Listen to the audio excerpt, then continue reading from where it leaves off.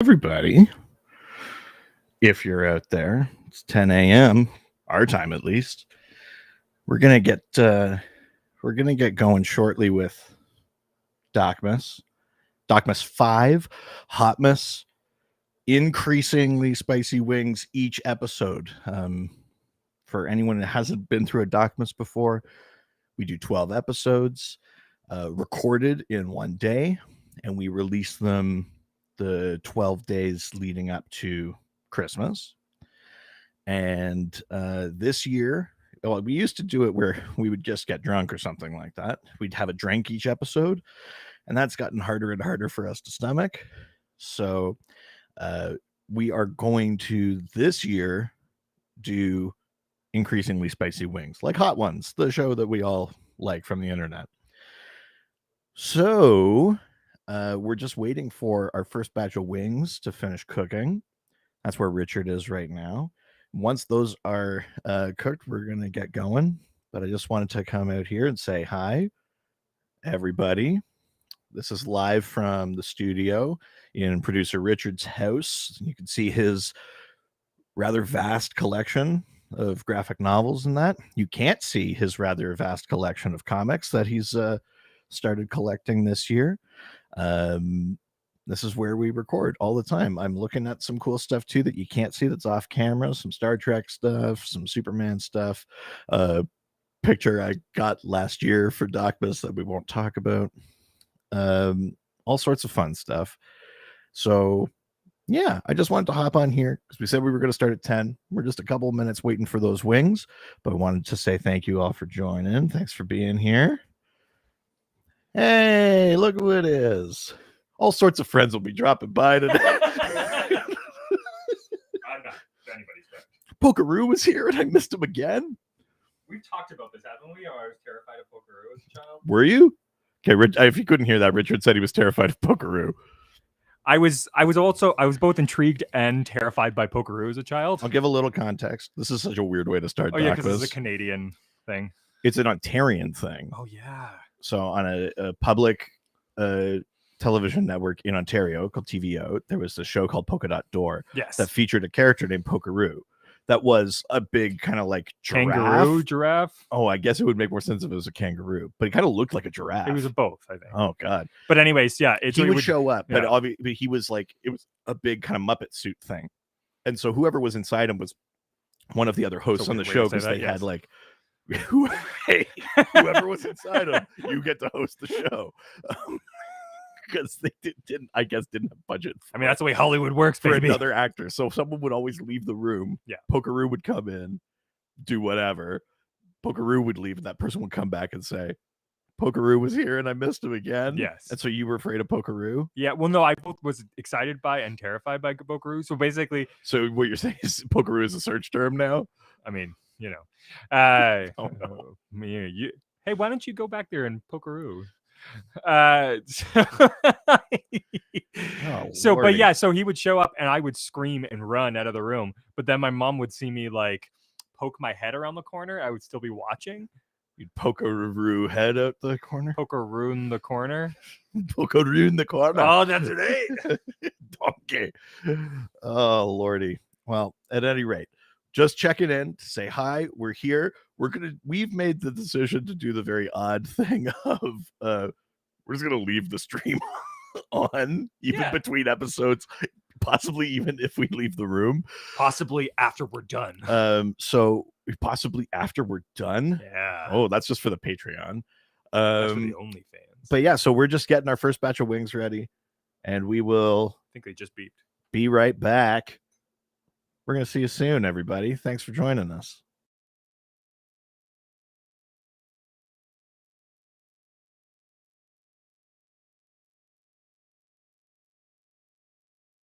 The thing you just said you were going to do? Yeah, Richard just pointed out that I said I was going to leave the stream on, and then I immediately cut to a static background. So,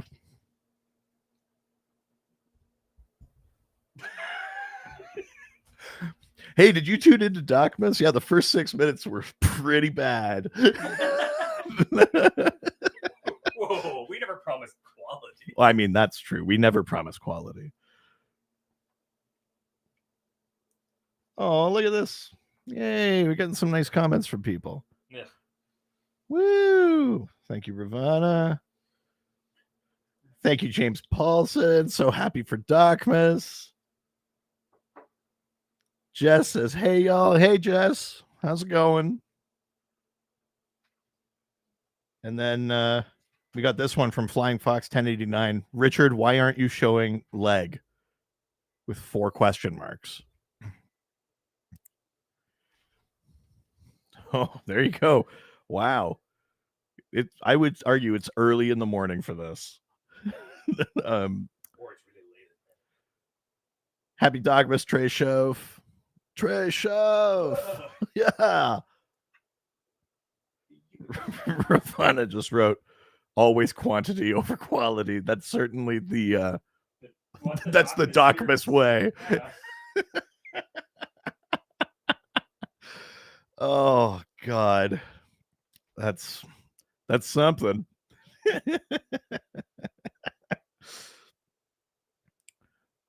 James Paulson also weighs in on that note. Says, as if we expect quality, we expect chaos. Well, it's probably come up on the podcast before, but Richard has said that he has things planned for today. I have no idea what that means. Truly, I have no idea what that means. I don't know if that means like some sort of horrifying transgressive gift.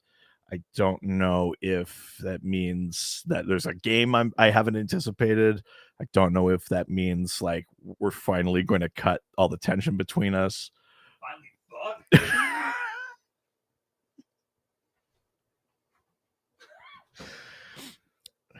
What an odd way to begin the day. Is it? I guess. Yeah. Crimson Raven says hello. Hi, Crimson Raven. Thanks for joining us. And Flying Fox 1089. Happy DocMas. My spank bank is filled. The greatest gift of all, those gams. So thank you. Thank you, Richard, for providing the gams. James Paulson. If we were to leave a 5-star review on a certain White Horse marketing company's Yelp, would its owner be happy or angry? This is an interesting question. I'm going to circle back to this when Richard's up here because I really shouldn't speak for him. This is an interesting point, though. And if it were up to me, I would definitely be leveraging that.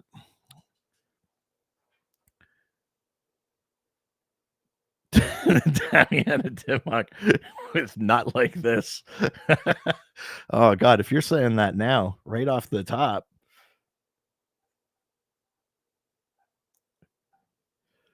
Oh, man. Well, we're going to have some fun here. Like I said, we're going to be back in just a little bit with the first batch of wings. So thank you all for joining us. You know what I might do just for entertainment's sake, because it's fun.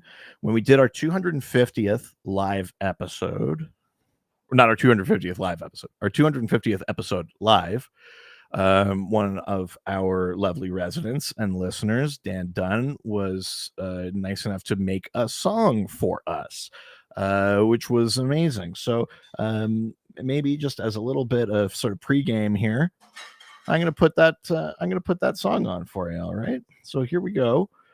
This is a song called "Listen with Me." It's by Dan Dunn, and special thanks to Santiago from the Good Brains for the beats and production. So here we go. The Good Brains.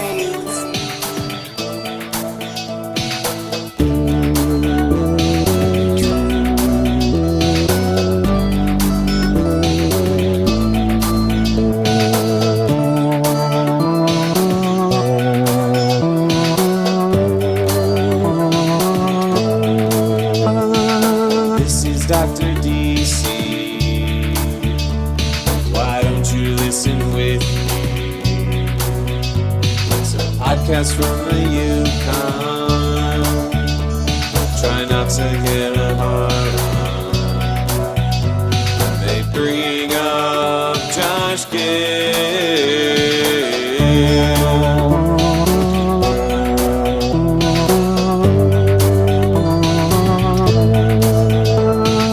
Don't you have a question? Don't you have a question about the wannabe store, right? About the wannabe store, right? Or you're curious about Larfleet? Curious about Larfleet? Or what Batman's like at park? What Batman's like at park? Just pony up for the Patreon.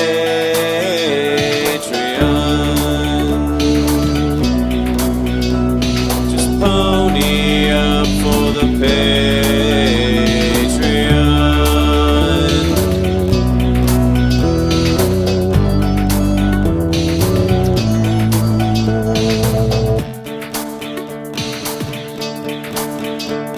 Producer Richard's roasting.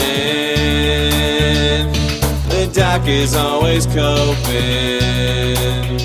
Hashtag sweet release will be the end. Hopefully a while till then. 'Cause I need to know more about Gnort. 'Cause I need to know more about Gnort. Happy 250th, Doc and Richard.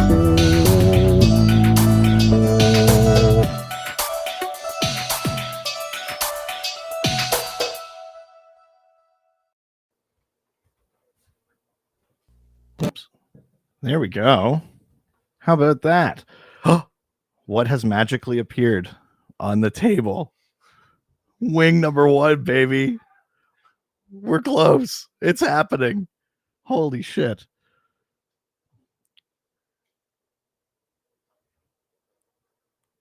Richard made the comment while the song was playing that now I'm operating basically as a DJ, as a drive time DJ. So we're going to bring you traffic and weather now.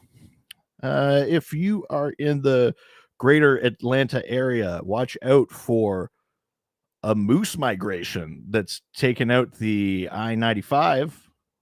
I'm assuming that runs through Atlanta. Yeah, watch out for that. It's a seasonal swamp moose migration. That's going to block traffic in both directions. That's right, northwest and northeast, for probably about 20 miles in either direction from the parkway. If you are living in St. Louis or west, you're going to want to watch out for random lightning storms sporadically spread throughout the day. What are you doing? Traffic and weather. For who? Just the world.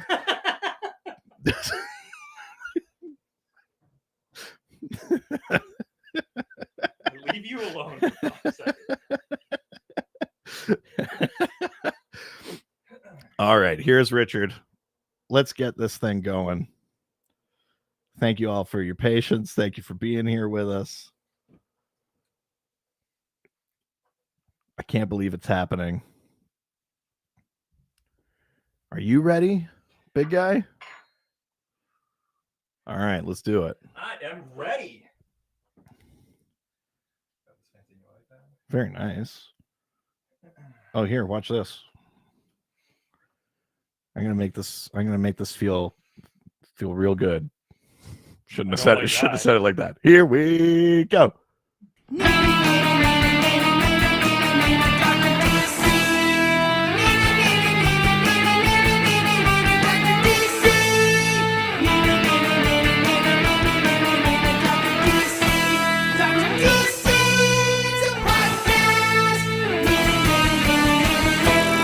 Happy DocMas residents, and welcome to the Dr. DC podcast. My name is producer Richard, and next to me is the doctor himself. Hello. Each episode, for the next 12 episodes, we are going to be doing DocMas, baby. Yeah, 12 episodes to be released in the 12 days leading up to Christmas, all recorded in one day. That's right. Traditionally, a booze challenge accompanies us recording 12 episodes. Last year, it was a volume of nuggets challenge. That's right. I mean, But look, this year, who knows what is in store for this year? well, I wrote something. I just wrote that it was spicy hot sauces, but But it's more than that. what? Is this already? Are you revealing a surprise already? I am. Because you've said for a while that there was going to be surprises. Yeah. Okay. What's the surprise? So I'm so concerned. for those who want to see the surprise, they can go to the general chatter on the Discord. Wait, what did you do? And I have released the Dr. DC drinking game 2021 DocMas edition, Oh, my created God. by the sister of Dr. DC. Oh no, an update, an official An update official update from DJ Mal Brooks. from DJ Mal Brooks, and I will be requiring you to keep us on track for this, making sure that we drink when we are Oh required shoot, to. I've just been drinking for fun. Well, I know we can do that too. Oh, okay. But let's go through the drinking game. Yeah, please. Yeah. So I love you can this. see it right here. Oh my God. Whoa, this is really cool. So, and she made this whole thing. I didn't design anything. This is all her. Oh, sheesh, yo. Yep.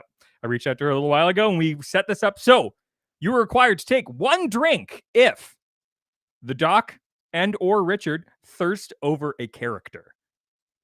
I mean, that's not fair. That's like the premise of the show. You were required to take one drink if the Doc and or Richard mentioned supernatural or ghost facers. Uh-oh. So no cross promotion. If the Doc laughs so hard he starts coughing, required to take one drink. If someone I'm glad that mentions, didn't say passing out. oh, don't worry, that's coming. If someone mentions Gail Simone or Morrison, extra sip for bear reference or con voice, Okay. you're required to take one drink. And you're required to take one drink if someone does a reoccurring character, e.g. Alfred, Todd, Ukrainian Popeye. You know the rest. Interesting. Okay. You're required to take two All right. drinks if the Doc and or Richard thirst over a fan. Oh. I was about to say we don't. And then I was like, uh-oh. Yeah. You're required to take two drinks if the Doc can't think of a rock song for the Doc score drop. Oh, I forgot I had to do that a bunch today. You're required to take two drinks if someone is talking while eating. Okay, sure. You're required to take two drinks if someone tries out a new character. Right. And That's fair. during the Two-Face episode, we have to drink if the question does not get answered. Oh. Right. Okay. So we don't get off scot-free. That's right. We either answer a question Yeah. or we drink. Yes. And final, for 3 drinks, you have to take 3 drinks if the Doc and or Oh. we're required to take 3 drinks if someone actually calls the Doc phone. We're in real trouble. And finally, Wait, 3 drinks per Doc phone call? well, like sips, like 3 sips. Uh, I'll be having 3 full Yeah. beers. 3 drinks if Richard mentions he owns a comic or his new comic collection Of in any sort course. of way. Yeah. You have to finish your drink if the doctor passes out. Merry Docmas, everyone. Wow. Wow. Thank you, DJ Val Brooks, for that. Amazing. Love that. That's really, really funny. That is right. Holy shoot. And that kicks off our first episode of DocMas, which means we need to, before we get into our questions, Okay. it's time to enter the Spice Gauntlet. Da, da, da, da. We are beginning with the Frank's Red Hot. You know, we're dipping our toe into the spice. You're dipping your toe in. I believe you said before this, Sriracha's pretty spicy. And I was like, are you sure you want to do this, man? if we're not hurting ourselves for them, why even make content? Yeah, why wouldn't we hurt ourselves for $5 to $7 a month? I mean, that's look, all of this doesn't come from nothing. That's true. That's $5 to $7. Buy me a piece of Lego. That's true. Yeah. Sure. But we are starting with Frank's Red Hot. So we're taking this idea from the Hot Ones, the web show, the very successful web show. I'm sure most of you know what that is. If you don't, I recommend you check it out. That's right. Typically, they do 10 sauces in the course of like 40 minutes to an hour. This is because we're doing this with 12 episodes. We're doing 12 sauces. So I added a couple at the beginning because yeah. The early phase, so a couple of lighter. Yeah, what am I going to do? Add more to the end? I mean, you could have maybe next year. It might be challenging to find more. Also, do you think we're going to be in next year? Well, though it'll just be me and your memorial. Yeah, just my cremated ashes, like from the wings. yeah. You were instantly cremated from the It's very hot. spiciness. Yeah, it's very hot. So, why don't we get into our first wing? Sure. So sorry, this is just Frank's Red Hot. Yes. Okay. This is Frank's Red Hot sauce. Probably the most like omnipresent wing Pretty sauce. ubiquitous. Just Yeah. tastes like medium wings. Yeah. Okay.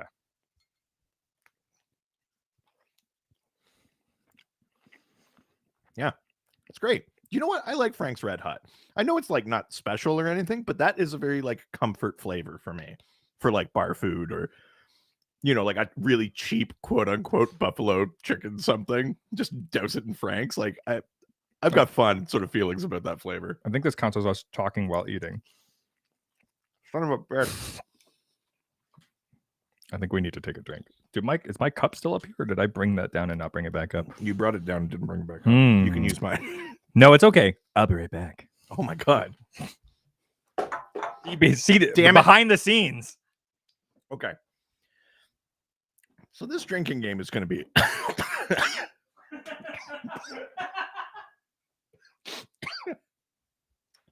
I just inhaled.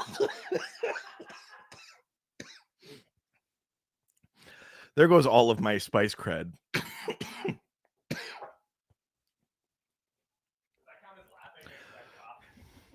I think the cough made the laughter. So, wait, how much do we drink for talking well?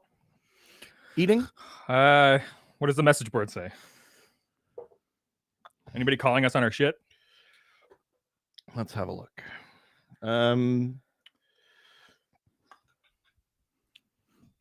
Talking while eating is 1, I think. okay. That's coffee and Bailey's for those of you playing along at home, Yes. which is not necessary, of course. No. Adam Upper says, passing out early, are we? No. I'm not passing out early. It's me at every party in high school. I like this. Mr. Death Metal Dan, good wings are easy. Just need some love and hot oil. Oh, Yeah. yeah. Much like that picture you got me last year. What picture? Looking right at it, straight in front of me. It's almost like I put it there on purpose. It's crazy that you put that there for us to look at. Like, you kind of have a thing obscuring your No, view, I but can't see I'm it at all. Staring at It's it. literally meant for just Yeah, for I'm you. going to be looking at that for like 10 hours today. Yeah, and every other podcast that we record in here. You're just going to leave it up. Oh yeah. You didn't bring it home. This needs to be. It's his artwork. Someone worked hard to make that. I mean, that is true. It Also, deserves. weirdly, the background of that picture is like the same color as the wall. Yeah. Is that on purpose? Yeah. Oh, no. Okay. I knew where it interesting. was going to be. Well, there we go. Well, with that, why don't we get into today's questions? Sure, let's do it. Which means we're going over to Facebook. Go to the face and the book. Go to the Facebook. First question comes from how appropriate. It's Matthew Poulter. Oh, Chicken Maddie. That's right, the one and only, who asks, "Who are the best gal pals in the DC universe?" Ooh. I think it's us, right? But is that like, are the quotes implying that gal pals we mean like as a couple? I don't really know. I think it's more of just like this is a term. That's Right. why it's getting quotations, because it's quoting a term. Oh, I see. Okay. I mean, if we're They're also talking, single quotations because they're inside of double well, quotations. yeah, that's me doing formatting because Interesting that you take the time to do that formatting, but then like you constantly make spelling mistakes I don't make spelling because mistakes. you type out the I don't- questions like I a don't psycho I don't mistype. because you didn't use paste without formatting. Why would I? For 5 years we've been doing this, and you're only just now finding out that there's such thing called paste without formatting. So the question, the question we're all thinking about, is, well, some of the obvious ones: Harley Quinn and Poison Ivy. Yeah. A romantic couple, but even before that, great gal pals. Mhm. There's a great episode of Batman the Animated Series where they go on like a Christmas spree with a mind-controlled Bruce Wayne. Really? Yeah. Like Poison Ivy, like mind controls Bruce Wayne, and they go on like a shopping spree and stuff like that. that's really It's- fun. I It's a like very that. cute episode. I like that one a lot. They're great pals. If we're just talking about, friends, we got to talk about Spoiler and Orphan, or Stephanie Brown and Cassandra Cain. His name is Robin. I mean, yeah, I like the idea that on comm Batman goes Orphan and they all go mm-hmm.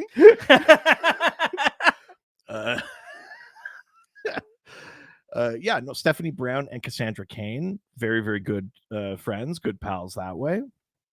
You've got Black Canary and Barbara Gordon. There's all sorts of good sets of female friends out there in DC. Fire and Ice, of course. Of course. But if we're talking another couple, I always liked Kate Kane, Batwoman, and Renee Montoya, The Question.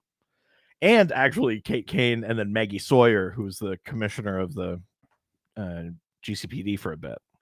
A couple of really good romantic pairings for Batwoman in there. Yeah. Do you have any that spring to the top of mind for you?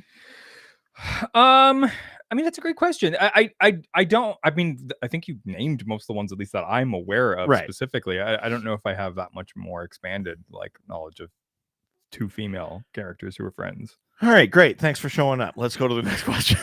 I'm not the expert here. My job isn't to just pull up the information. Oh, no, I know. You're just here to show up, hog all the glory while I take all the flack. Look, don't say shit that gets you flack. You know I can't do that. Let's leave Facebook and head on over to Twitter. That's Twitter. First question and only question from Twitter comes from Mosaic Comics, who ask, we still don't know where the Gold Lantern's powers come from. Please invent a brand new emotion and don't punk out by basing it on the ones that already exist. Right. Do we truly not know the gold? I know we don't know the origins of the Gold Lantern's powers, but do we truly? I think that's what it is. Yeah, isn't it? Yeah, maybe. I guess this is just headcanon then. In my head, Gold Lantern was something it was like joy or something like that. I guess that's just headcanon that I did. I'm in my head, I've been seeing it as joy or happiness or things like that. Is it because a character you don't really understand? So that's why. Yeah, I was this is a mystery, so I guess it has to be that. Yeah, I would be able to identify something else. So it must be some form of happiness. Yeah, of course. Yeah, I think that's what that's what I'll say for that. What emotion do you think the Gold Lantern is fueled by? Because the lanterns each have an emotion. Ego? So pride? Yeah. Right. So it's right. I guess that could make some sense. Because it's shiny and feels and it's on the warm end of the spectrum. Yeah. If you say it's somewhere between I know this isn't what gold is, so anyone about to come at me for color theory, but if it's somewhere between orange and yellow, where you get greed and you have fear, it's just people have to respect me kind of thing. Yeah, it is definitely not how color theory works, but yes. I just said don't come at me for it. Yeah, okay. So you say pride, I say joy. Does anybody else have anything about gold? Oh, Adam Upper just came in with the very prudent Gold Lanterns ? And I think what he means to ask is to fuck with Gold Lantern. Yeah, well, what's the deal? So Gold Lanterns, relatively new concept, showed up in Bendis's Legion of Superheroes run. We should mention that. Yeah. By that time in the future, in the 31st century, with the Legion of Superheroes, there are no Green Lanterns anymore. The last vestige of Green Lantern power is actually in the Emerald Eye of Ekron, which is with the Emerald Empress, one of the Legion's enemies. Yeah. We don't know what happened to the lanterns or anything like that, but there is this Gold Lantern now, this new character who showed up, and they're going to be we're going to revisit their powers and stuff like that as part of the Justice League versus Legion of Superheroes series that's coming in 2022. So if you're interested in that, stay tuned, and there'll be more kind of revelations about Gold Lanterns coming canonically in the comics. That's very exciting. Yeah. Well, with that, why don't we go to the doc phone? Bring. Bring, bring. Yeah, I guess we haven't really. I think that's all we've been doing. Sure. Bring, bring. Let's see what the doc phone has Bring, to pick say. it up. Bring, bring. Click. Thank you. Is this some sort of character? No, no. All right, let's see what we've got here. All right. Reed! It's Reed from the future! Oh, I come with a warning, Reed. A Christmas warning! Oh, I'll call each week to give you a new warning about what's to come. Oh, I'm sitting on the potty right now and I forgot my poop knife. But here's my question this week. Past Reed. Oh, Past Reed, I feel so sad for what you are about to become.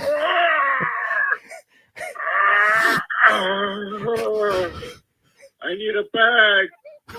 My question is, when you were a young boy, what superpower did you always want? I can't remember my old life, so I'm asking you now.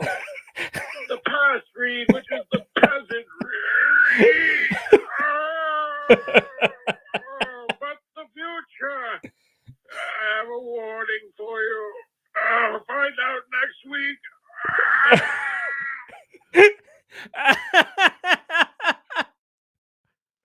Okay.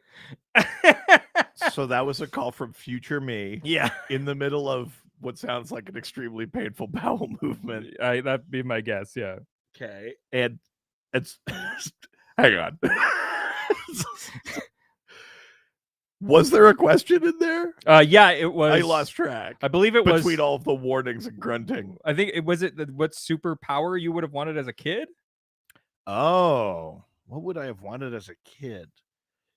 I think the easy one is probably flight. You know, I think that's the one a lot of kids kind of pretend to have. Where you kind of zoom around and pretend that you don't have to like run and get tired and stuff like that. Probably flight. I would imagine it's that, and that would have worked as a kid because I wouldn't have developed my like crazy fear of heights at that point. Yeah, so that would have been still. Or fine. sorry, was that a thing that was developed later? Well, not super. Like, was later. there a trauma I don't know about? I mean, it's possible. I don't know about it either. Oh. Maybe we'll reveal it over the course of time. You do another 21 questions and see. Yeah, I'm not. I'd say flight. How about you? When you were a kid, what superpower would you have wanted? I wanted Batman's power. I wanted wealth because I was so poor. Sure. Yeah. I'm rich. Yeah, that's his power. That was what I wanted. Yeah. I think you'll appreciate this. I'm only putting this up because I care about you, and I know that you'll appreciate this. Got a comment here from Bruno Batista saying, "I'm surprised Reed didn't want to be Matter Eater, lad."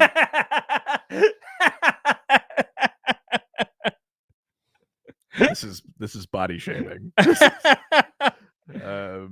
Oh, and Adam says he already is. And Demiana Dimmock says lame kids. Yeah. That the powers we wanted were lame. Yeah. Wealth and flight. Yes. Well, what did you want? No, we're out of time. Oh, yeah. Well, we are, because we have to go for another message from the doc phone. Wait, did we take our drink for the doc phone? Oh, no, shit. And is it 3 for the doc phone? Oh, no. Okay.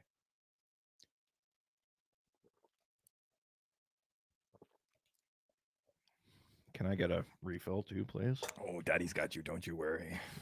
Let's not do that. What? Daddy's got me. Yeah. Well, refill yourself. All right. Let's do it. All right. Let's play the message from the doc phone. Okay. From the doc phone. Here we go. Hey, Doctor. Hey, Richard. Happy DocMas. Ho, ho, ho. I am planning on doing, calling you an additional 11 times, this being the first of 12. I'm going to try and keep these short because I know you have a lot packed for these episodes and try to keep the episodes short. So, straight to it. My first question, in honor of the new, Shut up! DC Super Pets movie coming out, I want you to come up with a new super pet. Ooh! Just pick any animal and then... Yeah, I know how picking pets works. The animal too. Thanks, and I can't wait to call you 11 more times. Happy DocMas. Aggressive of you, that is. Oh, you don't mean of him telling his kid to shut up? Can I get the Baileys, please? Oh, So that I can top up, so we could take our 3 sips for this Oh my one. God, as this is gonna- well. the doc vote thing. Oh, God, This is a problem. yeah. So If we could add a pet to the super pets, so the current super pets Yeah. are. I mean, listen, we've talked about them a lot. There's lots of different super pets. We've got, like Crypto the super dog, Ace the bat hound, Jumpa the kangaroo, Skrill, Topo the octopus, Hoppy the Marvel bunny. There's all sorts. There's lots of different variations on super pets. Streaky the super cat, Comet the super horse, Beppo the super monkey, etc. That was way more than I should have poured. We could count Dexstar the red lantern. Oh no, there isn't. There it is. Jesus. But we have to add one. So maybe think of a character that to date we don't have a super pet for, and what would you add for them? I would add Gully the goldfish, For and that will be for Booster Gold.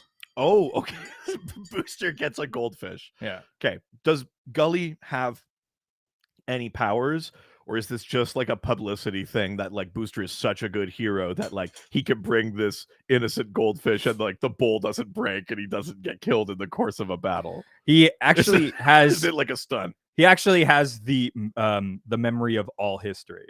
He's the so instead of having Skeets, Yeah. the robot, this is a goldfish with an impossible memory. Yeah. I mean, that's pretty funny. I like that. So at any time they're like, "Oh my God, how are we going to defeat something like this?" And it's like, "Let's see if history has anything to say for it." And it's like, bloop, bloop, bloop, bloop, bloop, bloop. That's very funny, actually. I quite enjoy that. Okay. All right. It's funny that you said Booster Gold. Oh, we have to do 3. Shit. Oh yeah. It's funny that you said Booster Gold, because I was gonna say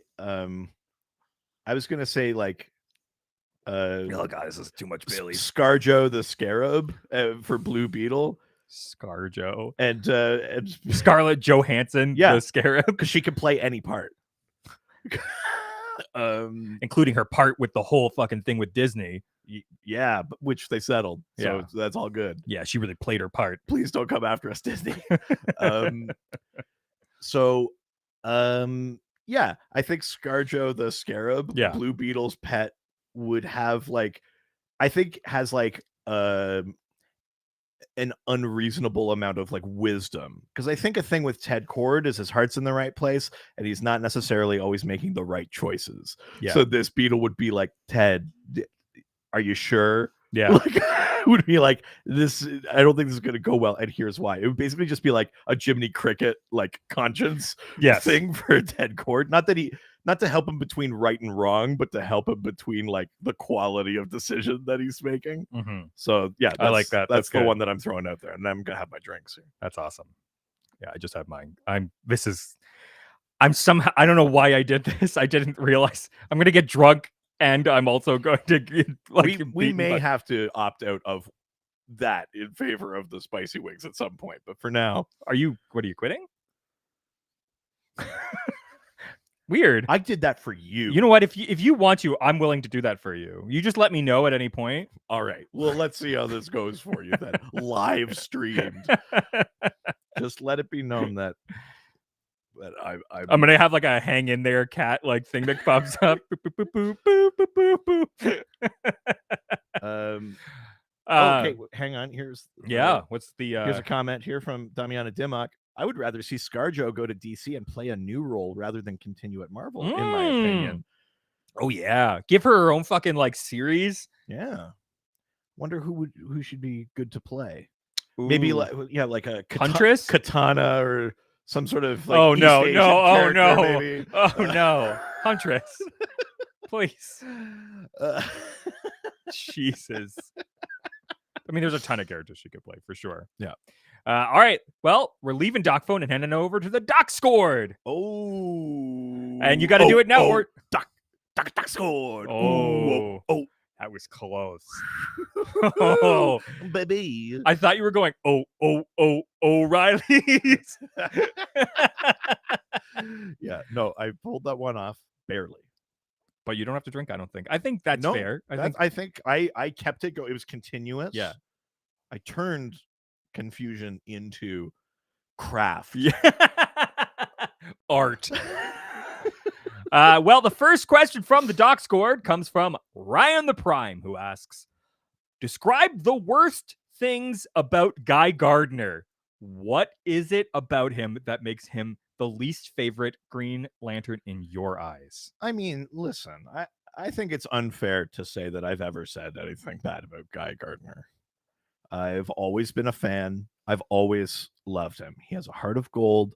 He's courageous. Is this your apology letter? Is that you're doing an apology to her? I have nothing to apologize for. I've always felt Yeah, this way. it's definitely your apology to her. There's then. no proof that I've ever said otherwise. How about this? We'll agree that you love Guy Gardner. Always have. But imagine a world where you didn't. I'll try. You are an actor, as we've gone back in time. Okay, let me go into just give me a second. Play gay chicken with Guy Gardner. How far are you willing to go? I don't like Guy Gardner, and here's why. Oh my god. You're witnessing arrogant. Art.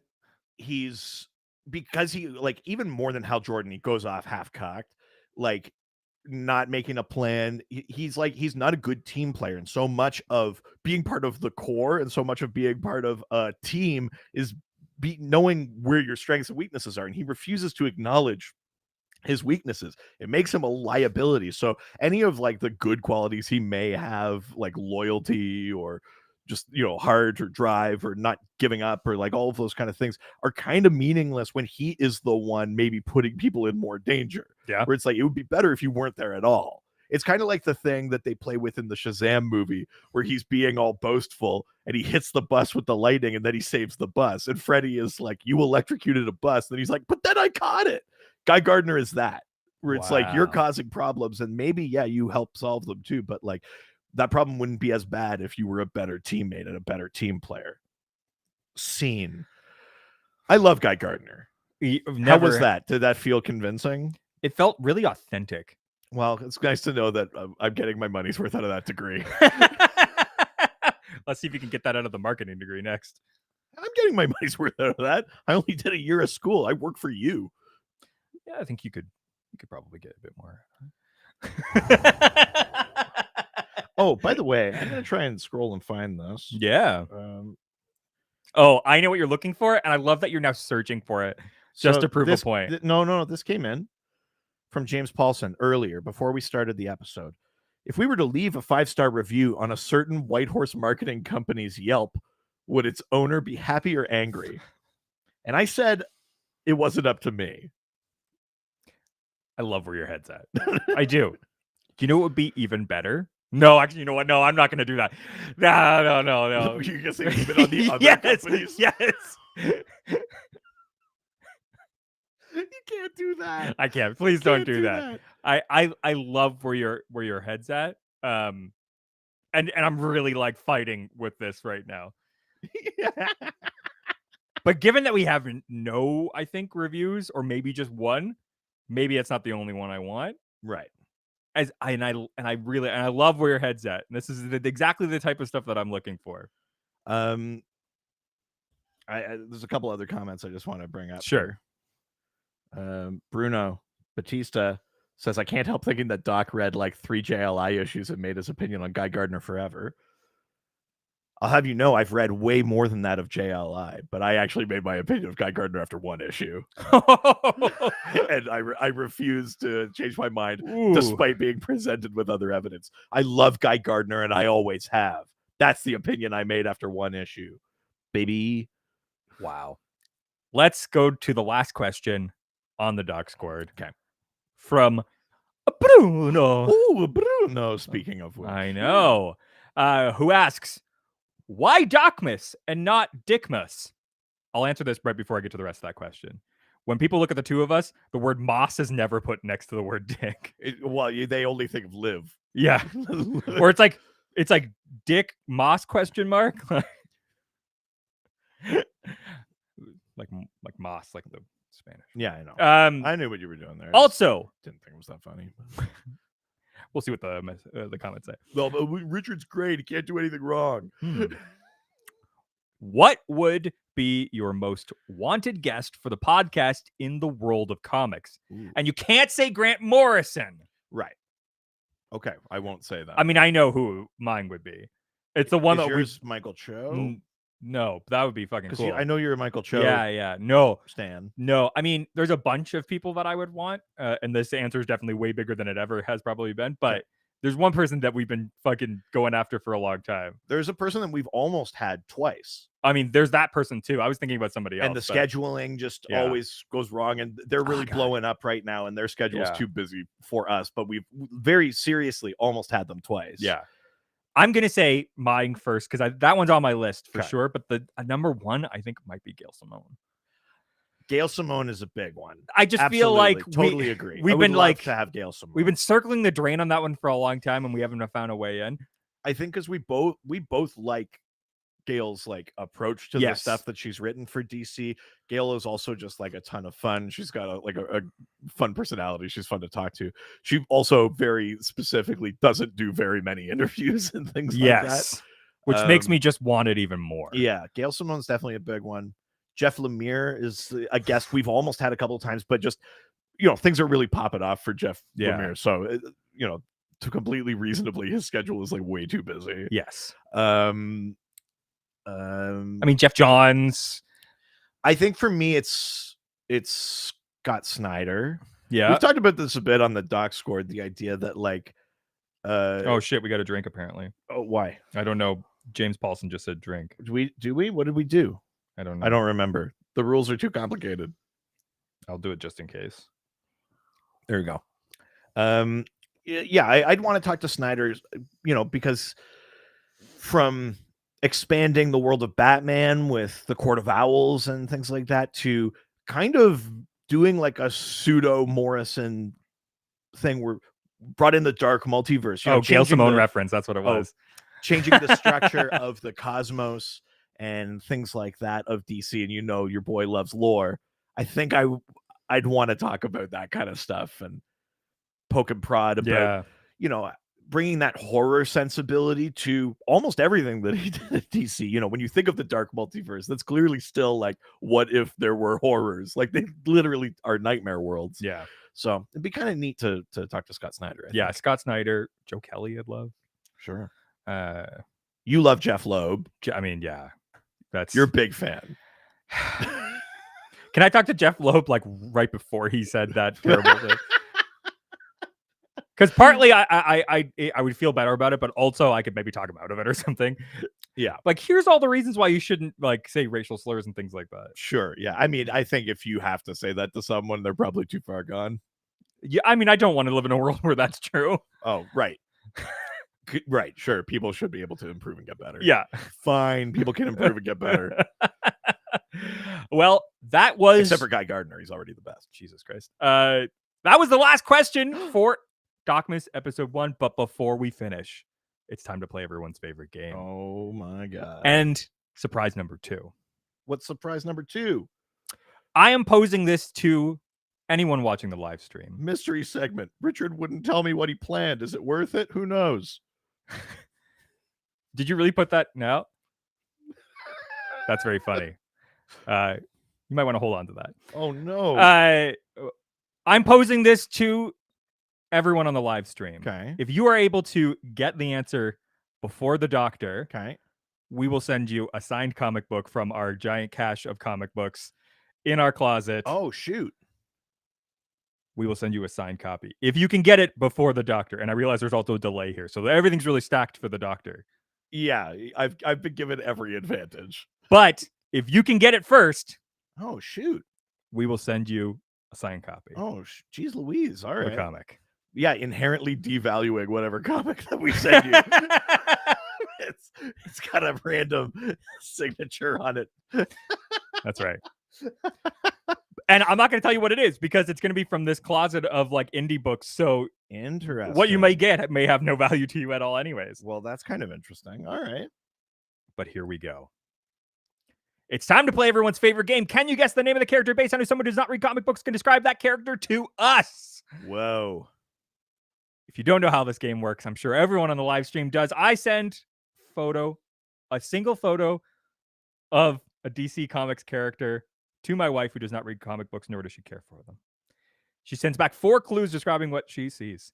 We actually did this together too. It was fun. Like, I didn't write it in the answers, but I basically would show her something, and then she would say what she was thinking. Yeah. So these clues are a little bit more fun in some ways too. Okay. All right. Cool. I like that. That's fun. Okay. So these are also very challenging this year. Oh God. So clue number 1. Is everyone ready? I believe so. I'm seeing some here we goes and Okay. whatnot in the comments. So. Okay. Clue number 1. Cowboy Genie. Cowboy Genie? That's correct. Vigilante. No. Powwow Smith. Oh, I know. Well, is that a real character? Yeah, Western characters kind of. Boy. Yeah. Batlash. No. Okay. Let's get another clue in there. Yeah, and no guesses yet from the. Yeah, I'm not seeing any guesses yet. Okay. Second clue. Okay. Stripper Malkovich. Stripper Malkovich? Yeah.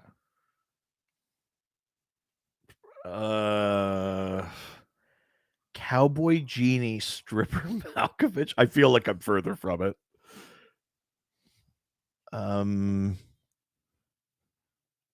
Oh, Trey Shof has come in and said Genro the Genie. No. Okay. And but Farbret says Jonah Hex. No. Stripper Malkovich. I don't even know what I'm supposed to. I don't even have like an answer for this one. I need another clue. Wow. All right. Third clue. Okay. Toilet brush gun. A toilet brush gun? Mm-hmm. Adam Upper says the Rawhide Kid. No. Is it? Oh, no, it can't be. Shoot, what's his name? It's Quentin Turnbull. No. No. Good guess though, because it looks like the version a bit like on the movie. Right? Yeah. No, I don't know. I need the last clue. Oh my God. The final clue. Speedo Pirate. Sorry. So, Cowboy Genie. Yep. Pirate. Yep. Stripper. Cowboy Genie. Stripper Malkovich. Toilet brush gun. Speedo Pirate. Trey Shof says Thunderbolt. Flying Fox says Desaad. No. Oh, is it Seraphin? No. Oh shoot, that Desaad one made me think of the Forever People. I thought that was. If no one gets this, I buy a new comic book for myself. Oh. Oh, so why are they so difficult? I'm totally drawing blanks. I don't see how these fit together. Like, I'm having a hard time picturing the thing that could spawn all of those clues. Yeah. I fully don't have it. All right. Well, this is the final chance for anyone on the Discord to guess. Anyone? Anybody? Bueller? Adam Upper says Nighthawk. It's not Nighthawk. Okay. Are you ready to see the photo? Yeah, I am. All right, let's see what we got here. Oh, that doesn't help. This is Alva-Zar from Earth 1. Alva-Zar. So random Silver Age character. I mean, Trey Shof did say random Silver Age character, but that doesn't count to win. No. Yeah. This version of Alva-Zar, including all history and corresponding appearances, was erased from existence following the collapse of the original multiverse in the 1985-1986 Crisis on Infinite Earths limited series. Even though versions of this character may have since appeared, this information does not apply to those versions. This is an enemy of Adam Strange. Ooh, interesting. That's right. I mean, based on the picture, I gotta say, pretty good clues, but I was not gonna get that. This, yeah, the stripper Malkovich. Here you go. You can take a look here. Yeah. I see it. I get it. If you look up ALVA space XAR. Listen, this is a pretty good clues, but I was not going to get that. That wasn't going to happen. But this is time for Richard's mystery segment. Oh my God. There actually is a mystery segment. That's right. Are you ready? Yes. One moment. One moment. These episodes are already so long for DocMas. This is going to be such a long day. What are you doing? Here you go. What? That side up. Oh no. Oh no. Did you do 12 of this? Open it up and find out.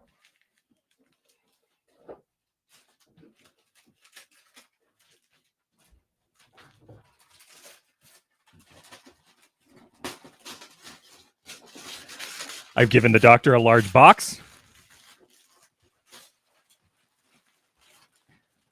He's opened up the wrapping now. I only had like hardcore duct tape, so deal with that. I don't know what just felt like. It was your phone, it's fine. Pulling out paper. Lots of paper inside of this. No. Oh, what's at the bottom? This is a live stream. What's in the bottom?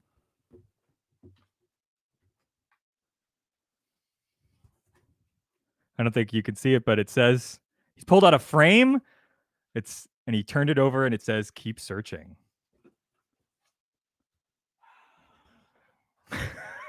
He's digging further into the box. What is in this box? There's a piece of paper. This is so awkward. Okay, it says the first day of DocMas begins at the start. 1 of 12 and so much more art. At close, we could be dead. We finish with A and open on Z. Weird. What does that mean? What's this?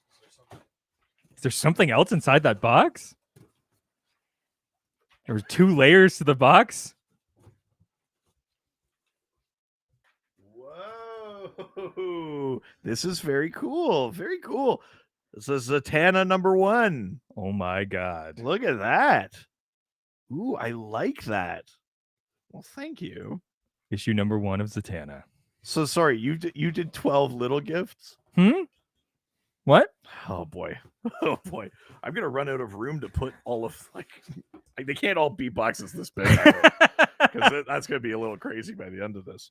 Very, very cool. Well, that's awesome. Thank you so much. Issue #1 of Zatanna. I really like that. Look at Really cool. It's hard to see maybe from there, but this is a really cool issue. Yeah. And I love Zatanna. I know you do. Oh. So, Well, thank you. with that, we'd love to hear from you residents. You can reach out to us through our various social media platforms, like our Facebook, Dr. DC, our Twitter. podcast. Wait, no, I just did this. This is easier. Follow us on social media. Yeah, I know, but this is also recorded, so Oh, right. Okay, fine. At Dr. DC. Twitter. No, at Dr. DC. Okay, It's Dr. DC podcast Instagram. on Facebook and Instagram. Dr. DC on Twitter and TikTok. Yeah. Email. DrDCpodcast@gmail.com. Our Reddit. r/Dr_DC. Give us 5-star reviews. Please. Just not on any real businesses in Whitehorse. Please. Real businesses elsewhere, I don't really care. Yeah, no, I encourage that. Yeah. Maybe at all the businesses I used to work at. That would be fun.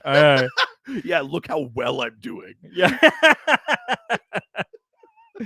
You can send us physical mail to either Richard Eden or Reed Vanier at 301 Hogue Street, Whitehorse, Yukon, Canada, Y1A1V8. That's right. Make sure to subscribe to our Patreon, much like the folks that are on this live stream today. That's right. There's $1, $5, and $7 levels. They give you access to bonus episodes and theme pools and videos and fun stuff. And of course, the Doc Scored, our awesome fan community. And oh God, we've got to drink again, because make sure you subscribe to Ghost Facers, our other podcast. We got to say it. Yep. Take a drink. I know. How many is it? Is it Oh, it's just one, right? I think so. Oh, thank goodness. Yeah. Awesome. Yes, one. Well, there you go. This is episode 1 of 12 that we're doing today. Like I said, we're just going to leave the stream up. Yeah. You know, Hang out. Join us. We're here for a long time. Come and go. No one's under obligation here to be here for the whole time. We're here for a long time, not a good time. Yeah, remember that. Yeah, thank you for listening. That's episode number 1. We will be back for episode number 2. See you either slightly later or tomorrow. Adios. Ciao, ciao. Wow. So that's where the audio recording ends. Now you get to see, this is the behind the scenes stuff you wanted. 47 minutes. This is going to be a long day if they're all 47 minutes, man. Oh boy, oh boy. Let's have a look at what's happening over in the chat. I want to catch up on some of this stuff. Let's see. Oh, you're going to like this. Flying Fox 1089 says, I thought the surprise was going to be his employee yearly review. So there was an early plan to actually have my business partner and co-owner of my agency on this live stream. You weren't going to do my 6-month review, were we you? were totally going to do that. Oh my God. That's actually pretty funny. Yeah. I hate it, but it's also pretty funny. Yeah. But that didn't happen because he had a baby almost this time last week. Yeah. And apparently babies are a lot of work. Pretty selfish of him, if you ask me. Yeah. Don't worry. When I have a baby, hopefully this year, you take precedent. That's very funny. I really like that one. Let's see what else we got here.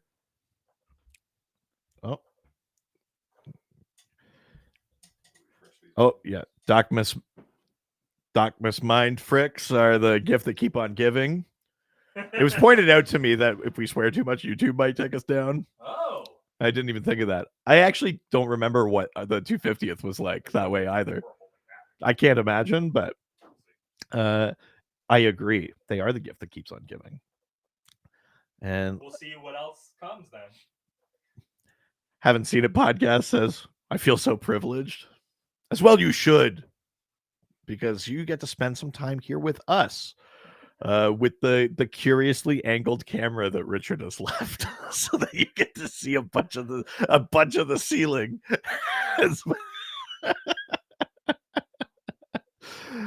Oh boy. Well, I'm gonna take a little bit of time here just to say I thought I did a really good job with the DocMas gift this year, and now I'm a little concerned because, of course, Richard always has to outdo himself. So if there are 12 little gifts, now I feel like once again I've been outdone, which is not what I was going for. But oh well, that's all right. I can only put in so much effort, is what I'll say to him when we get to episode 12 and we talk about the gifts. Oh, I see. Got clarification here from Ryan Pigeon, meaning that YouTube might not like it if we actually fuck on camera. Yeah, I mean, we've long talked about having a $10 Patreon level, and for $10, I could see us doing that. So let's just keep that in the background there.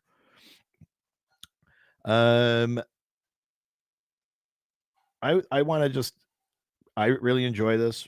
Richard doesn't like it. Richard's out of the room. This feels like as good a time as any.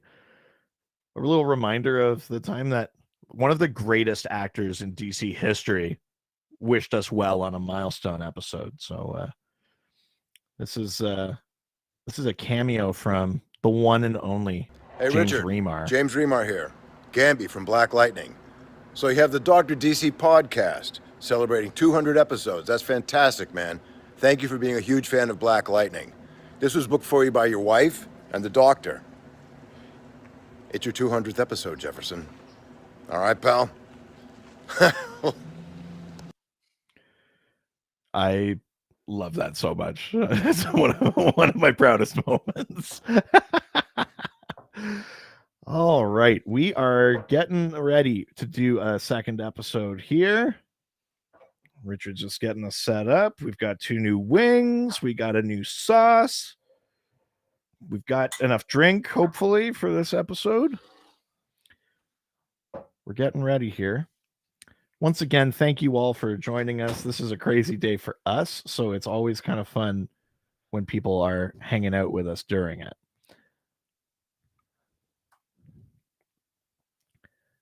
Oh, here's a comment from Ravana. Dr. DC OnlyFans when?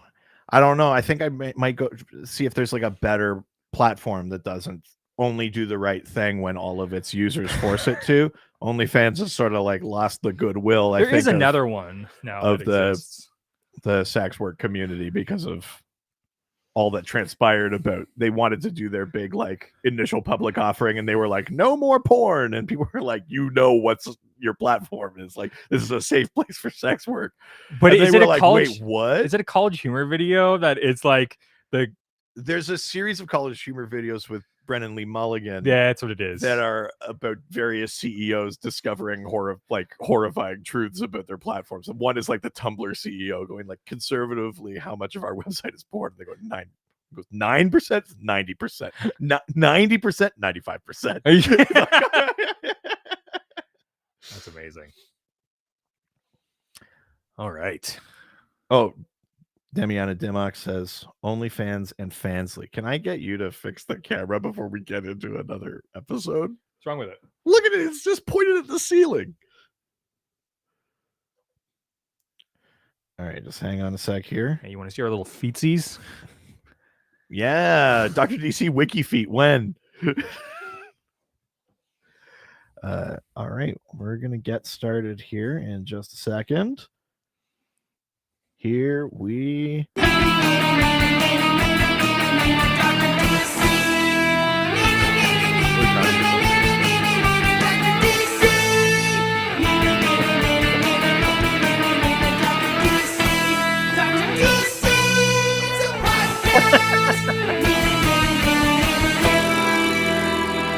Happy DocMas residents, and welcome to the second episode for this year, the year of our Lord 2021.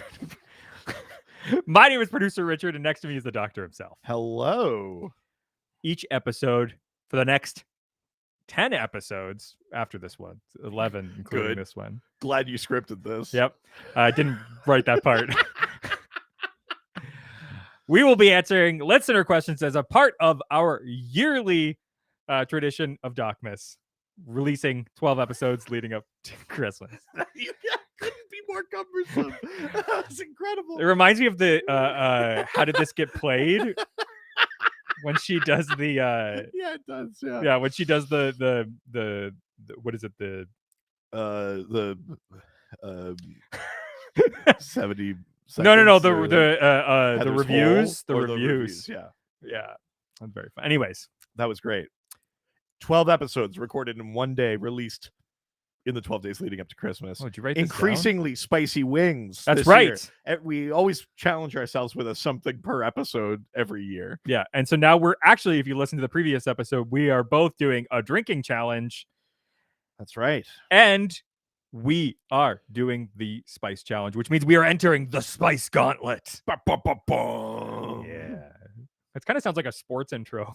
Yeah. Bum, bum, bum, bum, Oh, yeah. bum, bum, bum. You got stuck in that news thing before we started recording. I did, and I think I almost trying to do like, remember Who Wants to Be a Millionaire? They're like, oh, sure, yeah. I almost did that, but I messed it up. That's right. We are in the spice gauntlet, and for the second episode, we have Valentina's. Ooh, Valentina, yeah, a great drag queen from season 10 or 11 of yes, of RuPaul's Drag Race. That's right, American Drag Race. Yeah. This sauce is probably like my second most favorite, next to like, well, not even favorite, but like the second most used in my household. Is this one that you use a lot? Oh, I love Valentina's. Yeah, that's why this is actually like Valentina's half empty. is a little more vinegary, I think Frank's is more vinegary. I find More this is than a little this? bit. This is a bit more dense, which I like. It's a little bit more. So you thick. can't tell it anything too complicated. Yeah, it's a little thick. not 2 C's. So why don't we get into our wings? All right. This is going to be great Here we go. content.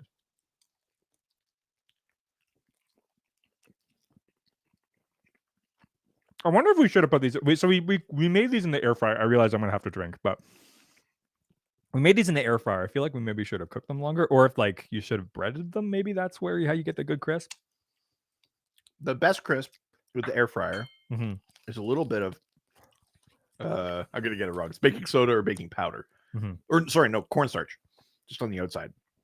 Just a tiny light dusting, and then you throw them in the air fryer because you don't need to go crazy with them. But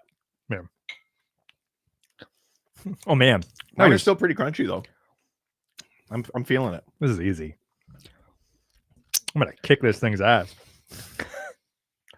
I wish that this streaming thing had the ability for me to just isolate that one clip and just play it later. I will say, I'm like, oh yeah, I got a little heat. Uh-oh. A thing I did earlier today because I had to take. I I wanted. took a drink for fun. No, that was you had to do drink because we talked while eating. You talked while eating. You didn't talk at all while eating. No, baby.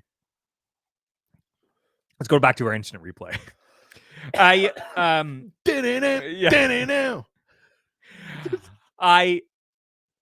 so I had to take off all of the packaging off of all of these wings, all of the hot sauces today to get ready for it.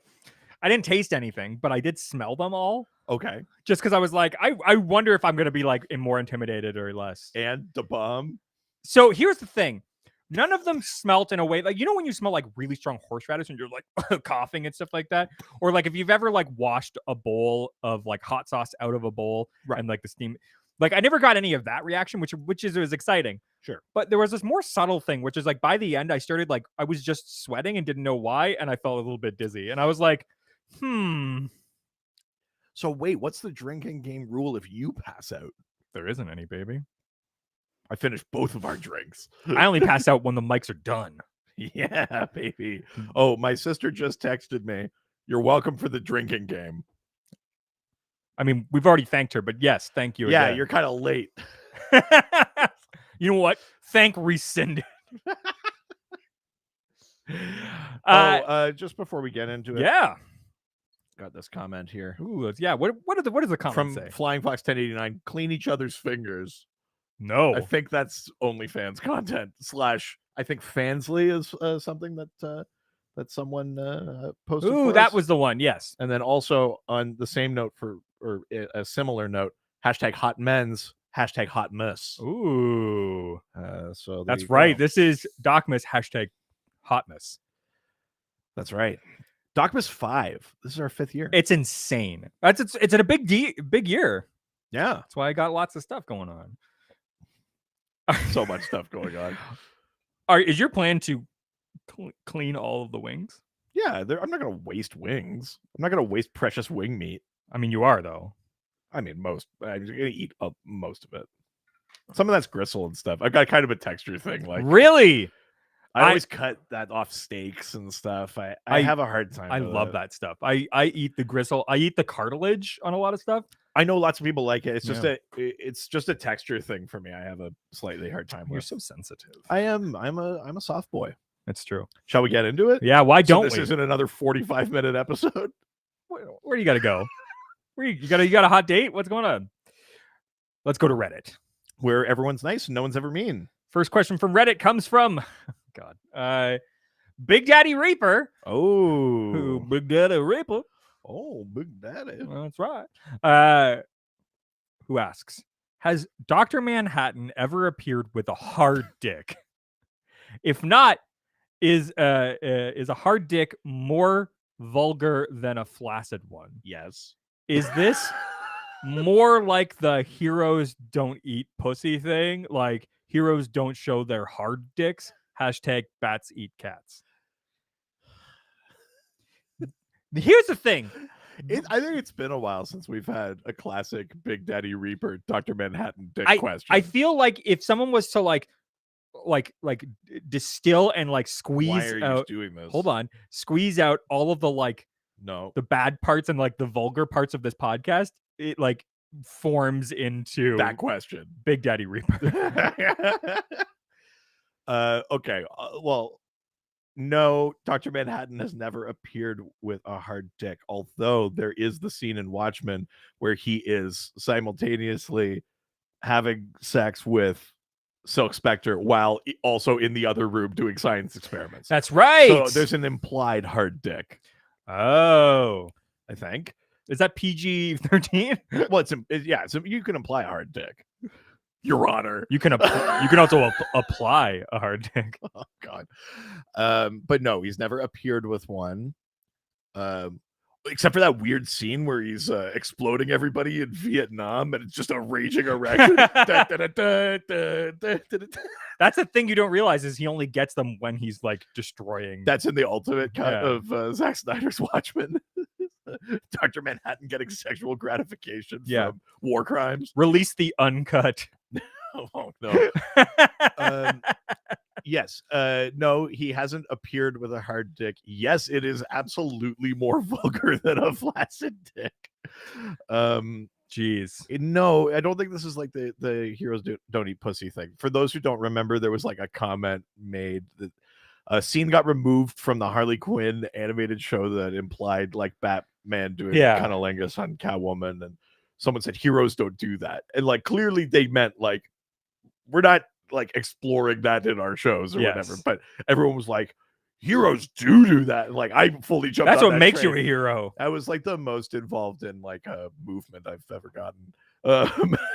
Honestly, that doesn't even make you a hero. That just makes you like a good partner. Yeah, I know. We're also, this is the low bar for men where it's like he does what? Yeah. What? Amazing. Jesus Christ. We We got some sub questions. okay. Adam Upper asks, what would it take to turn Dr. Manhattan?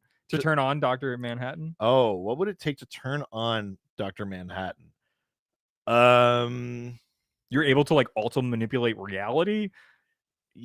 Well, the thing is, Dr. Manhattan is already turned on because all of time is prismatic and happening concurrently. So he's also turned on and turned off at the same time. Yeah, I mean, he is like, he's Schrodinger's dick. Maybe if you could find a way to like step on his neck, like I feel like he needs to be like you need to get like take power away from him. But if you read Watchmen, yeah, he doesn't want someone to challenge him. Oh, He's always this like distant, vaguely kind of cold, but those are the ones in his relationship. He just wants someone to be there so that he feels companionship. He's not actually participating. Like that's the most kind of like, wouldn't even say that's a dumb move, that he's like being like dismissive, right? I don't think he wants.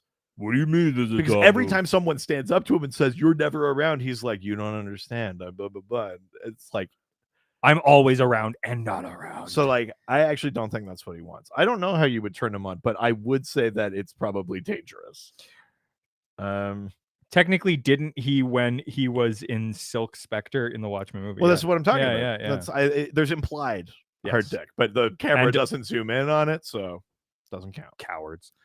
Yeah. All right. Next question comes from a place that's not Reddit. We're leaving Reddit and we're going over to Twitter.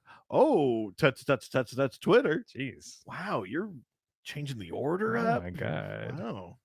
Well, it's based on because you added stuff late, so then I had to.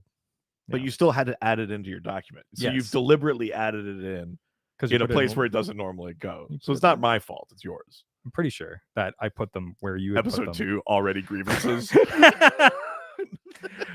First question and only question from Twitter comes from our favorite religious representative. Ooh, Chris Chan. That's the one and only, who asks, thoughts on Drake, his music, him as an artist, as the pop culture representative of Canada around the world. # Cardinal Official. Oh, Cardinal Official. Cardinal Official is, I mean, you threw that in there on purpose. You know we'd prefer him to Drake. Yes. Well, I don't know. Actually, I really like Drake.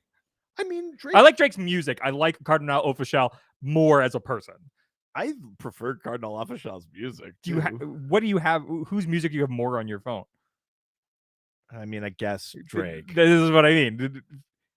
Yeah. Okay. I'm taking your point there. Yeah. That's how do I feel about him? I don't know. I feel like anytime we've had someone who's like all of America or the world is like, they are Canada, we kind of live to regret it. It's like Bieber, except for Drake. Ryan Reynolds, though. Ryan Reynolds is kind of, but if anybody has seen that video yet, I know, but I'm waiting for the fall, and it's concerning for me. I'm waiting for someone to be like, "We just found video of him drowning puppies," or like something crazy. Yeah, but what do those puppies do? Yeah, they probably had a comment. Yeah.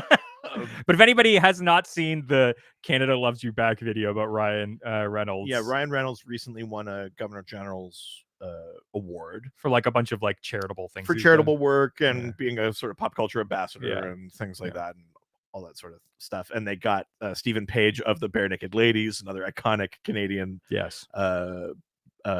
pop icon, to write a song about Canada loving Ryan Reynolds, which was it's very cute. It's very nice. There's some very Canadian references. Very deep cut, some deep cut in stuff there, yeah. which is a lot of fun. Yeah, I mean, I think this is here's the issue. In Canada, we got lots of people who are varying levels of Canada famous. Yeah. So when someone disappoints you, you just go like, but we still have them. But for the rest of the world, you only get to see like the kind of mega ones. And most mega stars have something you don't like about them. And I think Drake is just kind of like, I don't know. I don't like how much he wants you to know that he's there and a part of things. Like him at Raptors games, where it's like, you're not the coach, sit down. Like, I mean, like, come on, man. Like, here's the thing. I kind of hate that, where he's like standing up, he's like, yeah, good games. Like, do you want a job? I mean, yes, he would. I kind of love how much of a legitimate fan of the Raptors he is. You know who else is like that? Is Jay-Z. I can't remember what Does what Jay-Z his... like do the same thing that Drake Yes. does though? Like get up, Yes. interact in that. Yes. See, I prefer like a Nicholson, like just sit in your seat, watch it happen. Oh, they're doing so bad now, man. Wow. I didn't even know I had that in me. Isn't there an impression Drake? Oh rule? no! Oh no! Wait, is that? Or is that just a recurring character one? No, it's just a recurring character. Okay. It doesn't. That doesn't count as a new character. Yeah. It's an impression. Yeah. Whew. God, scot free. Yeah, I'm kind of so about Drake. To answer the I question. love Drake's music. I have a lot of basically his entire discography on my phone. I really like his music. I don't necessarily love him as a person. I like that he's a Raptors fan, and I like the passion that he Isn't has. he kind of like a bad guy? I haven't seen anything specific. Like, I'm sure he probably is. I haven't seen anything like along the lines of like being aggressive to people. Like, Right. Anything really, really bad. I'm I sure just it's want to out throw there. this comment out here from Adam Upper. Sit the hell down at games, Drake. Look, if I had all of that and was there, I probably would too. I mean, this is the thing, but it's the absolute fame corrupts absolutely. Yes, Yeah. absolutely. Yes. Yeah. Except for, I guess Stephen Page doesn't have absolute fame. Well, but Stephen Page got caught doing coke and stuff right when they were putting out like a kids album. Oh. Remember that? And then that You can be both. And then that led to breaking up the Bare Naked Ladies. Yeah, it's and then bullshit. Stephen Page worked at the Stratford Festival for a bunch of time, Did like you meet as a him? composer and stuff. I didn't actually, Oh, that's too bad. but yeah. But yeah, that's my thoughts on him. But yeah, Cardinal Official, fucking what a he was really Anybody who hasn't listened to Cardinal, like go look him up. What's great about him is that he was like a mainstay on Much Music, the Canadians MTV, for a really long time. And so he Yeah. was constantly on there doing like segments. His music, like Canada really like held him up, which is, I mean, outside of Canada, I don't really know if he has any presence at all. Great question. Maybe not. Probably not, but he's fun. And Did Swollen Members ever get big outside oh of Canada? god, Do you remember Swollen Members? I feel like the only like there's like a few hip hop artists. We had a Chaos, Love Chaos. Crabs in the Bucket was huge. And Man I Used to Be. Great track. Oh yeah, Yeah. God, Canada rocks. Yeah. All right. Well, let's leave Twitter and head on over to the Doc phone. Bring, bring, bring, bring, bring, bring, Oh, fuck, I'm gonna ignore that. bring.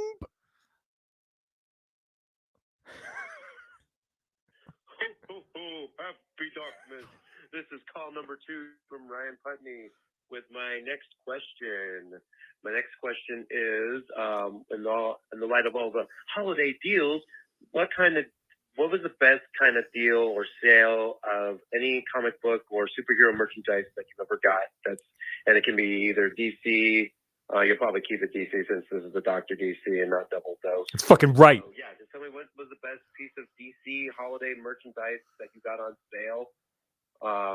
or it could have been even a Black Friday sale if you guys do that up in Canada. Thanks, and only 10 more to go. Happy DocMas. I heard that Ryan found a dealer you could trade your child in for 2 trades of your choice. So what? The trades don't talk while I'm asking questions. Should call this kid trade because that's what I'm going to do. Oh, jeez, Louise.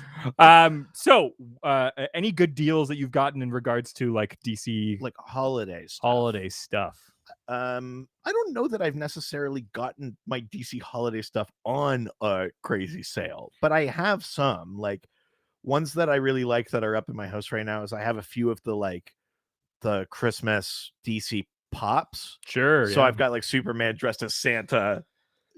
So like a Yeah. Santa thing with the Superman underneath. Batman dressed as Scrooge. Harley dressed as an elf, and it comes with a little Bruce the hyena with like fake antlers, a la Max from the Grinch. Yep. And I've got Cute. Flash dressed as Rudolph running real fast with a bag of toys. I like those. Those are a lot of fun, and my daughter really likes those decorations and likes playing with them and things like that. So those are pretty fun ones that I got. I have some like DC holiday books and that, but I'm not sure that I ever got them on sale particularly. Well, here's the thing. So one, we do have Black Friday, but at least in Canada, Black Friday, especially in the last like 10 years, has really just become like tech deal day. Like it's less about anything else. And for most of that stuff, it's online sales. So like I think our comic book shop here had like board game deals and stuff like that, but They had a deal just sort of store wide on. Yeah, on but I think I just picked up regular trades. Like I think I got that might have been the day that I got Sex Criminals or Something Is Killing the Children or something like that. As I picked that up, but that's not really holiday. Those 2 titles together, Jesus Christ, Your Honor. Look, 2 separate things: Sex Criminals and Something Is Killing the and Children. that's the day that I got Sex Criminals and Something Is Killing the Children. Just flip those 2 around, and this is like the Mysterio Far From Home ending. There's just clip bits of it.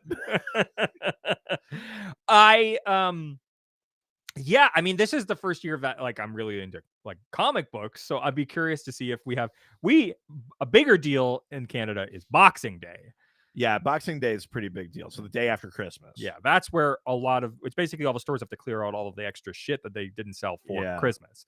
So that's where you get a lot of the extra stuff. That's where I think the real deals are. That's where I like to go to stores and like clear out all of the like, especially like places like Kohl's, like our bookstore here, things like that. I'd be kind of curious to see from a comic standpoint what's out there. But yeah, I mean, I don't really collect like figures and like that kind of stuff yet. I'm glad that you put yet in there. I was like, give it time. I was going to correct you. The big problem I'm having right now is that I'm running out of space. Yeah. So I need a new house or just knock down this wall. I mean, ideally that'll be the nursery soon. So they're going to have to find another spot. Yeah. Just sleep on a thing of like indie comics. Yeah. So I haven't really ever gotten anything on a deal, but I'm definitely open to it. I think that I'm also picky about what I'm getting. Like comics is sort of the thing right now. Are you? I am. Are you? Yeah. Are you? I think so. I don't think you're picky at all. You send me pictures that's just like, look at what there is. I got it. And I go like, that's cool. And you're like, I would have gotten like 2 of those. Yeah, I know, but then somebody else would have gotten the other 2. See, this is what I mean. You're not picky at all. I'm not picky with the things that I'm collecting, but anything outside of that, I'm like, take it or leave it. What did I just put up? Anything in the comments? Oh, no, that's not what I wanted to put up. I wanted to put up. Here's a comment here. Mm-hmm. I would never trade my son, but damn, that was funny. Unless, let's leave the Doc phone and head on over to the Doc Scored. Go now. Oh no, that's bad Duck Scored. Oh no, that's a sip. That's a sip. When the Duck Scored, the Ducks in the scored. Is that a sip? Did I mess it up? Yeah, you were like, Goodbye Yellow Brick Road didn't come in soon enough. No. First question from the Doc. Also, did you take your 3 for a Doc phone? No, because I already did mine. Oh my god. All right, hold on. I'll do that after I'm finished asking the Okay. question. From Dick Can't Read with an I. Now that you two are more well versed in Marvel comics, if you could draft a single character from Marvel to DC, who would it be? Ooh, interesting. I mean, it's hard because I'm not that well versed in Marvel. Yeah. You know what? I'm gonna cycle back to a character that I've said that I enjoy and but would like to see more. Cyclops. Oh, I like the idea of Cyclops' power. It's relatively unique, like a concussive blast, as opposed to like lots of characters in DC have some form of heat vision or things like that. So there's something slightly different about Cyclops' power and how he has to manage it and things like that. I don't know, like, story-wise what happens when you bring Cyclops over and he doesn't have the rest of the mutants or the X-Men. yeah. But, like, just as a concept, he's a good, like, leader character, too. I could see him, like, maybe taking the leadership of a team like the Outsiders or something like that, like, from Batman. So maybe Cyclops isn't, like, on the Justice League or something like that, but maybe he's doing the kind of groundwork, in the shadows hero work kind of thing a little bit. That might be kind of interesting. Do you think his personality works in DC though? I mean, he's, I think it works in context of those kind of other teams, the guy that maybe makes the tough call. Like, maybe it's not like the most moral choice, but it's the choice that saves lives or something like that. Like, I think there's something in, I think Scott has a history in the X-Men. I don't think I'm speaking out of turn here of like making a hard choice, being the leader, having to own a potentially bad decision, things like that. I think there's like interesting story ground there, especially if he's on a team with someone like Katana, who may or may not kill sometimes, and Geoforce, notoriously angry, hot-headed kind of character. Might be kind of interesting to see those kind of things play out. Yeah. I'll give you my cop-out answer, and then I'll give you my real answer. Okay. My cop-out answer is Nightcrawler. Sure, because he was almost a DC character anyway. Yeah. That'd just be funny. But my real answer is Venom. Okay, see, that's funny because Venom also came up in our comments. So really? Explain why you'd pick Venom. I think Venom in like Gotham would be fucking rad. Right. I think that it's to see Gotham is such like a dark place. There's so much bad going around. He's going to be like, depending on the version of Venom you're dealing with, he's going to guilt-free eat a lot of people. Right. Which is really fun. Now, are you just saying bring the symbiote over? Or are you saying like bring Eddie Brock or Flash Thompson or someone as Venom over? Eddie Brock, I think. Yeah. Like, but I want a version of him where he's basically like trying to do good. Right. And though the symbiote would be interesting, but then it feels too much like Darkest Night and stuff. But I would rather, I'd rather it be like this like wild character that's like running around Gotham. Sure, and, yeah, I get that. I mean, at some point the symbiote's going to transfer to Joker because it's fucking selling comic books. But yeah, I think that's the thing you're dealing with. Is like eventually we're just like in Marvel. Eventually, different people are going to get the symbiote, so we can sell the pop figures. Yes. So we can, yeah. But I just think that like. Hello, Puddin'. Yeah. I do like that. Mr. J. Yeah. That's really funny. I like that a lot. I think that, I just think that like it would fit in really well within Gotham, but also it's like sort of a different energy than has existed there before because it's this like wildly violent, like cannibalistic thing that's got a bit of like Killer Croc in there. It's got a bit of like Joker vibes. It's got a lot of stuff going on there, and it feels like it would be just a natural fit. Sure. Yeah. All right, Venom. Yeah. I don't dislike that idea. All right, let's go to the last question. Oh, hang on. I just want to throw this over here. I'd choose Hawkeye, and Green Arrow immediately puts an arrow in him. Discount Green Arrow. Green Arrow, baby. I mean, hopefully it's like a standoff and they shoot each other in the heads and they both are gone. But no, that'd be great. No. Oh, and then sorry, just one last thing here. Mr. J is a turd in the wind. Yeah, I mean, you had to do it. All right, last question comes from Yo Crow, it's Scarebro. Yo Crow. Who asks, if you got the job to reimagine and be the marketing manager for the Legion of Doom. Okay. What would your pitch be? And would you bring up the awkward fallacy of the main headquarters? A capital HEAD. Yeah, the phallus E Yes. even. Yes. Yeah, because the main headquarters looks like the head of a penis Yeah. for the Legion of Doom. So you own a marketing company. Yeah. We just landed a big new client. It's the Legion of Doom.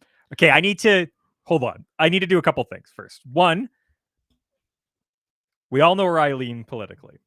Doom. Two, It's a match made in heaven. my marketing agency has a very strict sort of policy of like making sure everybody's really comfortable with the types of clients that we bring in. So we probably would never bring in the Legion of Doom because it really doesn't line up with our politics and the type. Oh, does it not? Yeah. That being said, We would never work with an organization that was holding the world for ransom. that being said, I would probably make them like ultra right wing. Just have them lean in. Yeah, super lean into Oh, it and basically be like, no. we're trying to bring down the government, and all of these like big heroes are trying to basically like all these fucking left cucks are with superpowers are basically trying to like make you fall in line, and we're trying to open up the world so that everybody can make any decision that they want. Okay, here's the craziest part of this. Yeah. That's kind of what the Legion of Doom was doing leading up to death metal. Really? When they freed Perpetua, or in order to free Perpetua, they needed to they needed to shift the balance of the universe to doom as opposed to justice. Wow. As fundamental forces. Yeah. And as part of that, they had to say, ultimately, the only decisions that you can abide by that are correct are selfish ones. Look out for Wow. yourself. That is the only, like, the arc of the universe is doom. So look out for yourself. Jeez. And it's kind of that. And then also over here, they brought in Leviathan, Mark Shaw, former Manhunter. And they brought Leviathan had a thing where he's like, I'm tearing down the espionage organizations of the world because the government can't be trusted. They shouldn't have all this power. But like, they were both kind of purporting that their really bad plans are like in the best interests of people. Like, what you're pitching is kind of what the Legion of Doom and Leviathan would and have done. So it's scary to me that it's exactly the right move. Also, I would change the name. I'd basically put out a bunch of like PR that says that like the More right, like the Legion of Poon. that the right has been like, much like Obamacare, the right has just created this name. We never wanted to be called the Legion of Doom. We're the Legion of Freedom. Oh no. Oh no. I hate how well that would work. Like, just knowing how the world is, people would be like, yeah, they're not Doom, We're freedom fighters. Oh, I hate this. I hate how good of a plan that is. Look, I don't have a lot of skills, but marketing is definitely one of them. Oof. How about you? I mean, I was just gonna say it'd be funny to be like their social media manager and just be like, it's Doomsday Tuesdays. Doing like TikTok trends. Yeah, like Are we gonna take over the world? No. Are we gonna hold you for ransom? No. That's very funny. It would just be funny to be their social manager. Do you ever like the ones where they just keep going boom boom boom boom boom boom boom boom boom? I don't watch those. I skip them immediately. Of course not. Why would you do that? All right. That was the last question. Wow. You know what time it is. I do indeed. It's time to play everyone's favorite game. Can you guess the name of the character based on who someone who does not read comic books can describe that character to us? Look at that. Look at that name. It just fits so well on there. Yeah, it's not crazy long. No, it's just perfect. It'd be funny if it was like the full, like half the screen. That's very fun. So, if you don't know how this game works, I send a photo of a DC character to my wife who does not read comic books, nor does she care for them. She sends back 4 clues describing what she sees. This are a little twist this year because our live stream viewers here That's right. also have a shot at the title. So there's a comic that we are decreasing in value by Yes. signing it up for grabs. Yeah. If you can guess before Before- I do. Yeah, and the Doctor has a delay that he's working against, so he's really got every chance. I do. I've been giving every advantage. I did not get the last one, but also neither did any of you. So Fuck you. All for right. real. Thank you for being here. All right. Are you ready? Hey, I'm ready. Okay. First clue of 4. Okay. First clue. Coat looks like a Star Wars character. Okay. I'm assuming that means like a hairy Chewbacca coat or something. It's like Vandal Savage. I don't know. What do you mean you don't? If I guessed it, Oh, you I have to meant say. I meant the thing. No. Oh, okay. Immortal Man. No. Mordrew. No. Okay. I need another clue. Okay. It's not Jonah Hex. Oh, did we get another Jonah Hex one? Yes. I do like I do like this moment from Adam Upper. He has a comment that says, "Oh, you guys are signing it, not that it is just signed by the creators." Like, oh yeah, it's not a good prize. No. But you know you want it. Oh, Flying Fox says Doc Immortus. No. Okay. Is Let's that get your ano- name when you die? That's all I want you to say at the eulogy. Doc Immortus. All right. Next clue. Jay Leno chin. Okay. Mammoth. No. I like where your head's at though. Just 'cause you're naming our agency. Jay Leno chin. Yep. Interesting. I don't.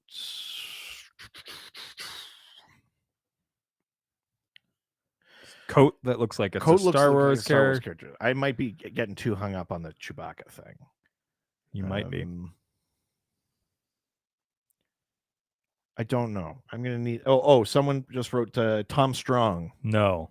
or Plastic Man on Halloween as the Flash. Very specific. How did you guess it? And then You didn't. And You're then wrong. Dead Man is another clue. No. I need another clue, please. Creepy grandma. Creepy grandma. Is it Mother? No. Is it Granny Goodness? It is not. Is it Leslie Tompkins? It is not. Is it Creepy Grandmother? That's Is correct. it Hegra? It is not. Okay. It is not. It is not. Is it Martha Kent? It comes from Flying Fox 1089. It's not. Last clue, please. Last clue. Needs a manicure. Is it Mad Harriet? It is not. Is it Cheetah? Nope. Is So Jay Leno chin, needs a manicure, creepy grandma, is it coat that looks like a Star Wars is character. it Circe? No. Or Hecate? Nope. Looks like Daddy's getting a lot of comic books. Is it Mother Satea? No. Someone said Hecate. No. Okay, we got a few guesses here. Jason Todd. Nope. The Heckler. Nope. The Creeper. Nope. Mother May I from No. Teen Titans. Okay. Mother may not. Okay. Is it Mother Blood? No. Ooh, this is Coat's like a Star Wars character. Jay Leno chin, needs a manicure, creepy grandma. should I know this one? I mean, Do you think? Or is all this of like these a are- crazy deep cut? they're all pretty deep cuts. Right. So okay, we've got Damiana Dimmock says, is it Despair? It's not. And someone says, is it Brother Blood? No. Okay. I don't know. Are you ready to see the character? And it's not Deacon Blackfire. No. Okay. I don't know. You ready to see the character? I'm ready to see the character that may not help me. Probably will not. Okay. Okay, I mean that is kind of what I was picturing, but that doesn't. Yeah, I'm not sure who that is. This character's name is Ducra. Ducra. Ducra. Ducra was a woman who was over 3,000 years old and was the leader of the All Caste. Oh, jeez Louise. She knows about the Lazarus pit and can smell it on other people. After Jason Oh. Todd was raised from the dead, Talia al Ghul introduced Jason to Ducra. Talia hoped that Jason still can be a great man if he gets the proper guidance. Ducra said that Jason will be the death of many people, but she trained him. There are a couple of people that were like, is it Red Hood adjacent? So that was pretty close. Look at not that. enough to win it, but very, very close. And then just because not often do we get like a criticism for you as opposed to for me, I don't think it's as fun when they're super deep cuts. Oh no, are we upset? And by the way, feel free to send your criticisms. They'll go just like the feedback I get from clients in the trash. Wow. What if they're watching? Except for you. I sent this link to all of our clients. Except for you out there. Oh, and then we get here. Oh man, my 205th guest. Which is a funny comment, but also like, really? That high up? All right. That is it for this episode. That's right. Make sure to reach out to us through our various social media platforms. Where are those? Yeah, we're on Facebook and Instagram at Dr. DC Podcast, Twitter and TikTok at Dr. DC. Reddit is r/Dr_DC. You can email us, drdcpodcast@gmail.com. Like we already got today and yesterday, the doc phone, baby. Yeah, 208-917-3238. 208-917-DCEU if you're nasty. That's right. Got a website you can go to, drdcpodcast.com or .ca. You can give us 5-star reviews. You can send us physical mail. Yeah, 301 Hogue Street, Hoge Street in Whitehorse, Yukon, Canada. Y1A1V8. You can send that to either Richard Eden or Reed Vanier. Just like the people who are on the stream today, you can subscribe to our Patreon. Money, please. There's 3 different levels. They all give you access to the Discord, our awesome fan community. And then at the higher levels, you get bonus episodes, videos, theme polls, all sorts of fun stuff. That's right. And help support us. And we got a drink because we got to talk about our other podcast, Ghost Facers. A Supernatural rewatch. We're going through every episode of the CW Supernatural. And we're into season 4 now. We talk about real world monster lore, behind the scenes stuff about the production of the show. We've had some cool guests. It's a fun time. Go check it out. That is it. For this episode. Ciao, ciao. Adios. 42 minutes. Yeah, good. We're shaving it down. That's right. Oh, wait. We're not done, bitch. Oh, my God. You should put the end theme and then. Yeah, that was my plan. Good. Yeah. Right. We're not done because Richard's mystery segment. Oh my God, the mystery segment. Why so many mystery segments? You've literally hidden them in this room. I love your theatricality. Me? Theatricality and deceit are powerful weapons. That's right. I just found another gift inside of the studio. My goodness. The doctor is opening it up. I'm always worried I'm just gonna open it. It's gonna be like fully porn. I don't know. I'll never tell. What is in this one? Oh, are you kidding me? Holy shit! What is it? Oh, this is for real? Yeah, dude. This makes me very happy. We got an issue of Phantom Stranger here. Phantom Stranger number 10. Oh, yeah, baby. Very, very cool. Oh, that's a cool cover, too. Look at that. It's fucking rad as hell. Oh, yeah. Thank you. So now an issue of Zatanna and an issue of Phantom Stranger. Very, magic heavy. I'm enjoying this. Who knows? Very sweet of you. All of my gifts will be given to you in the last episode. I'm going to make this as much about me as I can. And also, I didn't get you 12 different gifts. Who says I did that? We don't know what's coming. Oh, no. Ciao, ciao. Adios. For real this time. That's hilarious. So much for shaving that time down. Oh boy. Wow, 2 episodes down. Look at that, we're breezing through. It's going pretty well.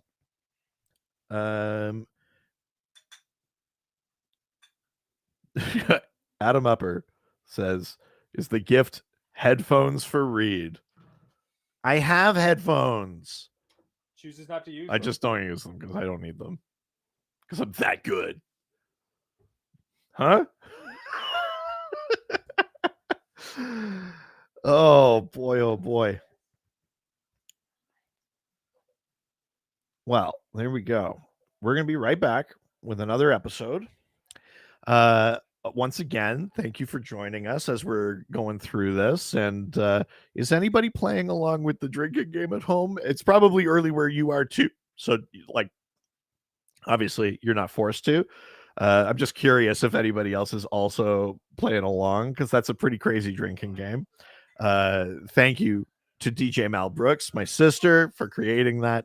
It's posted up on the Discord in the general chatter. If you don't know what the Discord is, it's our fun Discord community. If you're listening, if you found this stream and you're not part of that community for some reason, go check it out. It's a lot of fun. There's lots of fun chats that are happening over there, and you can get at it at our lowest Patreon level, $1 a month.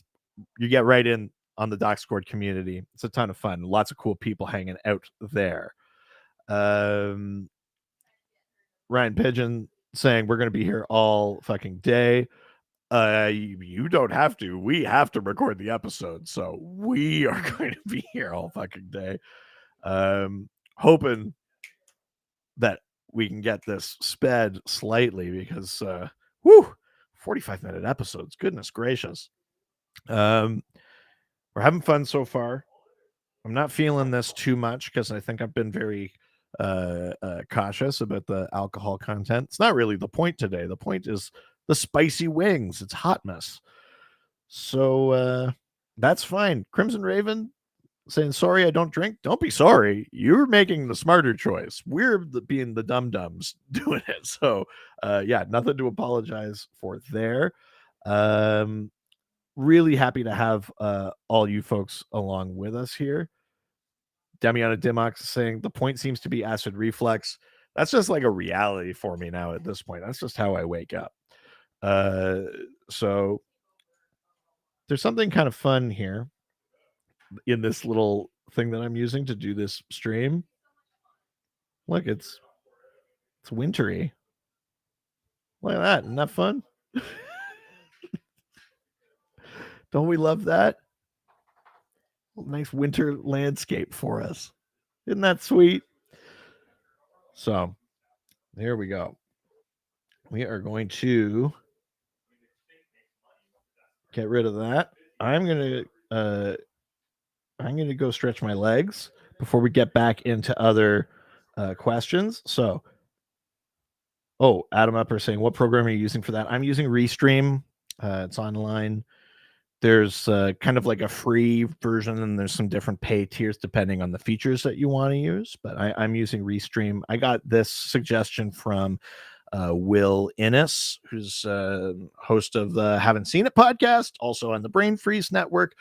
They do lots of live stuff, and they've been using Restream, and it looks really cool. You get to do these kind of Chiron caption things and put up the logo in the corner and stuff like that. It works really well. It's nice and easy for me to put up your comments or to get things out to different channels. So it's worked pretty well for us for that. And thank you, Damiana Divock, for saying cute overlays. Really enjoying that. Yeah, like I said, I'm gonna stretch my legs. You get to just check out Richard's collection here for a second.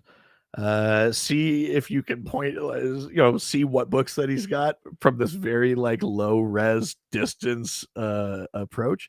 And we're gonna be right back in just a couple of minutes, starting part 3 of 12 of DocMas 5, Hotmas.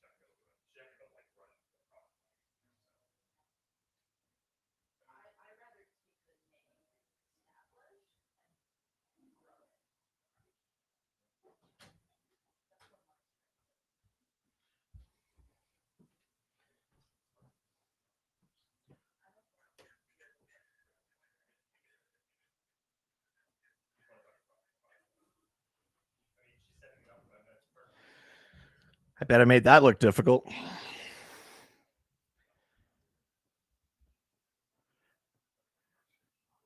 Yeah, Adam Upper. Disappointed I didn't moon the camera as I went by. I don't think it's that kind of stream. I don't think that's what we're going for here. I got a little treat for you while I'm waiting for Richard to come back. This was a cameo bought for us for DocMas last year. It's very cool. It's Michael Rosenbaum, TV's Lex Luthor from Smallville.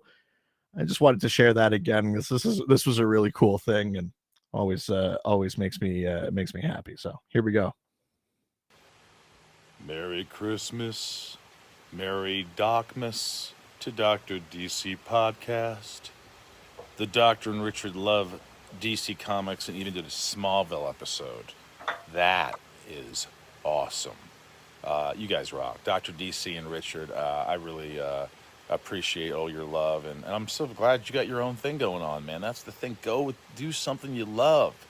And Bray Dawn loves you, obviously. She did this cameo, and I just love when two friends are working hard and doing what they love, and that's life, man. That's fun. So keep doing that stuff. All right, and the Doctor wondered if you had ever wanted Lex to wear his armor on the show. Sounds like it'd be heavy and a long day, but it might be cool, I guess. Anyway, I wish you guys the best, and maybe I could be the intro to your show, just the voice, use the voice like, you're listening to the Dr. DC and Richard podcast. Yep. Or how about, hey, this is Michael Rosenbaum, Lex Luthor from Smallville, and you're listening to the Dr. DC and Richard podcast. Anyway, all right, love you, buddy. Like the audio from that. Yes, Richard pointed out we really need to start using the audio from that clip. Yeah, that was from You're gonna wave hi before going? Mrs. Producer Richard. Producer Jazz, here she is. Hello. Hello. All right. Well, Can you close the door? we're sitting down again. We've got wings next to us. We do, which means we are ready for. We're ready to Well, start again.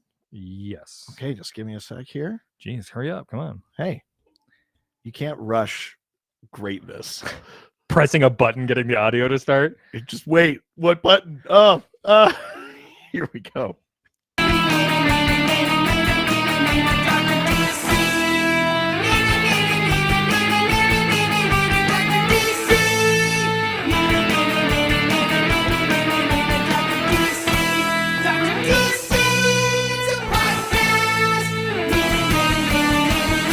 Happy DocMas residents, and welcome to the Dr. DC podcast and DocMas 5, episode 3.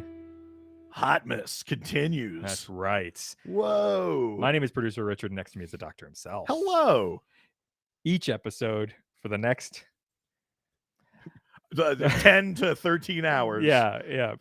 We are going to be recording the 12 episodes of DocMas, That's right. releasing the 12 days leading up to Christmas. That's right. Holy shit. But before we start, why don't we jump into the Spice Gauntlet? Bum, bum, bum, bum. Oh, wow. You're getting there now. I'm finding a rhythm. Bum, bum, bum, bum, bum, bum, bum. All right, let's so this one we're actually into the actual Hot Ones sauces Ones now. they use on Hot Ones. So That's this right. one is The Hot Ones, the classic sauce, their own sauce. The First We Feast presents Hot Ones, the classic hot sauce, garlic Fresno edition by Heatonist. ooh, interesting. So All right. So again, we're doing an increasingly spicy wing each of the 12 episodes. Let's give these ones a go. I'm gonna have to take a drink, but this is delicious. Mm-hmm. Oh my Oh, damn it. You tricked me into it. God. There's like little flakes in the sauce too. So the two previous sauces were more of like a just a straight up sauce blend. This is actually like there's bits of stuff in it. Yeah, it's nice. Oh, shoot. We don't have. No, I need to get those. I'm just going to use some paper. Well, you want to lick your fingers? Mm. Yep. Here. Real classy enterprise. Yeah. Can you lick them for me? Yeah, I'll suck them dry. Jeez. Good God. Yeah, that was really tasty. Yeah, there's barely It's any got- heat to that. It's nice. Not a ton of heat, but it's got It lingers because of the little flakes, which is nice. But yeah, and it's kind of got like almost like a. It's not what this is, but almost like a balsamic. Like there's something really like rich in it. yeah, I really like that. Yeah, I'm gonna Those take are- my drink because I was talking while eating. Ugh. All right. Well, that means that we are going into the episode 3 and all the questions that come with it, Okay, which means we're starting on Facebook. going to the face and the book. Going to the Facebook. Let's see if we can blast through this one. We'll do it really quick. Yeah, sure. Oh, it is the wrong lower third. What did you put in there? Oh, what? Oh, God, you had one job. I was busy. I thought this was just a craft. It was an art form. You can't rush greatness. It takes until like 4 to 5 minutes into an episode. Jesus. This first question comes from Josh Hall, who All right. asks, "What's the deal with the Freedom Fighters?" Oh, are you talking about the Legion of Freedom? No.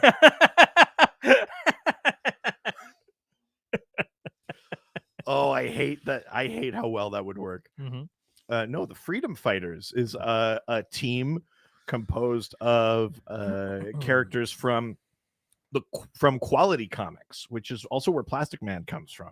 Yeah. It's a different comic publisher that DC eventually bought, or at least bought, rights to characters and things like that, and folded Yep. them into continuity. So Plastic Man is part of that world, but the Freedom Fighters include Uncle Sam, Black Condor, Oof. the Human Bomb, Doll Man, Phantom Lady, and the kind of current, the most usual and contiguous continuity for them is they're from Earth 10.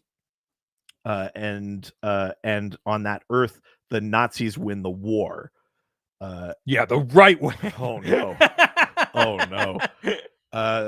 And they take over the world, and so the Freedom Fighters fight back against the Reich. The current continuity has them fighting against like a Nazi Justice League and things like that. That includes Leatherwing instead of Batman. It includes Blitzen instead of the Flash. Instead of Rudolph. Overman instead of Superman. Yeah, it's a pretty there was a good Freedom Fighters 12 issue series that came out, I guess, 2 years ago now. That was really, really strong, really good. And then you can also see them in like Multiversity Mastermen, which was part of that series. And then the Freedom Fighters also had like main continuity counterparts, and we saw them like in Infinite Crisis. The Freedom Fighters get killed by like the assembled bad guys in the Battle of Metropolis. Yeah. Bizarro kills the Human Bomb and stuff like that. But yeah, they're really cool characters with interesting powers. Human Bomb can touch anything and make it explode. Uncle Sam is powered by the spirit of America. So if people don't believe in America, he ceases to exist. And if the belief, Santa Claus for America? kind of, yeah. And the neat thing about that Freedom Fighters series is they propose that other nations have those too. And as the Freedom Fighters start to get success against the Nazis, the spirits of other nations are rekindled. So like Marianne in France like comes back to life. Wow. Like the idea that there are these kind of like national identity sort of spirits, it could be easily corrupted to like a bad sort of nationalism thing, but there's an interesting lore idea in there that's pretty cool. But yeah, that's the Freedom Fighters in a nutshell. Oh, this is me, the Freedom Fighters in a nutshell. Let me out. Come on. Damiana Dimok also says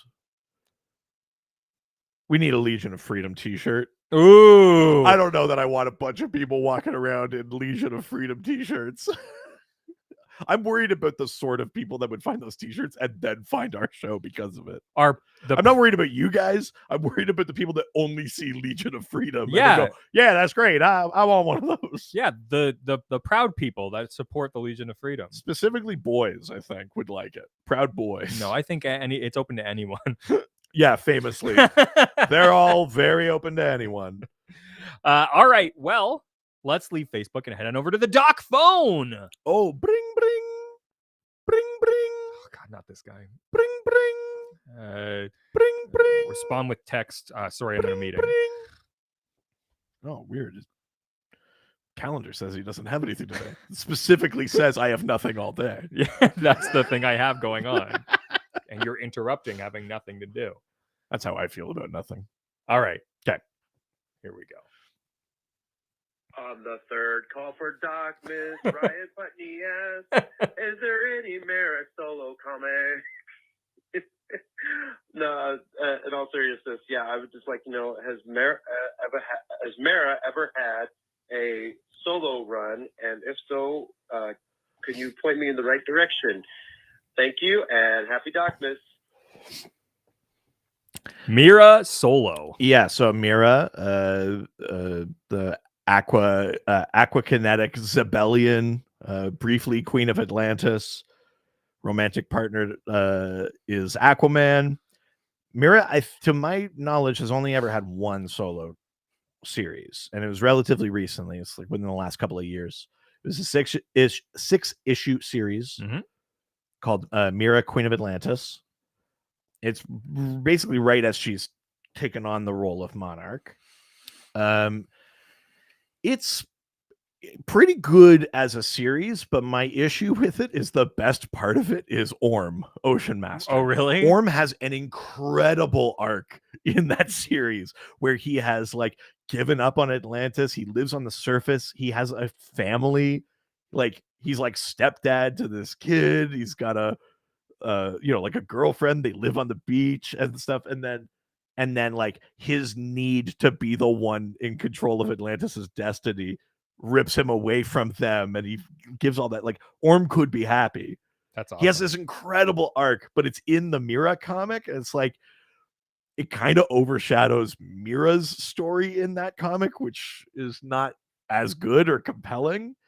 And so I'm sort of conflicted about it because I actually think the series is quite good. I think there's really interesting stuff that happens in there, but I'm not 100% convinced it's a great Mira book. But I'm pretty sure that is the only solo series for Mira.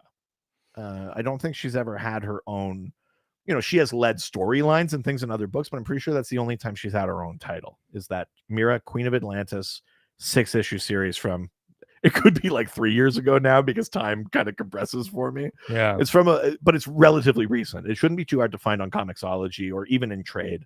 That's awesome. Yeah, that'd be great.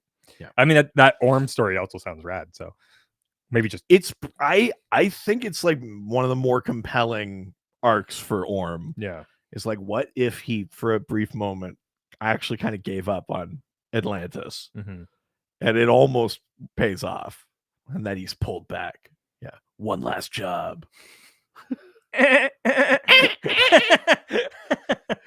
Problematic porn has entered the live stream, has entered the chat. Does that count as a drink? Oh shit. I can't remember how many drinks. Oh yeah, no, that is a recurring character. Is that one drink? I can't remember.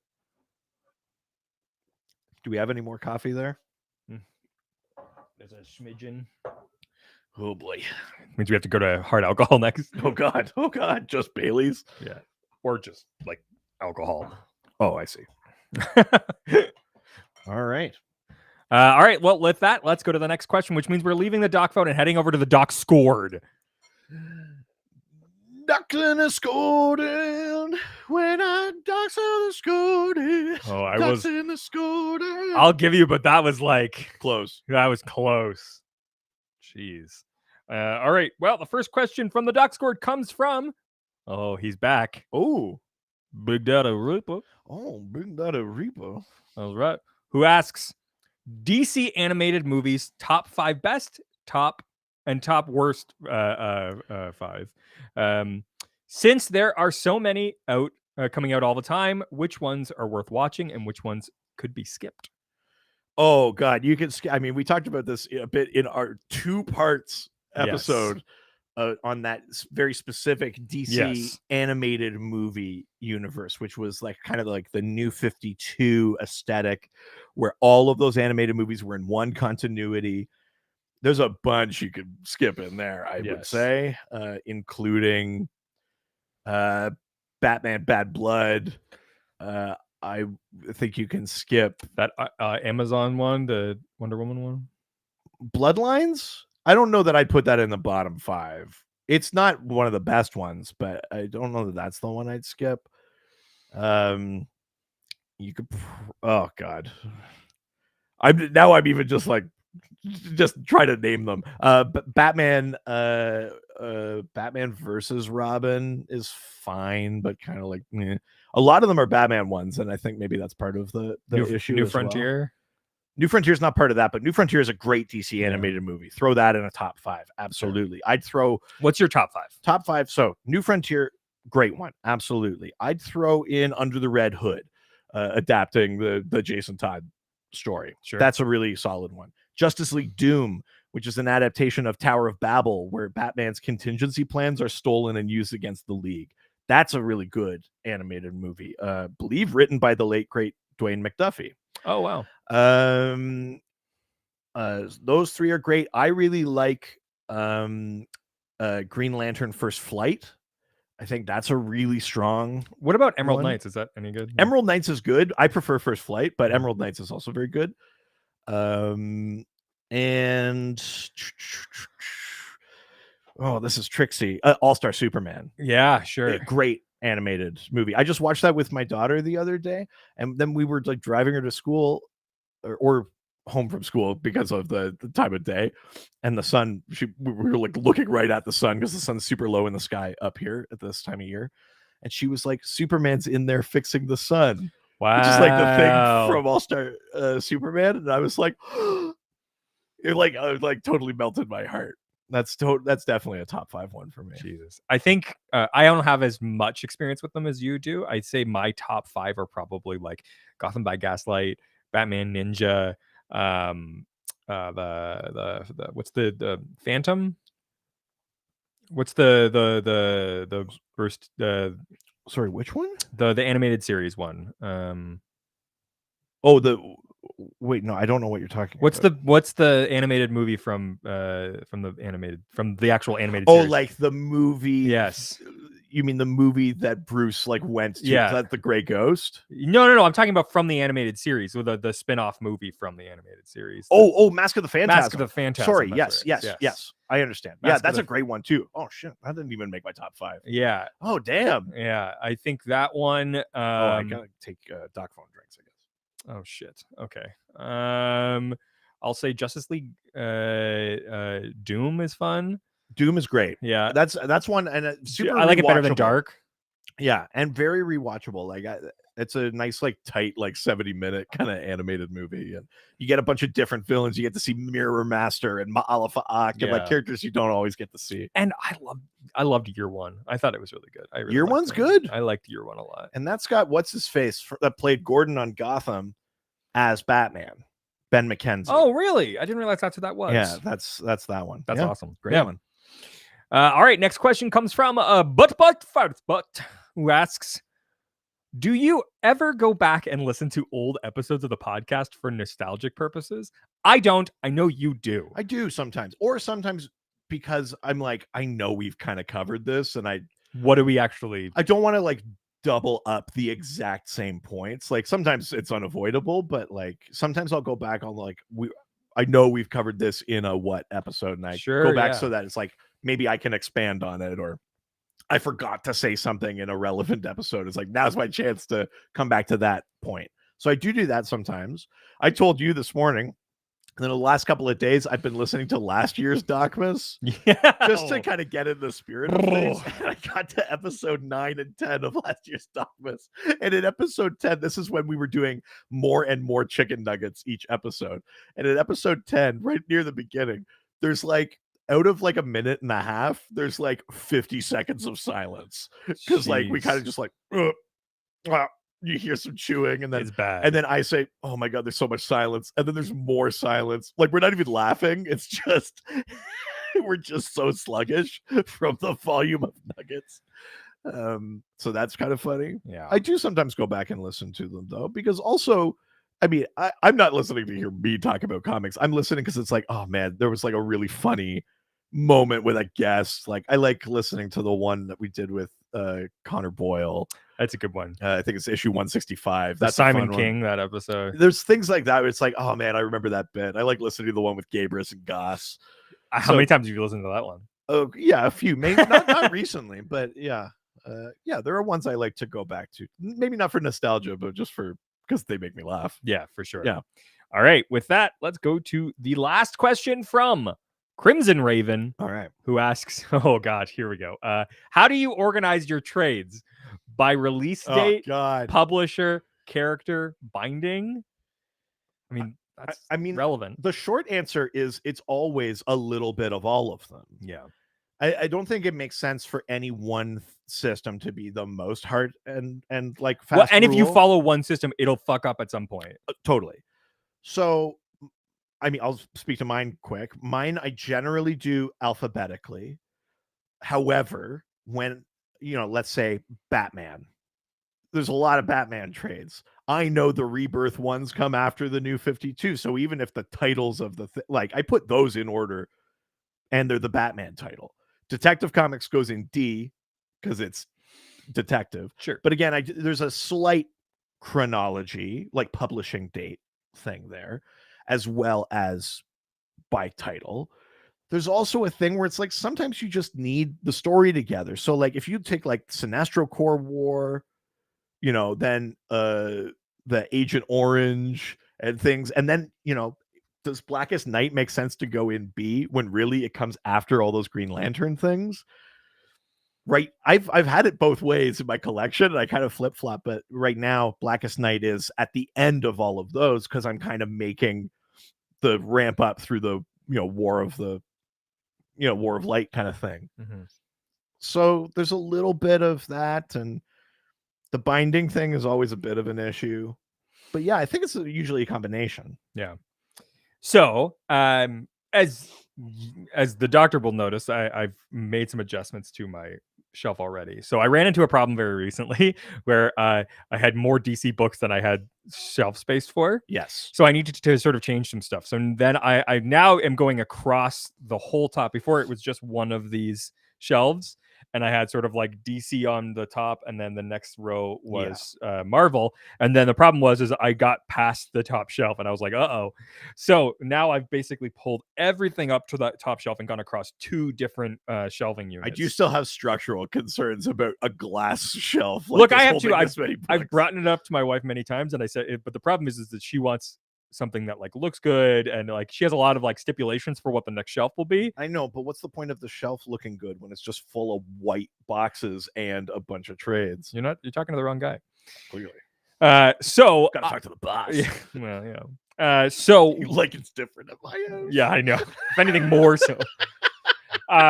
So right now I currently am going and I don't care what anybody says. I'm going right to left. Crazy. Alphabetical. Insane. Yeah, because anybody who writes any language from right to left or anything different. That's not what I'm saying. It's funny. So is it? So I'm going right to left.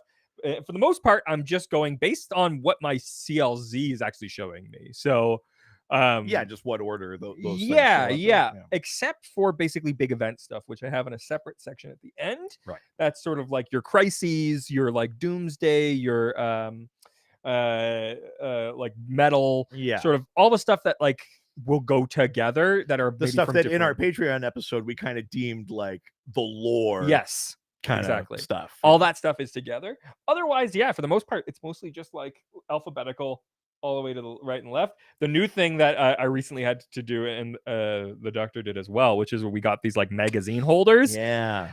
And which has been a really big help. Had the issue of like, I'm sure people have had this too, where it's like your trades are heavy, normal bookend kind of things kind of don't do a good job. And if you take a couple of books out, the whole thing kind of, the weight problem of huge them. pain in the ass. So just getting these little magazine holders means now I can just take a section out or take one book out of it and it doesn't topple the whole thing.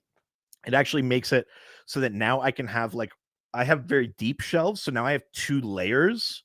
So you can't see all of them, but I can pull a thing out and get at the ones behind. It's nice Sure. and easy. So I'm using my space better too now because of those. It's been a big game changer. What I've been doing is basically doing stacks of like loose books and then within the magazine holders. So that way it's easier to like move things around, because I was doing them like all next to each other, just magazine holders. And the problem with that is like suddenly you have to move one out and then you have all the next one have to get then moved, and it becomes a huge nightmare. But if you have gaps in between them, it helps a lot. And when I have things like, you know, like those like the showcase collections, or I've got the Starman, one of the Starman compendiums. Yes, because you gave me the omnibus. Yeah, that doesn't go in one of these things. That's big enough it can stand on. So I'm not taking up that space with those things. Sure, yeah, So they just go between things. Yeah. So there I have to sometimes fudge alphabetical a bit, because sometimes like Starman comes between the stuff that's in one of those things and the next one. So I just put it as close as I can. The one I'm So struggling. there's a little bit of like an alphabetization kind of thing, and that's just because of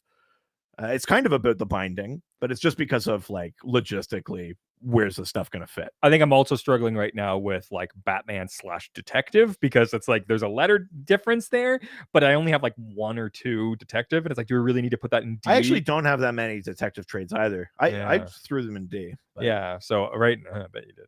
well, you know, I want to make sure I have some D. Yeah.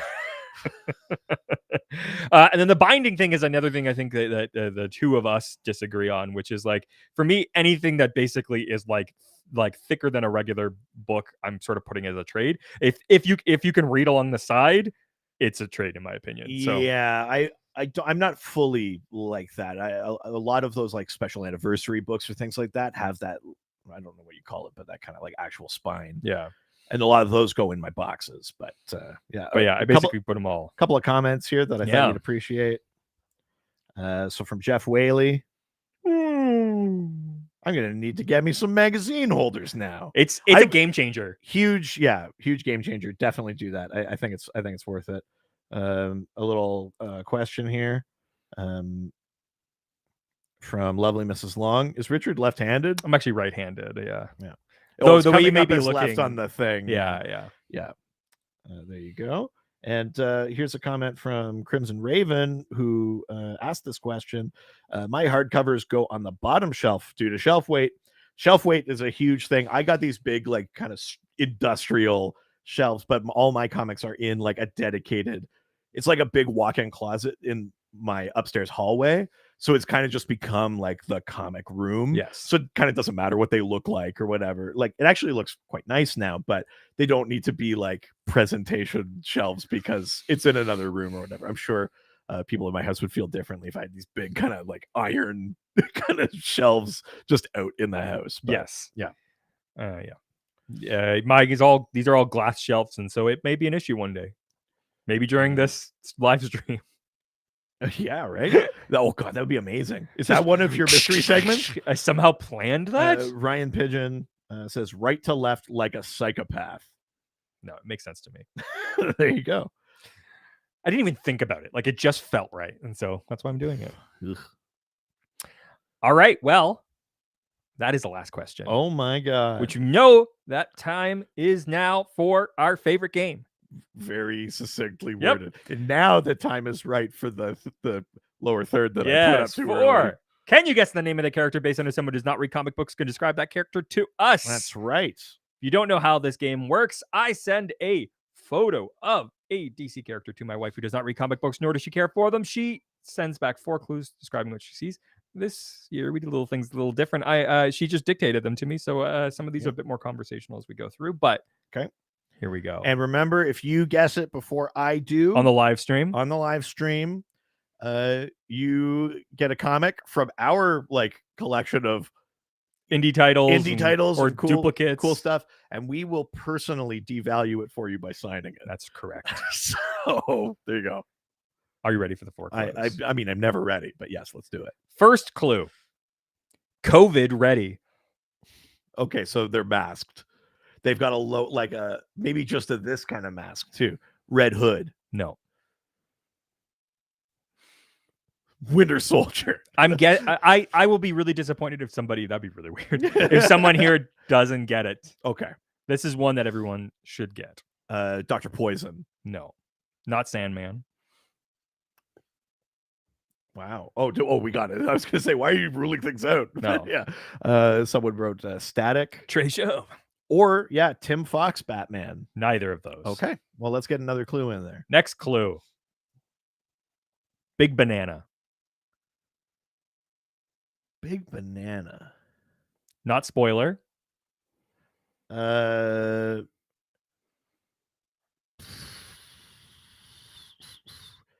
not like it's not some version of a Reverse Flash or something like that. Nope.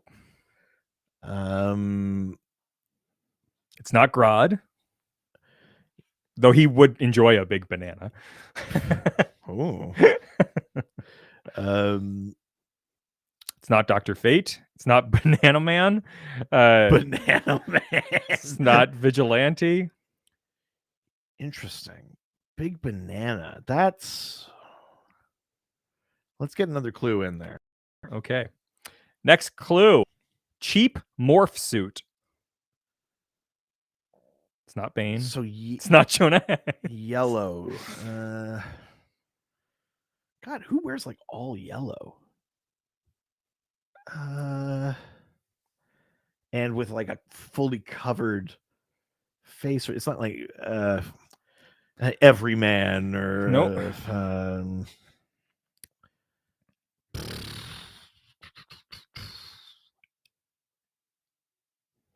This is tricky. It's not Zoom. Not the Signal. It's not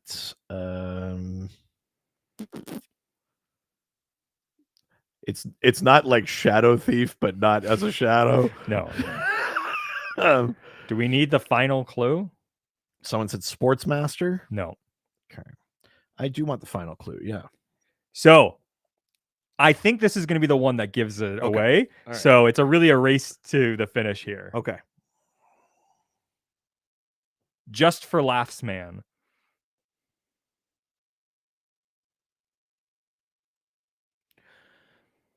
Oh, like looks like the Just for Last Monster guy.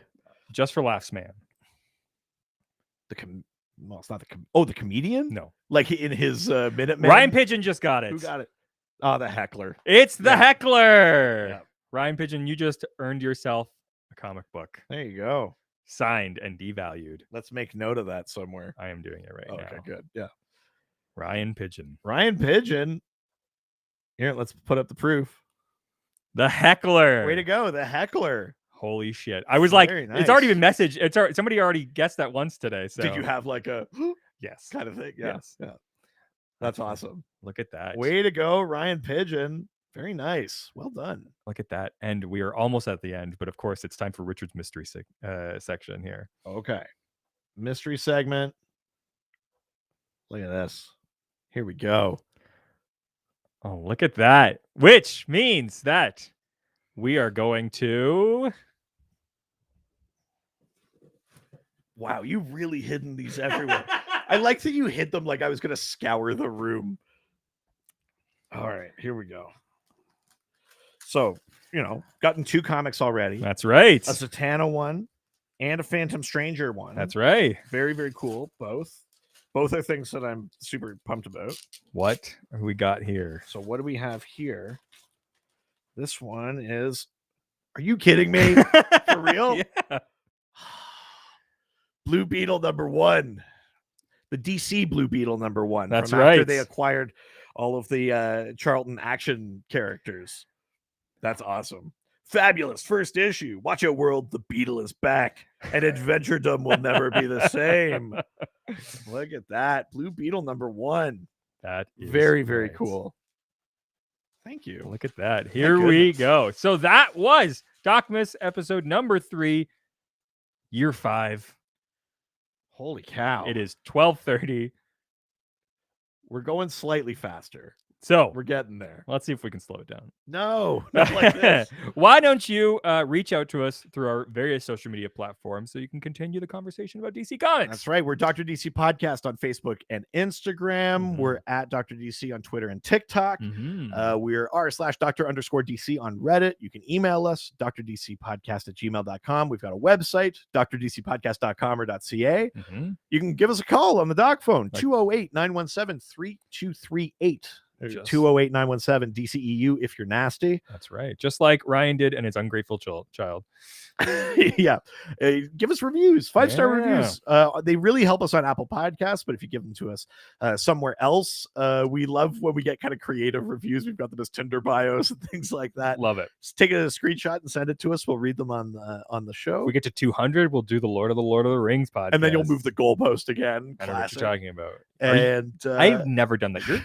You're crazy. yeah, I mean, and they'll all take your side. Just me screaming into the void. Yeah. It's a conspiracy.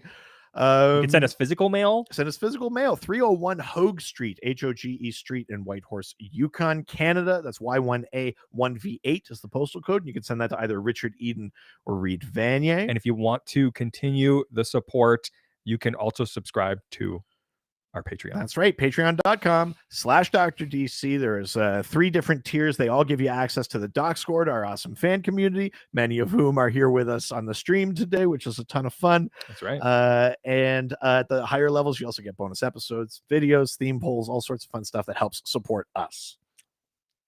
But before we're done, gotta support our other podcasts. That's so we right. can take a drink. Ghost Facers, a supernatural rewatch. Each episode, we chronicle the similar episode of the Supernatural TV show. on You really CW. got to start writing this down.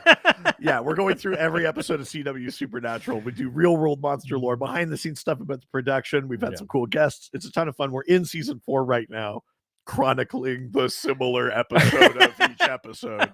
So yeah, go check that out. Ciao, ciao. Adios. Oh boy, oh boy. Yeah, this is good. 3 episodes down. We're doing it. We've got to speed it up slightly. This is gonna be a long one, baby.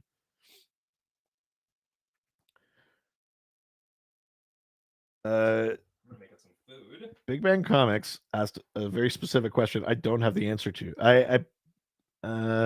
What is the question? Do we pay tax on our Patreons in America? Oh, theoretically, probably should. No, I don't- We do. It takes it off. I think they take it, You remove it. Yeah. but also we don't make that much. But they do take it off. They do kind of take that, yeah. Yeah. We don't have to like file it. It's Whoa, Raging G here. I became a Whoa. patron finally. Whoa, Shit. Raging G. Continue. Joining the Patreon. Raging G got a giant hard Dion. Not so easy, is it? Listen. No, it's not. I'm so sorry. I see. Right. Big Bang Comics, because you do in Europe. Well, it's possible that we're just not good at it, but I'm gonna hope that's not what it is. Yeah, thank you all for joining us so far. This is a lot of fun. We're gonna get some more wings going here. Most of you are patrons, but for anyone who isn't, may not have seen it yet. Kind of cool thing happened to us this year. We won Canadian Podcast Award, which is very silly that to have won something at all for this. And then even sillier than that, we, as Yukoners winning a national award, received a very lovely honor in the Yukon legislature, which was basically having our elected officials deliver on record, entered into the public record statements about our win and how that went, and that it's kind of a cool thing, which is sort of wild. We got to go to the legislature to see this thing. It's called a tribute. Very kind of surreal experience, and obviously it's hard to get praise for at all, at anything at all, because that always feels slightly uncomfortable. But for anyone that hasn't seen it, I'm going to throw up. This is just clips, basically, of the tribute portion of that day. That was kind of neat and kind of special for us. So if you haven't seen it, this is your chance. If you have seen it, this is a good time to go to the bathroom. Here we go. We'll proceed at this time with the order paper. Introduction of visitors. Member for Kalani. Thank you, Mr. Speaker. I'd like to introduce former Speaker of the Legislative Assembly,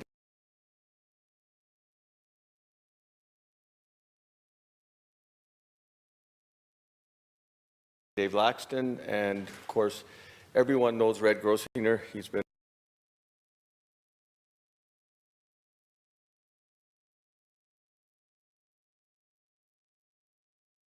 with the Legion for many, many years, and I'd be very remiss if for today's first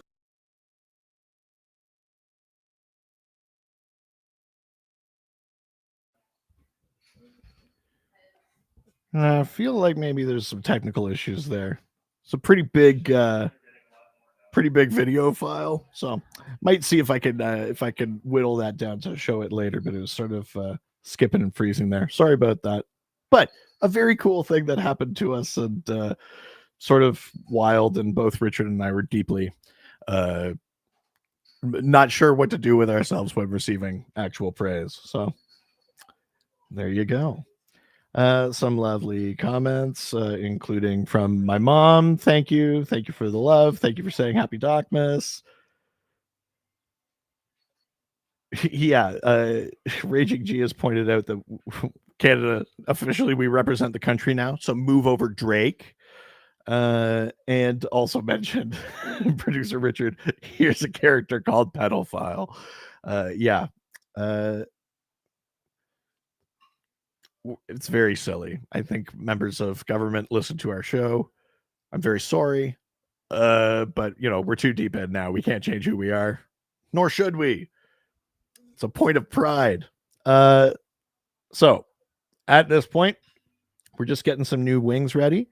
Please stick around, and we will be right back in a little bit. I'm going to leave just the stream open because that's what we said we were going to do today, which is kind of crazy when you think about it. But yeah, here we go.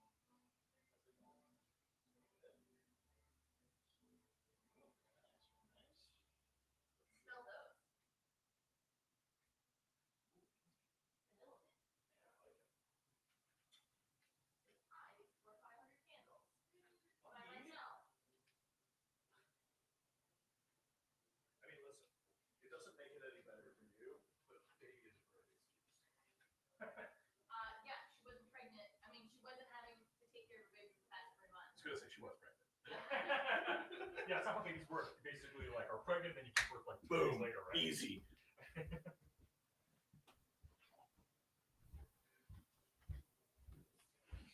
I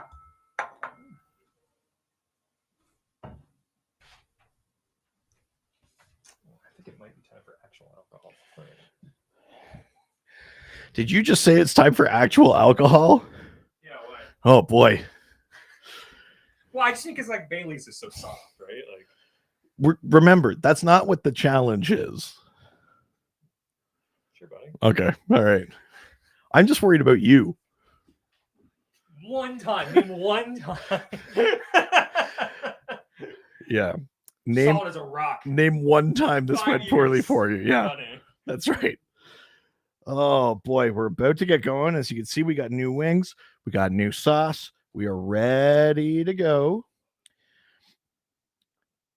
Oh, Damiana, I totally love the way that you think here.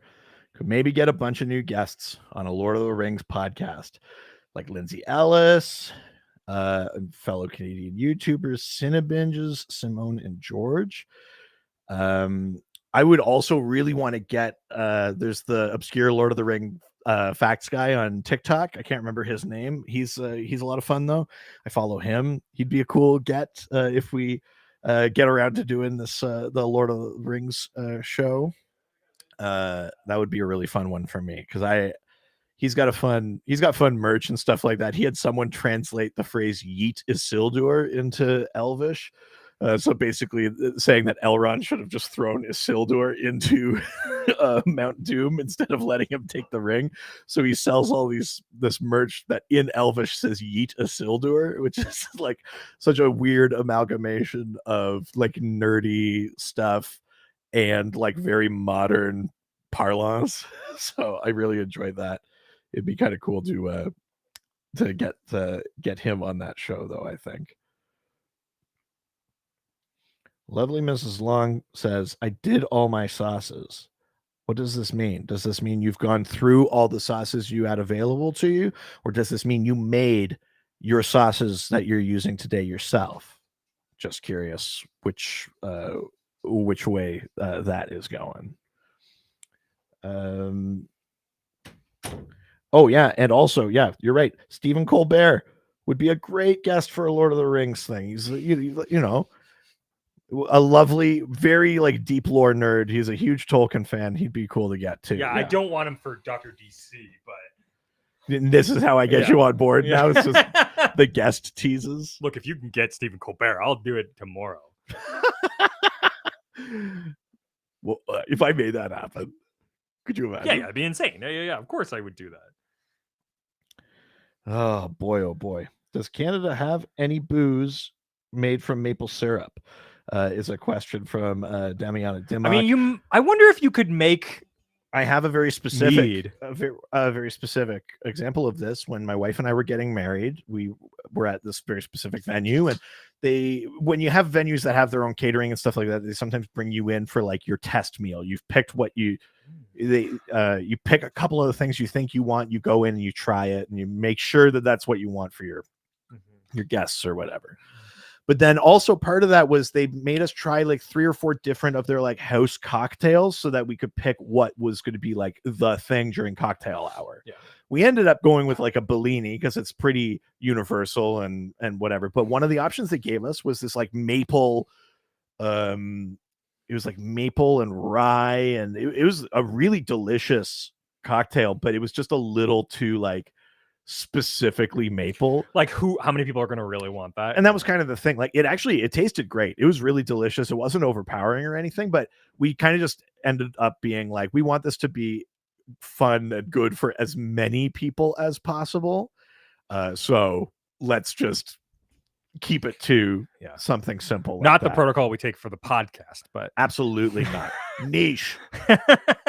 The most specificity that we can have. Only for you fucking nutcases. So yeah, that's an example of a maple one. But no, I don't think there's like a signature like Canadian drink. I mean, if anything, the signature Canadian drink is the Caesar. It's putting clam juice in a Bloody Mary, which has nothing to do with maple at all. Or Molson's Canadian. Yeah, I guess. Yeah. Oh yeah, you're more of a Lakeport guy, right? Oh, make her a Laker. It's a buck of beer. That's like automatic for me. Yeah. All right, let's do episode 4. Let's get into it. Here we go.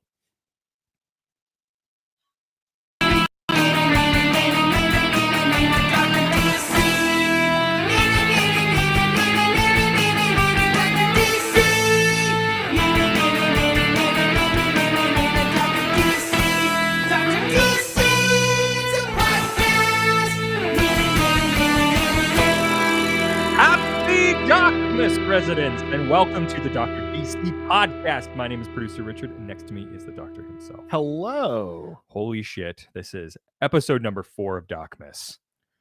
4 of 12. 12 episodes recorded in one day. We're 1/3 done. Released in the 12 days leading up to Christmas. That's right.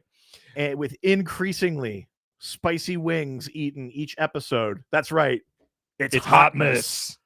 That's right. Also, if you've been keeping track, we also have a drinking game that has been going on simultaneously. I mean, What? listen, I love the drinking game. It's super fun, but leave it to you to layer too many things. Are you trying to say that I have too big of ideas and don't know how to rein it in? Yeah, this feels like maybe we did astrological charts the other night, and it was exactly that it said about you. I don't know what you mean. But yes, DJ Mal Brooks was kind enough to make a new edition of the previously created from 3 years ago drinking game. So thank you to my sister for that. Which happened because I was like, oh, it'd be fun if we could do that drinking game. And then I looked at it and it was like, Colin blank. And I was like, By the way, a cup of Marvel comics over on Reddit. Oh God, had been writing in and being like, I just started. I'm on episode 3. I love it, guys. They're like, I'm on episode 18. Love to you and Richard and Colin. Yeah,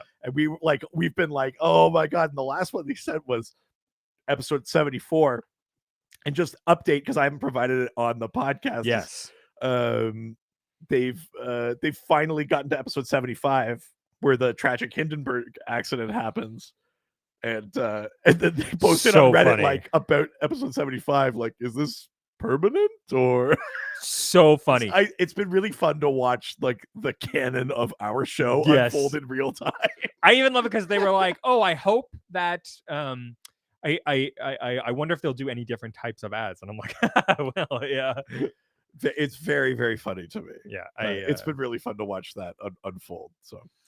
So that means before we get into our questions for today, we've got to start with the Spice Gauntlet. Two enter, hopefully 2 leave. 2 wings entered, no wings leave. There you go. Yeah. So this is the 4th sauce and the second from the actual Hot Ones season 16 lineup. Here we've got Yellowbird sauce, limited by Nature Bliss and Vinegar ripe red serranos, strawberries, and coconut. Ooh, blended to a mellow burn. Made in Texas. Strawberries and coconut. Yeah. That's interesting. I really need to get napkins next time. I like that there's 2 kinds of hot sauces. There's ones where it's we put a lot of effort into the flavors, and then there's ones that are we're gonna destroy your fucking asshole. Yeah, the anus bleeder. Yeah. Those are the 2 kinds of hot sauces there are. Is we're like craft beer but spice, and then good luck shitting. Yeah, this is BDSM for food. That's a good way to put it. BDSM for food. That's totally true. So why don't we get into these wings? Yeah, let's do it. We got here. Oh wow, that's so good. That's really tasty.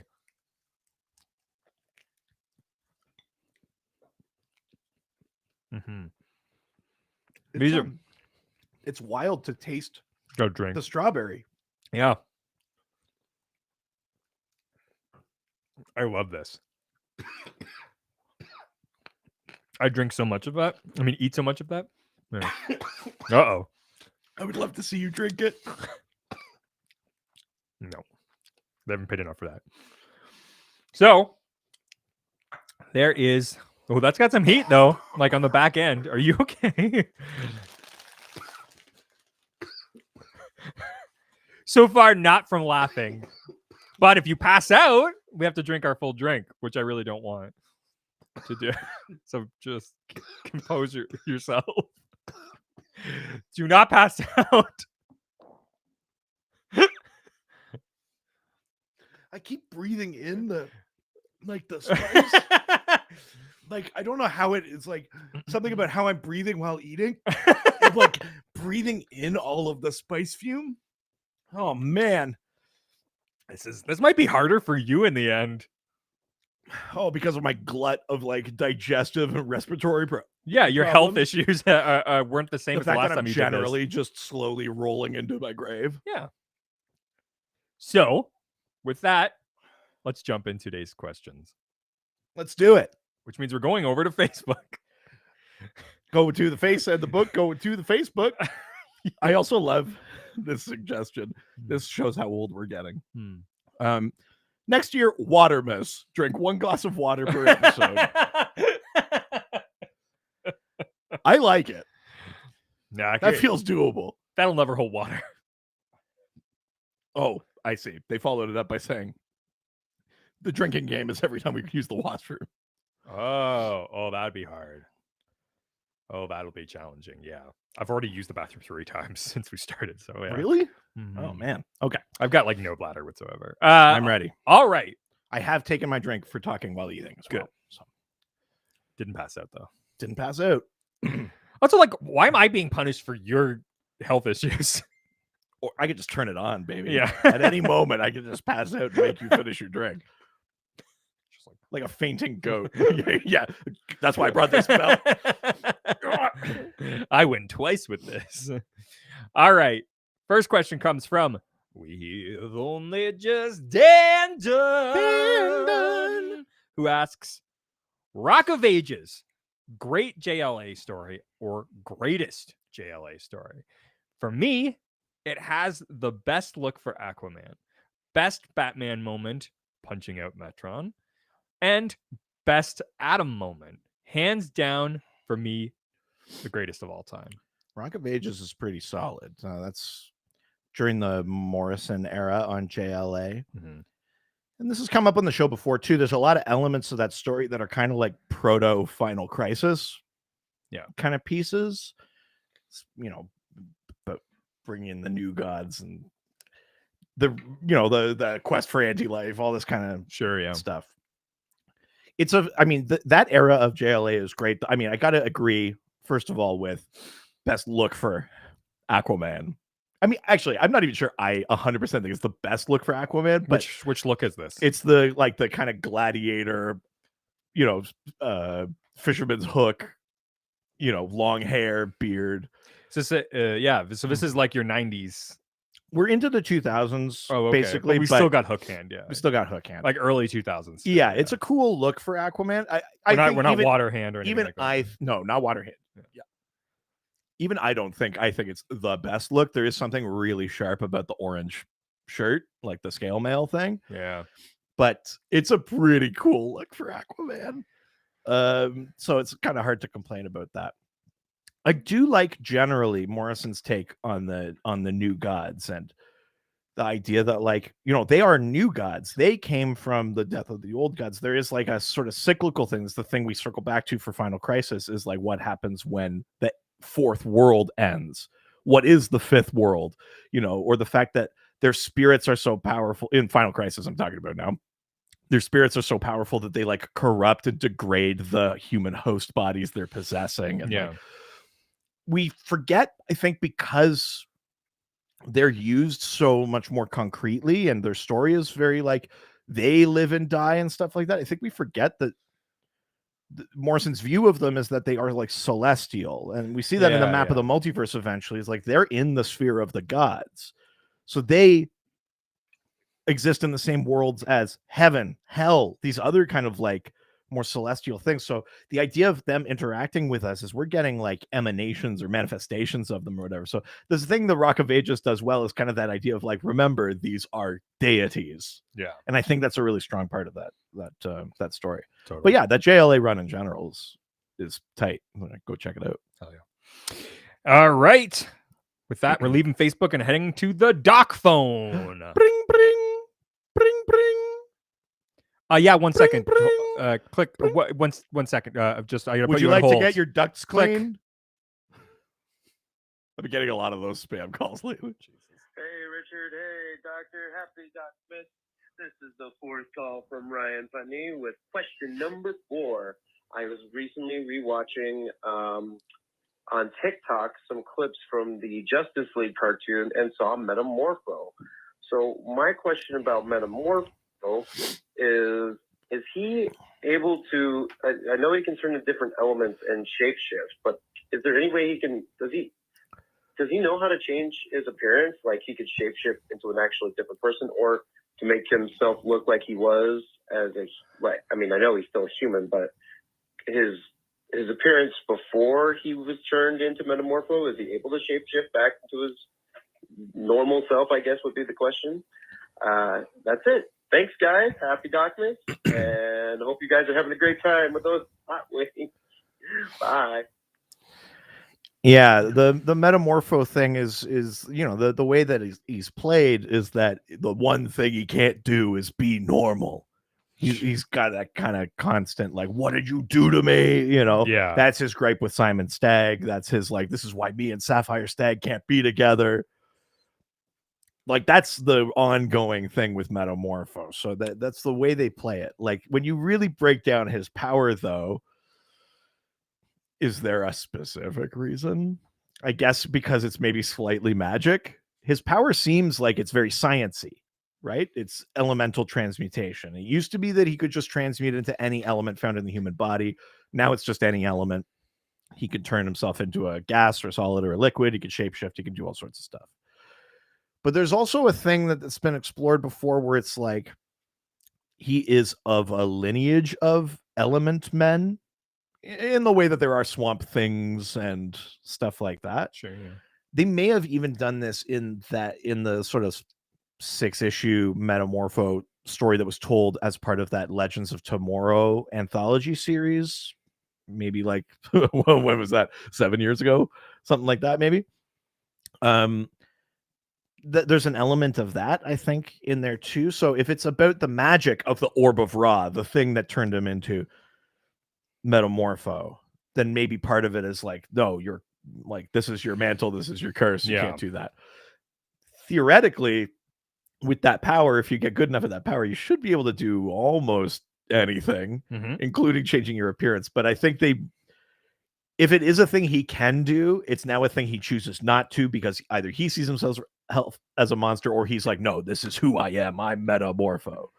Like they find a story reason to make him not do that. In the same way that, like, briefly, I think Cyborg got the ability to like hide his technological parts. He had like this insane nanotech in one of his solo series, and he could just look organic again. But it never sticks because it's like, that's not who I am. I'm both. You know what I mean? Like, I think they always find a way to bring it back to like, no, Metamorpho has that real purple, orange, white, gray patchwork kind of look. Yeah. I like that. I mean, I think it's pretty iconic. And that's is that not Ramona Fradon who did the original, like, isn't she a co-creator of Metamorpho, or did the original design or something like that? So yeah, you don't want to steer too far away from it. It's also pretty iconic looking. So yeah.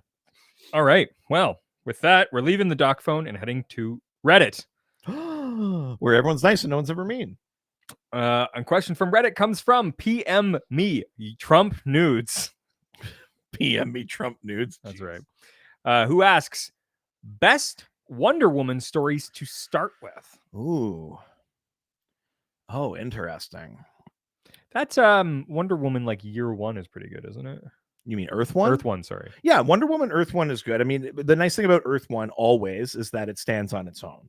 You don't have to worry about the greater continuity or whatever. The Earth One books are generally pretty good at capturing like the spirit of a character. I think the one that's furthest from the actual like continuity of a character is probably the Green Lantern one. Yeah. But even that, you still get the sense, like the big stroke and the sense of like the personalities of characters in that. The Wonder Woman one is cool. That's Grant Morrison and Yannick Paquette. And that one's neat because the riff there is the sort of golden silver age idea of Wonder Woman, which was that the Amazons don't stop progressing because they go to the island. Like a lot of what we get now is like swords and shields. Great. Let's just leave it at that for thousands of years. Whereas the Golden Age Wonder Woman, they had technology and stuff. Like they had a robot plane. That's where the invisible jet comes from. She doesn't find that in man's world. That's an Amazon thing. Yeah. They had the purple ray, the healing device, all these kind of things. So that Earth One book really pushes that, like, what does Amazon society look like as it progresses independent of man's world? Yeah. And it's pretty cool to see that. I think that works really well. Totally. That's a cool one. I think jumping in on, there's some slight confusing jumping around that happens at the beginning of the rebirth era of Wonder Woman, because they're trying to reconcile the New 52, daughter of Zeus, all this kind of stuff with the old Born of Clay kind of thing, and try and find a way to, she had been back to Themyscira a bunch, and then they were like, "You've never been back to Themyscira. It was a lie." Yeah. There's like some stuff like that that's a little bit, you got to jump through hoops, but generally that Rebirth era is really cool. You get creators like Greg Rucka and Liam Sharp and stuff like that on that book. It's really neat to see. And the first little bit, it alternated issues. Now I think they've maybe collected them as separate trades, but it was like one issue was an arc called The Truth, and then the other issue was the start of a year one kind of thing. Yeah. So you were getting sort of parallel storytelling of like early Wonder Woman and current Wonder Woman kind of thing. Yeah. Which was kind of neat. That Rebirth era is pretty cool. I enjoy that. You know what? It's Azzarello, and we have thoughts about Brian Azzarello, but like New 52 Wonder Woman that's not the worst Wonder Woman. The Gail Simone run of Wonder Woman is very interesting and fun, and I think Simone writes her very well. We have to drink. And why? Gail Simone. Because we brought her up? Yeah. Oh, okay.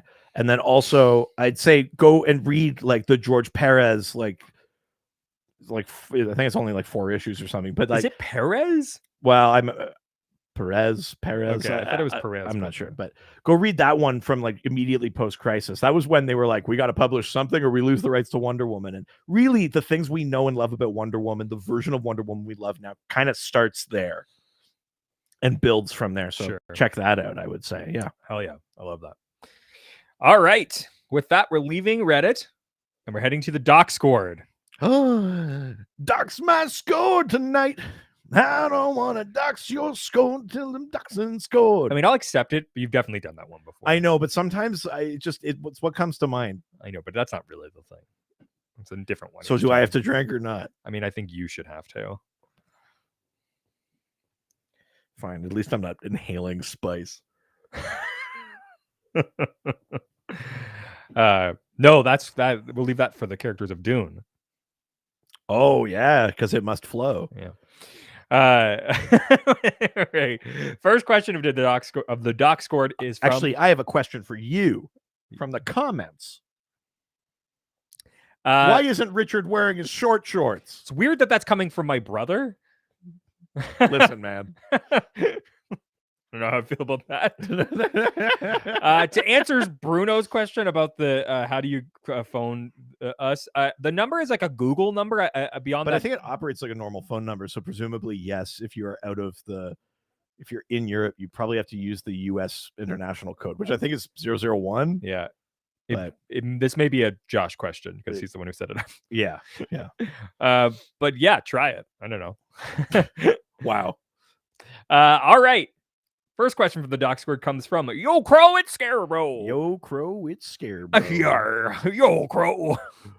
Hey, SpongeBob. Oh yeah. Hey, SpongeBob. Who asks, what's your take / thoughts on defensive masturbation? Webster's dictionary defines the term. Hold on, can I get some soaring music? Webster's dictionary defines the term as the act of self-flagellation when under immediate threat or distress. To the bride and groom. Example, Thomas Wayne should have used defensive masturbation when Joe Chill had a gun pointed at him. I'm going to need you to roll for charisma check. If you're going to use this would be a constitution. Roll for check, constitution if you're going to use defensive masturbation. I've been watching way too much to mention 20. Okay, so first of all, what are our thoughts on defensive masturbation? Mm-hmm. I mean, I don't know that that's a move I'd want to rely on. Also, how is it defending yourself? I guess because you're confusing and disgusting someone so much they stop attacking you. They're like, give me your wallet. And you're like, I'll give you my wallet. Yeah. This is where the money comes from. Get ready for the money shot. That's what I call it, my wallet. So gross. Jesus. The idea, it's a kind of trope or whatever in comics where sometimes, like Batman is told, like I think it's even in Batman Begins, there's that scene with Tom Wilkinson is playing Carmine Falcone. He's jerking off. No, but he's like, you come in here with all this bluster. You got heart, kid, but not like your dad. Joe Chill, he told me in the clink about your dad. He was begging like a dog or whatever. Yes. Like he does that kind of stuff. Imagine if that scene was like, Joe Chill told me about your dad. He's the guy that whipped his dick out to stop a mugging, right? He was like, he didn't want to give up his wife's pearls, so he offered to make new ones. Yeah. Jesus Christ. Like, yes, father, I shall become a flasher. It totally changes, like, Oh my God. totally changes the direction of Batman. Yeah. Yeah, I don't think Thomas Wayne should have, because at the very least, even if it stopped the mugging, headline next day, Yeah. local philanthropist Thomas Wayne exposes himself outside a movie theater. People are like, oh, disgusting! I've never taken the monorail again. Boo, Wayne. They lose all of their money, and Batman turns into what's the Malone? Post Malone. No. What's his like criminal character? Oh, Matches Malone. Matches Malone, and he becomes like the real version of that. Post Matches Malone. Oh my God! Just a bunch of face tattoos that he actually got tattooed. So even as Bruce Wayne now, he's got them. People are like, isn't that? It's the same tattoos, right? That's very Yeah. funny. What do I think about defensive masturbation? I think it's a weird. I mean, It's a weird defense. I would be interested to know if there are case studies of it like working. Your Honor, people of the court, here's my defense. It's an odd interpretation of standard ground laws, but technically it was a loaded weapon and on his own property. So I guess he's fine. It is a loaded gun. All right. I like this here from Big Bang Comics. Batman turns into Post Malone. Now that's a Batman I'd read. Yeah, I like to do the rap, see? Post Malone like writes very like mellow stuff. Yeah, he though, does. Too. Yeah, Like, he does. Yeah, it's actually probably melancholic enough for Batman. That's true. Yeah. Yeah, I'm blue. I'm so blue. Dabba dee dabba die. No, I thought that's no, from the animated series. oh. I'm Am I blue? Yeah. But Am it's I blue there's tattoos on my face? just for you. Nice.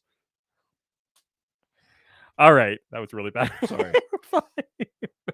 Last question comes from Stump Chunkman. Step into the stump. Stump Chunkman. Bleh.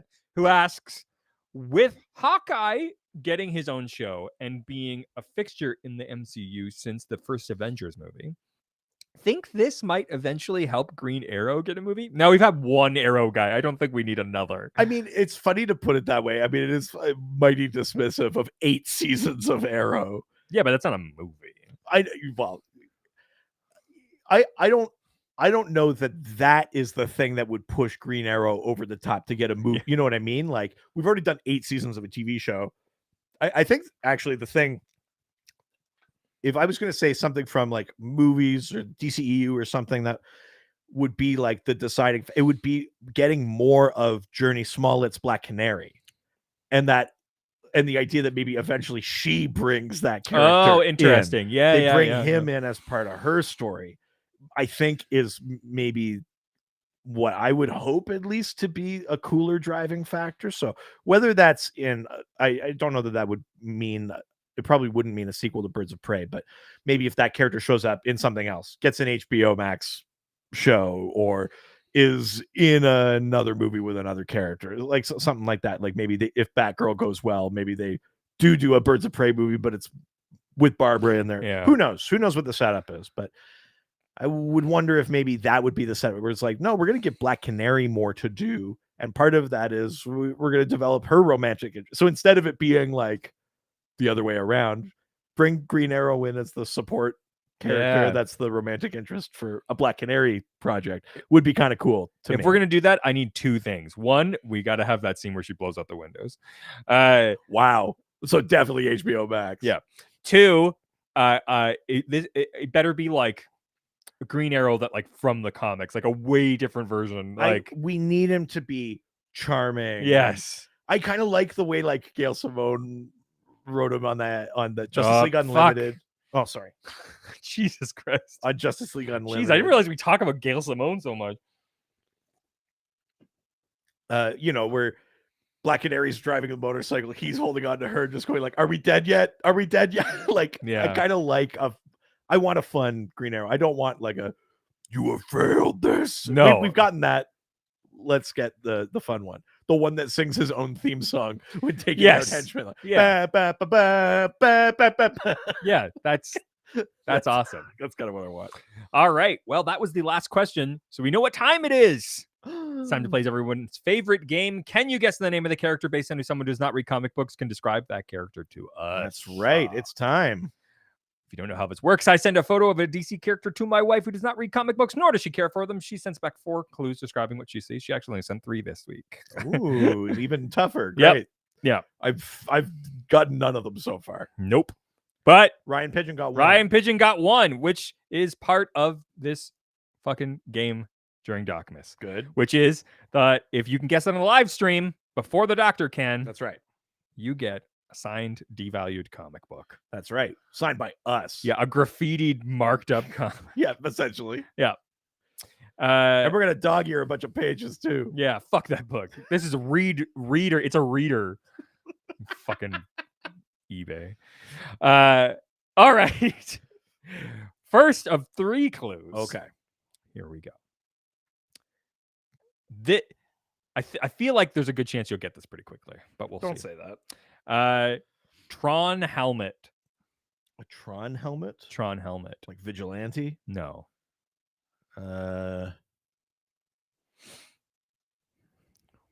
Tron helmet. Mm-hmm. Stop guessing Jonah Hex. I'm not. Another clue, please. Okay. Jacked speed skating thighs. Sportsmaster? No. The Black Racer. Nope. I mean, that's skiing. That's not Yeah. speed skating. No. Golden Glider. Nope. Doesn't wear a Tron helmet. Chillblade. No. The thighs thing. Big thighs and a Tron helmet. Not Golden Glider. No.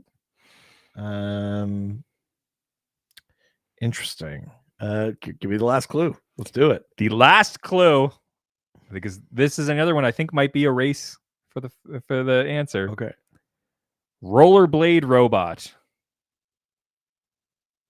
Rollerblade robot. That's right. Oh yeah, someone said Bulleteer. Nope. Ooh, although that's a good guess. Rollerblade robot. Tron helmet, jacked speed skating thighs, and a rollerblade robot. Elron. Cherry Randall Cherry Randall Tolkien. Not Robot Man. Nope. It's not like lead or like one of the metal men. It's not gold. no. Or,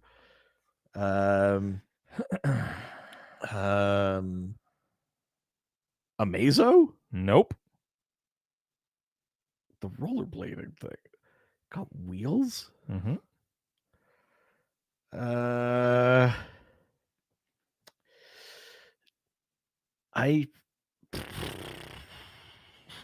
Should I know this character? I mean, I'm a little surprised that you don't know the character, but Okay. it's not like a wildly popular character, but it's Okay. Stop saying Jonah Hex. That does kind of sound like Jonah Hex. Bubba Fartbutt says Gamma Knife. Nope. Does the DCU have a roller derby team? Yeah, I mean the roller derby thing. I'd be inclined to say Harley, but none of the other things line up. It's not Cyborgman, is it? No. Though I do love that name. I don't know. Oh, it's not the transhuman. Nope. No. I don't know. Have we all given up? I'm not seeing more things coming in here. Okay. I will show you the photo. All right, show me. Is that like a version of Dr. Light? Nope. Oh, who the hell is that? This is Cosmo Racer Oh, jeez Louise. from New Earth. Ugh. Mainstream Universe, 1986 to 2011, created by Grant Morrison. First appearance in Final Crisis Sketchbook #1. Is this one of those characters that are on like Super Young Team or something like that? Like one of those? Cosmo Racer. Man. Well, this is bad. This is throwing my whole record off. I'm gonna go like 0 for 12 on DocMas this year. Affiliation is Big Science Action. Right. Yeah. Well, there you go. It's Cosmo Racer. Well, damn. There you have it. Nobody got it. So that's right. So I can only feel so bad. That's right. And we would be done, except for it's time for Richard's mystery segment. That's right. Let's see where it's coming from. You're gonna today. see, like look under your shirt and I'll be, I mean, I wish I wish I could. like a bunch of close-up magic. Oh, for real, it's right there. That's very funny. All right. Gotten 3 comics so far. That's This right. Zatanna, A Phantom Stranger, and Blue Beetle. Just letting your guard down so that the real gift can come. I can't, I mean. I think you also give me too much. You're like, this is like, I'm already like, wow. Ooh. Man-Bat versus Batman. Man-Bat #1. That's right. Very, very cool. Dr. Kirk Langstrom. 3 chilling conflicts. Holy shit. Whoa. Frank Robbins and Neil Adams. Love that artwork. Love that Neil Adams art. That's right. Very, very cool. Thank you. My goodness. Again, the idea that you're like the real, like, this is a good gift. All right. That is it for today. If you want to chat with us about DC Comics and all the like, you can reach out to us through our various social media platforms. That's right. Dr. DC Podcast on Facebook and Instagram, at Dr. DC on Twitter and TikTok, r/Dr_DC on Reddit. You can email us, drdcpodcast@gmail.com. We've got a website, drdcpodcast.com or .ca. You can send us questions to the doc phone, 208-917-3238. Maybe there's a way to do it from international. I have no idea. No. I hope there is, but I don't Google it. Yeah. I mean, we can't even administer this thing because it's like America based. Yes, So, yes. It's Josh's to control. Yeah. Just like me. Ooh. Oh, that's right. And we're on TikTok. We've got You can send us physical mail to yeah. 301 Hogue Street, HOGE Street in Whitehorse, Yukon, Canada. That's Y1A1V8. You can send that to either Richard Eden or Reed Vanier. Subscribe to our Patreon. Subscribe to our Patreon. We got 3 different levels. They all give you access to the Doc Squad, our awesome fan community. And then at the higher levels, there's bonus episodes, there's videos, there's theme polls, and it all helps support us and what we do here, which is the most important thing. That's right. The only thing that's even more important is subscribing to our other podcast, Time for a Drink. It's Ghostfacers. Ghostfacers is a Supernatural rewatch. We're going through every single episode of CW's Supernatural. I think I could have said that a little bit better, but I mean, that's true of almost everything you've said. We're doing real world monster lore. We're talking about behind the scenes stuff about the episodes. We're partway through season 4 right now. So yeah, check it out. It's a lot of fun. that is it for this episode and today. Unless you're on the live stream. Yeah. And then we just keep going forever. Forever. Ciao, ciao. Adios. Woo, baby. 4 episodes. We've only been here for 3 hours. We gotta pick this up, man. Jesus. You can keep saying that, but it's not going to change anything. Good Lord. Damiana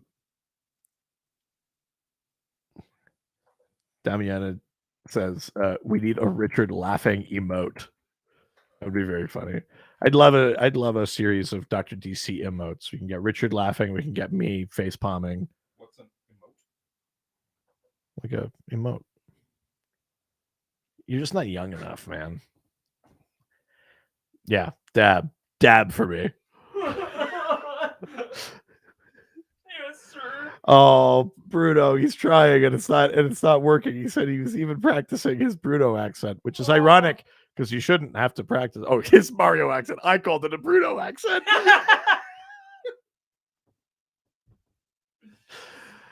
Sorry.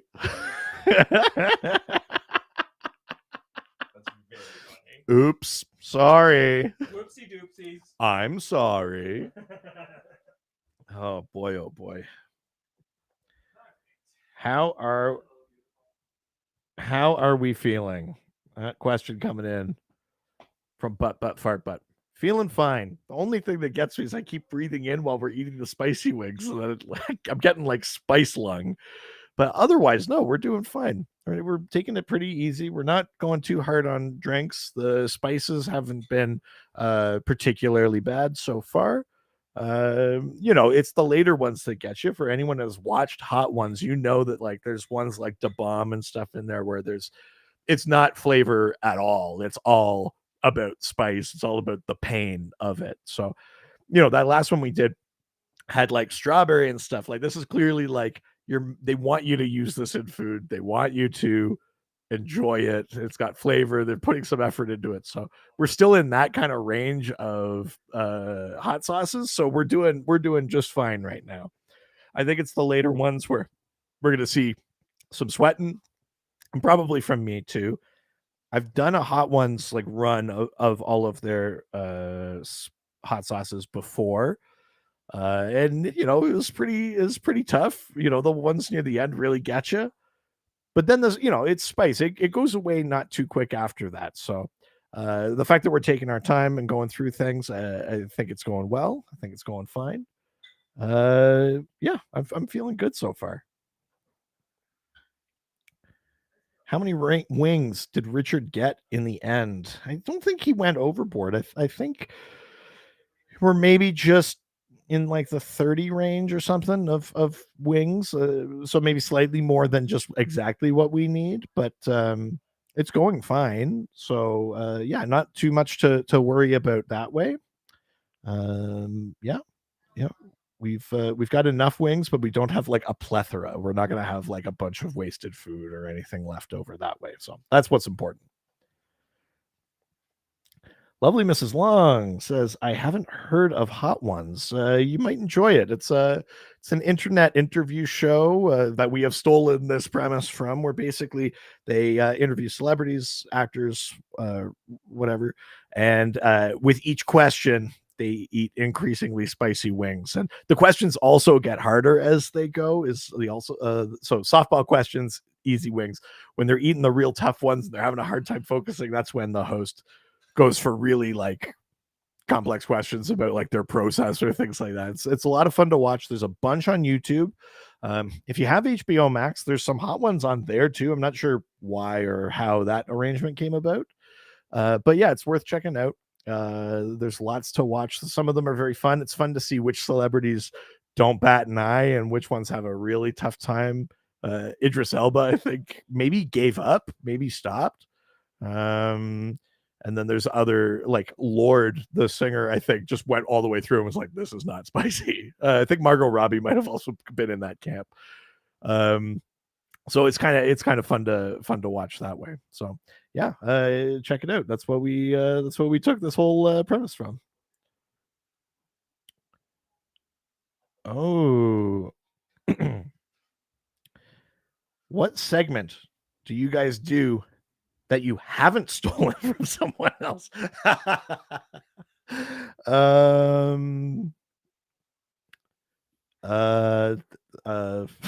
I was gonna say something like structural, like theme song, but every podcast has a theme song. Great question. No idea. Yeah, a lot of stuff has taken inspiration from a lot of other things. I don't know that we have a specific segment that is not like, I mean, the guessing game, I don't think is like specifically taken from something else, but doing a game in the show, like that's very standard podcast fare. I don't think we specifically took that one, but maybe that's more of a Richard question. Who knows? So let's have a look over here. This is Raging G, I believe. saying, I remember Alton Brown saying, a hot sauce without flavor and just being spicy is horrible. So, do the ones you tried have a good taste, or are they just spicy? So far, like I was saying, I wouldn't necessarily say they were all great flavors, but they are more about flavor than spice. I really like that last one. It was weird to taste an actual hint of strawberry in there. It's not a flavor that I'm used to having in a spicy context, so that was kind of neat. That was an interesting one. I think the last one that we'll get to today, the one called The Last Dab, that one I like. They do that one on the show. It's got like an actual flavor to it, and I enjoy it. I tend to like hot sauces that are a little more on the vinegary side. I enjoy those. But yeah, there's definitely a couple that we're going to be getting to today that are like only spice. They're not good. So we'll see how that goes, I guess.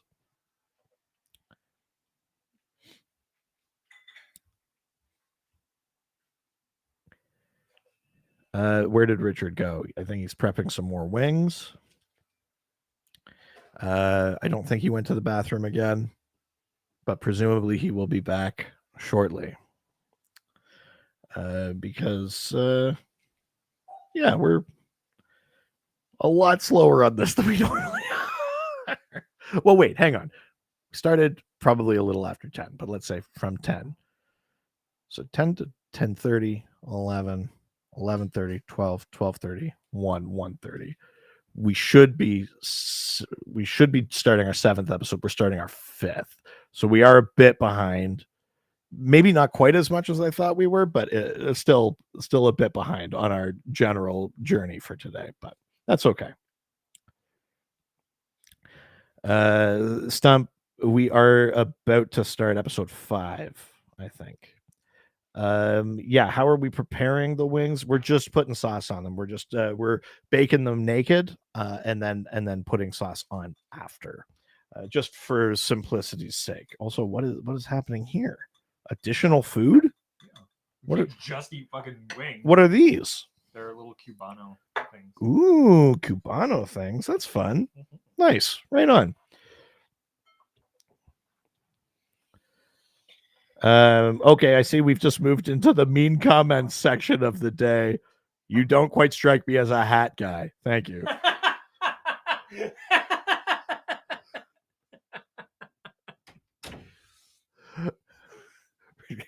Really appreciate it. Thank you. But Fartbutt says, I love Cubano things. Us too, I'm assuming. Yeah, they're probably the least authentic thing ever, but What do you mean it's not authentic? yeah. It came from a grocery store. Stump said it wasn't meant to be mean. And I just want Stump to know that words can hurt.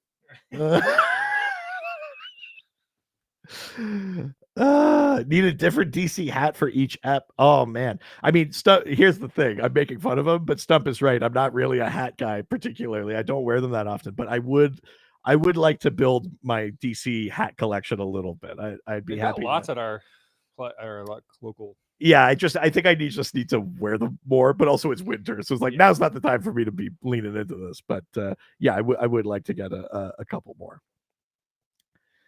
All right. Are we just about ready to go here?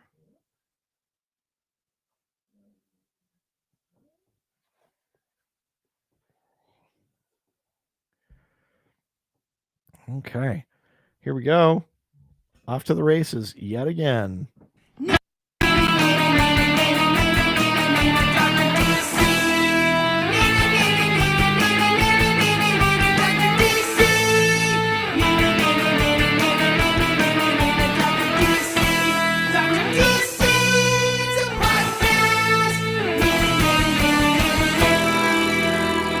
Happy DocMas residents, and welcome to the Dr. DC podcast. My name is Bruiser Richard, and next to me is the doctor himself. Hello. This is episode 5, day 5, and hour 3. Are you kidding me? What? No, it's hour 4. Is it? We're behind. Ooh. On a schedule, we would just be about starting episode 7. At So we're least 2 behind. we've gone. It's not too bad, but we got to keep a little. We've gone late. That's why we're not going to answer any questions. Was it Two-Face? That's No actually, face. there is one of those. I was gonna say, I I'm like, always throw a Two-Face one in there. of course. And that is this episode. It is not. It is. Is it? It is. This is 282. This is episode 5. I don't know. I have it written on here that it's. Okay. One of them was Two-Face. This is Two-Face. Are you sure? It's according to me. What does it matter if it's 285? Well, because I kind of loaded that with questions that I may or may not want to answer. Oh, I don't know. That's a thing. And I will put it on 282 because it had the most twos. I was trying to, that's why I try and I'm like Two-Face, baby. I try and. I mean, I'll double check on here. It's this Oh episode. wow, Yeah. God, that's earlier than I thought it would be. Look at that. Ooh, that fucking timing. Nice. Well, there you go. You Let's gotta do it. Get a coin out. Right. The other part of Two-Face rules. Did you not bring a coin? I totally didn't. Okay, I can go find one. Well, so much for shaving time off. That's pretty typical. That feels about right. For those who don't know, every year we do at least one of these episodes. It's called Two-Face Rules. We're going to flip a coin, and the coin decides whether or not we answer your question. We'll read the question, but we only will provide an answer if it comes up heads. If it comes up tails, according to the drinking game that we have established for this year, courtesy of DJ Mel Brooks, my sister, we'll have to drink. So we either answer the question or take a drink. That's how that's going to work for this one. Thank you. But before we get to that, it's DocMas. Every episode, we're eating a wing of increasing spice hot sauce. So we're doing a hot ones kind of thing here. We're on episode 5. So what's the sauce that we got? So here? the hot sauce we have here is Hoff's, handmade batches Hoff's sauce, like Haus. Sure. Hoss sauce, which is like house. Is that Hoss? Haus house. Yeah, it's literally house. Their house sauce. Yeah. Your everyday hot sauce. They consider this, and so I've done this by the way the hot ones does it. So it actually does Scoville units. It does go up the whole time. Right. And I also made sure that the 2 prior were within that. You put as well. them where they go. Yeah. So all of these have gone in sort of increasing Scoville units. Right. Even though there is some people who have said that Scoville is not maybe perfect. not an actual measurement. It's yeah. not perfect. Right. So, but yeah, so that's what the sauce we have here today. All right. Which it would be the 3rd on the hot ones list and our 5th today. All right. So shall we just go for it then? Yeah, why not?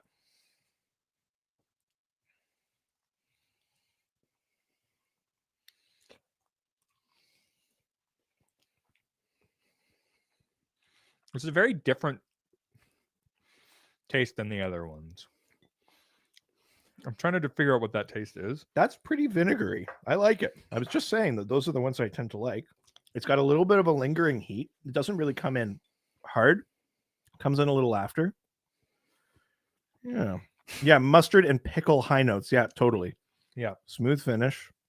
Pairs well with Bavarian favorites like brats and soft pretzels. There's like a smokiness to it that I like. Yeah, that's good. That's yummy. I like that. Wow. And we got to drink because we talked while we ate. I'm 3 in, and I'm okay. You're doing all right. I'm totally fine. Hey, good for you. See, it's not so bad. I though I am like, that's hot. That's definitely hot. Yeah, I mean it has a spice. Yeah, but totally reasonable, and it's got good flavor. You can Yes. really taste like the pickle. but I definitely think like it's my good. tongue is burning a little bit for sure. But like, it's not unmanageable. Like Yeah. I would eat this every day for sure. Oh yeah, I think it does. It's not unreasonable to say everyday hot sauce. Yeah, this is probably the limit to my like everyday use. Sure. But yeah. So we are exiting the spice gauntlet and entering Two-Face rules questions. That's right. Here we go. So the first question is going to come from Twitter. That's Twitter. Am I reading the question or I We can't remember. always read the question so Okay. people know what they're missing. If Okay. we don't do it. So the question is from our favorite religious representative. Oh, Chris Chan. That's right. Who asks, who? Oh my God! Who did you vote for in the 2021 Canadian federal election? Why? Let's get political. Yeah. Oh my All right, God. So heads we answer, tails we drink. Oh my Here we God. go. Tails. We You'll drank? never know. Thank God. Well, oh, you voted all right, didn't you? All right. Sorry, Legion of Freedom. I know. Thank you. Sorry, Chris. You'll never know. All Like, right. the full, like, who did you vote for? I know. God, what a fucking question. All right. Next, we're going over to Instagram.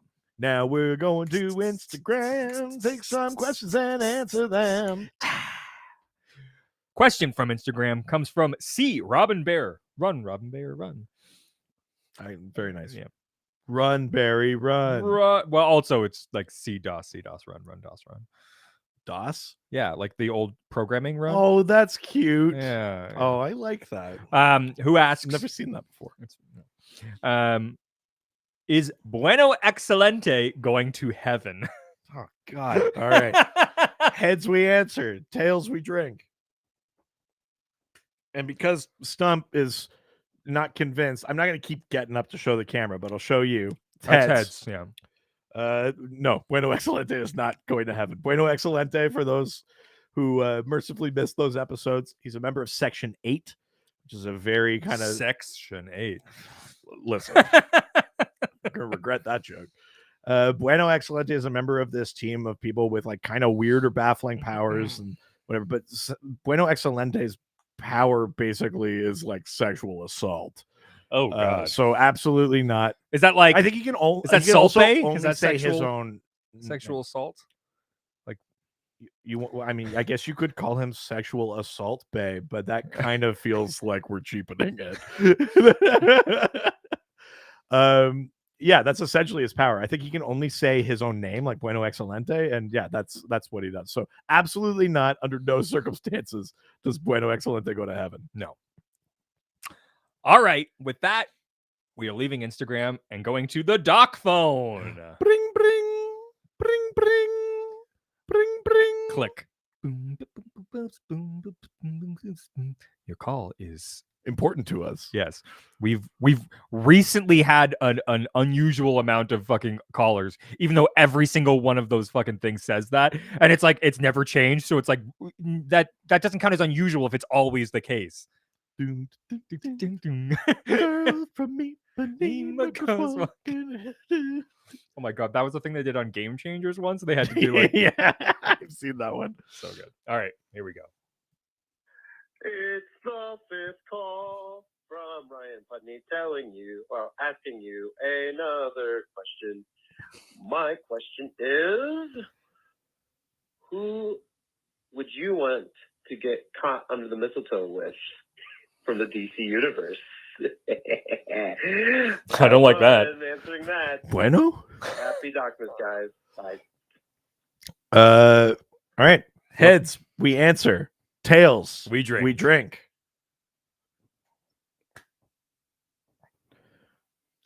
That's tails. Baby, you'll never know. I'll never tell. I'll never tell. Is this one or two? Of what? Drinks. Oh, I don't remember. I need to look. Oh, shoot. Are we behind? Well, wait and we'll find out. No, I'll figure it out. Someone actually uses the doc's phone. Oh, the doc phone is 3. Oh, right. And then we also drank for the. Oh, God. Okay.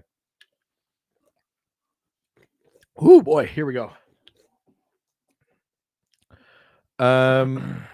Oh, and then if we and then for doing the game, for doing two-face rules, if we don't answer the question, that gets 2. I think I've caught up. You're gonna like this because I know that you love criticism. From Adam Upper, does Richard not have any Bluetooth speakers? I do, but when am I gonna connect them to the speakers and then hold them up to the thing too? Like, you idiot! What more value does that have? The best scenario would be if we figured out how to connect it to there. Also, I don't remember precisely when this happened. I'm sure there's a different context to it, but Bruno says, "Remember that Doc said Nazis go to heaven." I can't remember how or when that came up. I'm positive that there was context to it, but yeah. In the name of transparency. Jesus. All right. Wow, we're getting a bunch of downloads from freedom groups. Uh-oh. I'm really proud of those Uh-oh. downloads. All right. Well, that means we are leaving the doc phone Okay. and we are going to the doc scored. Ducks is a feeling. Oh. When I scored all the ducks I used to score. I've definitely done that song before too. Have you? I don't know But if you have. More than a feeling. I might have even done it today. No, you definitely didn't do it today. I would have remembered that. First question comes from Dick Can't Read, who asks, Doc, if you had to slim down, I mean, that's never a thing he'll do. I mean, I do have to. So slim down your collection. Oh, sorry. And I'm not sensitive about it. Your dick's small. And could only pick 5 books, trades or singles, Ooh. to keep out of your collection. Oh shit. What would they be? Oh no. Flip the coin. Oh right. Yeah. Okay. Whoop. That's a tails. We'll never tell. It's such a bad segment. I kind of love it.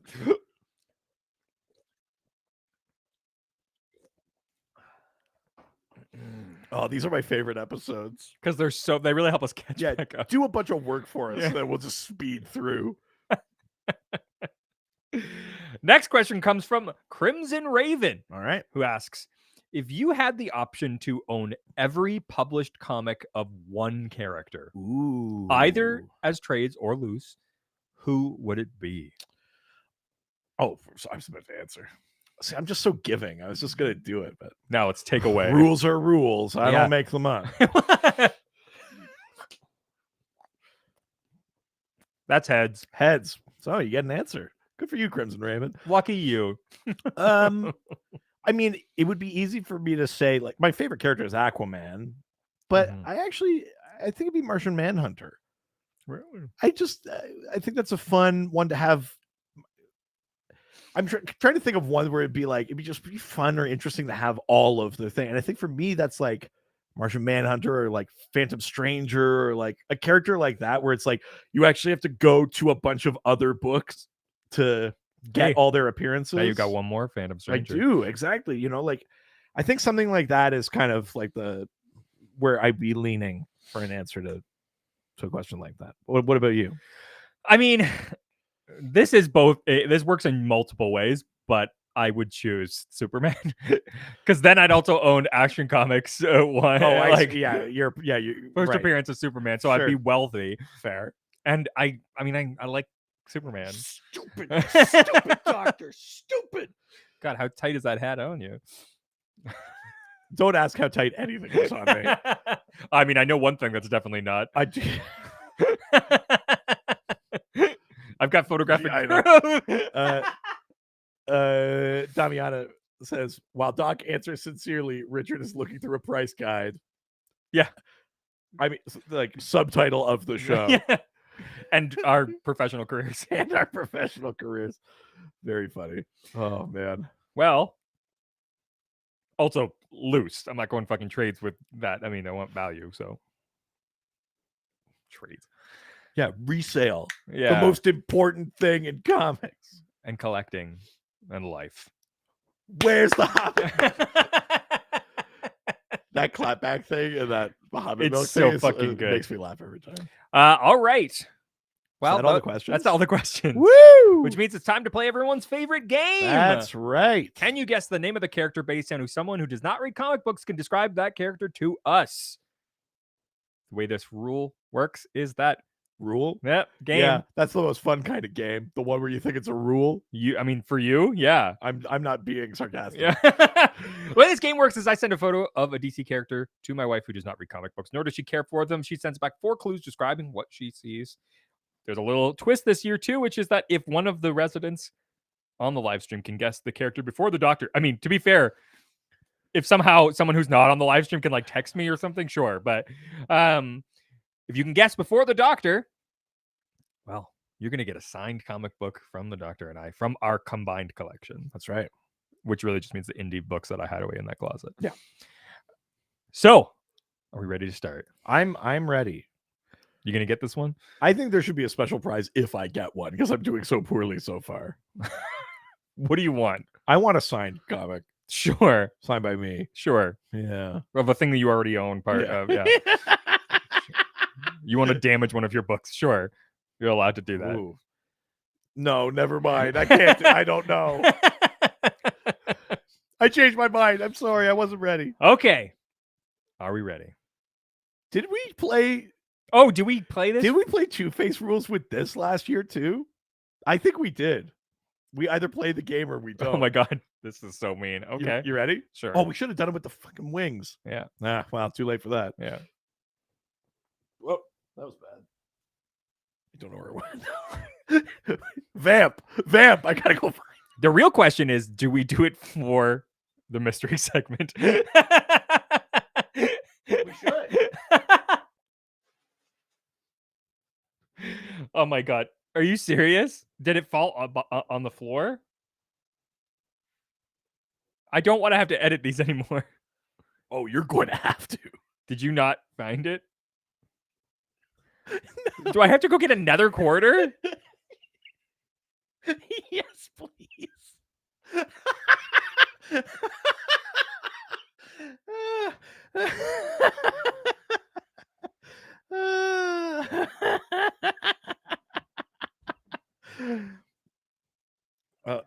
I'm gonna answer a fun question here, which is what are your wives doing during all of this anyway? My wife and daughter are out for the day and going shopping and having a fun time. Richard's wife is making candles. That's a business that she does. So she's making all these lovely scented candles and things because it's craft fair season up here. So that's what's happening elsewhere in the worlds of our families today. Just squandering away my money as usual. That's what the Patreon's for. Did we say what my wife's doing? Yeah. Oh, yeah. Go to Wild and North. Jesus Christ! Are you fucking kidding me? So, what is wrong with you? What is? Are you okay? Just take a minute. There's no time. This is gonna be as long as it. Why is this so hard for you? It's heads. Okay, let's play the game. Jesus Christ.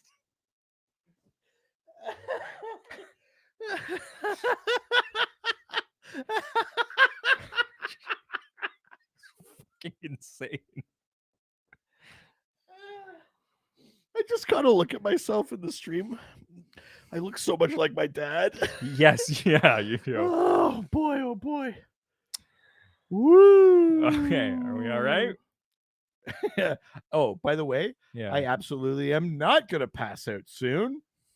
Full drinks if we do. I think. Please. Yeah. Don't. All right. First of 4 clues. Good God. First clue. So smart, I don't need a costume. Oh, okay. The thinker. No. Simon. Yes. Baby. Wow. Woo! Jonah Hex. You the constant Jonah Hex thing. One day you'll be right. No. Yeah, baby. I got my first one. Holy. I win the comic of mine. You get to deface one of your own books. Yeah, no, never mind. Yeah, and I get to choose which one. Oh no. Give me that Phantom Stranger. Oh no, no. Well, and with that reference, you know what time it is. Richard's mystery segment. That's right. Wait, hang on though. A, so I can put up the lower third. B, so I can flip to see if we do it. Mm-hmm. Because fair's fair. Yep. Do you not get it? Tails. I don't get it. I hope this wasn't an important one. There we go. Wow. Okay. Let it be said that I am a man of honor. Sure. And I would not put anyone through a thing I wouldn't go through myself. You can give me the gift when we're done doing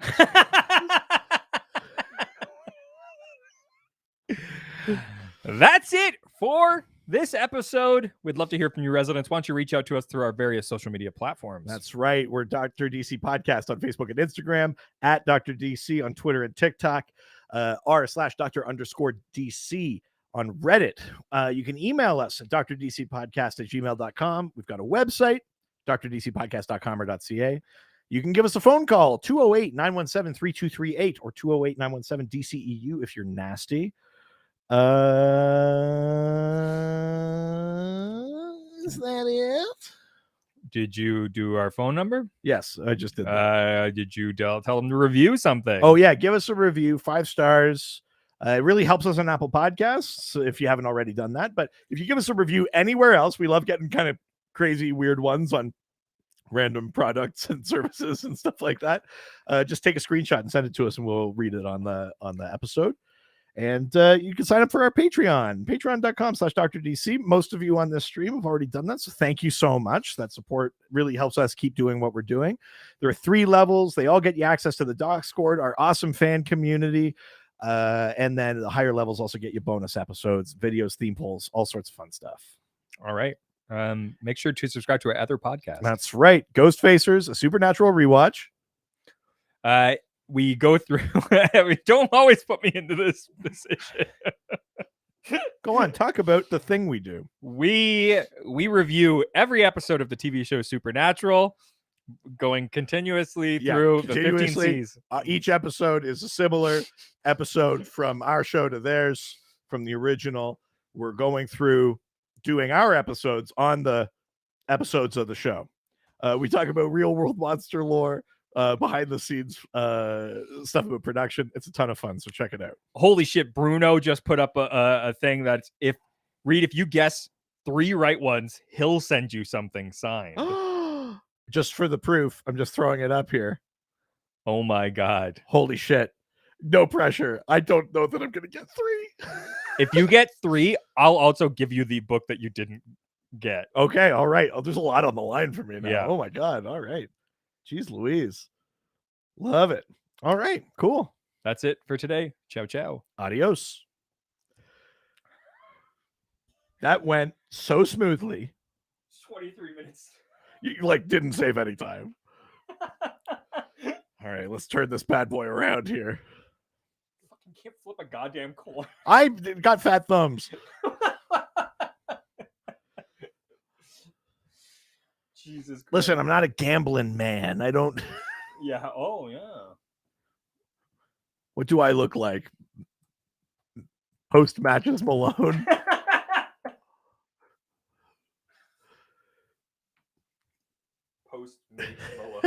Postmates Malone.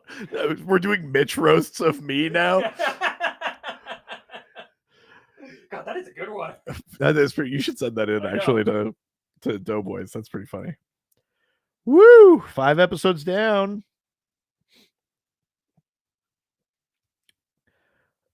Okay, we're back to the saying mean things segment with Adam Upper saying the doc is a fat thumb. Thank you. Oh. Love that. Love that. Do I need to make a roast the doc email? I don't think you need to make it. It's just happening. Yeah, so I just, listen, I'm feeling good. I got one right. It happened. Now you just gotta get 2 more. Oh God, so much pressure. Jeez Louise. All right, let's do this. Do you need help or something? No. I got to make this happen. What are you gonna make happen? Well, just let's turn the episodes around. Go. Yeah. No, I just gotta do it. Oh, okay. All right. I'll just wait then, I guess. All right. These are pretty good. My only gripe is my usual weird gripe that I don't really like melted cheese. Yeah, basically. I know. Oh no, I said that into the mic. They know. Oh no. Crimson Raven trying to figure out what books are on the shelves. Richard's collection obviously it basically started this year and it's grown a ton. He's at 2,000 something comics or whatever, and that's since March or April or something like that. So there's quite a few up there. He's got some ones that you would expect, kind of some big ones. He's got Killing Joke, Mr. Miracle. There's a couple of Starman omnibuses that I gave him. There's some Aquaman. There's some of like the Grell Green Arrow. There's a couple of Superman. I think he's got All-Star Superman up there. He's got Superman for All Seasons. There's some things like that. Over on this side over here, where he's got some of like the eventy stuff, he's got Crisis and Metal and Death Metal and Doomsday Clock and I think he's got Watchmen now as well. Marvel, I know a lot of his stuff is like Ultimate Universe stuff, so he's got a lot of Miles Morales Spider-Man, and he's got a lot of like Ms. Marvel, Kamala Khan. Those are kind of big ones he's been reading a lot of, which is pretty cool. Let's see, what else has he got? He's got we've got oh god, he's got Heroes in Crisis. Oh no. Yeah, he's got Loki, Agent of Asgard. We've got Marvels. We've got that Marvel 1602 series.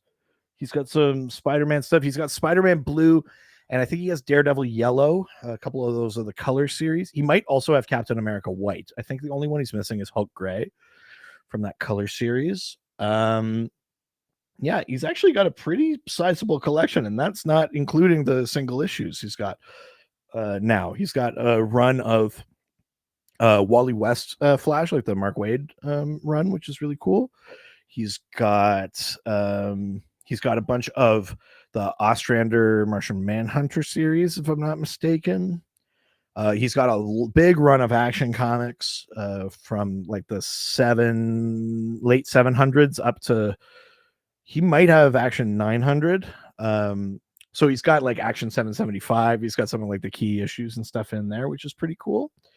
And actually I rib him for it, but he has been slowly working his way through actually reading stuff, which is the big, piece. It's hard, especially like this past year, we added thousands of comics to each of our collections, and it's hard when you get them all at once to keep up with the reading. And I'm right now just starting to go through and actually go back and fully read all that I got from I think it's Green Lantern Volume 3, like the Kyle Rayner stuff, like post Emerald Twilight. I have quite a bunch of that now. Some of it I've read before, some of it I haven't. I'm trying to go through and do that in order. So yeah, there's lots of stuff we got to catch up on. Adam Upper asks, keep forgetting, what's the deal on 775, as in Action Comics 775? This is the one that introduces Manchester Black and the Elite. It's this is the basis of that Superman versus the Elite animated series. It's basically a treatise on whether or not we still need heroes that like toe the moral right, or do we need our heroes to be violent and vengeful? It's riffing on the same sort of thematic ideas that we get in Kingdom Come and other stories like that. But it's a great issue of Superman. It's truly iconic. It's got some great Superman moments, but that's what Action 775 is. Damiana says, falling behind on a reading goal by massive amount. It happens, especially if you're adding a bunch to your collection, but also life gets in the way. People work, people, have things crop up in life. It's tough to keep up. So don't be too hard on yourself. It just means you got stuff to read later. It's going to last a bit longer.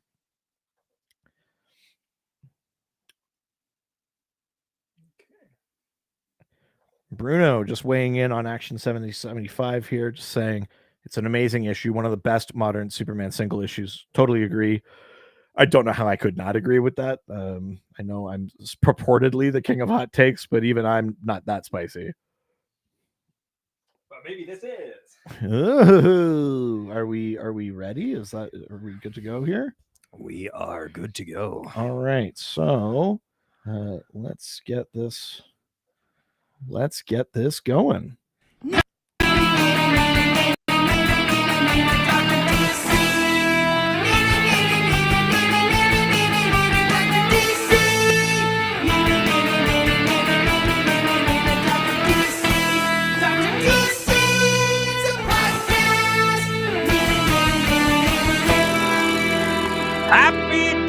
Darkness residents, and welcome to the Dr. DC podcast. My name is producer Richard, and across from me, / next to me, is the doctor himself. Hello. Each episode during DocMas, that's what we're recording. God, you prepared so many things, but not this. Typically, each week we talk about the weird and wonderful world of DC while fielding questions from listeners like you. We're doing it this year, and Wow. Like every year, we're doing DocMas. We're recording 12 episodes all at once in one day to be released in the 12 days leading up to Christmas. Normally, we accompany that with some sort of like drinking challenge or whatever. This year, we are increasingly spicy chicken wings. As we go, we're doing the hot ones kind of format. Yeah, it's Hotmas, baby. This is DocMas number 5. Hashtag Hotmas. And this is episode number 6 of this year's DocMas. So we're starting to get into the heat portion. We're getting into the heat of the wings. Yeah. Damn it! I've used that one. I thought you were giving me a freebie for. Yeah, just think about Supernatural. Oh fuck! Oh son of a bitch! Drink. Oh. Damn it. Son of a bitch. All right, let's do it. Like you just mentioned, it's time for us to get into the Spice Gauntlet. Dun, dun, dun, dun. This one is our 6th. This is the 4th of Hot Ones, and is another one of their Hot Ones branded spices. I remember hot liking sauces here. this one from the last time that I said this kind of challenge. Los Calientes hot sauce by the Heatnist. Yeah, so I'm excited to get into this one. It's this really one good. is supposed to have some what are we saying here? Smoky blend of serrano and habanero chili, sweet fruit, tart tomatillo. So that all sounds pretty good to me. Let's give this a go. Okay. Diving in.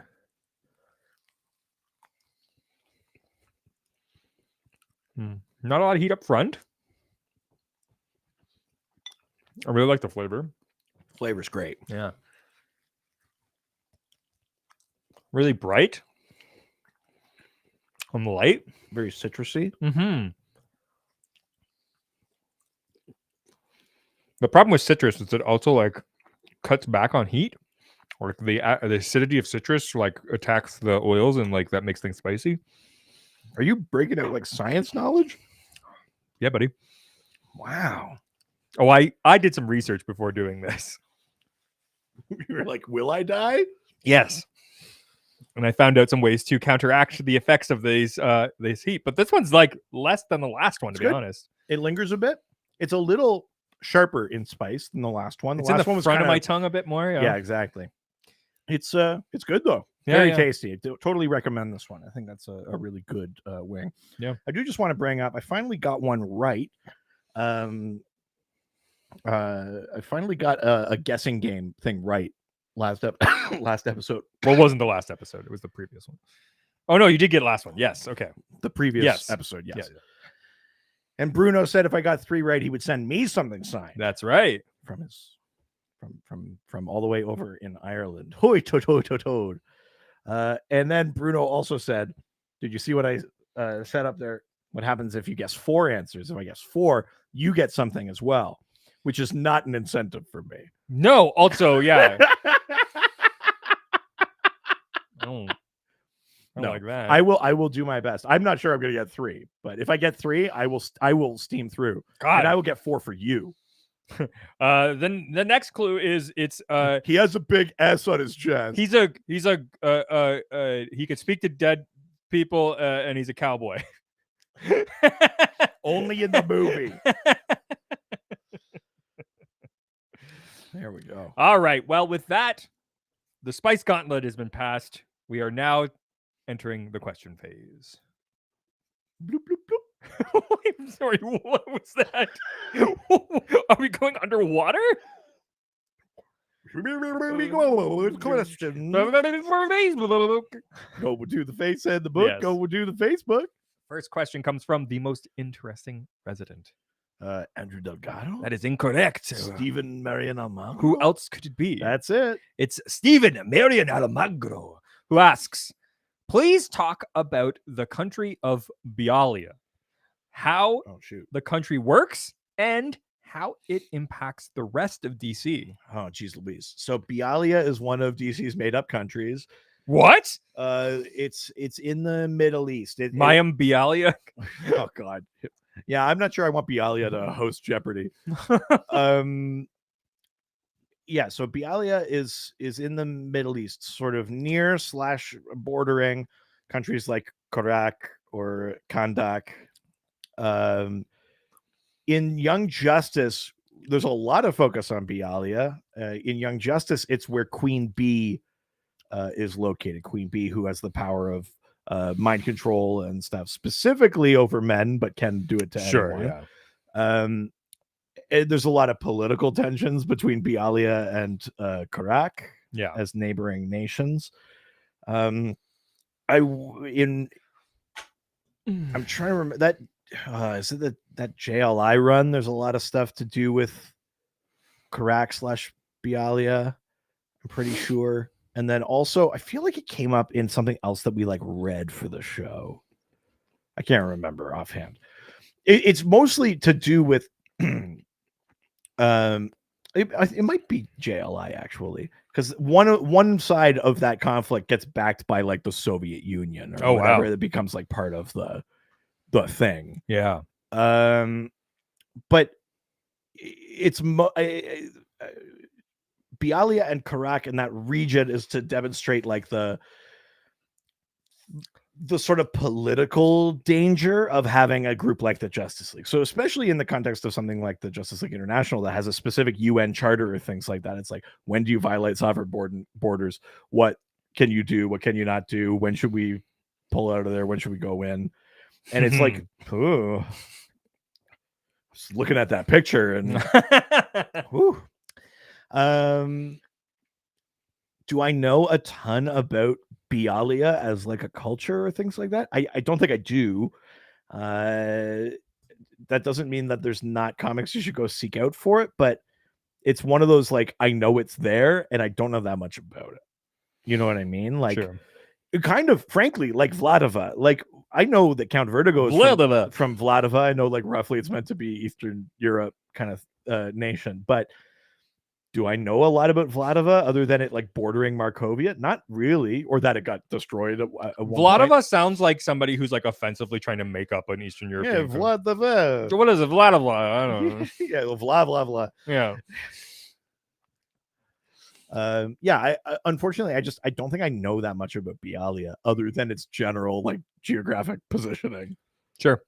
Yeah. All right. With that, we will leave Facebook and head on over to Twitter. Touch Twitter. Question from Twitter comes from Rick to the E, who asks, is Batman's urge to collect trophies from his villains the same urge as a serial killer to collect trophies from their victims?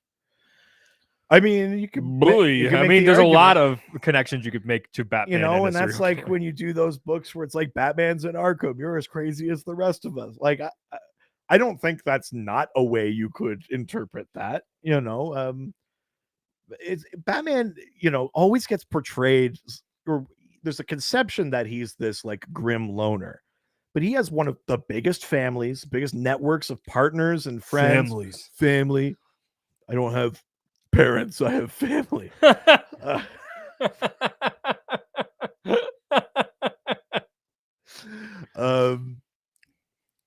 You know, but he's also very sentimental. Like, I mean, it's not like he's like looking at the big like penny and going like, I remember those days. But there's a sentimentality in like, this was a moment. This was I accomplished something here, and I want something to memorialize that. Or also just like, fuck you, Riddler, I took your cane, or like whatever that thing is. There is something like emotional about that. Like, Bruce is not a robot. He is not totally emotionally detached, and the trophy thing is a way to demonstrate that. You know, having the Robin suit up, even Jason's after he, you know, like never forget. It's kind of like there's a memorializing, there's a charting of his path, maybe a way to motivate and remind himself where he started and what he's done, especially when things get grim and bad and tough to keep going. You can look around and be like, no, I did these things. I got a robot dinosaur. I'm a superhero. Yeah. But it's not a crazy interpretation to say that that's like taking like fingers as like conquest as a serial killer. It's not that different, you know? Yeah. So yeah, there's story potential in there. I also like that they're not just for show. Like I think he's probably also rigged a bunch of them as booby traps, security devices. Like the Batcave is an active space, you know? Like He also doesn't do them for all like encounters. It's only really big stuff, I think. yeah, Or, like important things. there's not a big like display case for Deacon Blackfire or yeah. 10-eyed man or something like Or that. every right? fucking like mentally challenged person that he beats up in the alley. Yeah, 'cause- yeah. Jimmy Barr. Yeah. Just a cabinet with Yeah. just like his shoes. Yeah. Like, yeah, I made him walk without shoes That's all he had. through an alley. Yeah. Ugh. Jeez. Yeah. All right. With that, let's go from the Twitter to the doc phone. Bring, bring, bring, bring, bring, bring. Nobody's home. Oh, I'm so sorry. I'm so sorry. I won't call again. Thank you.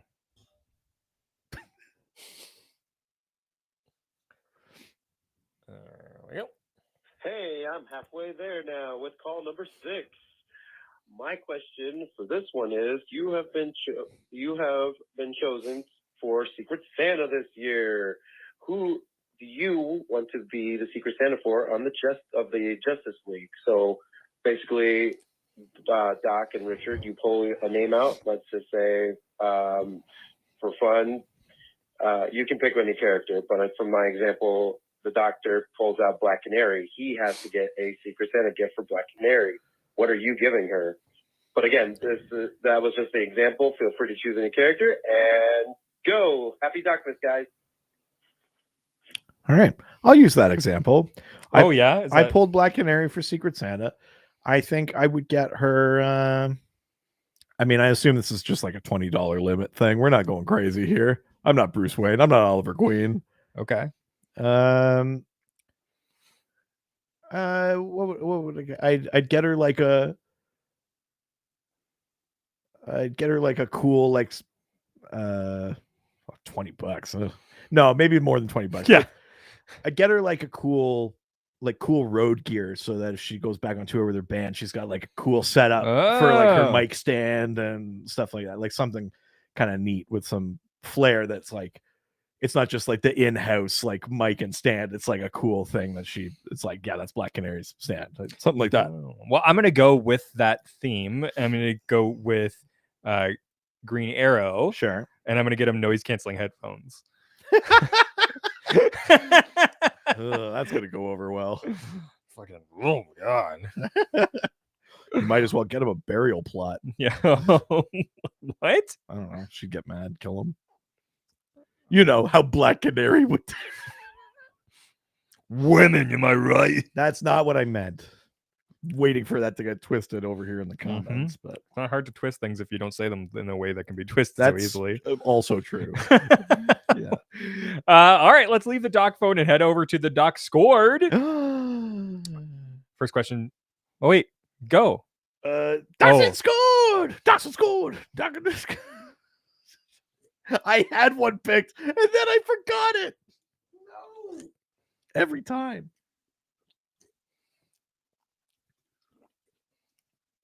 Oh my god, I have to catch up. All right. Okay. First question comes from Mullet Overlord, who Okay. asks, if you had to make a 7-member Justice League roster using only 2 of the Magnificent 7, who would you choose? I'm keeping Wonder Woman and I'm keeping Martian Manhunter. Sure. So then I'm going to bring in Dr. Fate, Hawk Girl, Yeah. Vixen, Mhm. Black Lightning, and Blue Beetle. That's good. Yeah. Who's the Magnificent 7 again? Like, are we just talking I about think the we're talking original? about like the main 7. Oh. Unless he means the Magnificent 7 from like the Well, that's why I- Western, in which case, like, I don't know their names. I'm So- not doing that. I mean, I think you always put Superman and Wonder Woman in there. I think that's Sure. my sort of like mainstays. 'Kay. For sure. And then I would go Booster Beetle.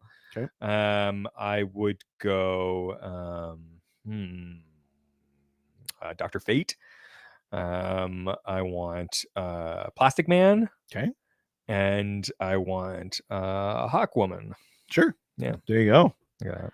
Look at that. We just so quick with it. Yeah, Fucking baby. so good. Stop. You're just like the Icarus is fucking flying so close to his sun. You're gonna try to flip a There's coin. time. You're gonna like flip a coin and break my computer. Flip it straight. Yeah. It's gonna like fall between some sort of cracks on the computer and explode it.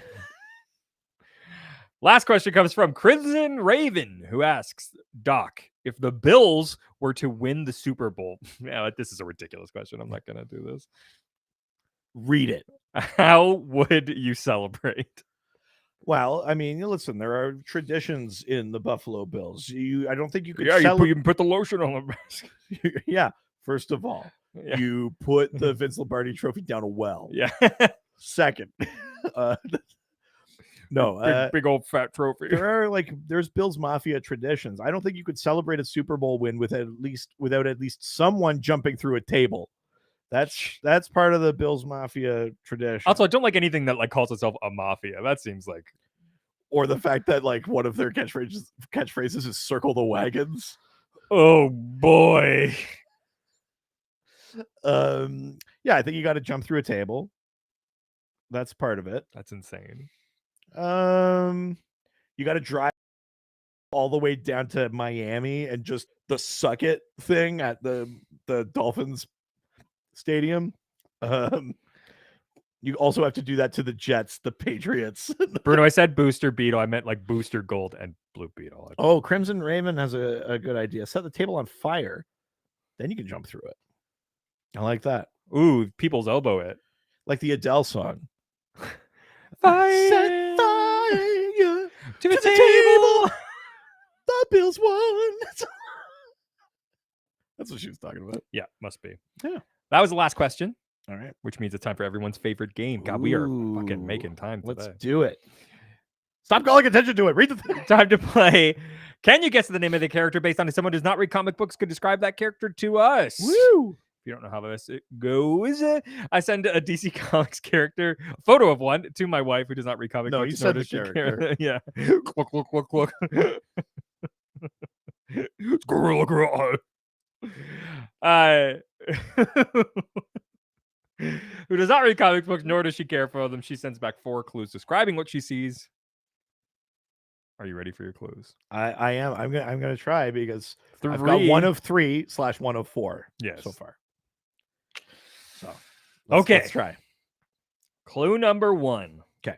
Mass Effect vibes. Okay. Like the video game. Right. Like a white Martian or something like that. No. It's not Jonah Hex, Bruno. Always with Jonah Hex. Oh boy. Squish the fish? What is Squish that the mean? fish. That's what you say about the Miami Dolphins. Oh, okay. Yeah. It's not Armor Lex Luthor. What about no, do you know what? I want another clue? Yeah. Space Windbreaker. Space Windbreaker and Mass Effect vibes? Yep. This isn't like a weird version of Adam Strange or something. It is not. Someone said Superboy Prime, Rick Nope. Flag. Nope. Oh, interesting. I don't know. Next clue, please. Next clue. Safety Patrol geared up. We got Guy Gardner and Salek No. in here. No. Safety Patrol geared up. Mhm. It's not like Rocket Red. Nope. It's not. Light Ray. Nope. No. Forager. Nope. Someone said Atrocitus or Vigilante. Nope. Oh shoot. Gem, Son of Saturn. Nope. Saturn Girl. No. Do you want your last clue? Yeah, I do. Oh, so it said Jerry Ordway's design for U.S. agent, not DC. No. Last clue. Kite surfing robot. Scarlet Skier. No. Mr. Nebula. Nope. Mangakon. Nope. Oh yeah, Time Trapper. Nope. Okay. Someone said Kite Man. Nope. Is it Kite Man but a robot? No.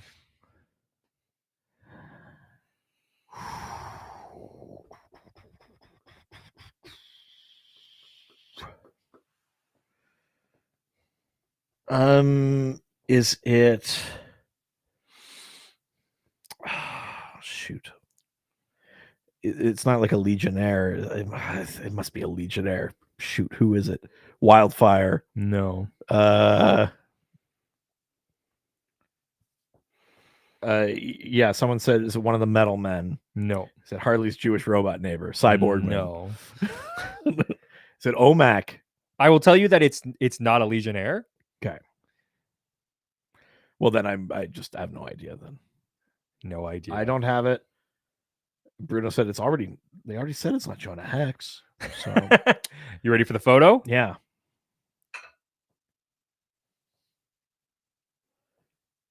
Oh man, those clues work for that photo, but who is this? This character's name Who is it?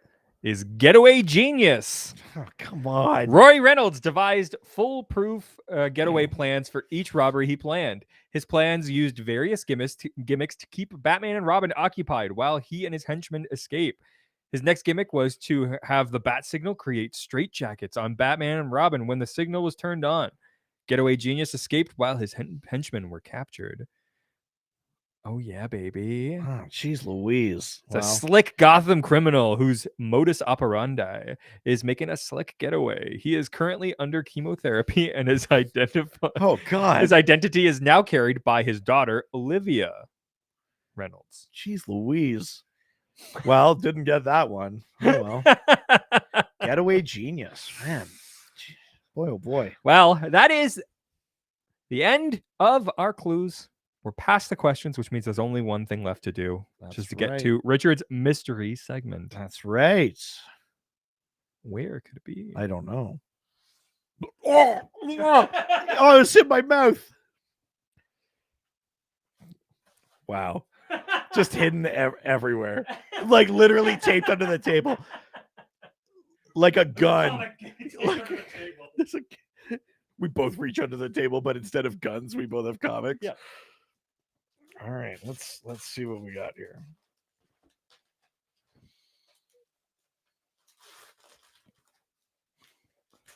There's an elaborate system to get that one to stick.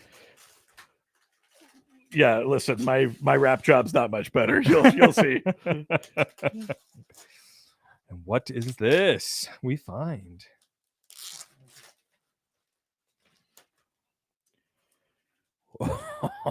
Oh yeah.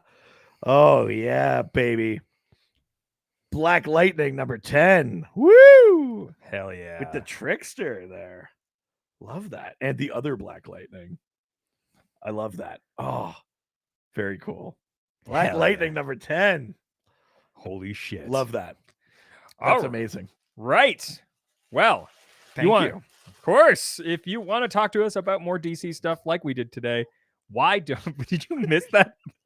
Jesus I was hoping you wouldn't have seen that. Why don't you reach out to us through our various social media platforms? Yep, we're Dr. DC Podcast on Facebook and Instagram. We're at Dr. DC. Just stop. On Twitter Just stop. and TikTok. You're gonna hurt yourself. I'm gonna do it. I fucking hope you miss this. Okay. We're r/Dr_DC on Reddit. You can send us an email, drdcpodcast@gmail.com. We've got a website, drdcpodcast.com or .ca. You can give us a call, 208-917-3238. We're on TikTok. I already said that. I You weren't wasn't paying listening to me. I was too busy watching you fail. I was at fine. everything. Everything went Kobe. Oh no, Kobe. Oh no. Oh man. Make sure you can send us give physical mail. Physical mail, 301 Hogue Street, Hoge Street, in Whitehorse, Yukon, Canada, Y1A1V8. You can send that to either Richard Eden or Reed Vanier. You can give us reviews, 5-star reviews. They really give us a hand on Apple Podcasts, but no matter where you leave us a review, take a screenshot, send it to us. That's right. We'll read it on the show. And you can sign up for our Patreon if you aren't already, like our friends joining us on the stream today. You can there's a $1, $5, $7 level. They all give you access to our Discord, our awesome Discord community. It's a ton of fun there.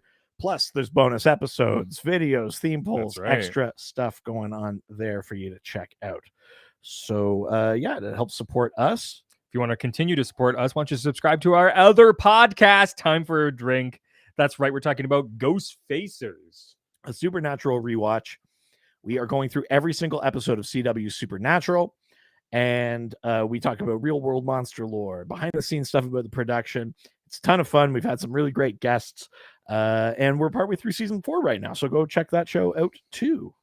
Well, that is it for today. We'll see you tomorrow. Adios. Ciao, ciao. And of course, for those of you on the stream, we will be right back. I think at this point, both of us have to stretch our legs a little bit. So enjoy looking at just the room. Swear to God, we'll be right back. Don't go anywhere. And then we'll get going with... Wait, was that episode 5 or 6? That was 6? Great. We're going to get going with the back half of DocMas. Here we go. Ducks my scope tonight. I don't want to score that ducks until your ducks that scored. Oh my God, do not care. Again, you could just move the bar stool. No!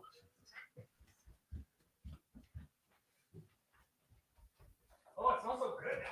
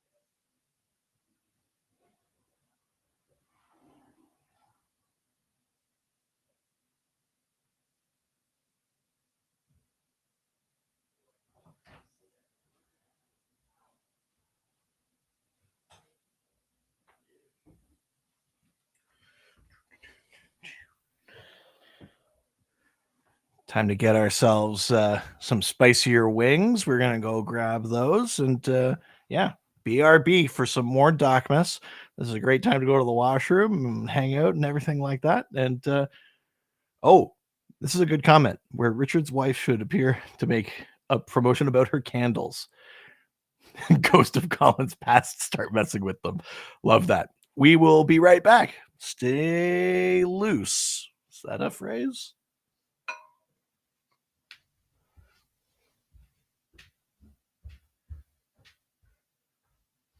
Just told everybody to stay loose because I think I'm forgetting how to host. Stay loose. This new cool guy, Ricky. Oh, man.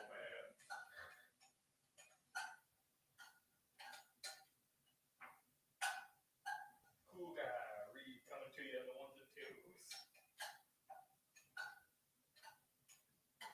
Like traffic and weather for just any region. I heard you like say St. Louis or something. I'm like, what is he even talking about? Said anywhere from St. Louis west to experience the way it does.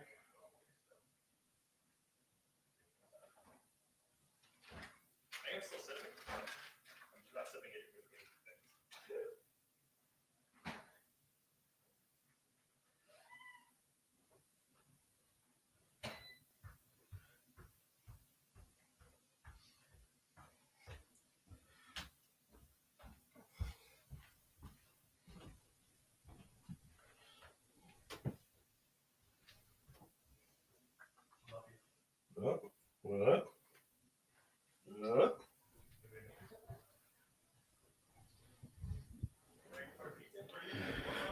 So, how loose did everybody stay?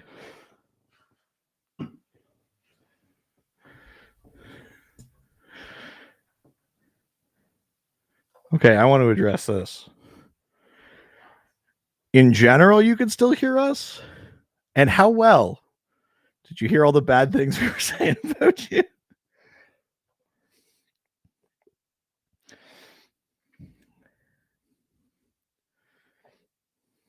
Uh-oh. That's a concern. Yikes.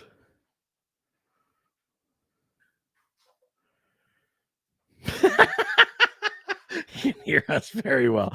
Oh, I love that. That's amazing.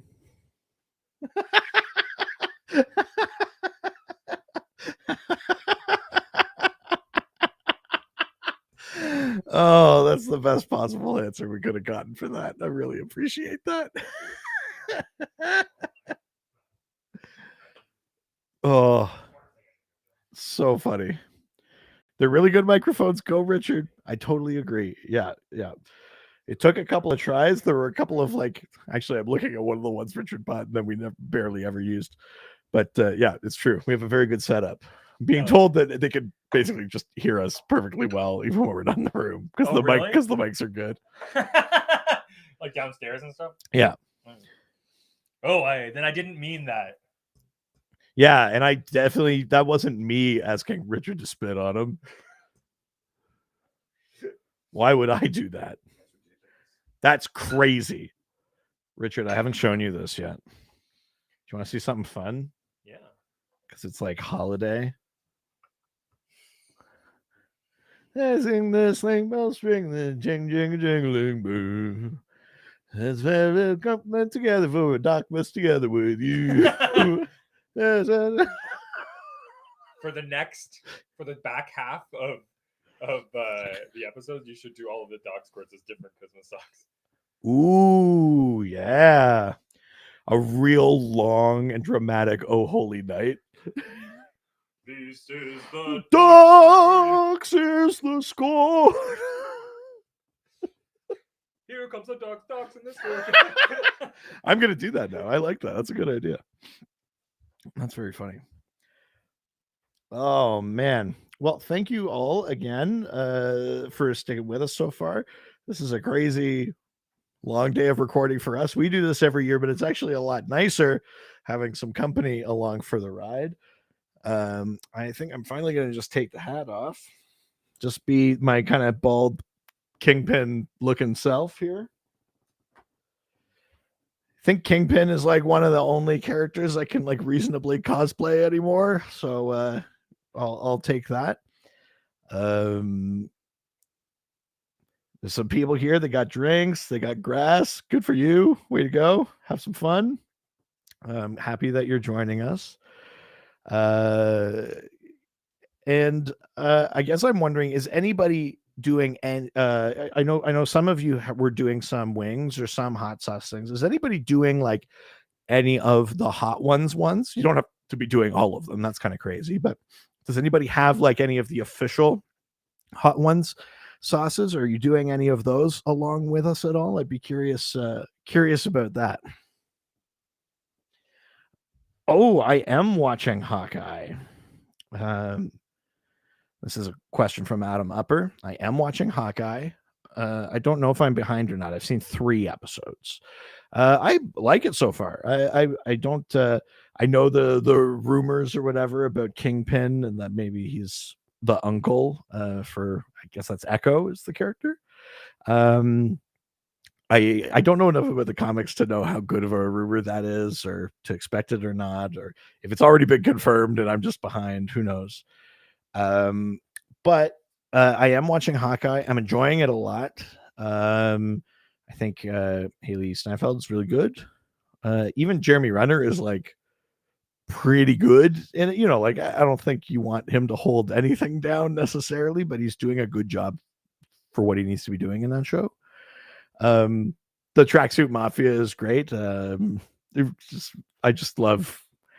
love that they're kind of just bumbling. I love the way they talk, the bro thing. It's very funny, very odd.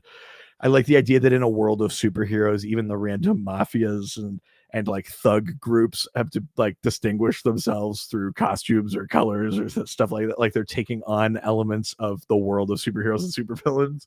I think that's really fun. Like they even talk about it in the show about the branding or whatever. I kind of like that. There's lots that I like about that show. I'm enjoying it so far. Let's have a look here.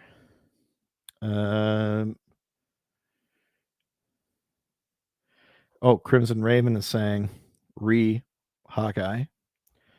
I'm gonna be bummed if they kill Hawkeye in this. Just let him retire with his kids. I agree with that. I don't think we need the only way out for our heroes to be death. I think it would be good to see some of them give up the life and successfully do so. And I think Hawkeye is the character where that works the easiest. It's Thor is Thor. It's hard for him to just wander off into the distance. Same with Banner. That'd be too hard for Captain America or Iron Man. We even see it. They do a good job of that in Endgame. Like Tony does kind of do it, but as soon as there's that nugget of like, could we do this? Could we pull this off? He can't sleep. He has to figure it out. That's why he figures that the time travel thing. There was never going to be a complete retirement for him. But Hawkeye has that opportunity. I think the way they've set him up in the MCU, he could let it go. He's kind of semi-retired a couple of times already. I know he keeps getting pulled back in, so maybe that's an argument against, but I would like to see him retire as opposed to die, I think, especially just because like you don't want to do that to his family. It's less that I care about him, but more than I care about his family. So I hope that's not what's happening.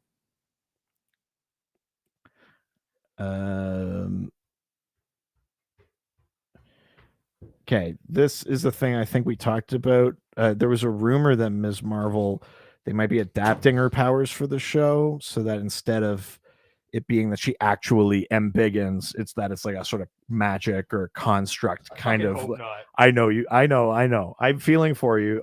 I want things to go properly for you too. Don't worry. Fucking insane. But that is what I heard, and I think even some of like the concept art or promo art kind of leans that way a little bit. So who knows? We just got to wait and see. I still think it probably will be a really good show, but it would suck if I think it sucks to lean too far into that, because I think the other thing I heard was they would make it like Jinn adjacent. It was like, what do we need like a Muslim character to be like? I don't why know. does the Muslim thing have to be a component of it? Like she could be Muslim. Yeah. You could show that in the Yes. show. We can celebrate that, and her power doesn't have to be from that. Exactly. I totally agree. I kind of hope it's not, but who knows? We'll It's see. like otherwise she wouldn't have been able to become a hero, right? That's like, what it feels like. I'm sure it'll be a good show regardless, but I don't know. I mean, I'm almost a white man, so maybe I'm not the best qualified to weigh in on that, but yeah. All right. Are we good to go here for another episode? all right. Yeah, we are. All right. Let's do this.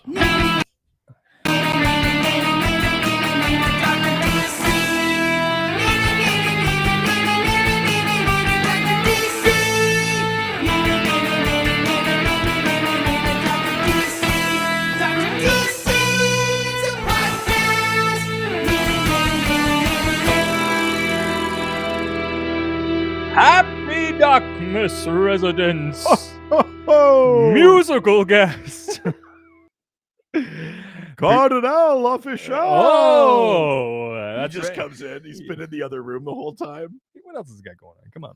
He's been helping your wife make candles. Yeah. They're official candles. Yeah. Cardinal official.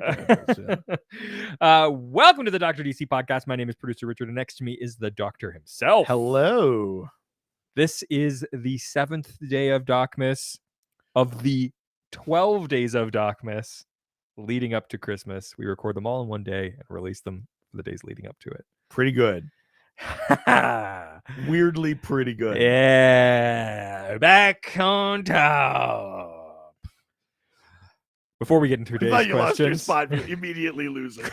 You're like, back on top. Twitter, we're on the game. Before we get into today's questions, why don't we enter the Spice Gauntlet? Dun, dun, dun, dun. The theme of this year for DocMas. It's hashtag hotness. Yeah, increasingly spicy wings each episode, a lot of which are from specifically season 16, I think, of Hot Ones. Yeah, because you can literally go to the Heatonist website and Right. buy the seasons groupings of hot sauces. Right. So they do 10 sauces. We do 12 episodes. So I bought those and then added 2 more at the start. We are now into like where this is the halfway point for their wings, and this is the halfway point of our show. We've done this will be the 7th sauce, it's the 7th one, and the we're 5th getting into the of hot higher ones. range. I know. I'm slightly starting to be concerned. So, shall we? Oh yeah. Just know we will have to take a drink because we're definitely going to talk and eat. So That's very true. So, well, we got flats here, which I don't love, but let's see what we got here.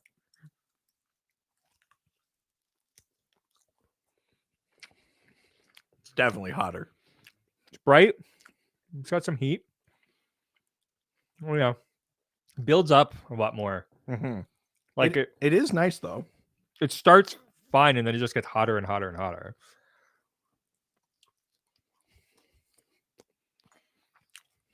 That's heat, baby.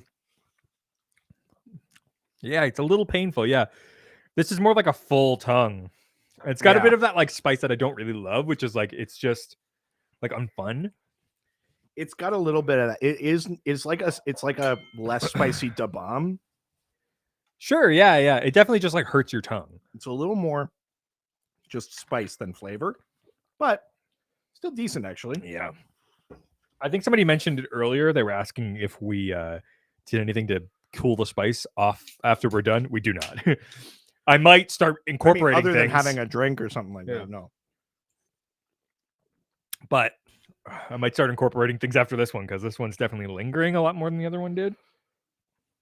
Woo! Yeah, that's hot. My lips are burning. Kiss them better. I think that would make it worse. It's on both of our lips. I did hear that is a thing that you can do to somebody. Sorry? Like kissing somebody like takes it from you and helps to give it to someone else. It's a bit of like the it follows. Yeah. Yeah, that's caliente. Yeah, that's hotter. Yeah. That's we're definitely into the heat, baby. Starting to sweat a little bit. I just hate when it lingers like that. It's just like ouchy, like it's like burning. Yeah. Yeah.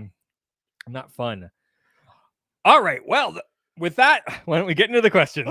This is definitely going to be challenging. This one's the one that I'm like, I'm okay, but I'm concerned for the future now. just right on my tongue. Yeah.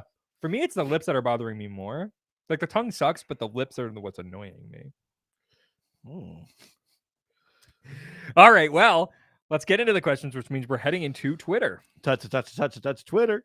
First question comes from, Mr. Dave Rossi. Oh, Dave. Oh, Dashville, turn off the podcast. Oh, yeah. Turn off the stream.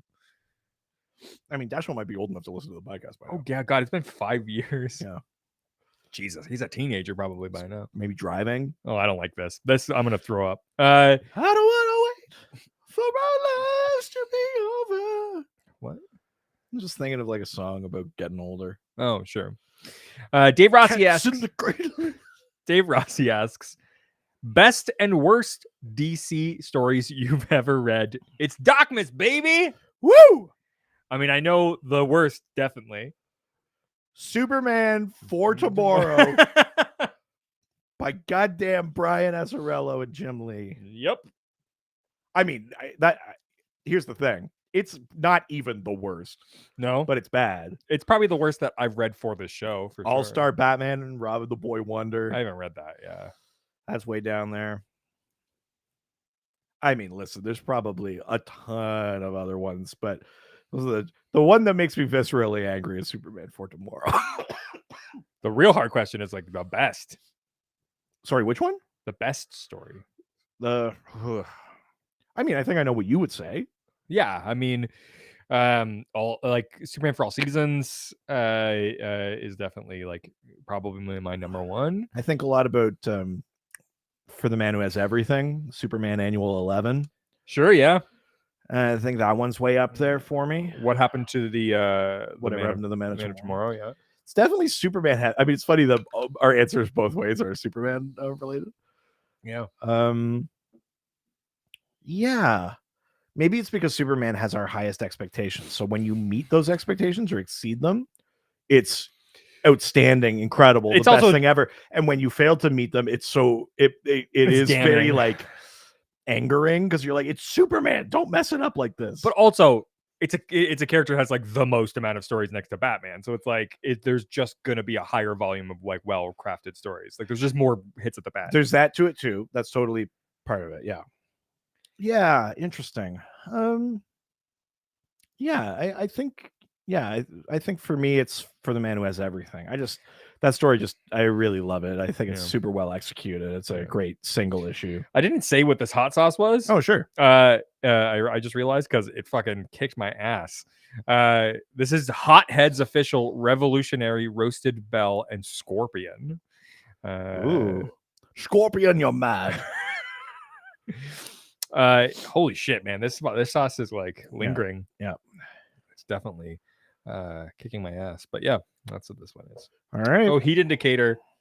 It's 1, 2, 3, 4, 5 like heat things on the back of it. Oh, good. That seems detailed. It's 5 heat things. Yeah. Fire symbols. All right. Next question, which means we're leaving Twitter and heading on over to Instagram. Oh, now we're going to Instagram. Take some questions and answer them. Did you see me just lock eyes with myself in that picture? I was wondering what happened. Just had a moment. For those who are just joining us or whatever, Richard took the graphic image he had made for me last DocMas and hung it up directly in my eye line in the studio.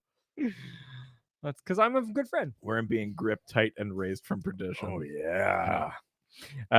All right. Well, the question from Instagram comes from Stump Chunkman. Step into the stump Chunkman.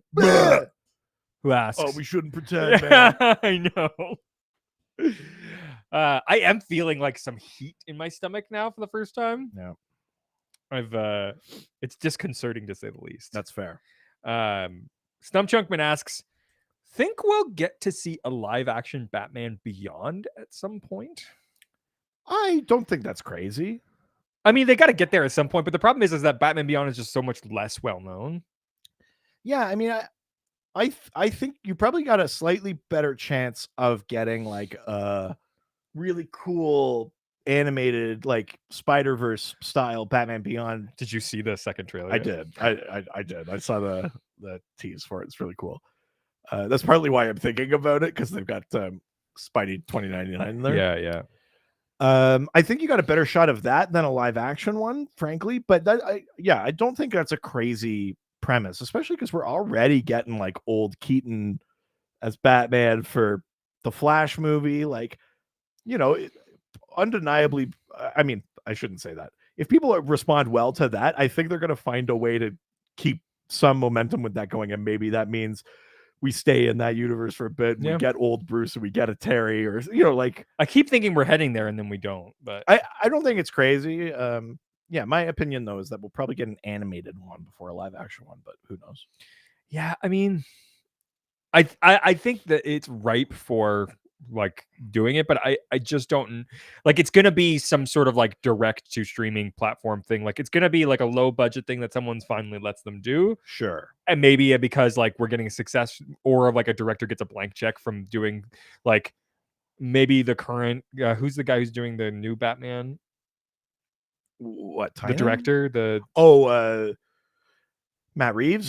So it's somebody like, no, wouldn't be him, I don't think, but somebody like him gets a swing at Batman, does a really good job, and then is like, I want to do Right. Batman Beyond. Maybe they let him do it, but I think the bigger problem is just that Batman Beyond is so much less well known. Yeah. That the pitch is probably harder, but hopefully people get enough Batman fatigue that they're like, Get well, the Wachowskis on it. Wachowskis. So did I pronounce it wrong? Wachowskis is what you said, but which is it? Wachowskis. Oh, is it? Okay. Yeah. Get the Wachowskis on it. Bring like the Matrix to Matrix and Cloud Atlas kind of color sensibilities and whatever. I mean, I don't want either of those, but yes. Well, I don't mean as like I don't mean structurally, but I mean like aesthetically. Bring the visuals of those things to a Neo Gotham kind of thing. That would be neat. Yeah. All right. Well, with that, we are leaving Instagram and heading to the doc phone. Bring, bring, bring, bring. You fucking said you weren't going to call back. You said you weren't going to call back. I miss you. Come home. We've had this conversation. Baby, I've changed. No. All right. Click. Improv professionals. Yep. Just yes-anded my way out of that scene. Happy DocMas, guys. It's call number 7 from Ryan Putney.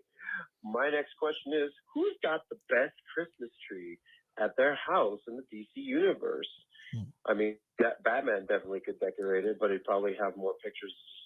Here's my parents' decoration. Here's another picture of my dad for another decoration. Anyway, don't want to make this too long. And so, yeah, who's got the best Christmas tree in the DC universe? Thanks, guys. Bye. I think the issue with Batman's Christmas tree is that Alfred does it. Well, yeah, that Bruce was the first does not thing I was gonna say. participate. Yeah.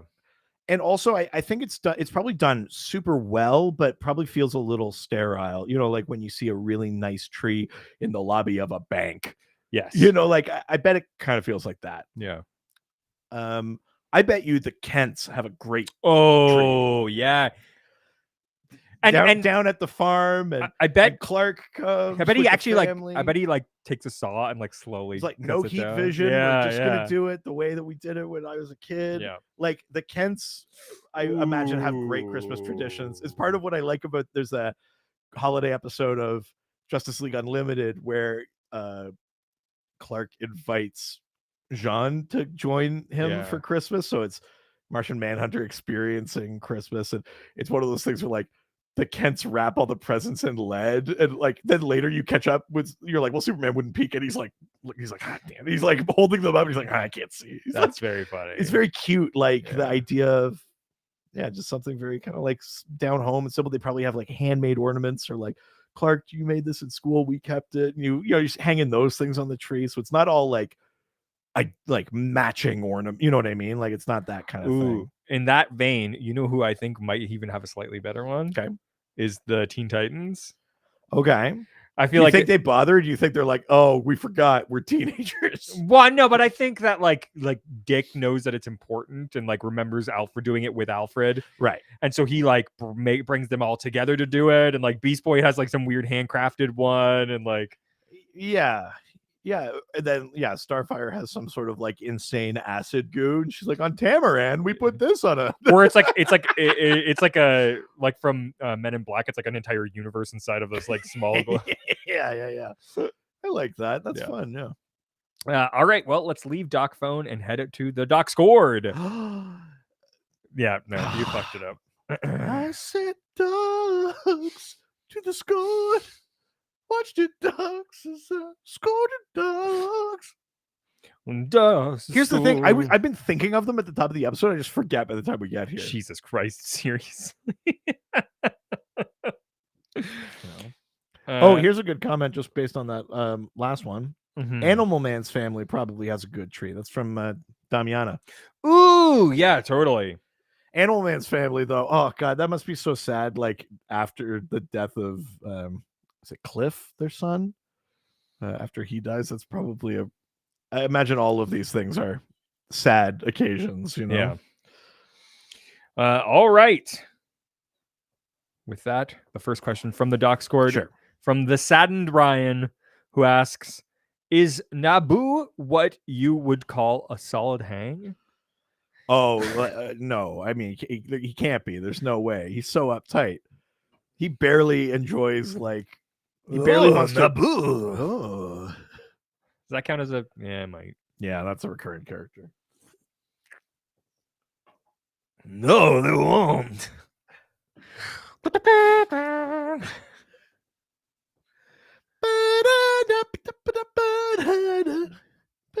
It's the celebration song for the end of episode 1. Oh my God, is that what that is? Oh, yes. No, I can't imagine Naboo is fun to hang out with. I mean, first of all, he's openly contemptuous of most of his hosts. Yeah. Doesn't really like relinquishing control or anything like that. He unfortunately, for some previous mantles of Dr. Fate, they end up sharing the helmet with him. Kent Nelson's done that. They're just both in the helmet. They have to hang out. I can't imagine it's fun or good. Yeah. No, I gotta say, canonically, Naboo is not a quote good hang, end quote. No, definitely not. Yeah. All right. He's not bringing cool snacks to a party. The coolest thing you could do. Yeah. Food adjacent. I don't see the problem here. Last question comes from Mullet Overlord, who asks, "Hey Doc, did Nereus asking Orm to help him find the 7 Seas ever get followed up on?" Nope. It was a big setup that it's the 7 Seas are coming. The 7 Seas, the 7 Seas. And then Johns wasn't on Aquaman anymore and it just never got picked up in anything else. So the most idea that we have of a 7 Seas is what we got in the movie. Now, how accurate is that to what they were going to do in the comics? No idea. We might never know. But I like what they did in the movie. I like the idea of it in the movie, kind of the 7 sort of client kingdoms of Atlantis sort of thing.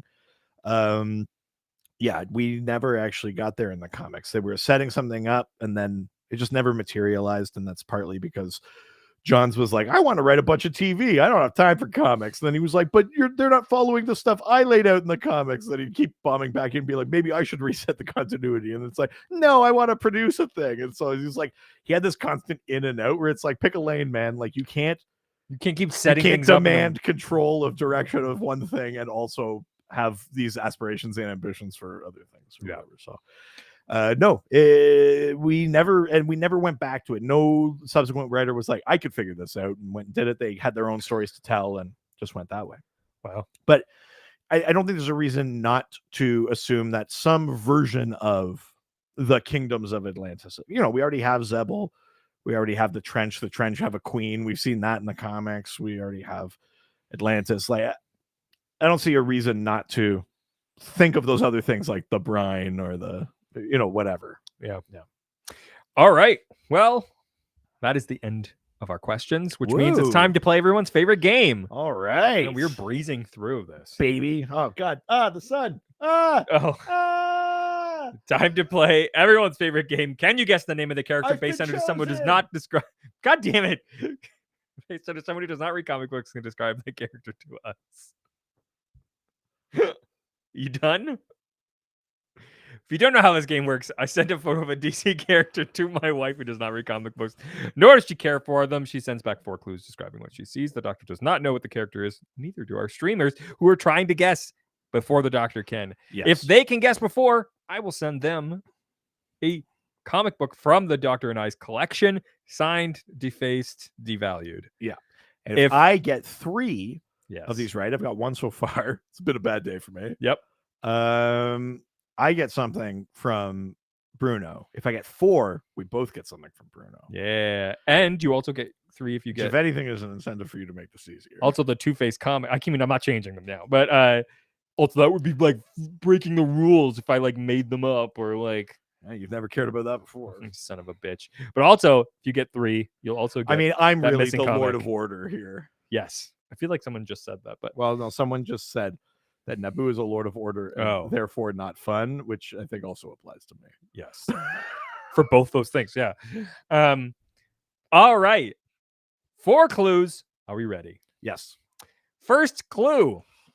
Those boots are impractical. How are they staying on? They are so loose around her calves. Coagula. No. Black Canary. No.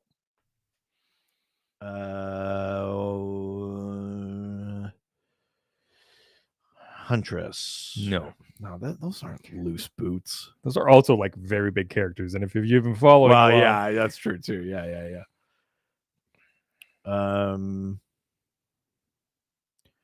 Dr. Cyber. Ooh, ASL. Yeah. No. Jonah Hex, Jeanette Hex, Joanna Hex. No. You monsters. I don't know. Next clue, please. Next clue. What's with all the French bikini cuts? Question mark. Huh.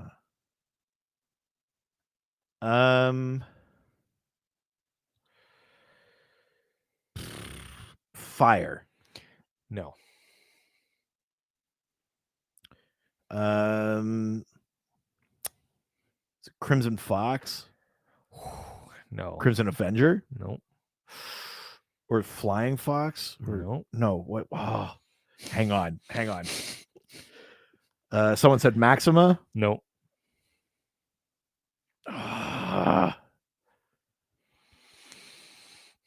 Ready for the next clue? Yeah, I guess. Intense shoulder pads. Plastique. No.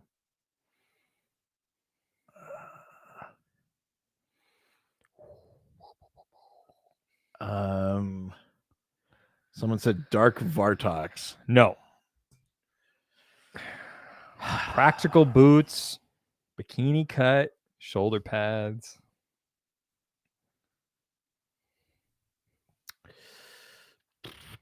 Someone said Waller.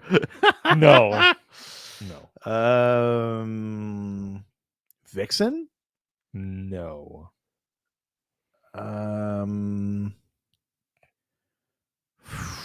I don't know. Last clue, please. Final clue. Really likes green. It's not Fire. It's not Maxima. Nope. It's yeah, Bruno says, you're sure it's not Maxima? Yes, I'm sure.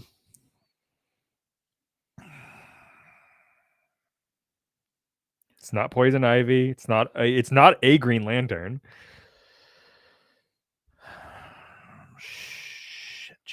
Shit. It's not Omen. Nope. It's not. Who else wore green?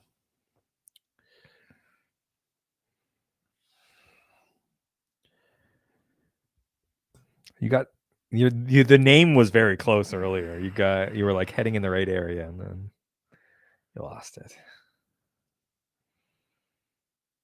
Like Fox something.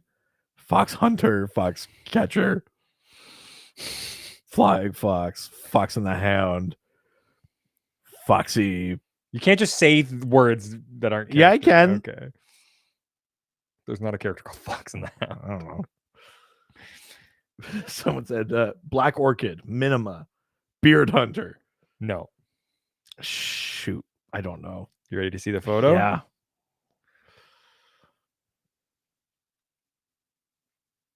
This character is Like Emerald Fox, some Ghost Fox Killer. Son of a bitch.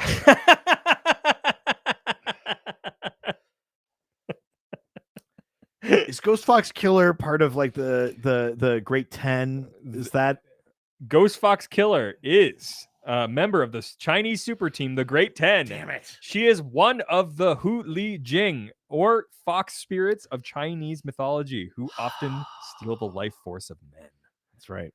Damn it. Oh, wow. Damn. Holy shit. That was a tough one.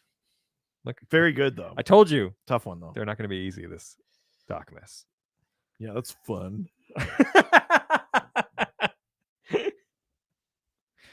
got to keep you on top. I got to make sure that you know your shit. That I don't what? I feel good about myself. Yeah, I don't need to do any work in that. Maybe I can make you feel great about yourself though, with Richard's mystery segment. Here we go. Where could it be now? I don't know. Could be anywhere. Taped behind the computer. This is behind me. Oh my god. In the printer? Just insane. I love, well, I mean, obviously I love how in depth you went with this, but there's a part of me that wishes you would tell me when you were planning stuff like this. Why? So I don't feel bad that I'm not also doing it. Yeah, but that's part of the fun. I mean, for you. Yeah. Hey, look at this. The Outsiders, number 1. There's been some Outsiders talk lately happening on the Docsword. Very cool. We got all our faves there. I thought you were gonna go for it, and I forgot who they were.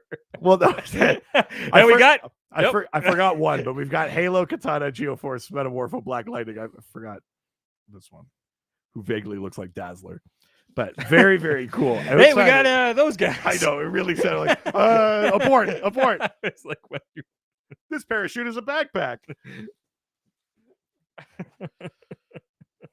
All right, with that, Thank you. Of course.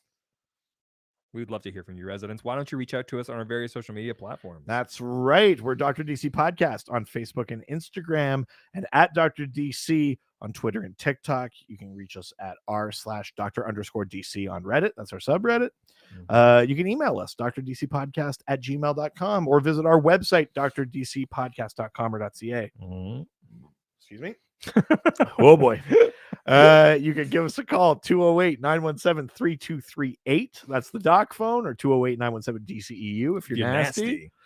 Why don't you give us a review? Please. Yeah, I love that. 5-star reviews from any of those places that you can review a podcast. And some of the places that are not even for that, we'll take it all. If it's not on the podcast platform that Apple provides or Facebook, make sure you just take a screenshot of that and DM it to us. Slide my DMs. Yeah, go for it. Send me a photo. Oh, easy. What are they, all gill? Oh, fill me to the gill. Oh, shit. No. No, that's not a... Oh, you thirsted. It's Josh Gill. Yeah, it's thirsting over Josh Gill, which I believe is 3. I almost went for a recurring character, too. I stopped myself. Oh, that's 3. Ugh.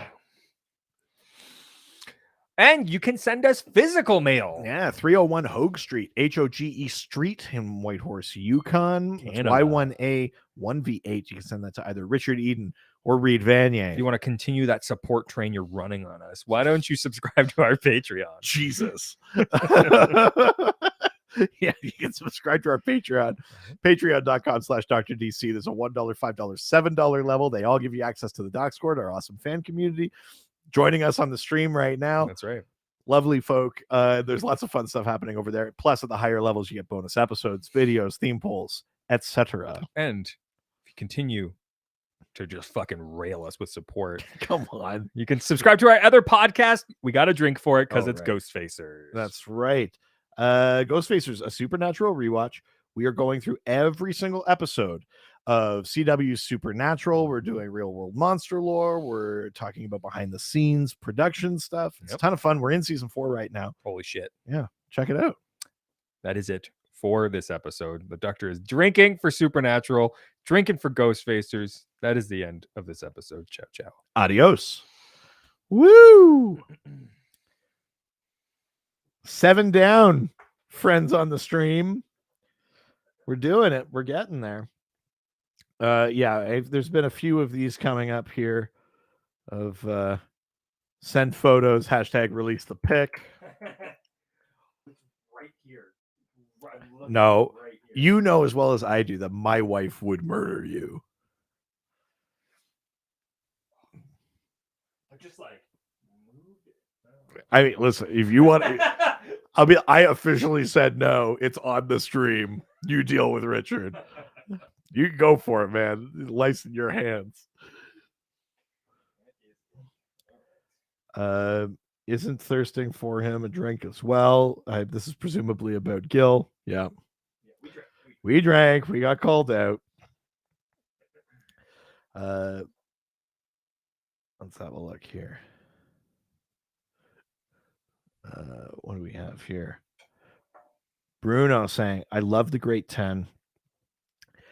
I do too. And I mean, Bruno on the Docsword is often the advocate for like not in like a craven way or anything, but the advocate for like comics as a business. You should do things that make sense for the business.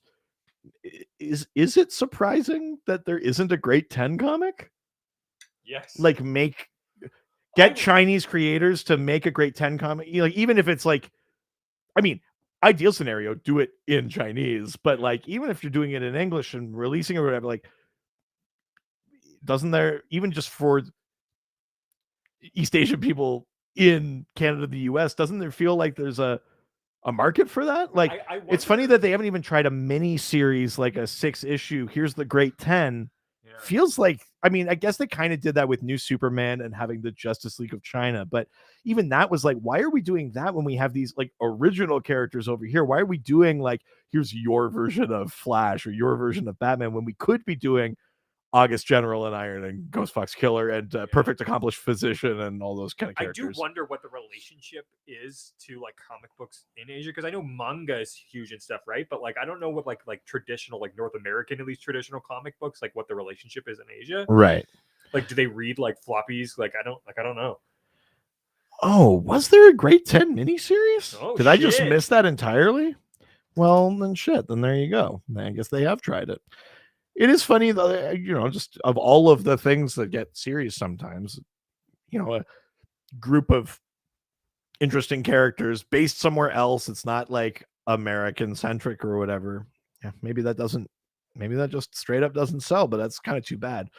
Because I like that element of Doomsday Clock, where different countries were kind of doing the superhuman arms race. They all had their own teams. Like India's team was called the Doomed, I think, and it included like AVM Man and Celsius and some stuff like that. And different countries had different teams, and I kind of enjoyed that. I liked that element of it, and it is kind of sad to me that there's not just dedicated Great 10 time, or that they're even just not showing up more in other things. I think that's too bad. Am I excited for Batman Beyond Neo Year miniseries? Yeah, kind of. It's not on my pull list. I'll probably get that one digital, but that's mostly just money management issue for me, as opposed to not being super excited for it. But yeah, it'll be kind of cool. I like Batman Beyond. I mean, it's only a pain in the context of everything being Batman, but I would gladly take Batman Beyond as like an iteration as opposed to another book about Bruce. You know what I mean? Like, I think that's part of the problem is there's so many Bruce books. Whereas if it was just like Barbara Gordon's got a book and Nightwing's got a book and Red Hood's got a book and blah, blah, blah. There's a little bit of that, obviously, even in the publishing line right now. But I think if there were more of that, it would feel a little less oppressive than having like 5 books about Bruce. So yeah, Batman Beyond is very cool. Let's see here. Fandom had a segment on DC in Japan. It feels like people are more into the movie and collectibles. Yeah, I mean that might just be true too. That maybe just the interest is different, or that DC hasn't put the effort in to really getting into the print, like the publishing market there. Maybe that means you don't print like traditional American style comics. Maybe that means you go more like the manga route and they're kind of bigger volumes or things like that. Who knows? Maybe that's part of it. I'm clearly not like in the industry, so I'm sure there's a lot of reasons. But if the case is that they're just more into movies and stuff like that, do more stuff. Like Batman Ninja doesn't have to be the template, but let's look at Star Wars Visions, a bunch of different takes on Star Wars. Do more of that with DC. I think there was something interesting about Gotham Knights that way, the weirdly technically canon sort of tie-in thing between Batman Begins and The Dark Knight, in the way that the Animatrix was technically canon. There's a few kind of odd things like that, but I'd be up for more of any of that kind of stuff. So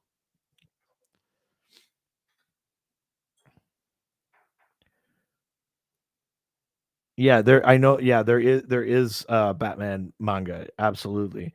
But maybe we need to extend beyond that. Like why isn't there katana manga or something like that. Katana manga. I'd be kind of interested to see that. I'm going to, before we do the new episode, I'm going to try and close this blind over here so I'm not just burning up. Thank you.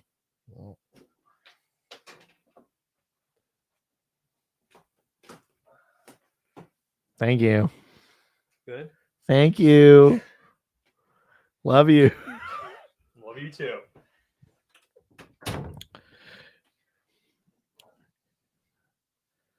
All right. Bruno, weighing in on this conversation, just says there's a great manga called Skullface Bookseller Honda-san about selling manga in Japan. Tiny Bit talks about selling American comic translations and how it's so niche. Totally makes sense. I mean, God, even in just the non-English speaking Western world, you know, like I've been to a couple of comic shops in France and things like that, and it, you know, the comic traditions in different places are different. And obviously, you know, France and Belgium have a bigger tradition of strip comics. You know, things like Tintin. Like, oh, Tintin, you're getting so sexy. Why don't you take off? It's so hot in here. Why don't you take off that sweater? Yeah, strip comics. Yeah. Like Tintin or Boule and Bill or stuff like that, or Asterix and Obelix. Yes. They've got a slightly different comic tradition, and you know, there are comic book shops you can buy the new issues of stuff, whatever, and some of them are translations, some of them are just in English. But yeah, I mean, it's certainly not the same as doing it over here. So, you know, maybe part of it is just about adapting to different mediums. So maybe selling American comics in Japan and China doesn't make sense, but we got to find a way to adapt and get creators from those places, not just like, here's what we think you'll like. Engage creators in those places to make things in the medium that makes sense. It's still comic adjacent or a different form of comics or something like that. It's easy to make that sound easy. That's a huge undertaking, but yeah, it is funny it's funny that it doesn't from the outside feel like they're trying to tap into like a giant market of people like China. Yeah. More. Yeah. But that's just the perspective from our end too. Maybe they are, and there's things I just haven't heard of, or you know what I mean, like because it's not marketed for us. Yeah, who knows? Yeah. All right. With that, why don't we get into the episode? All right, let's do it.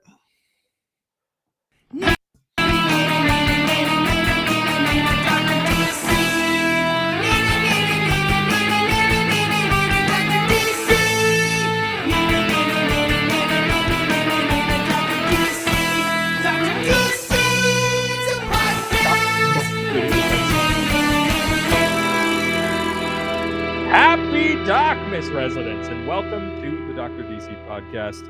My name is producer Richard, and next to me is the doctor himself. Hello. This is day. Why? What is wrong with you? I was being defensive. Oh, because you masturbated? Yeah, I was trying to take.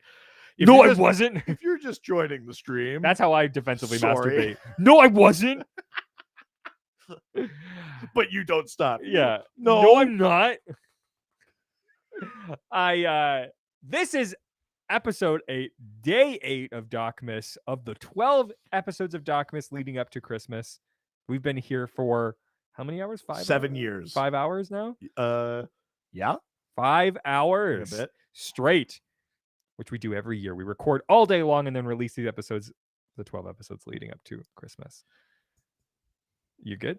Yeah, I was just counting because math is hard. Usually we have a drink every single episode. This year we are doing Hot Miss, baby. Yeah, DocMas 5 hashtag Hot Miss. That's right. A spicier Increasingly wing. spicy hot sauces on wings each episode. Yes, we took Most of which are yeah, from Hot Ones, Yeah. the web series. So we are this. Oh God, this one has a plain label. Yeah. That's a bad sign. Yep. Oh, they put no effort into branding. Yep. Uh-oh. This is the 6th in the train for Hot Why am I Hot Ones. holding, like clutching my like, oh no. Oh my. Oh my lord. They didn't even put any design into the Oh no, we are definitely in for disaster. Oh, I couldn't possibly. I am slightly scared because that last one was rough. And my stomach is still like It was spicy. Yeah. Oh, I can't wait for episode 10 when you shit yourself on camera. I don't feel good. Here it comes. I could. Bathroom's riddle behind this wall. I could just go in there, but I won't. So it's time for us, before we get into our questions, to then enter thine spice gauntlet. Dun dun dun. Wow. Wow, wow, wow, wow. Here we go. So this bottle here, is no design at all. It's Senor. It's like hot sauce moonshine. It does seem Senor Lechuga hot sauce. Adobo black lime ghost peppers. I've never had a ghost pepper in my life, so this will be fun. Someone was asking earlier if you were going to get ghost pepper or something in here. So here we go. This is batch number 2. This isn't even written on what bottle and batch it is. This is batch 2, bottle 10780. So yeah, 10,700. yeah, and on the bottom it says, "Ha ha ha! These suckers will do anything." Born in Brooklyn. Wow. I am. Oh, so we know it won't be enjoyable because they're just going for the clout. Yep. All right, here we go, motherfucker.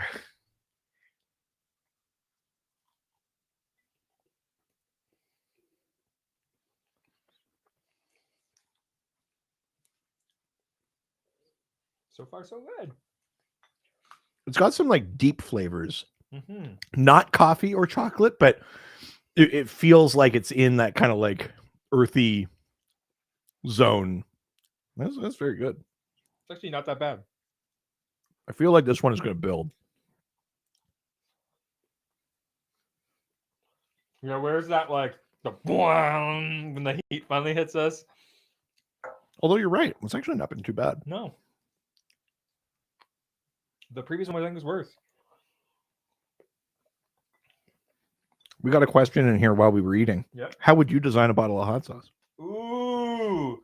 So here's the thing. I really like the Hot Ones branded ones. I think they do a really, really good job, especially that Hot Ones Classic. Feels a bit like Cuban sort of inspired. The thing for me is like whenever I design something, I typically like to like give homage to some sort of design thing of the past. That's a thing that I really like doing. Yeah. And so I probably would instinctually, I'd probably do something that feels a bit moonshiny, that feels like Prohibition era alcohol, because it's that sort of like danger within something that is like consumable. Hot sauce in a big jug with 3 X's on it. Something like that. Honestly, like that's probably around the design that I would like instinctually just sort of go for, because it feels a bit dangerous. It feels what? It's not hot sauce related. What? But I just thought of the term cum runners back during cum prohibition. One of my cum runners furiously masturbating in the tunnels underneath brothels. My grandfather was actually a cum runner. What does that mean? He was actually a rum runner. Okay. It just was I funny. thought you meant like he did that job, and I was like, it was real. Yeah, it was. Well, I mean, here's the thing. There actually are. I bet there is cum runners in Canada, because it's illegal for Canada to have like to sell like semen, like all the semen.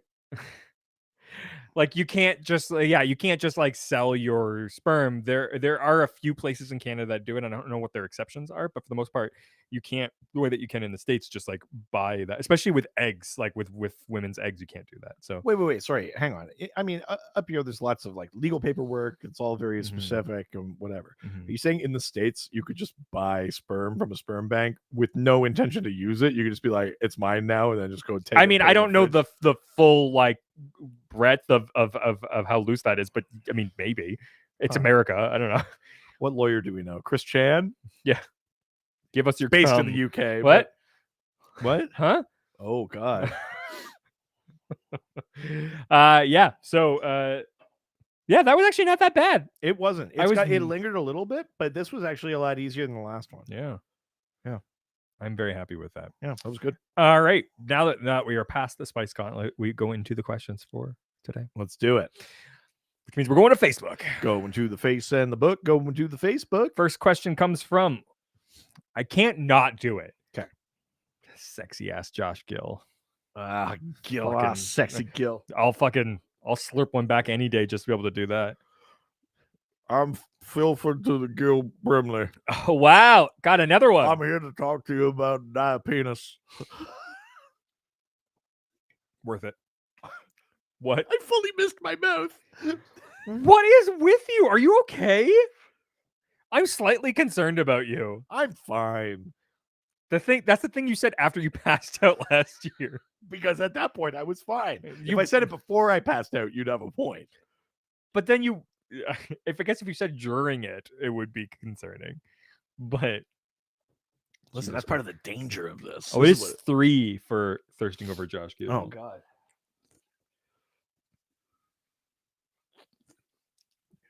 There we go. All right. Josh Gill asks, who was better received by the people they governed? Black Adam or President Luther? I think generally it's the people of Kondak. I would think so. I mean, he's been in power a really long time. Yeah. But, Black Adam is, he's not a sort of somewhat Dictator? tyrannical ruler. Yeah. And if you cross him or if you're operating in what he deems to be not Kondak's interests, he's not especially merciful. Sure. However, ground level, people are always twisting my words here. I'm going to use a horrible example and acknowledging here that this is not fully what I mean, but there's I'm going somewhere with it. Yeah. Under horrible, brutal, oppressive regimes, for people who are either unwilling or unable to fight back, you can make an okay life for yourself, doing what you're told. Sure. It's not ideal, it's not good even, but the image that I always have in my head, which is the US invades Iraq, we're gonna bring democracy or whatever, it's just bombed out cities. Yeah. Horrible, civilians injured and hospitals blown up and stuff like that. And you look at images of Iraq before, and there are parks and playgrounds and things like that. Does that mean it was a great place to live, or that the ruler wasn't tyrannical? No. But could you live maybe a bit better than when freedom comes to town? Yeah. Yeah. And I think that's the thing with Kondak. There's definitely a better option for them. But is it worth risking the okay one, especially when the person ruling you isn't just some dude that's a tyrant? He's one of the most powerful superhumans on Earth. Have you... you know what I mean? I think you can live fine in Kondak, but it might not be the life you want. You know what I mean? It's that it's the catch-22 of that situation. Have you ever seen those photos of Iraq and in the 60s and stuff?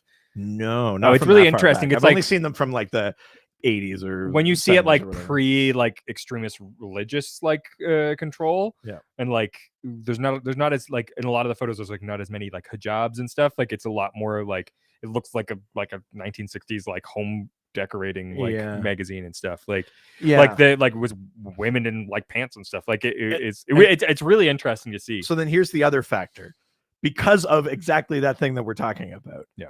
I think it's a lot harder to measure the rate of dissidency in Kondak than it is in America. There's a very vocal, large group of people that were Luthor is president, and you get to do that. Sure, yeah. And then in in Kondak, that's a lot harder to measure for exactly that same reason. Mm-hmm. So yeah. All right. With that, let's go over to the doc phone. Just before we do that, this comment came in that I really enjoy, which is Legion of Freedom when freedom comes to town. I like that too. I really enjoy that comment. All right. Doc phone, baby. Bring, bring. Bring, bring. Bring, bring. Bonjour. Hold, please. Bonjour. Your call is important to us. Mail. Click. Canadian telemarketing and scene. Call number 8 from Ryan Putney for DocMas. Happy DocMas, guys. My next question for you is, out of the original 7 Justice League characters, I'm not going to waste time naming them all, just to keep it short. Could have named them at that How time. many of them have had an adventure with Santa Claus? Okay, thanks, guys. Bye. Ooh, how many have gone on an adventure with Santa Claus? So Superman definitively has. There's a issue of DC Comics Presents. I can't remember the number. I have it, but it's DC Comics Presents, and it's a team up of Superman and Santa Claus. Of course. Batman definitely has. I feel like it's one of those kind of golden age ones or something like that, or silver age one. Batman definitely has. Green Lantern has, because that's the Agent Orange thing, is it? Oh no, but do they actually meet Santa in that? I can't remember. I feel like Green Lantern has, because I feel like that's the Larfleeze Christmas special. Oh, I'm pretty sure Green Lantern has. interesting. I don't think Aquaman has. Interesting. Although, the Silver Age is hard to account for sometimes, but I don't think Martian Manhunter has. Mm-hmm. Although it would be fun if they haven't done it to do an issue where he decides to like shape-shift into Santa for like a bunch of kids. Oh, I do like that. At the orphanage. That'd be fun. The big questions here are Flash and Wonder Woman. Flash feels like there would be a Silver Age one, so where he's just like, the reindeers are broken. I got no time. And Also, like Flash goes like Red Streak, Santa Claus. It feels like there must be one there somewhere. Wonder Woman. Here's the thing though. Santa is canonical. He exists in DC. And real life. What? Like it exists in real life too. What? But what? Oh no! What? I wrote a very incendiary letter thinking that there wasn't a real Santa Claus. Wait, so in this story, I wrote to Santa, but also think it's not real. Yeah. I like the idea that your daughter theoretically believes in Santa and is like writing a letter to Santa, and you're like, we did write a letter to Santa. Since we're writing letters to Santa, her letter was adorable. She dictated it, and I wrote it. Yeah. But it was basically Santa, I want these things. She would oscillate between like asking for the things she wanted and going, I love you. I've been so good. Maybe a Zuma toy? I love you so much. You're so nice, Santa. Maybe pretty dresses? She was like, it was pretty cute. I was thinking, but she maybe does that a lot. Yeah, I've been telling you about that. Yeah, she comes up and she pretends like it only just occurred to her. She goes, I was thinking maybe we get Happy Meal. Yeah, we're not doing that today. Crazy idea. I just had just spitball in here. We're just throwing ideas out here. Maybe possibly you get something that I want today. It's pretty funny. It's a thing that every child does. It's a thing I remember doing. It's as a kid. very cute. Yeah. Flash and Wonder Woman are big question marks for me. I suspect Wonder Woman has not. Flash has, but yeah. Interesting. Yeah. All right. Well, with that, we're leaving the doc phone and we're heading on over to Reddit, where everyone's nice and no one's ever mean. That is correct. First question and only question from Reddit comes from GCPD Officer 5562. All right. Who asks? Yeah, thank you for providing your badge number. Yeah. I'm also going to want all of your body cam footage just to make sure that this all happens above board. Yeah, exactly. Fuck, marry, kill. Okay. House elves. Jesus. Space dolphins. Oh, no. Thestrals. Give it to me rough. Oh no. I guess we got a drink. That's scary. Oh fuck. Problematic porn. I don't remember how many drinks it is. We'll take 2. Okay. So sorry. Fuck, marry, kill, and 2 of them are just animal. 2 of them are bestiality. It's space dolphins, thestrals, and house elves. I think you kill thestrals because that's pretty terrifying. Yeah. You can only see them if you've seen death. Yeah, I don't like that. Or traumatized. I think you kill the thestrals. Yeah. I think you gotta marry the house elves so that like you can, as a wedding gift, you can give a sock and free them.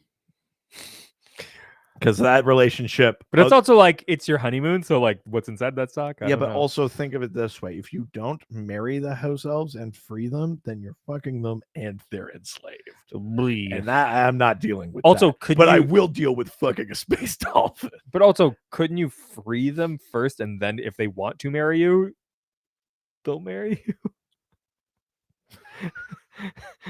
Huh. Yes, I suppose. Yeah, I get fine. Also, couldn't you give them a ring and that is giving them a piece of clothing? Like, it doesn't have to be like it is like an accessory. Right, I see what you're So saying. giving them a ring if they I accept just got it. the sock thing in my head. Yeah, you're right. Yeah. But also, hold on. Here's the other thing too: is them accepting the ring, them accepting the proposal, but and then also freeing. Or is them. it just them freeing themselves and being like, "No, thank you. Yes, thank you for this. I'm But keeping I the will ring, not. I will but not I marry will you." not marry you. I think either way, though, It's a loophole. I think either way, you attempt marriage with the house elves, and they can decide for themselves. Sure, yes. But that's the right thing to do. But I'm forcing myself on that And dolphin. I'm gonna fuck a space dolphin. I'm into everything. God damn it. Oh, yeah. I can't not do that character. It's too fun. It is fun to have a character we can blame all of our worst impulses on. It's porn. It's not me. That's porn. We're leaving Reddit. We're heading on over to the Doc Scored. Doc and a scored, and Docs do scored, baby. You give dogs a Doc scored. You've done that one before, but Why are you drinking? I got it. oh, because I was thirsty. How dare you? Okay.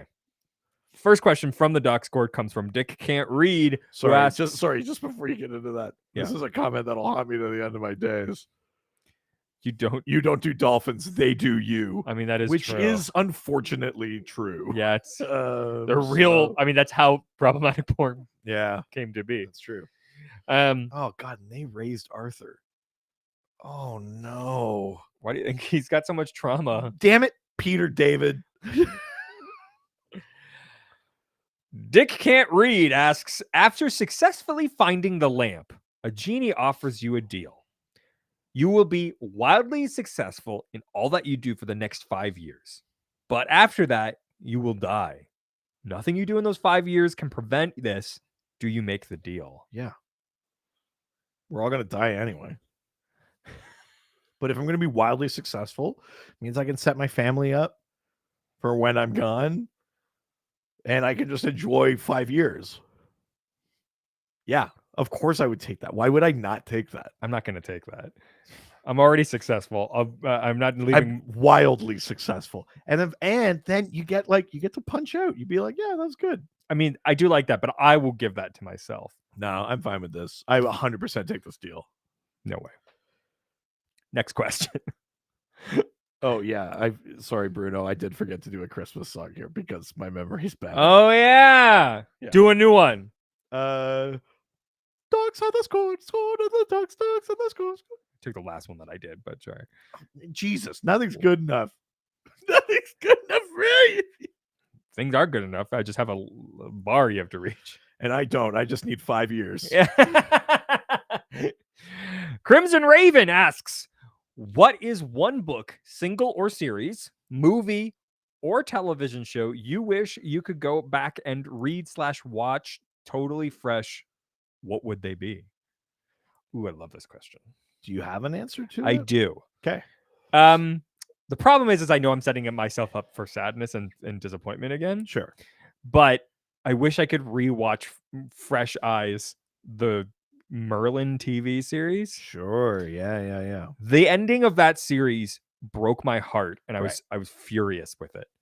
But god damn, did I love watching that show. But I can't watch it now because I know how it ends, and the ending really pissed me off. It was like it's the same thing with like Game of Thrones. Like I just can't rewatch it because I'm like, well, I know how this is fucking ending up. Right. Yeah. Interesting. I kind of have a joke answer. Okay. That's kind of half a joke, but my joke answer is the Snyder Cut. Not because it like blows me away, but just because I've only seen it in the context of seeing the theatrical cut, and I wonder what I would think of it. Sure, yeah. Without the juxtaposition, without the baggage of the stupid movement or the bad theatrical cut or all the bullshit or his personality as a filmmaker or Sure, I just wonder what I would think if that was just the thing presented to me. Fair. I'm just curious that way. A more real answer, maybe like The Matrix. So The Matrix really blew my mind. Yeah. When I watched it, and I was like in martial arts, and I was like, This is made for I was me. like, Gun fu. I was like that. Yeah, like something like that might be interesting to see with fresh eyes again and get excited about and kind of gawk over the premise and the effects and all that kind of stuff. Hell yeah. again. I love that. Yeah. Anything in the comments? Yeah, let's see here. Richard is the only person I've ever heard talking about that TV show pretty much ever, referring to Merlin. Oh, I fucking loved that show. Yeah, hell yeah. It's great. And then this one too here. Chuck is also a show that broke my heart at the end. I consider the season 4 finale the true finale. Yeah. Oh, fully agree. Absolutely. Loved Chuck. And You're yes, right. Bruno, Gung Fu is technically a term from equilibrium, but equilibrium is also the poor man's matrix. I mean, yeah, sure. Yeah. Yeah. Love that. Well, that was the last question. It's time for everyone's favorite game. Whoa. Can you guess the name of the character based on who someone who does not read comic books can describe that character to us? If you don't know how this is played, I send a photo of a DC character to my wife who does not read comic books, nor does she care for them. She sends back 4 clues describing what she sees. The Doctor and our stream watchers here do not know what that character is. If one of the streamers is able to answer the clues before the Doctor, well, they're going to get a signed comic book from the Doctor and I. If the Doctor is able to answer 3 in the total of these 12 episodes, if he only has to answer 3 of them correctly, I'm 1 in 6 so far. This is a very will bad. It's look, I went hard on this one. He will get a signed comic from Bruno, as well as the missing comics from the Two-Face episode that he has not received. Yeah, because I'm fair. If he answers 4 in a row, which I think, yeah, you could still technically do. I could theoretically do, but we're right up against it. Yeah, I also get one, which Yes. seems unfair. Guess you shouldn't have made these so hard, you fucking asshole. I think this one you should be able to get. Don't say that. Yeah. Someone better get this one. Okay. All right. 4 clues. First clue. Weird Hulk who wears pants. Damage. No.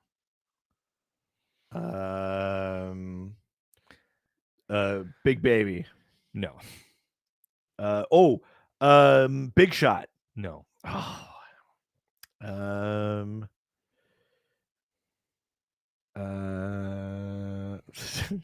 Jonah Hex. Fuck you guys. Yeah. Ryan Pigeon says Grundy. No. Yo Crow at Scarebro says, Doc, if you get this right, I'll send you a signed book, Batman Dark Knight Metal, signed by Scott Snyder and Greg Capullo. Whoa. Yeah. Someone said Shaggy Man. No. Next clue. Yeah, please. Surrounded by fire.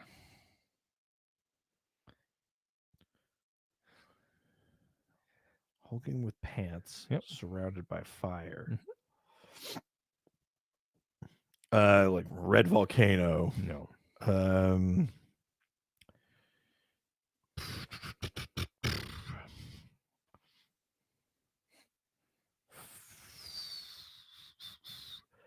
Amygdala. No. Someone said Brimstone. No. Brute. Nope. Blockbuster. Nope. Magma. No. Do you need your third clue? Yeah, please. Third clue. What's with all the pirate boots? More of like I threw out all of his characters, but someone said Dark Side. No. Pirate boots. Hulk who's wearing pants. Surrounded by fire.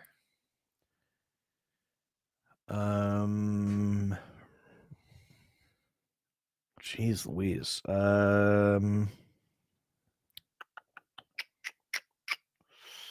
It's not Wildfire. It's not Sunboy. It's not. It's not Bane. It's not probably Killer Croc. not an actual fire character. They're surrounded by fire. Is it? Oh, is it the General? No. Oh shit.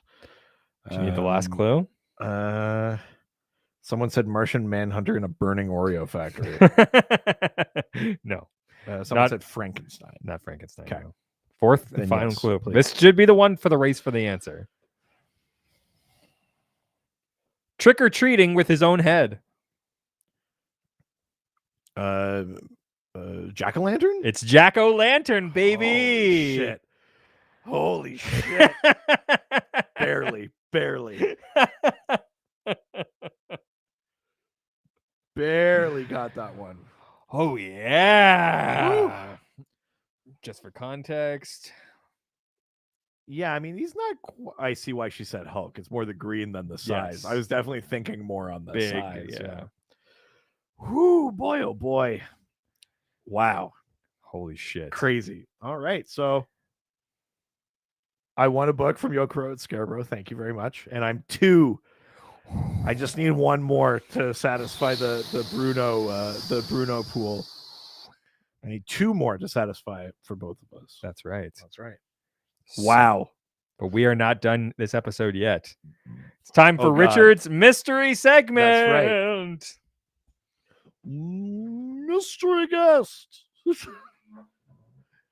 Okay, where in the room? I want you to take down like a painting or something. If I thought of that, yes, I have. Oh, geez, Louise. All right. You've gone too far. Always. All right. That should be my motto. That's true. It should be. All right. Let's have a look here. What At what this one is. Oh, yeah. Opening it up. The package. It's not 1, it's 2. What? Ooh. What if the Avengers had become pawns of Korvac? No idea who that is. Love that. Because I don't know what Korvac is. And then this is interesting. What if the X-Men had stayed in Asgard? That's Storm with Mjolnir and Throg. Yeah, buddy. Very interesting. 2 what if comics. These, I think, are my first 2 what if comics. I know they are. Very, very cool. I have no idea who Korvac is. Let's see if maybe in the chat someone knows who Korvac is. That would be really Who is helpful. Korvac? Thank you. Yeah. Yeah, thank you. This is awesome. Hell Nice. yeah. Very cool. Oh yeah, baby. Love that. That's a fucking What If Volume 1, baby. Very cool. Well, if you would love to tell us who Korvac is, you could do it through our various social media platforms like just answer the question. No. Like our Facebook. We're at Dr. DC Podcast on Facebook and Instagram, at Dr. DC on Twitter and TikTok. r/Dr_DC on Reddit. Excuse me. Email us at drdcpodcast@gmail.com or visit our website at drdcpodcast.com or .ca. You can give us a call, 208-917-3238 or 208-917-DCEU if you're nasty. You can send us physical mail, 301 Hogue Street, Hoge Street. Yes. Whitehorse, Y1A. Yukon, Y1A, 1V8. Mhm. And Make sure to subscribe to our Patreon. $5, $1, $7 level. All get you access to the Discord. The Docscord. Branding. Do I have to teach you everything about marketing? I'm branding it the Dickscord. I mean, it basically is. you and your thralls. But you sheep all over. And the $5 By the way, thank level, you for subscribing. Yes, on the $5 level, you get access to an extra episode every week. With an extra $2, you get access to a bunch of bonus video content. Yeah, all sorts of fun stuff over there. It helps support us. So thank you. Thank you. And finally, let's take a drink because we got to talk about our other podcast, Ghost Features, a supernatural refresh. Ghost Features. And supernatural refresh, where we rewatch every episode of CW Supernatural. We're doing real world monster lore. We're talking about behind the scenes stuff. It's a ton of fun. A lot of fun show. We're in season 4 right now. Yeah. Check it out and give us reviews, 5-star reviews. If you don't do it on Apple Podcasts, which is helpful for us if they're there, but if you give us reviews anywhere, just take a screenshot, send it to us. We'll read it on the show. We love that stuff. We love that stuff, baby. I just want to check really quick if someone told me who Korvac is. There was an indignant, "You don't know who Korvac is?" And I'm like, yeah, of course I don't. Actually, let's see here. Korvac is a Slam Bradley competitor. They use the vacuum effect. Ugh. And I just want to point out that Richard is such an amazing friend, showering the doc with presents, which I would have also participated in if I knew that was the game. I got him nice gifts. We just have to wait till the last episode. It's the game. I came up with a nice way to. I know, but my point is like this. You're goddamn. You could do that too. Yeah, but I mean, I don't think of things. What do I look like, an ideas man? I will say my wife was pretty upset with the fact that how much of the effort I go in for you versus me for you. No, versus me for her. Oh, sure, yeah, okay, yeah. Yeah, that makes sense. She's so thoughtful. I was like, DocMas 6, where we move in together. It's bound to happen. Each episode we move a different piece of furniture into our new house. I am already thinking about what I'll do for next year. All right. That is it for this week. For today of this week. Very nice. Yeah, nailed it. We're going into fucking 9 tomorrow, baby. Adios. Ciao. Wow, look at that. 8 episodes down. Not too shabby. We're doing all right, I think, fam. Is that what your kids say? Yeah, cuz.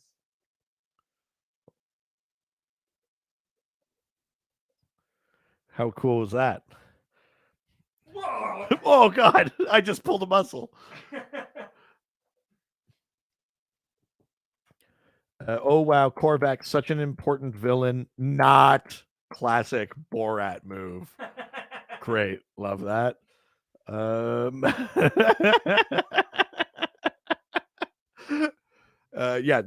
still don't know who Korvac is, but very, very cool. Really, love that. It's a couple of what ifs. Very nice. Very nice.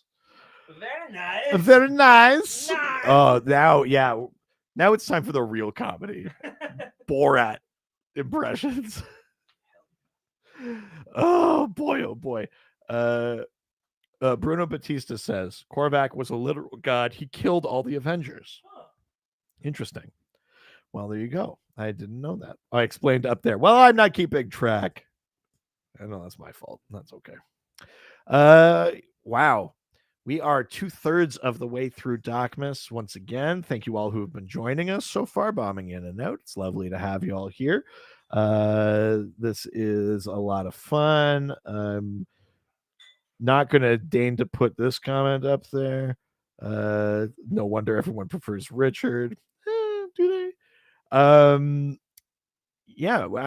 excited for the back half of this. For those of you who haven't joined us for DocMas before, episodes 9, 10, 11 will be the same format we've been doing. We're still answering questions. We're still doing all that stuff. Episode 12, we don't do questions. We do a short, we've read a comic that we're going to talk about, and then we exchange DocMas gifts, which obviously Richard is preempting a little bit, which is fine.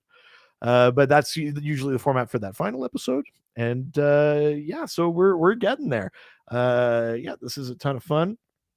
Oh, thank you, Ryan. This one does go up. This comic goes up. You're goddamn right. I definitely do not prefer Richard. I'm just going to leave this comment up, I think, while I go to the washroom. I'll be right back.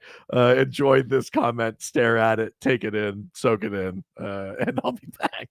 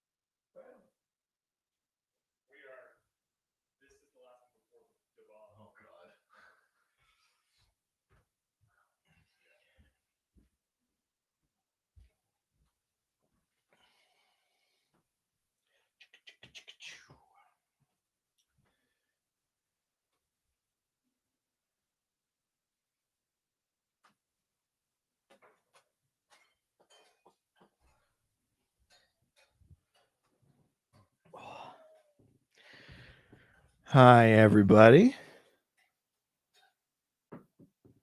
I'm back. We're getting there. Richard just informed me we only have one more sauce in between now and Da Bomb. So we're going to do this episode with whatever the new sauce is. And then the episode after that, episode 10, is Da Bomb. So for those of you who follow Hot Ones, that's a particularly devastating sauce for people.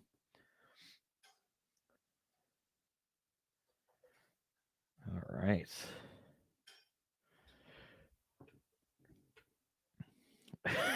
Bruno. Oh, Bruno, great comment. R.I.P. Richard's third best toilet. That's not what happened. Just only doing peas. I don't poop at other people's houses. That would be a mean and rude thing for me to do. So I don't do it. I'm a very courteous house guest. But that comment definitely made me laugh. I enjoy that.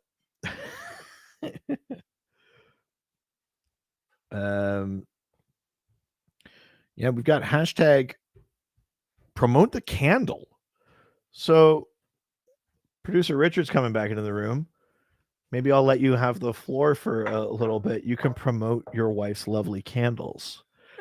We've had multiple asks over the course of this for some candle promotion. Sure. Why don't you talk a little bit about the candle business? Yes, my wife has a candle company called Wild and North. If you look up Wild and North, like Yukon or Whitehorse, it'll come up.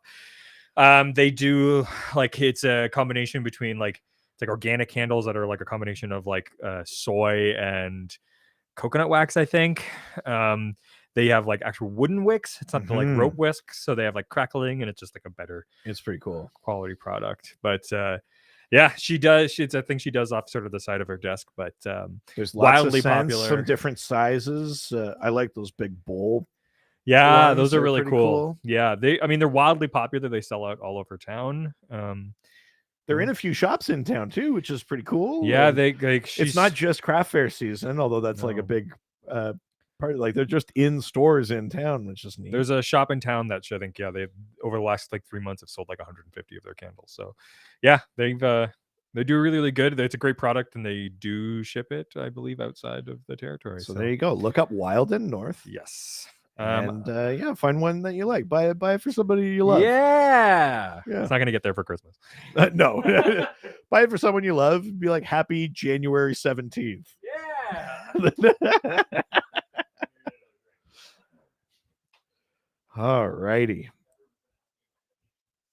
Richard is getting another drink. Yeah, so there you go. Okay, this comment here. We know what happens if the dog has to go home first. Yeah, I mean that's what that happens at work. I go home sometimes to like let an Amazon package inside. Although the only time I said that, I actually did have an Amazon package to bring inside. Just so happened I also took advantage of the opportunity to use my own washroom at home in the way that I see fit. Bruno.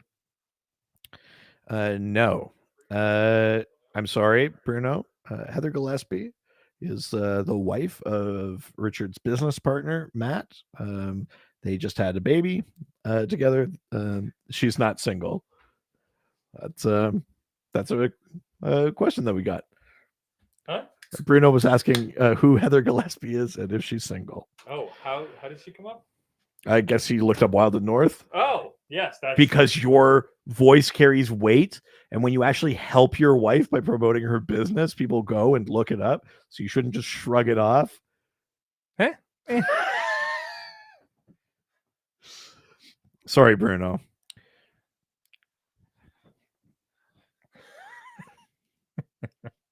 Bruno. Bruno. Yeah, doing his best Mario accent. Or as I call it, the Bruno. Yeah, accent. the Bruno. Yeah. All righty.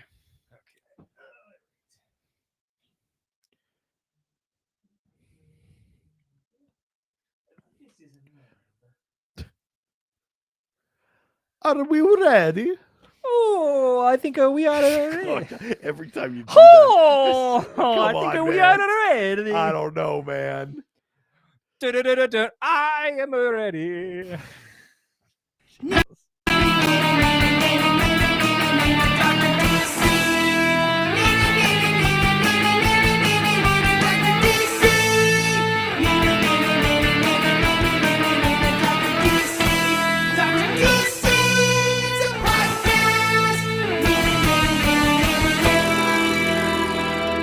Happy DocMas residents, and welcome to what? Now you have energy. Welcome to the Dr. DC podcast. My name is producer Richard, and next to me, right in this chair, is the doctor himself. Hello. You fucking cunt. I'm the Beta DC podcast. Yeah, the doctor's over here on his simp shit. Listen, depends who we're talking about.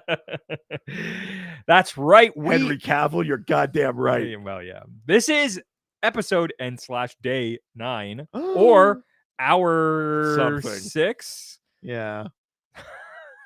Yeah, hour 6 of DocMas. Yeah. We've been recording for 6 hours straight. We record this every year. We do this. We record over one day, 12 episodes that we release in the 12 days leading up to Christmas. That's the best you've done it so far. That was good. I'm on top of the world right now. Wow. Why do you feel so good? I just went to the bathroom. Oh, okay. Oh, I said I was going to use the bathroom, obviously just to pee because I don't poop at other people's houses. Because you can't trust and yourself. Bruno wrote R.I.P. Richard's third best bathroom. It's pretty funny. Also true. That is my third best bathroom. It is. Yeah. It was funny for multiple reasons. Yeah. I almost never use that bathroom. It's a guest bathroom. It's for me. Yeah. It's not, though, because you don't fully use it. Do you want me to? I mean, maybe then I'd feel like you really trusted me as your friend. Well, I'm gonna have to work a little harder, though. Gonna have to work a little harder than showering me with. I got these double-walled fucking Reynolds bags just for you. Fucking cloth, reusable grocery bags.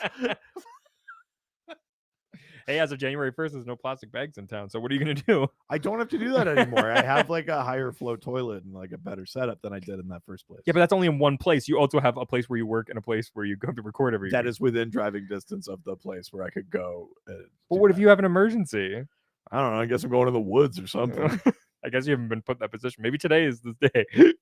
Like literally, before I have to take a giant shit at work, I will go run to the woods.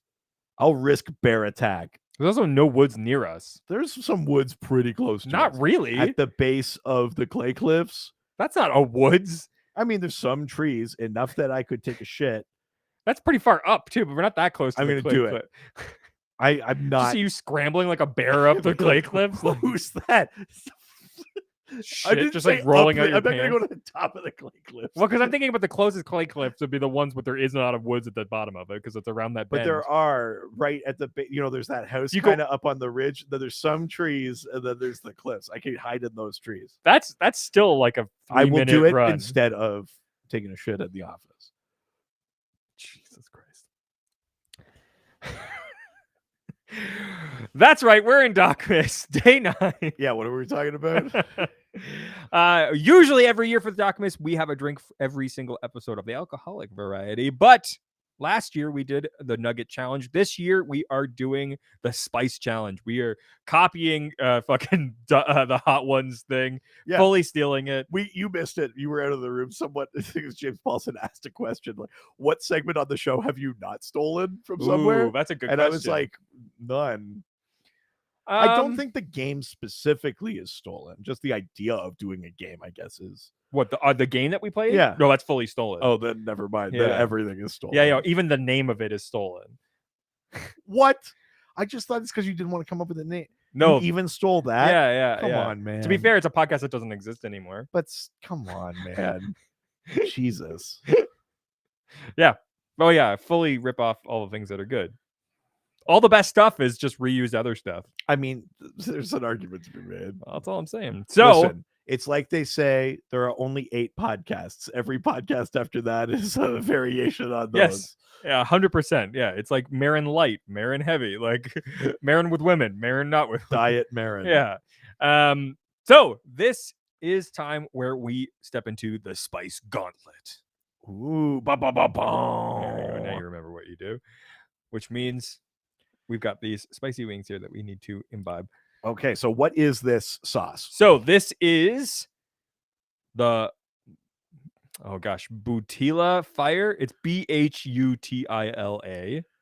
Butilla? Butila? Sure. I don't know. 2 Canadians. It's the Chili Lengua de Fuego. Tongue of fire? Yep. Oh God. Hot sauce with assorted super hot peppers and bitter orange. Oh God, there's gotta be a better way to sell that. Chili jalapeno, smoked garlic, Trinidad scorpion, bitter orange, Scotch bonnet, Oh God. chocolate ghost. Oh no. Whoo. Okay, here we go. Oh God. All right, I need to get my napkin. I am intrigued, like the kind of green chile thing that's happening here. I'm sort of intrigued by that. Yeah, I'm gonna get a new thing here. Okie dokie. Bombs away.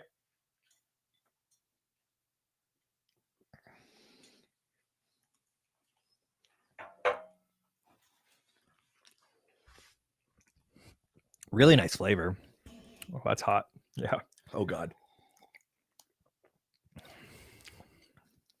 Yeah, that's hot as hell. Ooh. Great flavor up front. And then punishingly hot.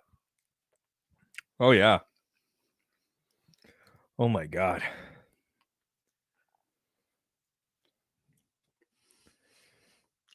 Good Lord.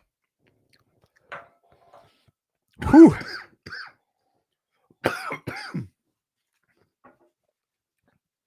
Wow. All right. Really nice flavor though. Yeah, actually. really, really like it. I mean, that's the chili. I think the chili jalapenos. That's all Very I kind of green. like herbal. Yeah, that'll kick your ass. Holy shit! It builds and builds. Well, that was the Spice Gauntlet. That is number 9. Holy shit! The next one, spicy. I'm so worried about the next one. I just want you to see this. Richard's face is getting red. Yeah. I mean, here's the thing. In general, I have like a really red complexion. I'm quick to go red. That's pretty spicy. Yeah, like if you see me in the cold, I literally look like fully like bright red. And in the interest of transparency. What? Oh wait. That's not what I wanted. In the interest of transparency, the dog. I'm also going red. Without hair, you can really tell. Yeah, that's true. All right. Well, with that, we get into today's questions. Let's do it. We're starting in Twitter. That's Twitter. First question and only question from Twitter comes from our favorite religious representative. Ooh, Chris Chan. who asks, name your dream team of DC creative staff. I'm talking editors in chief, mainline Batman, Superman, Wonder Woman, etc. writers. You can use any creator, past, present, dead or alive. Dead or alive. Right. Interesting. Dead or alive. I want to get. I don't know editor in chief. I think we've talked about this before, but I don't really know past and present ones. Yeah, I mean, to be honest, it's not a thing I keep that good track of. Gardner Fox, was he editing? Guy Gardner Fox. Oh my god.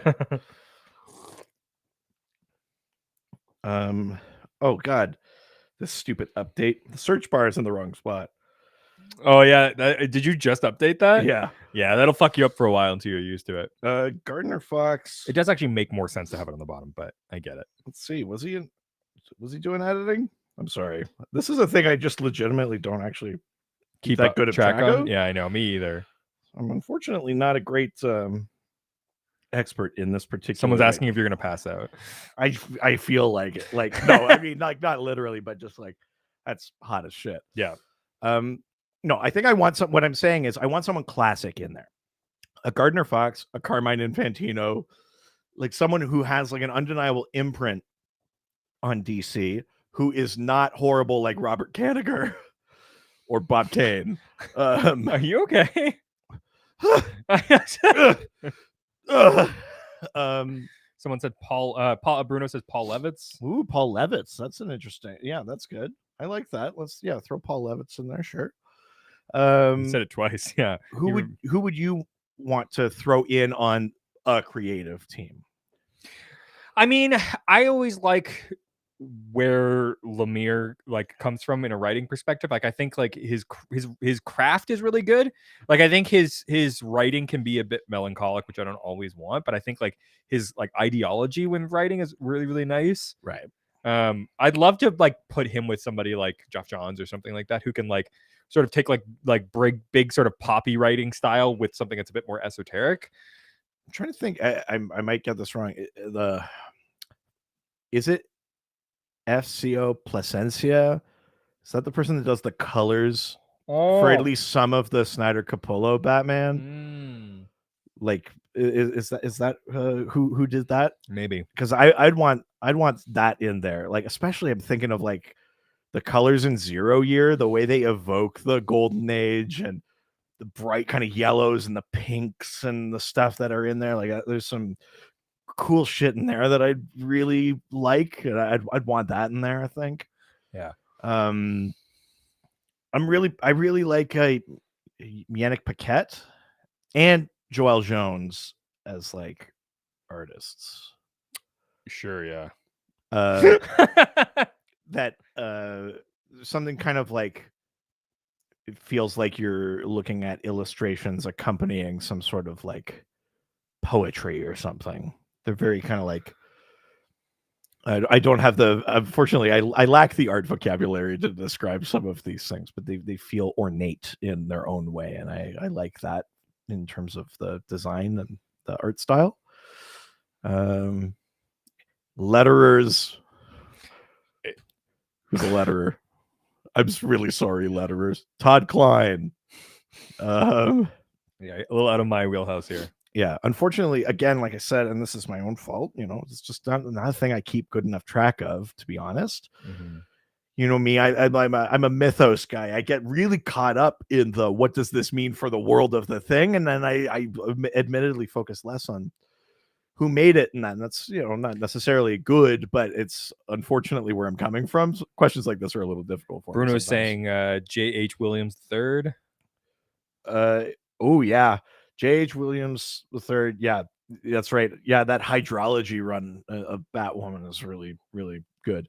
And Bruno also yelled Todd fucking Klein, and I can't tell if that's because I managed to name a letterer and he's happy, or that he has some sort of gripe against Todd Klein, or that Todd Klein's not a letterer at all, and I've used that name incorrectly. It could be a few things. Or he's not good. Yeah, so... wait and see for that to come in. But yeah, there's a few names in there. I think it's maybe unfortunate that we haven't named particularly a lot of women in here. I think we've only really brought up Joelle Jones. No, Todd Klein is the greatest of all time. Oh, okay. Sorry, I'm just not used to impressing Bruno. Yeah, disappointment's sort of the way that you live with him. Or is Oh, like, God. I mean, if I'm shocked, imagine what he's doing right now. I think that's why he was so surprised. Yeah. yeah. All right. Well, with that, let's leave Twitter and head on over to the doc phone. Bring, bring, I swear to God. bring, bring. Click. I've got a particular set of skills. Walking up and down the street, Yeah. searching for a doc phone, any doc phone. Oh my God. Yikes. All right. Let's see what Ryan's got to say. It's call number 9, producer Richard and Doc. So It's creepy. Brian Funny, and this question, I'm getting a little spicy, or as you say, nasty for this one. So whenever he gets sexy, Who that's is the problem. most likely DC character to give another DC character sexy lingerie for Christmas? Oh no. Have fun answering this one. Bye, guys. Happy DocMas. I mean, are we saying like outside of like the people that are in relationships with each other, like who is most likely to transgress? Also, if you're 'Cause not in my a answer relationship, is then don't do it. My answer is Guy Gardner. I mean, yes. Be like, you would look nice in it. Yeah. If That's a nice gift. I'm Guy Gardner. you're People not love me. you're not in a relationship, do not give someone I mean, lingerie. obviously, I would hope. Obviously, you know that that's a thing someone's done many, many times. of course, someone somewhere. But yeah, I mean, don't do it. That's What are you doing? My answer is Guy Gardner. Sure. Be like, hey, Dinah, things on the rocks with Ollie. You'd look great in this. You know? Ugh. Yeah, I don't like It's that. me, Guy Gardner. Fan favorite, Guy Gardner. I think Alfred gives it to Bruce. To give to someone else. Yeah. I'll pick this out. But no, sir, it's not actually for you. It's for you to give. You know what? If you're enjoying it, I'll go pick up another you could give to someone else. If it's like I'm wearing nothing at all, this is really good for like, being secretive and stuff. But where do I put my batarangs? Yeah. I mean, yeah, this is what he calls his balls. Batarangs? Yeah. Oh no. Oh lordy. There's no space in here for my batarangs. And my grapple gun. Yeah. Gross. All right, let's move on from the doc phone to the Reddit. Where everyone's nice and no one's ever mean. That's right. Question from Reddit comes from Cassandra Kane Batgirl, who asks a very simple question. Who is the best Batman? Wow.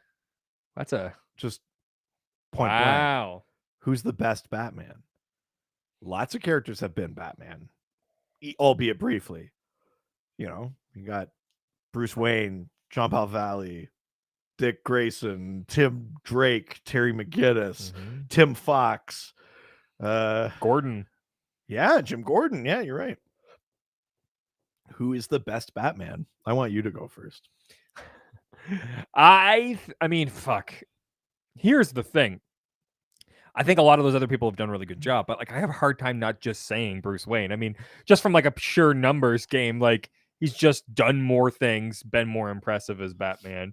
I think Dick is never meant to be Batman for very long. He just doesn't fit the I think you're touching on something here, which is that Batman in general, even though it is a mantle that gets taken up by other people, it does get passed along. Damian's been Batman. Yeah.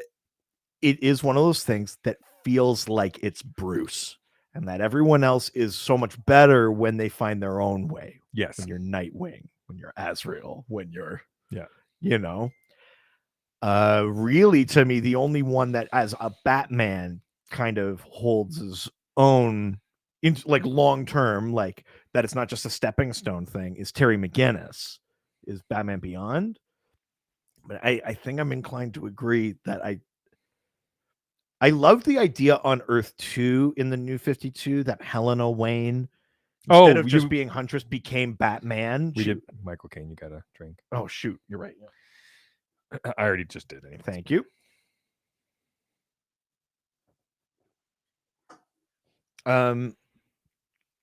I think I think I almost have to say Bruce just by the sheer volume and weight of the mantle and how it weighs on Bruce and affects Bruce. But I think my only other one I'd consider really close is Terry McGinnis. Now I like what I've read so far of the Tim Fox Batman stuff, but I think I just need more. I want more.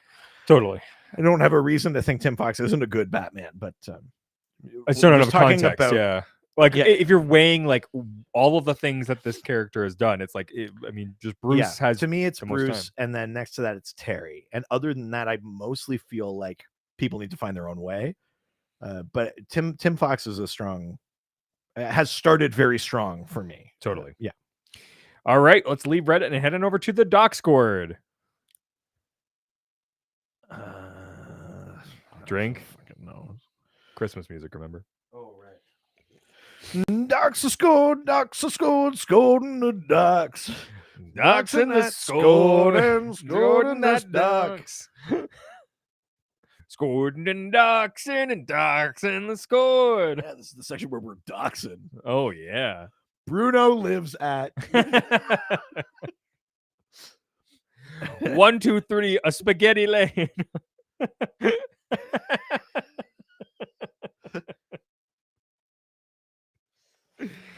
All right. First question from the DocScored is from Mullet Overlord, who asks, "Do you think?" Oh, this is triggering now. This is what? Someone's trying to get us to drink here. What? Do you think Swamp Thing, Shrek Morrison, and Logan from the Bayou would be friends? Oh no. Right. He can't like even fighting it. Swamp Thing. Uh-huh. Shrek Morrison. Logan from the Bayou. All I gotta say now is you gotta get out of this bayou there, Shrek. You bringing all these cartoon friends with you? I don't think so. I don't like that. No, I don't want that down. No, no. Oh, the trans swamp matrix brought me to your bog. Drink. No, I don't think they would get along. Here's the thing. Shrek Morrison is part Shrek. Shrek doesn't get along with people, famously. Yeah. Logan, even from the Bayou, famously also pretty ornery. Also cutting shit up all the time. Difficult to get along with. And Swamp Thing has little to no time for the shenanigans of meat. Yeah. So I actually don't think they would be like fast friends. They'd all just have to deal with the fact that they all live in each other's space. Yeah. Got no new rainbows. No, no, we gotta get down with the downstairs, you know? Drink again. Yeah. Fucking worth it. Okay. Here you go. Just to make it even more worth it for you. Oops, sorry. Oh, stop moving, comments. Here we go. I love Logan from the Bayou. That's from great. Butt Fart Butt. He's a fun character. My wife does not. My wife hates that voice and really gets upset when I do it. And then we have this. Logan from the Bayou is one of my favorites, no doubt. And then we also have this that I think you'll enjoy, which is it sounds like Leatherhead fucked Watto. Oh, bonsoir, mon ami.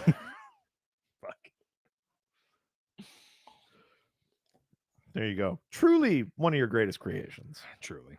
All right, last question from Two Holidays Are Sad. Who asks, would you rather be told by a significant other than that you have the biggest dick or the largest balls they've ever seen? I mean, I don't see what the downside is to be told that you have a giant dick, even if you know it's not true. I just can't imagine a scenario where I'd rather hear that my balls are enormous. yes. Even if I knew that my dick was small. Hey, look, lots of people got big Even dicks. if I knew that, if that was how it was, I can't imagine a scenario where I'd not want to hear that it was big, where I'd want to hear that my balls were enormous. Look, tons of people got big dicks. Huge balls, that makes you unique. I guess. I don't know. It's got to be dick, right? It's like a snake laying on top two boulders.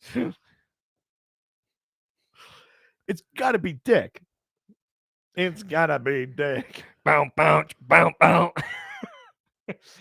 You got those big nicks. Oh, There ain't no balls. that's very funny. Love that. Yeah, I mean, Yeah. Dick. Yeah. There's this thing going on right now on the This Is Not a Show podcast. Okay. Where Keith found there's like a new sex toy called the Baldo, Oh no. where it's like a thing that you basically shove your balls inside so you can have sex with somebody with your balls, and it like forces it into like a Puts your dildo. balls in them. Yeah. Oh no. Yep. So he ordered them, and they're just waiting for those to come in. Oh no. Yep. So That concerns me. Yep, and him too. I've got questions. Yep. I guess we'll just have to wait for Keith. That's right. Jeez Louise. Goodness. Okay. Well, done with the questions. So you know what time it Oh, is. Yeah, also, hang on. We've got Richard better be careful showing his feet. And then Adam Upper weighing in here saying, going all Tarantino on us. Oh, these old things? And then Yokro at Scarebro pointed out that if he taped a mirror to his foot, we could all see the pic. I mean, that's true. Oh, yeah. Imagine if that was how I was secretly doing There's it. an Easter egg somewhere in this room. Yeah. Yeah, it's shining off. They'll be like, enhance the Picard. Oh, thing. yeah, because I mean, that's Zooming in. reflective. That's reflective. Yeah, we need that CSI technology. Yeah. Yeah, zoom and enhance. It's time for everybody's favorite game. Can you guess the name of the character based on who someone who does not read comic books can describe that character to us? That's right. If you don't know how this works, well, I send a photo of a DC character to my wife who does not read comic books, nor does she care for them. She sends back 4 clues describing what she sees. The doctor does not know who it is, and neither do our streamers here. Yeah. So it's very exciting because this year, if one of those listeners on the stream right now is able to guess before the doctor does, I will send them a signed comic from the Doctor and I's combined collection. If the doctor can get it first and do it one more time. I've only gotten 2 right so far. This has been a pretty bad day for me. If I get 1 more right, yeah, Bruno will send me something. If I get 2 more right, 4 total, we both get sent something. And if you get this one right, you also get that comic you never got. That's right. I make up for the Two-Face that's right. omission. That's right. So here we go. 4 clues. Oh God. Getting the spice burps. I will say you should be able to get this one. Stop saying that. I know for a fact that you've seen this character. It's unnecessary pressure. I know for a fact you've seen this character before. 4 clues. Here we go. Okay. First clue. Teen Titan eyeballs. Teen Titan eyeballs? Apparently my wife has seen the show Teen Titan once, and they have a very specific way of drawing those eyeballs. She's got Teen Titan eyeballs. Jonah Hex.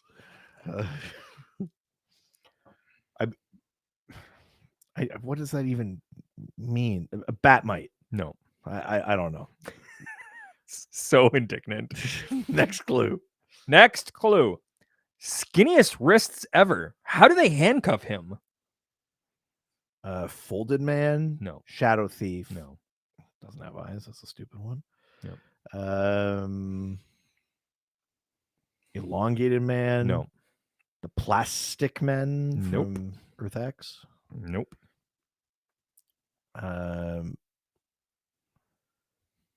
Dr. Death? Nope. Mr. Bloom? Bloom Bloom? No. Someone has said The Watcher, Marvel, Robin, Black Manta, Bloom, Mr. and Mrs. Pitlick. Nope. Okay.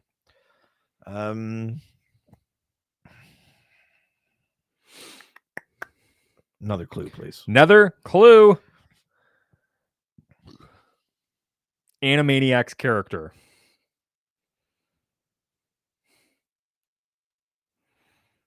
Hello, Nurse. Is it Hello, Nurse? No, that's not a character. From Animaniacs. But not from... Also, it's just the nurse. Her name's not Hello Nurse. Yeah, the character is called Hello Nurse. Really? Yeah. No.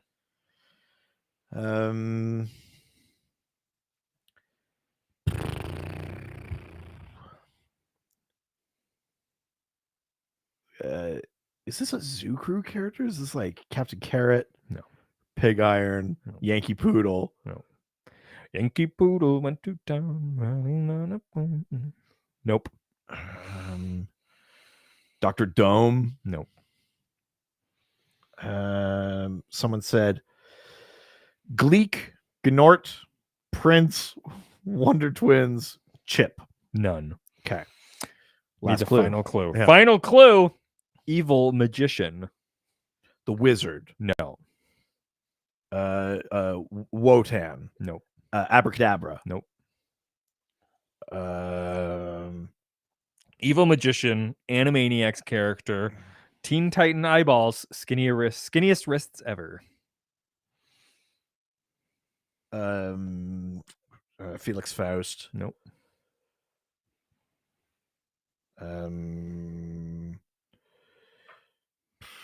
Someone said Clarion or David Nope. Copperfield. No. Bruno.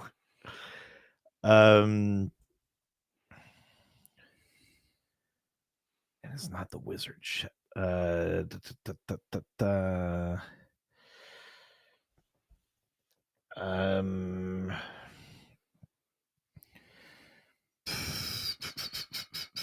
it's not Abracadabra.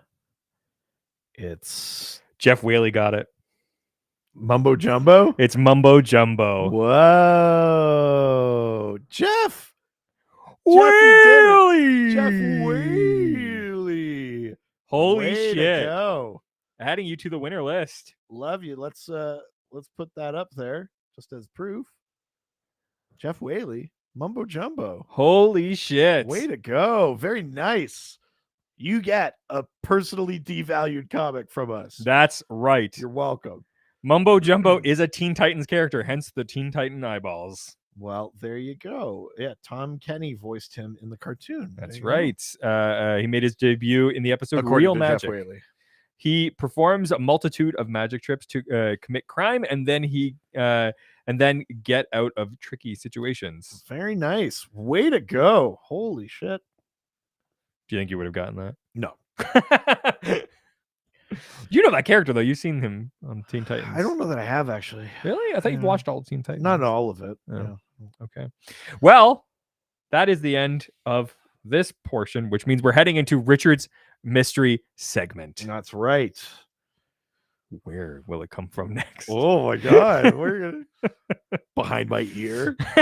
Whoa. Who's been holding that What's the whole this? time? Oh Oh. my god. Nope. I know where this is coming from. I do like and appreciate all the comments that have been happening in the chat of people trying to like zoom in and screenshot my glasses to see if in the reflection they can see the picture. I appreciate the tenacity. Okay. All right. Let's see what we've got here.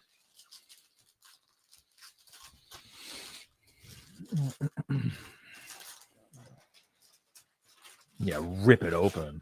Oh. Let's see. Oh, you fucking know me. You know me so well. We got issue number 2 of Metamorpho, the Element Man. Oh yeah, baby. Very nice. Oh yeah. Remember that movie, The Element Man? I'm a human being, not a combination of elements. That's awesome. Very, very cool. Yeah, that looks amazing. Oh man. Classic Metamorpho. You know me so well. Dope. I know my baby. Thank you. Appreciate that. That is it for this week. Make sure that you reach out to us with all of your questions on our various social media platforms.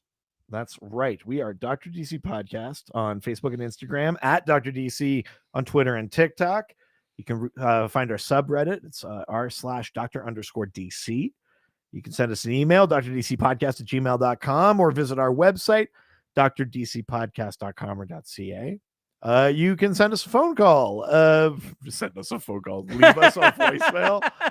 208-917-3238. I mean, in this scenario, it is kind of like sending us a phone call because you record it and then it gets emailed to us. Yeah. So it is sort of So like send that. us a phone call. Yeah, you got it. You can give us physical mail if you like. It's 301 Hogue Street, Hoge Street in Whitehorse, Yukon, Canada, Y1A1V8. That's either to Richard Eden or Reed Vanier. And you can give us 5-star reviews. Yeah. They're really helpful on Apple Podcasts if you haven't done that already. But if you have, we'll take reviews anywhere you leave them. Just take a screenshot and send them to us. We'll read them on the show. And of course, like the people joining us on our stream today, join us on Patreon. That's right. $1, $5, $7 level. You get access to bonus episodes and videos and theme polls. And of course, the Doc Scored, our awesome Discord fan community. It's a ton of fun. Help support us and what we do. And speaking of which, get ready to drink. Check out our other show, Ghost Facers, a supernatural rewatch podcast. Oh, yeah, wrong drink. There we go. It's a fucking double IPA, baby. Woo! Yeah, we talk real world monster lore and behind the scenes stuff about every episode of CW Supernatural. We're in season 4 right now, and it's a lot of fun. So go check it out. That is it for this episode today. We'll see you tomorrow. Ciao, ciao. Adios.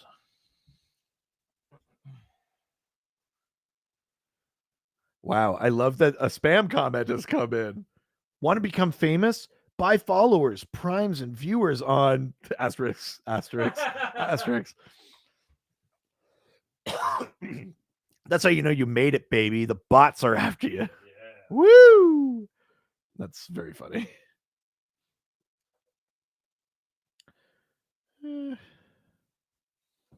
Steven Salazar's here. Oh, man. Hey, Steven. That's right. He is here. Let's see. Got here late. Have they made out yet? Not yet. And actually, I think we're getting further from it. These wings are getting pretty spicy. I got gross, like, spice burps. Ugh. Not great. Bruno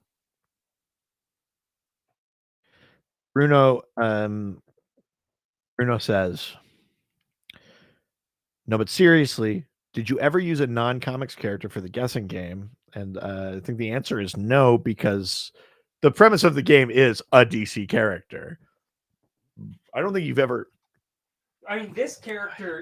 I think of all the things you could dupe me with, it would be maybe a step too far to go outside the one rule of the game, which is that the character is from DC. This is a non-comic book character, the one we just did. Yeah, but still DC. Yes. You know, and DC, of course, is a multiverse, so that's totally fine. Yeah, sometimes I'll do characters that have only. So yeah, I suppose non-comics characters. Maybe that's what Bruno means by this. I don't think this is the first time that's happened. I think you've done ones from TV shows or cartoons or stuff before. Yeah. I'm positive that's happened. Yeah. I think the only real rule is it must be DC. Yes. And other than that, it doesn't have to be comics original or anything like that. I do think it's happened before, but I couldn't tell you what or when. Yeah.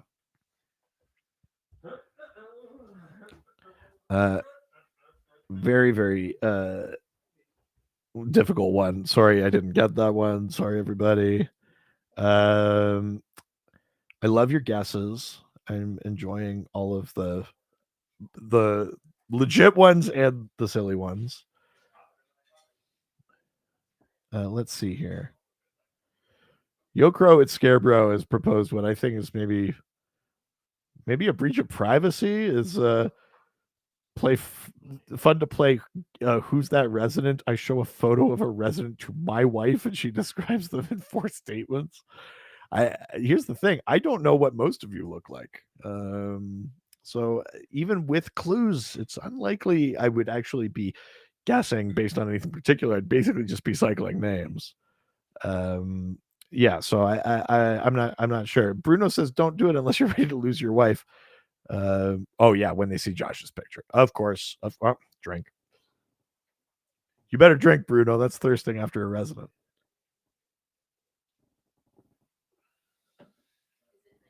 All right. I am just gonna go refill drinks, and then otherwise we're gonna just get these new wings. I think it's da bomb this episode, so pray for us, and we'll be right back in just a sec, and we're going to do episode 10. So we're getting there, everybody. Woo!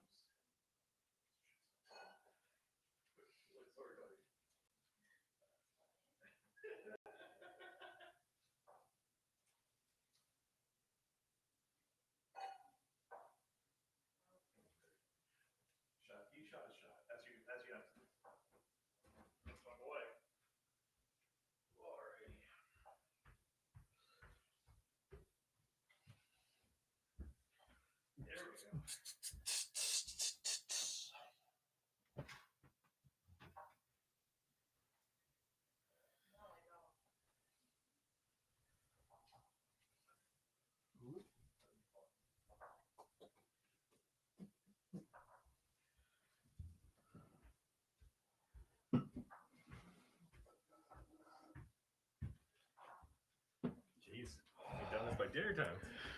Oh, yeah, just in time for dinner.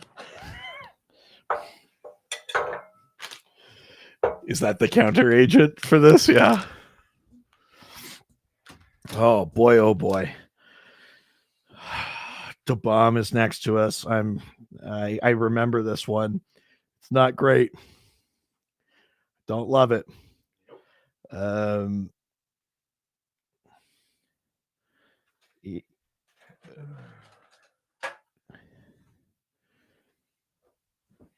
boy, oh boy. Episode 10.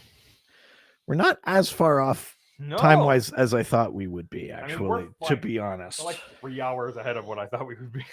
Yeah, I was expecting this. I think I was maybe too optimistic about it. You were maybe too pessimistic about it. I just assume we go till 8 every day, every year. But all right, are we slightly?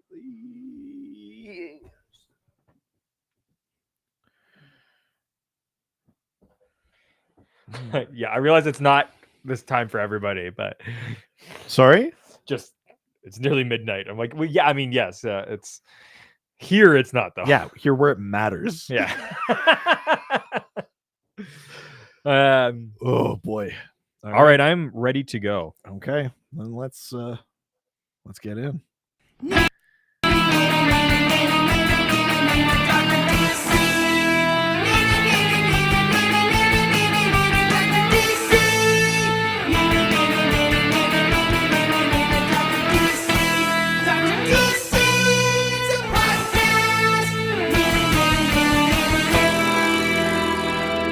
Happy DocMas residents. Welcome to the Dr. DC podcast. My name is producer Richard, and next to me is the doctor himself. Hello. I'm sorry, I'm just enjoying some of the chat that's happening. Why? What's going on right now on the chat? We were saying, hey, we're going to be done in time for dinner. And Yeah. then Bruno was like, what about me? It's midnight. And then, sorry, Bruno. Wow, that's your voice? Jeez. And then I would never say that about you, Bruno. And then Bruno said, "Whoa!" Probably when I said that his time zone didn't matter. And he said, "Look at the colonies getting uppity about their time zones." This is the 10th episode of DocMas, of the 12 episodes of DocMas. Yeah. We have been recording for almost 7 hours. God damn it. No, not like this. Each year we do something to damage our bodies.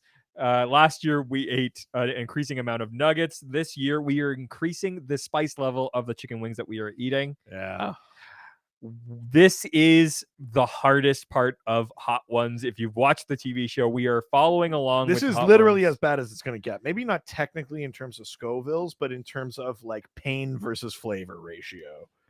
This is the worst one. Yes, without a doubt. This is the hardest it's going to be. For those asking, this is Da Bomb. Da Bomb. Hard If you've to watched see Hot there. Ones, you know Da Bomb. It's a bad one. So this one has Red Hot Chili Peppers. Get there, food, you fucking weak there. Gonna eat some spicy chicken wings now. Water, vinegar, salt, spice. Including paprika, turmeric, minced garlic, cane sugar, garlic powder, extra virgin olive oil, onion powder, lemon juice concentrate, cilantro, mint. I've had this before. I've never tasted any of those ingredients. Where is the bad part, though? Red Hot Chilies? Is that the thing? Because I feel like everybody else is like ghost blank. I know. I don't know what it is about it. Unless they've changed it and it's not as bad, but I can't imagine that's the case. Weird. Yeah. Oh God. Oh God. Here we go. Oh God. Let's step into the spice gauntlet. Dun, dun, dun, dun. I just want to say it's been nice knowing most of you. Wow, that's a oddly. You know who you are. Here we go. Oh God, I can feel it. I can smell the heat. I hate this. It smells crazy hot. Oh God. Excuse me while we kiss the sky.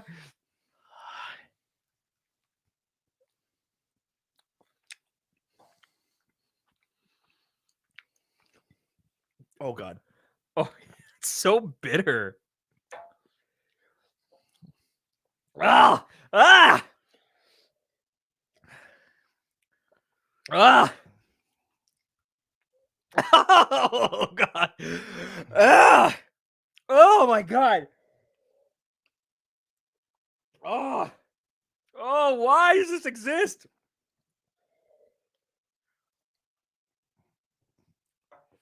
Ah!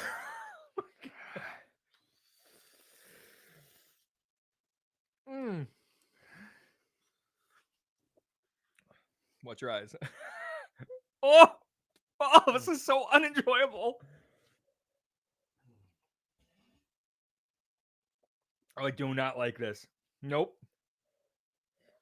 Mm-mm. Oh God. Oh God, There's no flavor. oh, ah!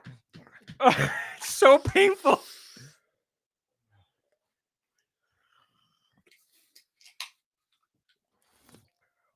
Oh my God, this is brutal. It's such a giant leap from the last one. We got this comment. Ah! Ugh. Oh. Respect that they're doing more than one bite. I mean, thank you, but we probably should have only done one bite. Oh my God, this is brutal.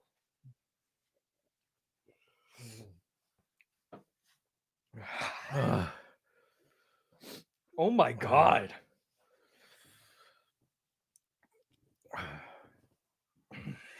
Oh my God. I just realized how much of this is silence, like audio wise. Oh yeah. This is rough. Can you please hand me one of the abatement tools?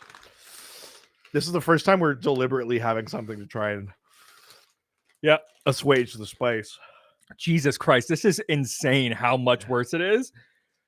And it doesn't go away.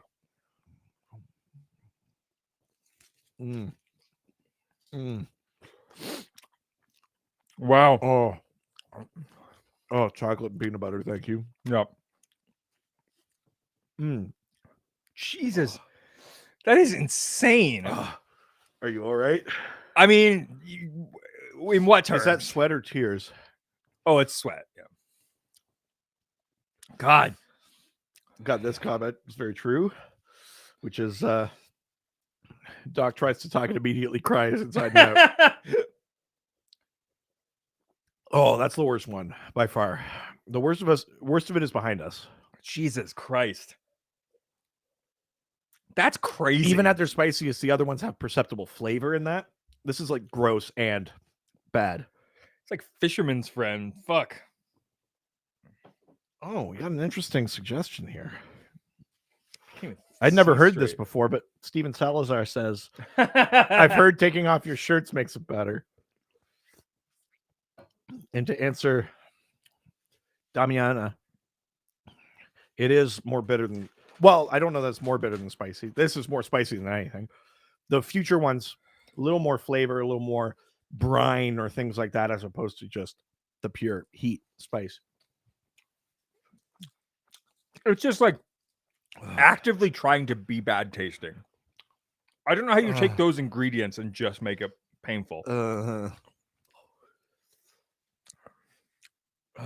Jesus Christ. I was expecting we're it to 8.5 be bad. minutes in. We've said like 12 words. And most of them were fuck. Oh, God. Well, we passed the spice gauntlet. Barely. Oh, God. At least I don't have to do as much as talking as you do. I would consider this a Pyrrhic victory. Sure. Let's jump into the questions. I'm like pouring sweat. Oh, my God. Whew! That is rough. Yeah, whatever questions we got. Go over to Twitter. You know where it is. First question comes from D, who asks, what are the enemies of Section 8 and or Dog Welder? Oh, who gives a shit? I don't know why you didn't make this one the Two-Face. Well, because I was more concerned with the numbering of the You fool. episodes. You fool. Section 8, Dog Welder. This is rough. I actually can't remember who they face off against. So I said it in a previous episode, Section 8 is a character of like group of rather misfit characters, real like F-list, quote unquote heroes with bad powers, like Six Pack who gets powers like the more drunk he is. Dog Welder has the power to weld dogs to things and communicate through dead dogs. Which in one comic he uses in like a real crazy sense to excuse me. He uses to manipulate like the Canis constellation because it's a dog constellation. I think he fuses two stars together, or he welds two stars oh my god, or something. But who are their adversaries? I actually don't remember who they faced off against in those stories. I think they first appear in Hitman. But yeah, I don't know if it's the spice or just that I never knew, or it burned it out of your brain. Yeah, it burned it out of my brain. I'm actually not sure who their adversaries are. I don't know that they have like an arch enemy per se, as so much as just they encounter obstacles and antagonists. Sure, because it's not like they show up a ton, but it might be more of that situation than having like a dedicated arch enemy. Jesus Christ. Oh Jesus, is this fun to listen to? Were we doing this for entertainment? Oh my God. All right. Let's leave Twitter and head on over to Instagram. Now we're going to Instagram, take some questions and answer them. Yeah. Also, by the way, I just want to jump in here. Bruno's trying to cause shit between me and my good buddy Ryan Pigeon. Uh-oh. Bruno, you know that wasn't about Ryan. What did you say? So I when I said I love most of the he was just people listening. Yeah. He's trying to cause shit here. Bruno just asked, this podcast is supposed to be fun to listen to. Oh, God. I'm sorry. This is 2 years in a row that episode 10 is going to be the hardest to listen to. Yeah. This must be extra painful for Bruno because you just listening to this at like 1.52 to like 2 times speed. Imagine if you listened at regular speed, how long those pauses would I feel. know. All right. Oh, I see what you're saying because this is live. Yes. Oh, you can't speed up live. That's right. I get it. I mean, yeah. This is rough. Woo. Question from Instagram comes from Chola Bezos, who asks, what are some of the most infamous DC Comics misprints or recalls throughout the company's history? Ooh. Couple of the recall things that come to mind. Obviously, there's the bat penis. Yes, the famous one, yes. From Batman Damned, the Black Label book. Batman It's Damn! Black Label, and they were like, you can see his cock. Get it away. Yeah, it's Black Label. What'd you expect? But whatever. Oh. The other one was there was a cover to either an issue of Action Comics or Superman or something where it's Clark and Pa Kent both having a beer, like leaning on a fence at the farm having a beer, and it got recalled and like redone so that they were holding like soda cans or whatever. So if you have one of the beer ones, you've got like a that's awesome. That's like a special version of that cover. Yeah. It might be a Gary Frank cover, if I'm not mistaken, but those are the couple that come to mind. Is the Superman having a beer thing. Yeah. The bat penis is a big one.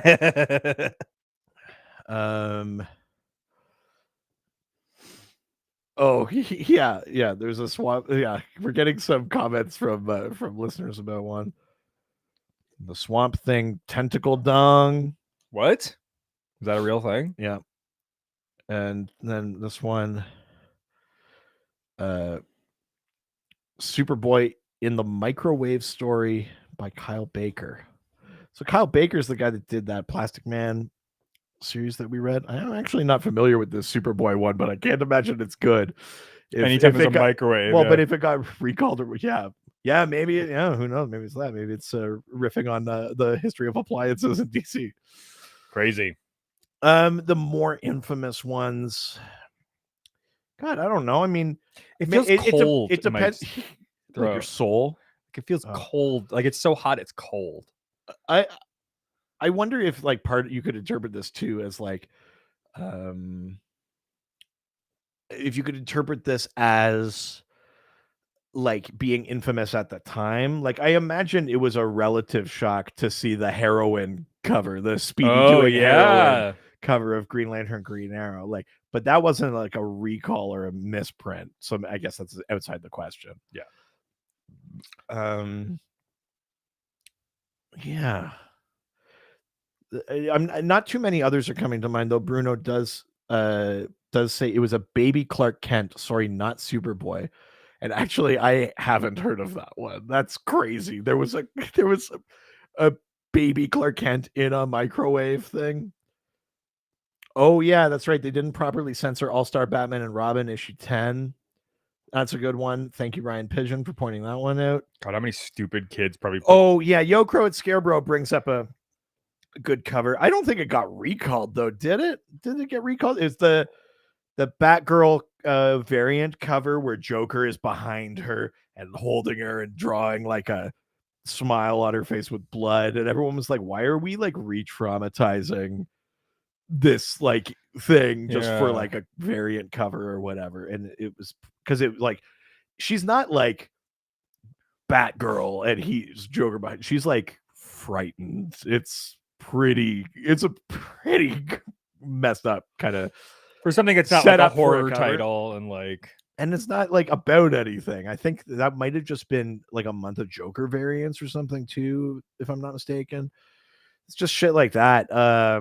Yeah, I can't remember if that one actually I don't think that got recalled, did it? It was just there was outcry about it though. That people weren't very happy about that. Yeah. Oh, Yokro says it was technically recalled. Well, there you go. Crazy. Well, yeah, there's a couple of good examples. I'd be curious to know in the chat here, does anybody own any of these? Like, the beer bottle Superman thing, bat penis, the all-star Batman and Robin the Boy Wonder 10 that wasn't censored, like any of those. Like, does anybody own one of these things? Oh yeah, Bruno's right. That cover ended up not coming out. The outcry about it stopped it from coming out. So yeah, not technically a recall because it's not like it made it out first. Well, I'm good with that not coming out. Yeah, that's fine. Yeah. All right. Ryan Pigeon has the Bat Penis book. So does Butt Butt Fart Butt. Oh, jealous. Woo! All right. Let's leave Instagram and head to the doc phone. Oh, bring, bring, bring, bring. I'm fucking dying. Bring, bring. Click. Hello? Beep, beep, beep, beep. Hello? Beep, beep, Hello? Click. Masters of Improv. Here we go. I haven't been to my improv class in a few weeks Call because of number COVID. 10, guys. I'm almost there to being at the end. Oh The my. question is, who makes the best cookies for Santa in the DC universe? Which hero do you think is going to bake the best cookies? And no, you can't say Batman because we all know Alfred's the one making the cookies. I'm sorry, sir. You can't touch the cookies. He's also Santa. Happy DocMas, guys. Bye. Right. It's got to be Ma Kent, right? Well, but here's the thing. But he said hero. Oh. Which superhero do you think does the best Christmas baking, lays out the best cookies for Santa? Martian Manhunter? I think he just buys them. Yeah. He's not learning how to make that shit. They're Oreos. Who's learning how to make an Oreo? I could make an Oreo. I'm not saying you couldn't. I'm saying, are you You don't think I could make an Oreo? This is just how I get what I want. I'll make one right now. Oh my god. Um, So, hero makes the best. Bruno, do not twist my words. No, I did not just say mothers aren't heroes. I'm talking about superheroes. Superheroes with powers. How God, dare you? Bruno, the level of like mischievous Loki-ness is like the only it's right after my own heart. If only he could harness this power for good. It's Gonna leave that there. It's right in my heart, and I love it. Outrageous. What superhero do you think bakes the best cookies for Santa? Who? I mean, who's like even shown in prowess in cooking in general?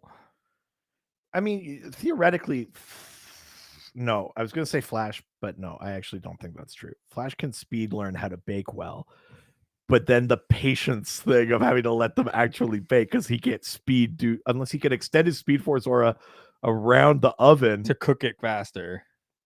Yeah, I still don't think it's No, I Flash. don't think so either. I think Clark probably could because he learned from Ma Kent. Clark, I think, is a strong contender. I think. Ooh, this is all very tricky stuff. Aquaman's out because you can't bake underwater. He's eating raw fish like Gollum. Gross. Let's see. The Halls, maybe like over years of like. Oh, right. I mean, God, with all of their lifetimes, Generations, the Hawks must have some baking prowess. Mm-hmm. Yeah, you're right. After all of their lives, yeah, that's probably a good one. I would throw it out there. I know he's not a hero, but a super. I'd say maybe Lobo. Really? I think Lobo is one of those characters that has He cooked a whole planet, I guess. but he has like weird soft spots. You know, he's got the fondness Cats. for space dolphins or whatever. I could see him being Yeah. like, I like bacon. What the frag's your problem? I mean, that's true. You know, like, but he's not leaving anything up for Santa unless he's trying to catch him. frag, Okay, my souffle. I changed my mind. He learned how to cook really, really well to catch Santa. Yeah, to kill him. lure Santa Yeah, to kill him. yeah. Yeah. Otherwise, Or just so he can eat something really good over Santa's corpse. ooh, yeah, Yeah. like the thing that you like, I am eating. Oh, these aren't for you, big guy. Yeah, The main man's got a sweet tooth. that's true. I think that maybe the metal men, like robotic precision, could cook, but they wouldn't have the heart.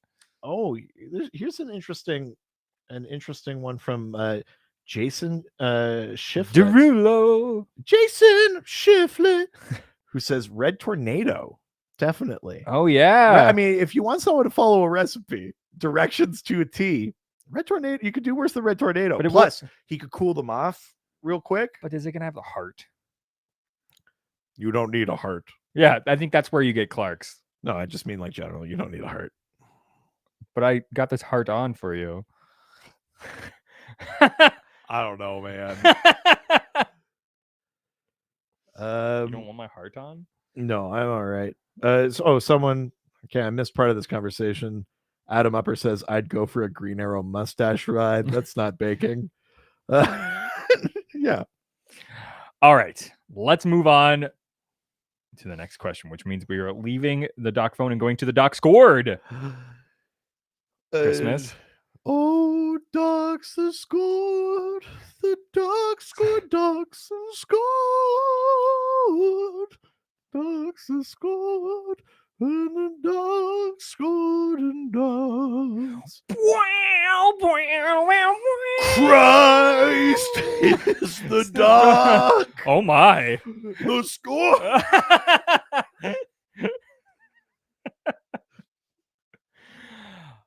Okay. Next question. Sure. Comes Is it from going too far to call myself Christ? maybe. Okay.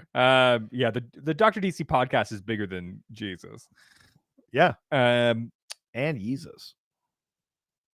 Ye. It's now Ye now. Is ye not yay? Oh, that's a great question. I don't know. Okay. Not that cool. Dick Can't Read asks, if you could make any food or drink have 0 calories and also it would have 0 nutritional value. Sure. So that you could consume it guilt-free, what would it be? Any food or drink? Yeah. Guilt-free forever. Oh, guy, sausage, fried chicken and waffles. I was going to say actually. It's 2 different things. Fried chicken, then. Fried chicken. Yeah. Because you can put that on a sandwich. You can have it by itself. You can have it on waffle. Like, there's a versatility to fried chicken. There's breakfast fried chicken. There's I mean, dinner you're not fried wrong. chicken. I don't hate that idea. I could make that work for me. I'd look great if fried chicken had 0 nutritional or caloric. Yeah, but you eat all those value. sausages. Yeah, but in addition to this, so okay. When you think I'm choosing?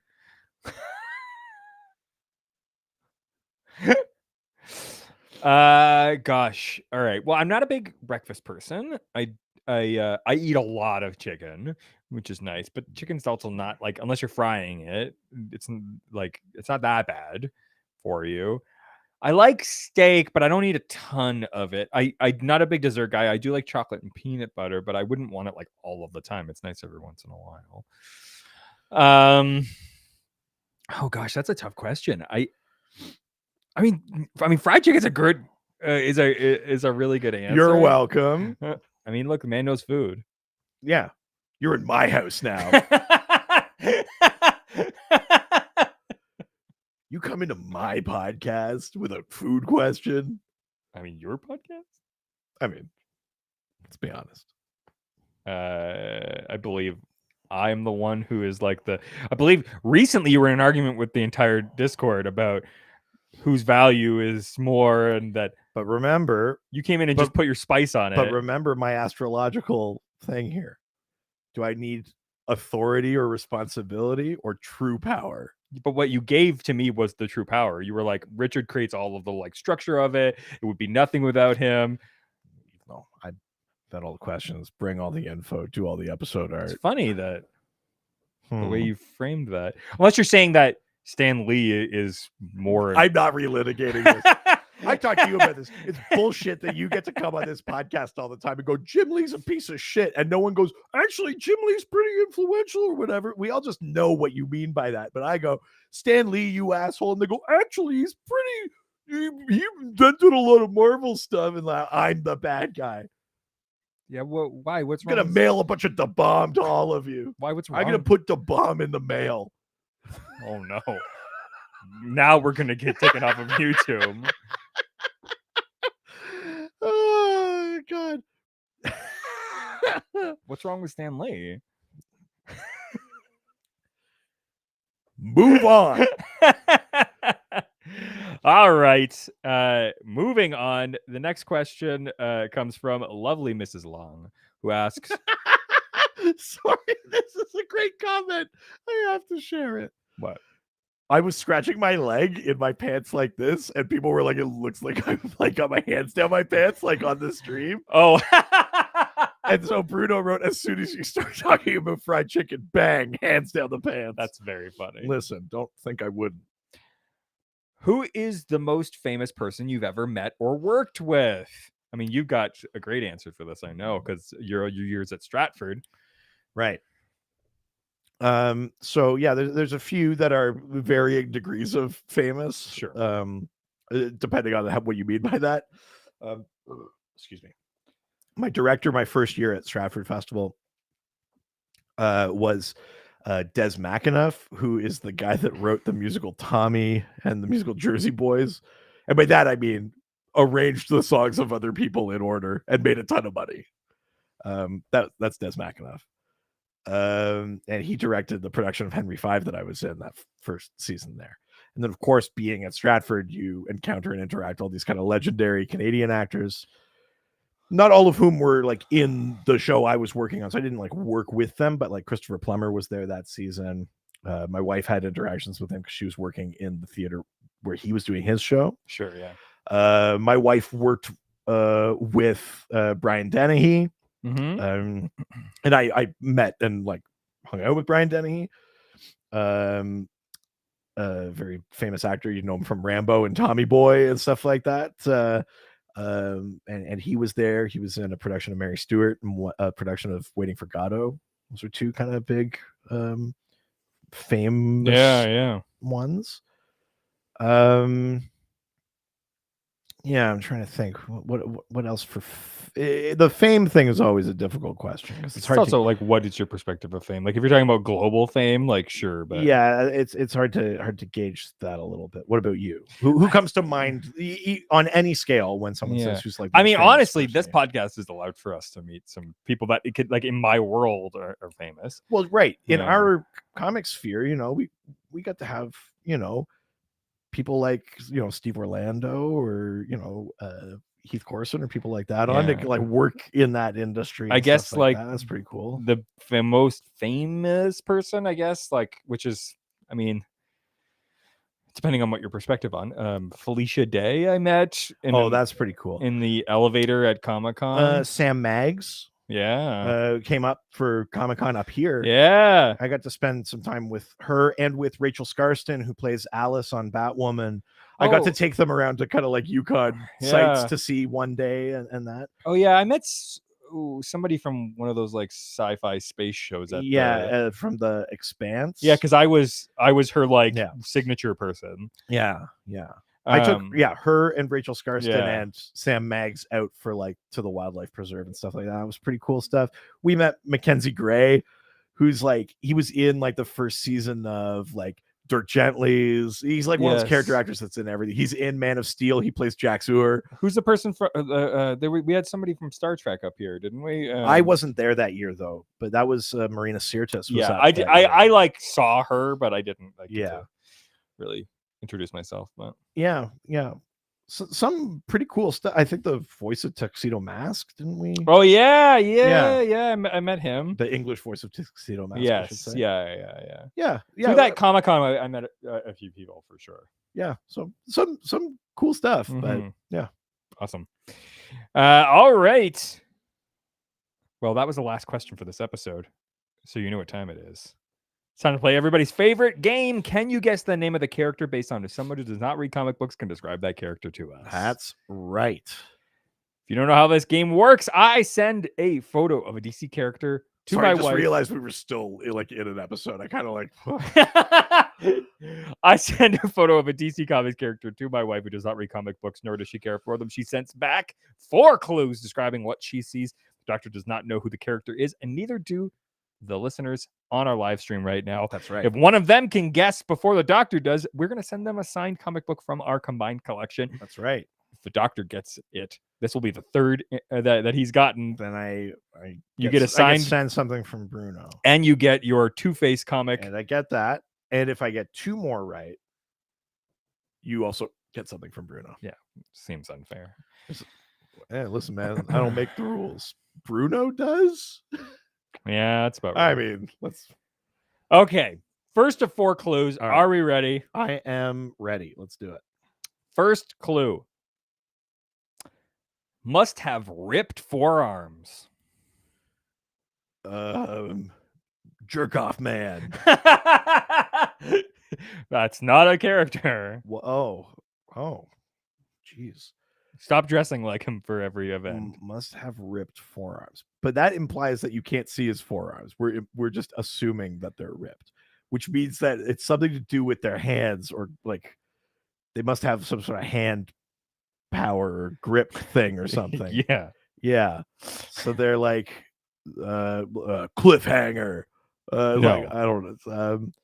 Slipknot, the man who can climb anything. No. Ah, shit. Yeah, real excited there, and I appreciated it, but no. Any guesses on the message? Sportsmaster.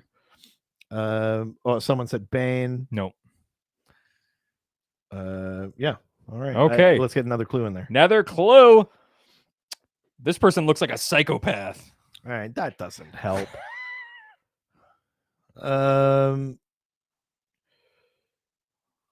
This person looks like a psychopath. Looks like they may also have ripped forearms. The General. No. Shaggy Man. Nope. Gorilla Grodd. Monsieur Mala. Nope. Someone said Major Force. No. Kilowog. Psycho Pirate. No. Someone said TDK. No. Zaz. Nope.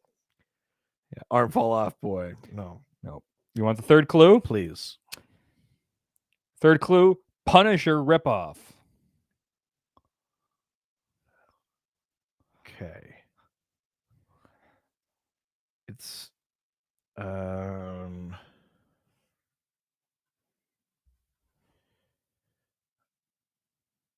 is it Vigilante? No. Is it It's not Peacemaker, not Black Lobo. Spider? Nope.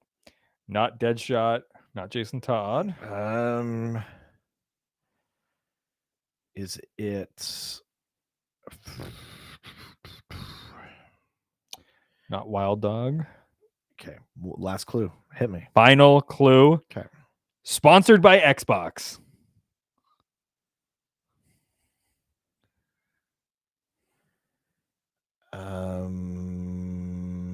Red X. It's Red X. Oh, holy shit. That's 3. Oh my god. Well, Holy shit. some shit needs to happen. Wow. I mean, thank you for that last clue. Jeez. Rough. Wow. All right. Red X. Okay, so this is you're grabbing the one that I didn't get from the Two-Face episode. Okay. Behind curtains. Behind curtains. Jeez Louise. All right. Let's see what I got here. Doctor's grabbing his gift from the episode. He did not get one. What is he pulling out? Oh. Oh, baby. Issue number 1 of Blue Devil. Oh, yeah. Oh, yeah. Oh, I love that. That's amazing. That's right. Oh, that's fucking great. Daniel Cassidy, the Blue Devil. That's right. Oh, I love that. But we're not done That's because amazing. we got to get the one for this episode. It's time for Richard's mysterious segment. That's right. I just want to, I'll throw this up. Bruno just wrote this because he's always looking out for you. Just one more to go for Richard to be happy too, Doc. I mean, I will never be happy, but I appreciate the sentiment. And I'm just gonna say here, it's totally up to Richard. You can make this game real easy, and you can just do it. Bruno also said, "Never in the history of mankind has anyone been so happy to see an issue of Blue Devil."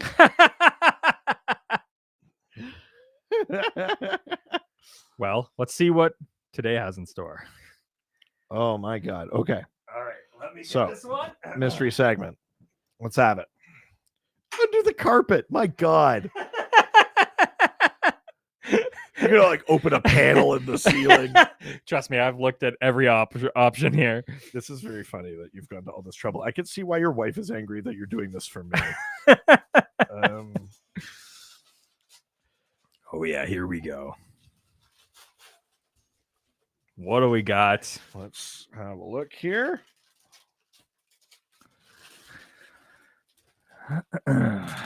He's ripping and ooh, I like this.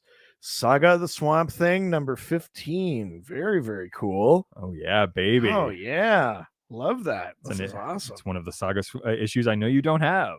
I love that. Like, I know this is like after the DC implosion or Yes. whatever, but I love this thing in the bottom that says the new DC. There's no stopping us now, which is like, it's such a way to say, like, we almost didn't make it. Yeah. Crazy. It's very funny to just be so forthright with it. I love it. Yeah, I love that. That's amazing. Holy cow, this is amazing.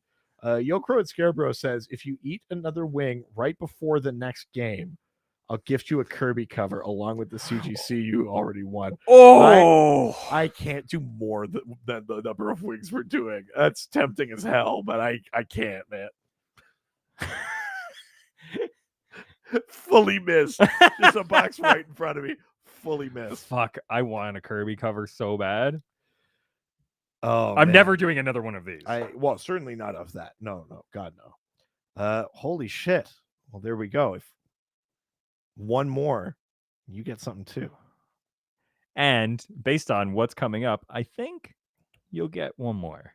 Stop saying that, man. You're gonna be disappointed. All right. Well, if you're looking to send us a question for a future episode, or you just want to follow us and talk about DC, that's right.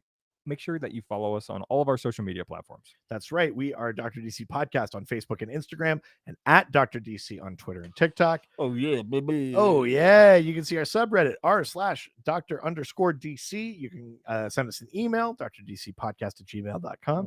You can go to our website, drdcpodcast.com or .ca. That's right. Give us a call. Send us a phone call to 208-917-3238. Yeah, you can send us physical mail if you want. 301 Hogue Street, Hoge Street in Whitehorse, Yukon, Canada, Y1A1V8 to either Richard Eden or Reed Vanier. And 5-star reviews.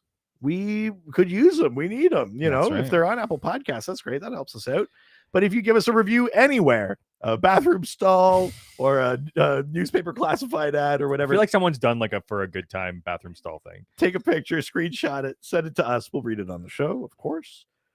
And don't forget, you can help support us in other ways. If Subscribe to our Patreon. A lot of you on the street with us, you're already patrons. Thank you so much for your support. It helps us keep doing the things that we're doing and having fun with it and trying to come up with new stuff for you.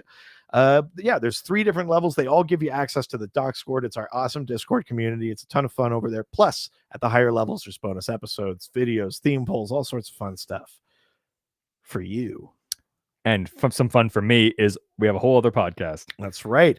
Ghost Facers, a supernatural rewatch podcast. Got a drink, baby.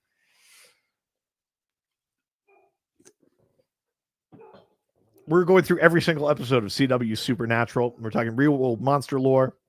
We are what else do we do? We talk about behind the scenes things that happen in the episodes. We have great guests like Paxel production and actors and stuff from the show. Where am I? Don't worry about it. Who am I? You didn't pass that. That doesn't count. No, I know. I really hope it happens. So you have to down your drink. Oh my God. But that is it for today. That's right. We'll see you tomorrow. Adios. Ciao. Whoa, streamers, we're 10 episodes deep. We did it. We've only got 2 more to go. It's coming along. We're humming, baby. Let's see here. Oh, Yokro at Scarecrow and sent. I gotta put this up. Really wants me to have more spicy wings. He said, "Gone, gone, the form of man. Blow up that bathroom for Etrigan." So, Fuck that fucking sauce. That sucked so fucking much. Yep. Adam Upper, fun little comment here, says, I'll break out a Sharpie and do it for a good time. Give Dr. DC a 5-star review in a bathroom at Eaton Center for the next few days. Thank you. That's very Eaton Center, the big downtown mall in Toronto, for those unfamiliar. That's the big time. Yeah, I love that. Okay, we are going to be right back. We're stretching legs, we're blowing up bathrooms, and we'll be back very shortly for another episode. I only got 2 left for DocMas 5 Hot Mess.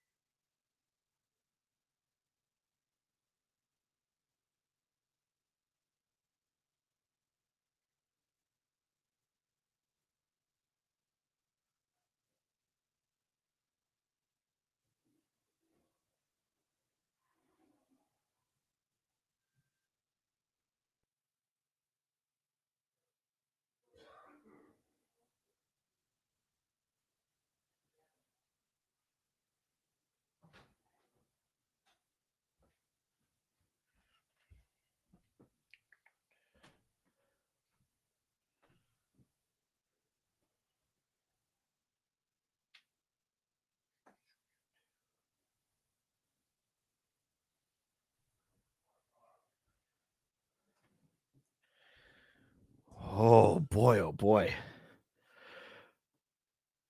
I'm still feeling the bomb. Like it's died down quite a bit, but it's there. That's a really bad one. Has anybody done the bomb yet? Has anybody done this before this one? Bruno, I super appreciate how late you're staying up for this, but don't hurt yourself. That's what we're doing. We're hurting ourselves so you don't have to. Although I do appreciate you being here. It's very lovely. Listen, Yo Crow at Scarebro. I don't think I can stress enough to you how spicy these wings are. I think there are easier ways for me to get my hands on a Kirby cover. I just need to like do it. You know what I mean? Like I just gotta put the effort to remind myself that it's a thing I want for my collection.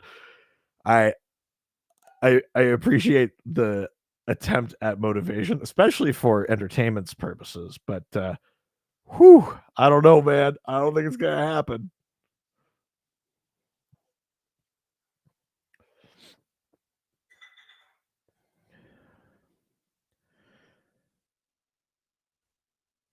Trey Show, you are absolutely right.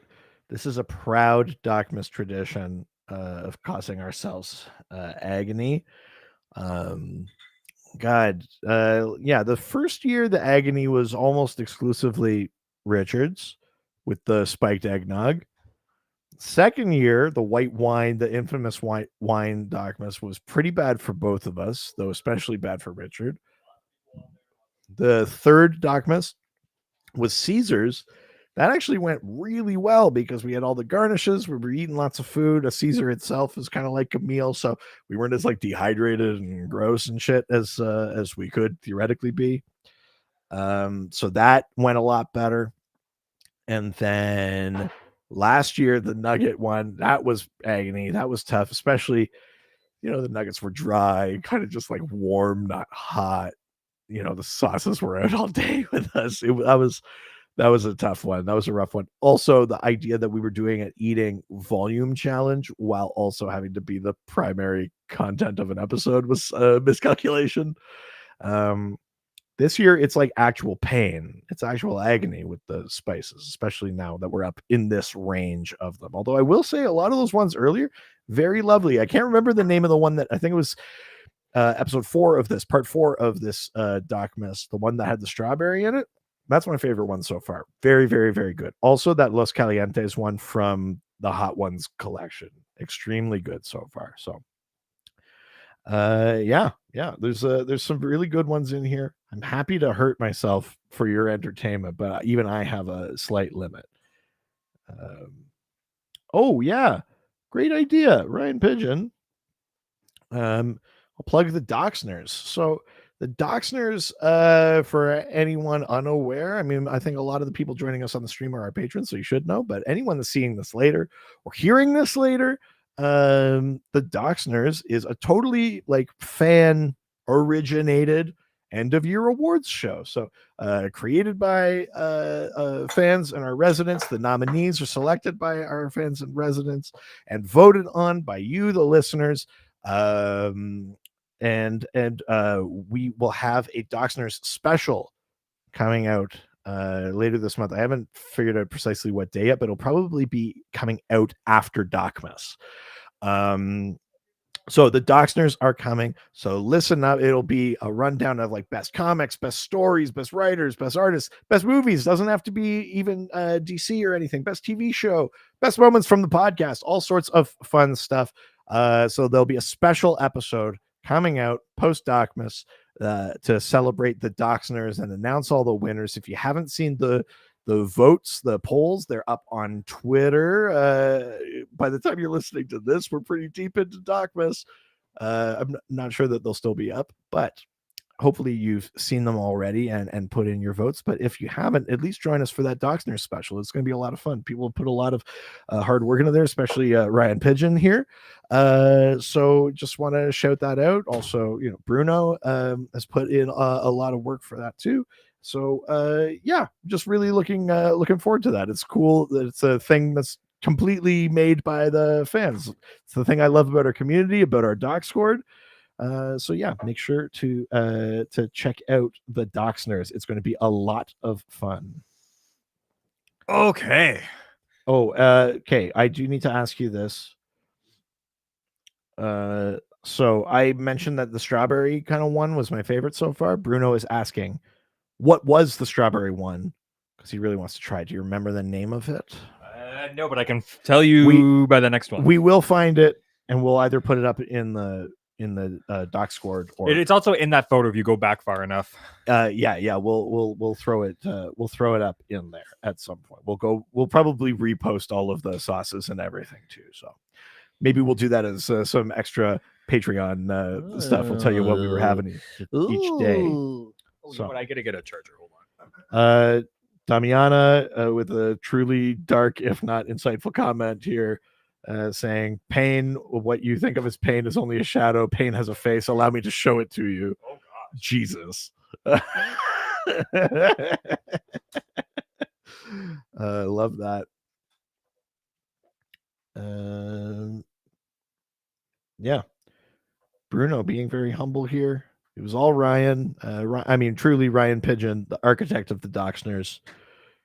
Bruno and I, very kind of cursory fashion helping out. But yeah, Bruno's right. Truly, this is the baby of Ryan Pigeon. So yeah, make sure to check that out when we get there. All right. I think we're ready to go for episode 11. Holy shit.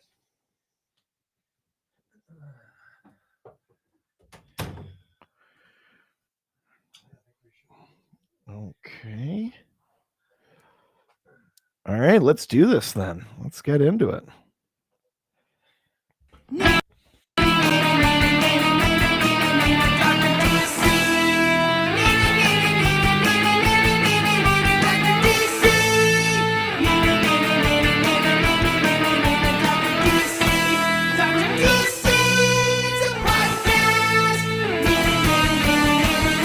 Happy DocMas residents. Welcome to the Dr. DC podcast. My name is producer Richard, and next to me is the doctor himself. Hello. This is DocMas episode number 11. We have one more to go after this. We've been doing this all day long. Crazy. We are like 7.5 hours in or something. Yeah, something like that. We do this every year. We record 12 episodes in one day to release for the 12 days leading up to Christmas. Every year we find some way to punish ourselves. Typically, it was been alcohol for the last Often been 3 years. alcohol. For the last year, it was increasing amounts of chicken nuggets, and this year we are increasing the spiciness of the wings we are eating. Yeah, Much like the TV show / web show Hot Ones. that's right. Literally, because Literally because we took their sauces. Yeah. It's Yeah. Hot Ones. Yeah, this is a show with hot questions and Hot hotter wings. Yep. Just fully take the script and everything. Like, I don't care. That'd be pretty funny. It's fine. So this year we are doing these spice challenges. So why don't we enter the spice gauntlet? Dun, dun, dun, dun. Hashtag hotness. So that last one fucking sucked. I don't care if I get kicked off of YouTube for it. There was a follow-up comment that Ryan just meant he didn't think YouTube would appreciate us literally fucking each other on camera. Oh, is that the problem? Apparently. Uh-oh. Yeah, so last episode was rough. The bomb is very bad. If you've ever watched that Hot Ones show, you know that that's the one that trips people up. It was bad. It was. I don't think we can overstate how bad it is. I will say this. It's the spiciest, worst sensation. I had like the first bite I took, I like the first like 3 seconds of it, I was like, this is nice, and then it was awful. It was really bad. It was terrible. Truly awful. The only other moment that I've had similar to this was there's a burrito restaurant in Toronto, and I think there's also one in London, Ontario, called Burrito Boys. Oh, I like Burrito Boys. Burrito Boys is great, but they have like a spicy sauce that I'd never had before. And I don't know if at the time it was just where I was at with spiciness. Sure. But it wrecked me. Like, it hurt so bad, the hotness of that thing, that I didn't even eat the rest of the food. Like, I took one bite and never ate the rest of this gigantic Burrito Boys burrito. I do like Burrito Boys. There was a Burrito Boys in Waterloo. They're great. Good, yeah. I really like There's also a place in Toronto. I don't know if it's still there, but it's called Fat Bastard Burrito. I think it's on Yonge Street. And it was the first time I've ever had like chow mein in a burrito. Ooh. That was pretty fucking good. You know what's funny, like, from the spice thing is, like, I up until my 22nd birthday around there, I basically couldn't eat spicy food, period. Sure. I like, to the point where I couldn't eat barbecue chips, like, when growing up. Really? Couldn't eat That bad, pepper, eh? couldn't eat anything spicy. Whoa. And then it was one day, it was like a light switch changed. And That's so funny. so I have friends who like know me most of my life, and they're like blown away by me being able to eat spicy food, period. Wow. Look at you. Look how far you've come. I know. Fucking Jesus Christ, that last goddamn wing. It was bad. That This one really better be sucked. better. So now we're I having don't think I've ever had this one. Hellfire hot sauce. No, this would definitely have not been one you. This is a new one for this season of Hot Ones. Yeah. Hellfire hot sauce cranked extreme black garlic Reaper sauce. We Really glad that E was in there. Oh. We cranked this one up to 12. Oh no. That's one more than 11. Oh God. A sauce with more Carolina Reaper or more black garlic. This Man.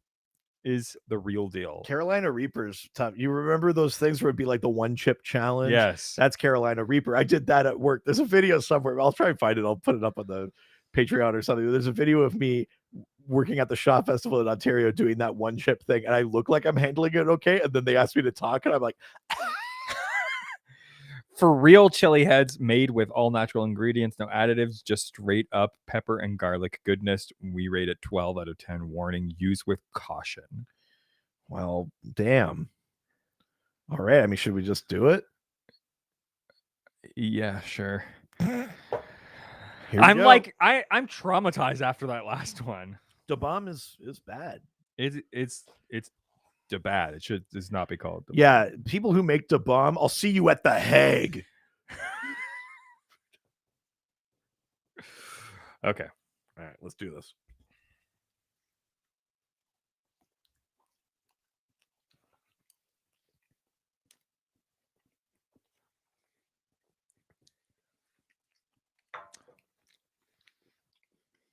Well, it's not good.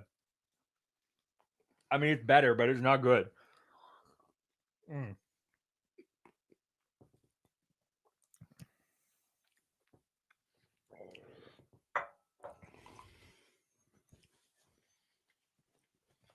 Better. Much better. Still bad. Much better. Still got that bitterness. Still way better. What's wrong? Reed, we got a podcast. We should probably. I kind of can't talk yet. Is it really taking your voice? Like is it something with the Reaper that does this to you? I'm trying not to breathe it in, like like that.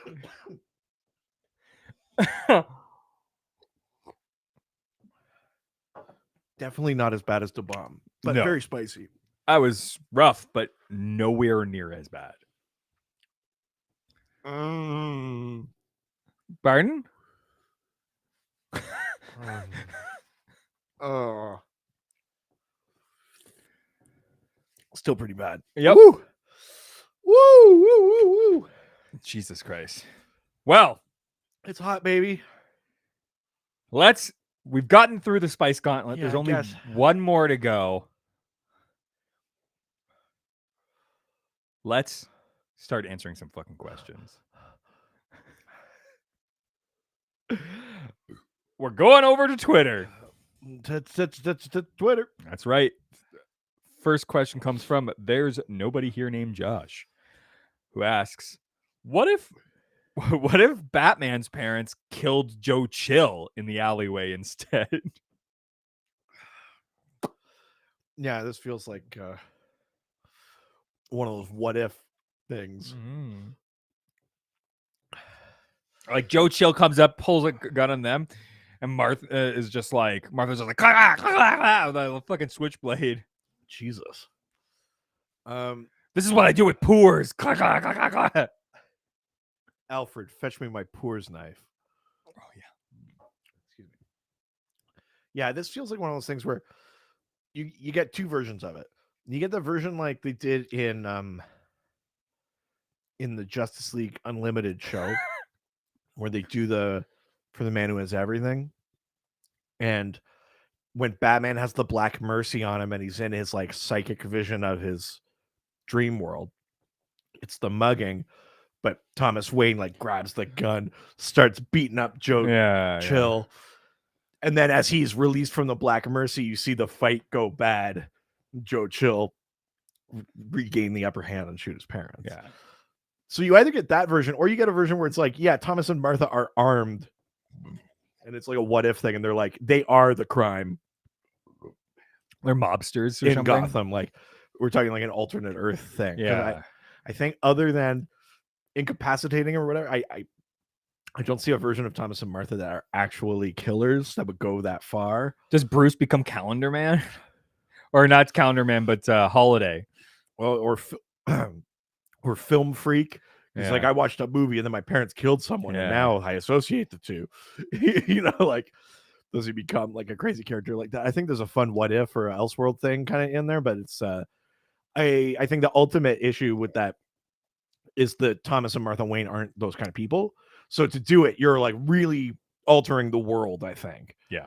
You know, because even if they killed him by accident, I think there'd be some measure of atoning and trying to teach Bruce the difference and stuff. You know what I mean? Like, if you want to really see where it goes and what it does to Bruce differently, other than him not having to become Batman because his parents aren't dead. Yeah. Then I think you have to like really corrupt them or change kind of the rules of the world a little bit. That's sort of my perspective on that. Yeah. Yeah. All right. Oh yeah, Ryan Bidget brought up a good point. Hmm? Yeah, Tom King's The Gift. That was like, it was kind of like, what did they call it? They call it like Bat Point or whatever. Booster Gold, completely out of character, goes back in time and fucks with timeline to show Batman how, like, It's a Wonderful Lifestyle, how much better life is because he is Batman and shit like that. And he, I think, does it by saving the Waynes. Again, totally out of character for Booster, especially because like months earlier in Action Comics, he stopped Superman from going back in time and saving Krypton. Oh, weird. So, you know. Well, yeah, fair. All right, let's leave Twitter and head on over to the DocScored. DocMas scored to no. Hang on. Christmas, of Yeah. course.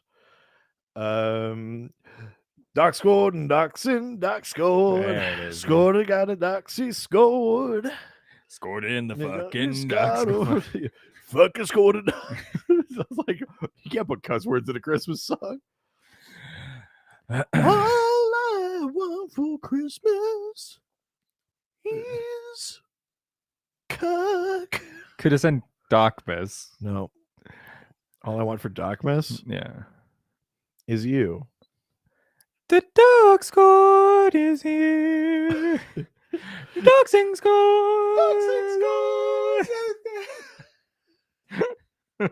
That's very cute. All right, from Macho Picchu, they ask, which DC assassin do you want to crush your larynx? Oh. Which DC assassin? Assassin, yeah. Who's gonna put the ass in assassin? Yeah. I feel like people would expect the answer to be Lady Shiva. Mm-hmm. I think the real answer is Cheshire. Really? Yeah. Does Huntress count as an assassin? I mean, yeah, you could count Huntress. Yeah.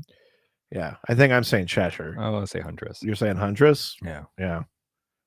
Look at us choosing women. Hey, neither of us said a dude. God, wow. Wow. The spell is broken. Yeah. We're bad guys now. Yeah, now we're just bad guys. Yeah. We used to be cool. Yeah. It's all right. I'll always have that image I can look at. There we go. That'll Hashtag set release the pen. That'll set you not straight. Listen, that's. I never said I didn't like the gift. I just said I can't do anything with it I mean, I could think of a few things you could do with it. publicly. Oh, okay. Including your family. Can't have them. Find that. All right. Next question comes from. Oh man, we got to make sure that we don't like ask my dad to record something when he's up, or you got to put like a drape over it, like you're in mourning or something. I can't. Like I'm sitting Shiva. Yeah. I don't want to talk about it. Yeah. It's too fresh. Yeah. All right. The next question comes. Interesting. Yeah. Huh? Someone just brought up no Talia love. Yeah. Talia doesn't really do it for me. No, not really. Yeah. No. She's got real daddy issues. Next question comes from. We've only just done. Who asks, am I Psycho Pirate? Because I seem to remember a reality with strange heroes called Pedophile and Come a Man. That doesn't sound right. No, I don't know anything about that. Oh my God. Podcasts will live. Podcasts will die. No. Crisis on Documented Earths coming June 2022. Oh, what just happened? What? I sure hope I didn't tease something. Oh, I hope you did. Oh, yeah. God, I don't think I have an answer to that. I don't know the things that you're talking about. Weird. Yeah. All right. Well, let's go to the next question then, I guess. Weird. Next question comes from But, who asks, how many chromosomes does Superman have? Oh, I don't know. I wonder. I mean, if there was anywhere for that answer to be, it'd be in that Anatomy of a Metahuman book, Mm-hmm. Or I guess maybe in a weird issue somewhere where someone was like, we should say how many chromosomes a Kryptonian has. Sure. But theoretically, so it's interesting because a lot of how comics work, including literally how John Kent came about, is the premise was that Superman and Lois basically can't have a kid together until during Convergence, Superman is depowered. Oh, really? Implying that it's his powers that get in the way of it. We got a drink. I don't know why. Oh, it was because I already had my drink. Oh, okay. It was because I didn't come up with a song fast enough. Fair. It was it sort of implies that it was his powers that were the problem, and then when they're depowered, then that's when she gets pregnant. That's when they have John. And then things get retconned or whatever later. But that doesn't change your genetics. Like Superman is still genetically the same. He's just depowered. Whereas I think there are other versions or other things that imply that like genetically Kryptonians and humans cannot like reproduce. Or it's not easy or whatever, which possibly implies that they have a different number of chromosomes because they're different species, etc., etc. I think a thing that maybe riffs on that is All-Star Superman, and it's only like a very specific like genome kind of, they decode his genome, they find a way to do it or whatever. But like I think Superman says to Lois in that like we can't, like that's not how it works. Yeah. So yeah, I mean theoretically, as different species, we might have different numbers of chromosomes, and therefore like wouldn't be able to reproduce. But yeah, I don't know that anyone's really delved into how many chromosomes Superman has. Yeah. All right. Yeah, Bruno, I know. I'm trying not to go to the Mallrats route and talk about his super fast ejaculate. Jesus. All right. Let's leave the doc score and go to the doc phone. Oh, bring, bring, bring, bring. Click. What? Thank you, caller. You've won a fantastic trip. Oh my God. To the moon. Whoa. To start a new colony. Yeah. Get that cum ready. We're going to need to Oh my God. populate the moon. Oh my God. Click. I've already promised my come to Mars. Super aggressive robocall. All right. Let's see what Ryan's got to say today. Call number 11. Only one left to go. I'm having a lot of fun doing this. So, question number 11 for you guys for DocMas is, we know the DC characters have interactions with Santa Claus, but has any DC character ever had an encounter with Krampus? Or if not, who would you have? What kind of story would you make where, and you can feel free to pick any DC character, would have an encounter or adventure or, just anything dealing with Krampus? Have fun with that. I can't wait to hear what you guys come up with. Thanks. Bye. Oh, sir, you just pitched yourself a sequel to the Lobo paramilitary Christmas special. Oh, shit. The power vacuum that opens up. Or once with Santa out of the way, Krampus comes in. Or Lobo becomes Santa, therefore becoming Krampus. Ooh. Takes the power. Right. On because of the Santa Claus. Yeah. Yeah. Of course. Yeah. Don't forget that Mrs. Claus. That's like a standard part of Santa lore. It's not just that movie. No. Yeah. If you kill Santa and wear his clothes, you become Santa. I didn't make it up. Yeah. Okay. Yeah, my pitch is like that's your sequel to that Lobo special. Hell yeah. Yeah, the power vacuum. Krampus comes in, and now it's like, who's the badder Bastich? Yeah. Although, yeah, doesn't Lobo like nuke the world at the end of that? He is good at doing that to planets. Yeah.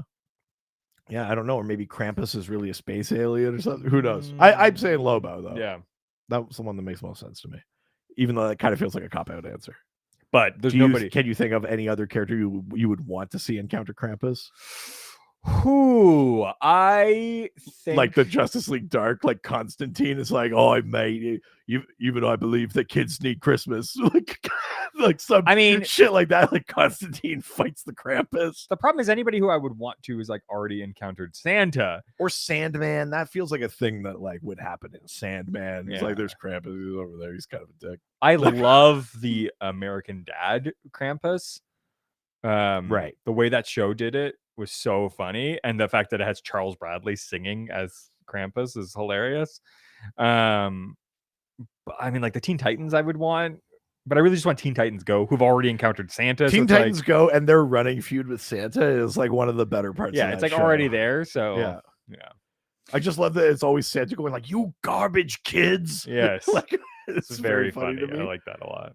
Yeah, I feel like I think technically in the map of the multiverse, Santa exists in the realm of Dream or like adjacent. Well, then in Sandman, the sphere of the great. gods. So then Sandman would make sense because then theoretically Krampus And is so in would Nightmare. Constantine, and So yeah. I think that's where he belongs. All right, well, that was the last question, Ooh. which means it's time for everyone's favorite game. Can you guess the name of the character based on who someone who does not read comic books can describe that character to us? If you don't know how the game's played, I send a photo of a DC character to my wife, who sends back 4 clues describing what she right. sees because she does not care about comic books. She does not like them. She doesn't look That's at them. She's not interested. I've already won the requisite number for me to get something. So now it's like whether or not I win another one but so you could get something. or you want to beat the residents because I thought you were the reigning champ. No, I'm not. Listen, I'm not overly proud.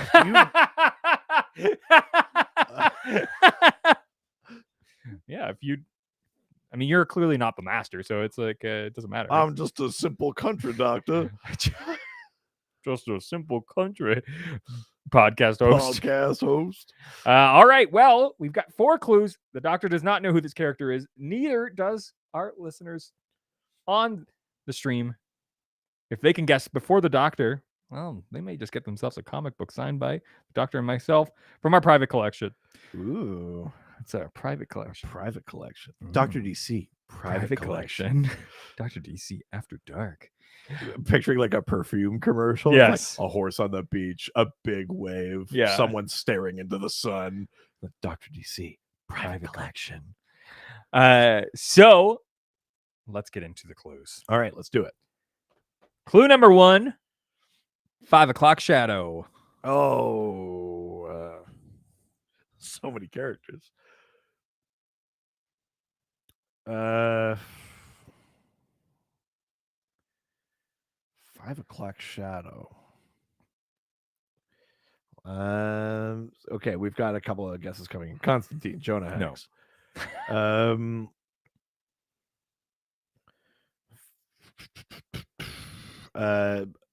Harvey Bullock. No. Let's get another clue in there. I'm gonna need more than 5 o'clock shadow. Sure. Clue number 2, Tough Man Eye Scar. Ooh, Tough Man Eye Scar. And a 5 o'clock shadow. We got Lobo and Flashpoint Batman and Shadow Thief all came in there. None of those. Tough Man Eye Scar. Hath set. No. I don't know if he has a scar or not. No. There's enough versions of him. Not Flashpoint Batman, not Jonah Hex and Drag, not Shadow Thief, not General Immortus. Definitely not Jonah Hex. Not Deathstroke. Yeah. Okay. I'm actually I need another clue, I think. Okay, clue number 3. Looks like he robbed a bunch of superheroes' graves. So he's like covered in dirt, or he's he's like the tool shed, or like I think that's a South Park character. The shoveler. I shovel well. I shovel very well. What? From Mystery Men. Oh.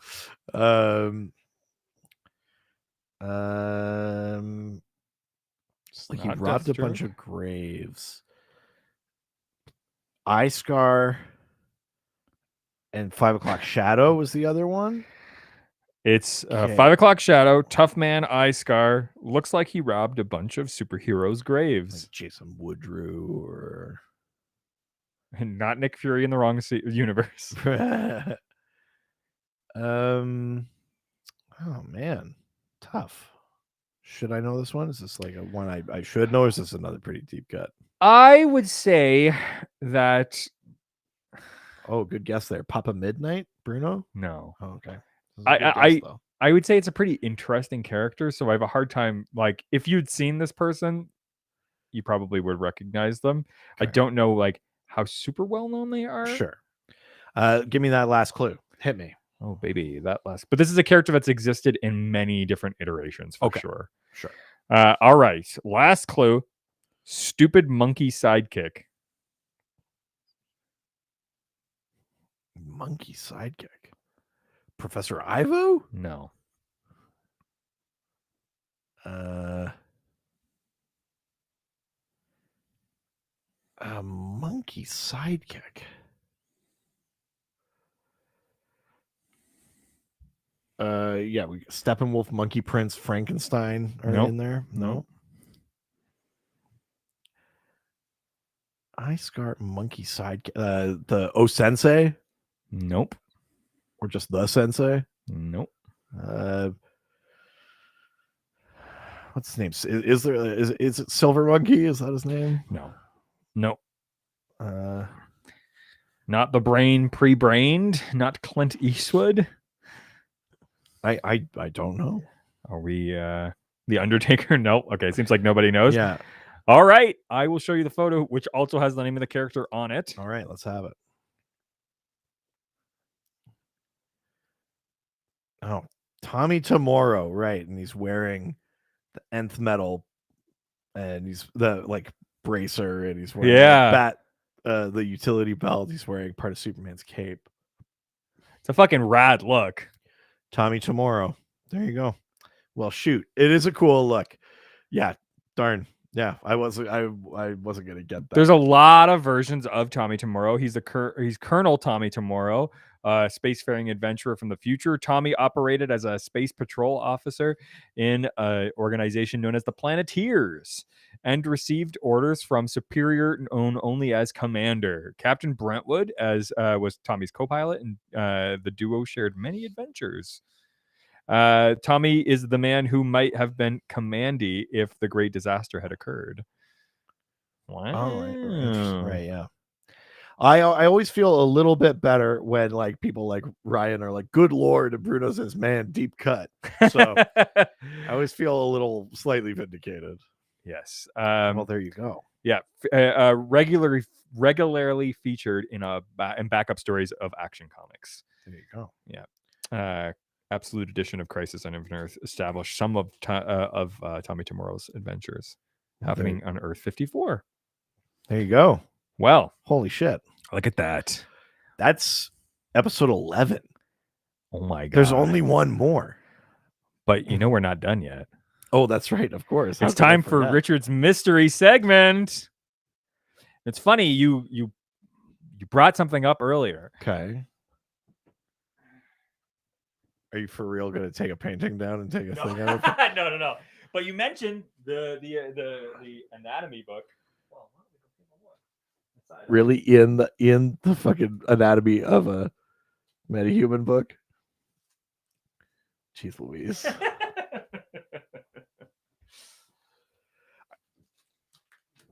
I do love like how much you hid them, as if I was going to case the joint. Yeah. Which I guess is how you think of, like, if you were coming in, you'd be like, I can case the joint. Yeah.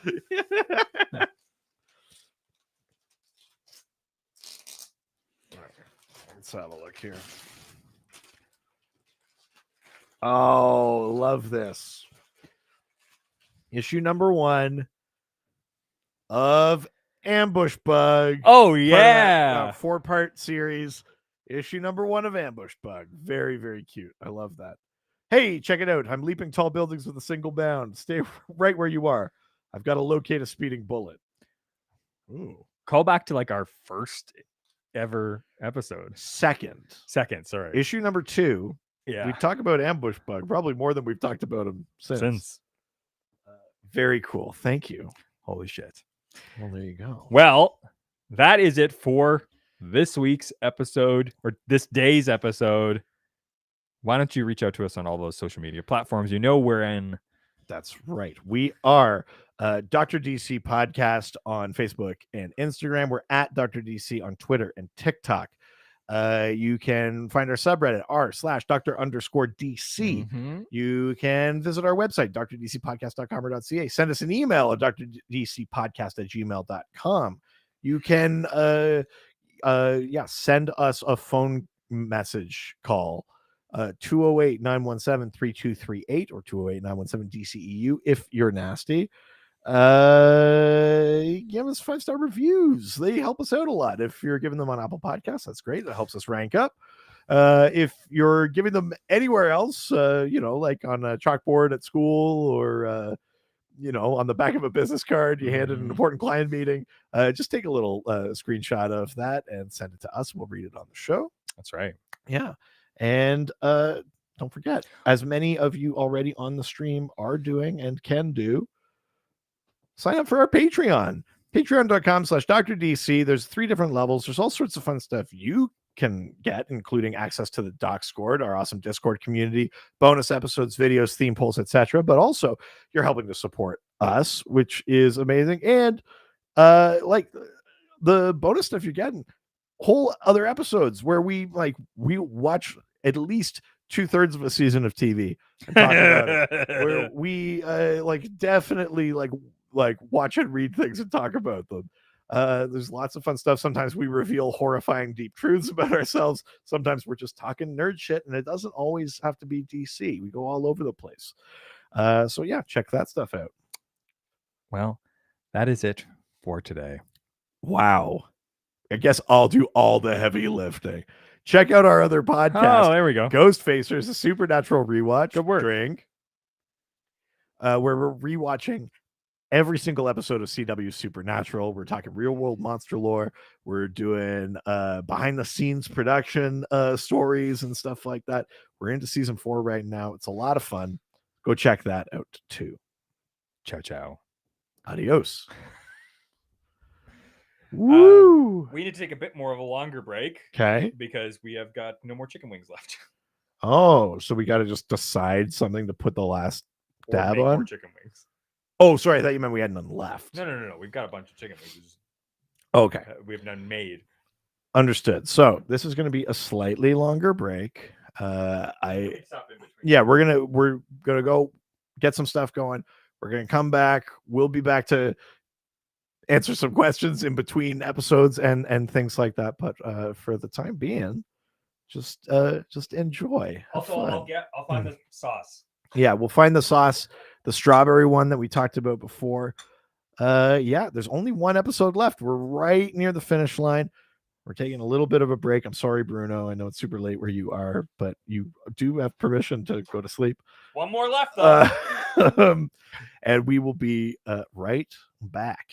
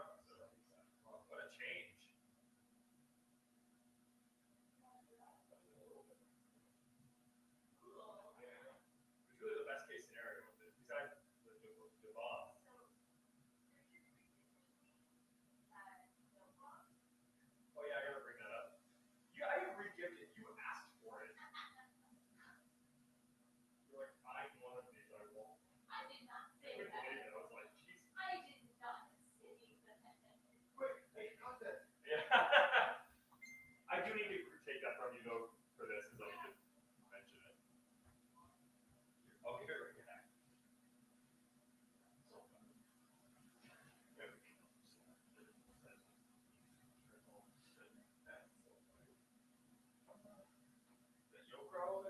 Yeah.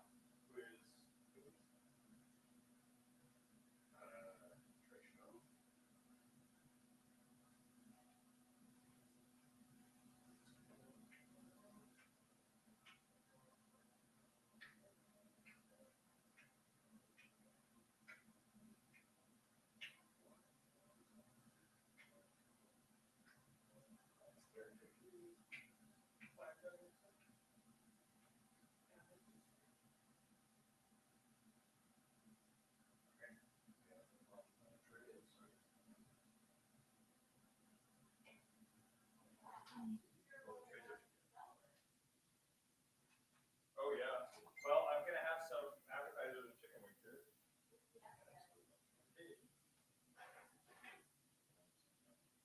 They're like a little over like 20 minutes.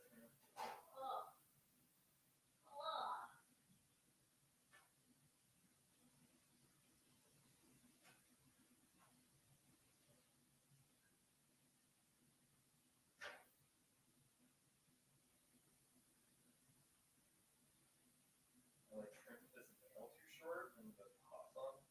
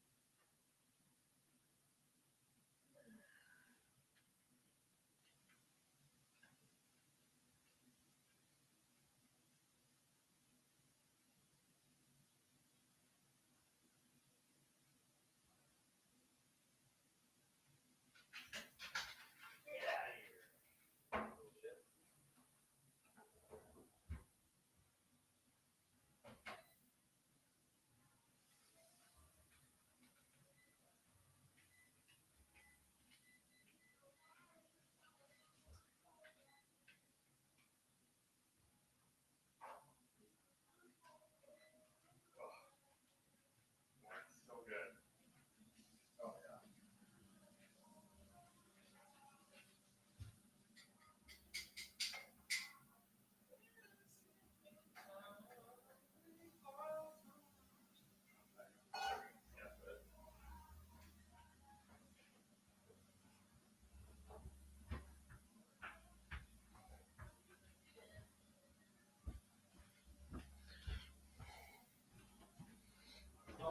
Earlier too.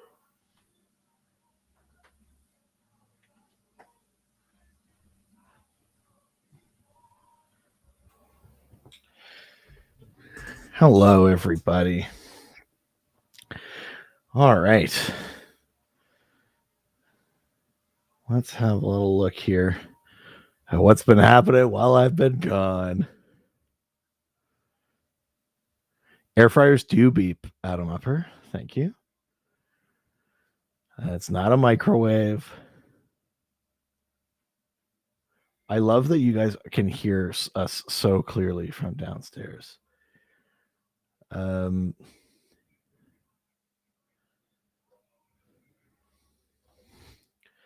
love this. This is my favorite premise. It's like mom and dad arguing on Christmas and trying to hide it from the kids. Very funny to me. Yes, we know you can hear us, Bruno. We know. It's all good. No, we're having a good time. We're good buds. We don't argue. That's a nice sweater. Thank you. I appreciate that. I've unfortunately put it through the dryer a couple times, so it's a little short on me, but it's very comfy. It's very warm. I do like these kind of sweaters, nice and thick, and not necessarily wool, but yeah, no, I enjoy this sweater. I actually got to get I gotta get a couple of new ones. It's relatively old anyway.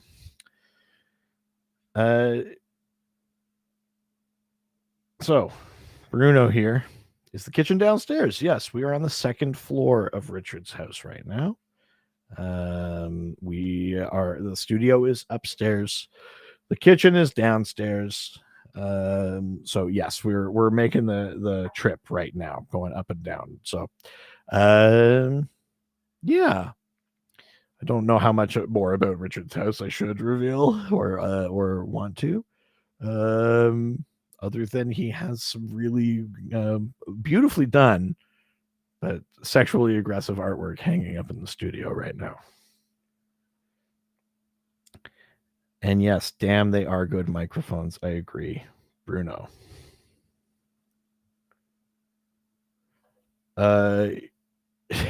Yeah. Yeah, it sounds like we're on the same floor. Well, I think the acoustics in Richard's house are just good too. You know, there's he's got very high ceilings on the lower floor. The second floor it doesn't go like all the way across the house. So I think there's some pretty high ceilings and the sound does travel up. It's an open concept first floor. So I do think the sound makes it up the stairs relatively easily. But yes, these are extremely good mics too. Right, I see here. Another question. Well, Richard isn't there. Do you think he got more artwork for you this year? That totally sounds like a thing he would do, but I think he already faked me out with the frame that just said keep searching. So I think I mean it would be a great double fake out, but I think I've dodged the art bullet this year. That's my thought about it anyway. Let's have a little look here.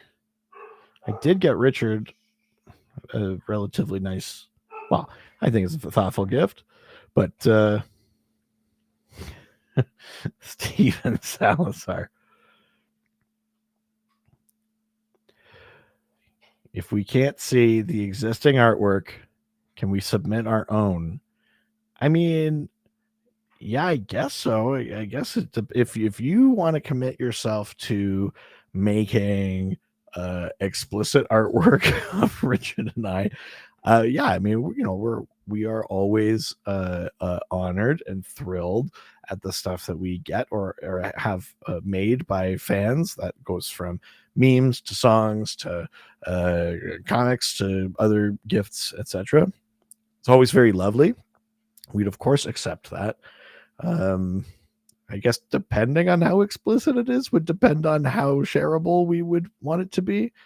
Again, you know, it's a small town. We can't have too much of that stuff of us going out there, especially now that we seem to be a little bit more in the public eye than we used to be.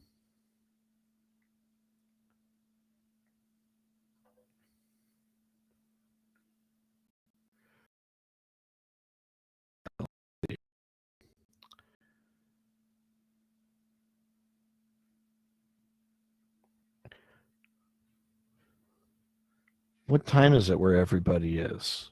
I assume you're all in like a real time zone, like a North American time zone.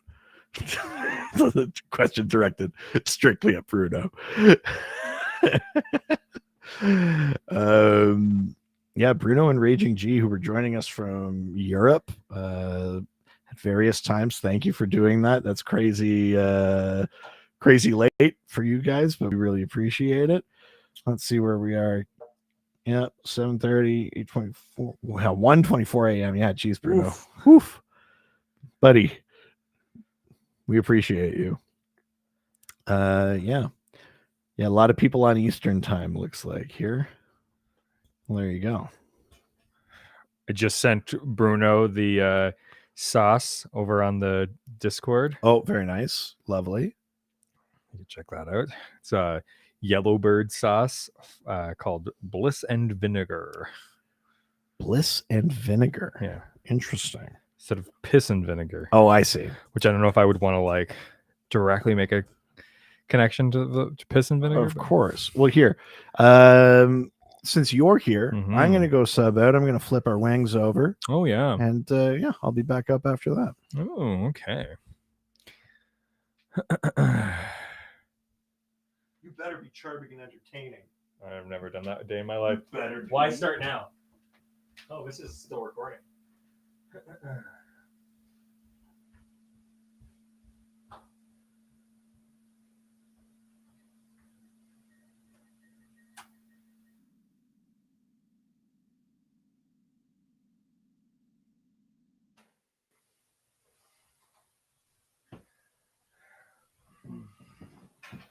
Hard not to be in the doctor's shadow.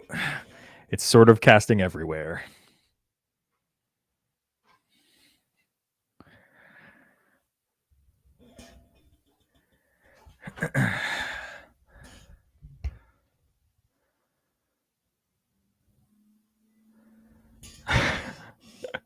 I'm not showing you guys the photo. It's not happening.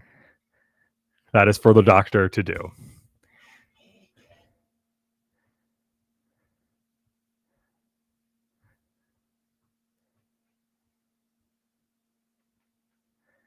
No, the last president is not behind a picture.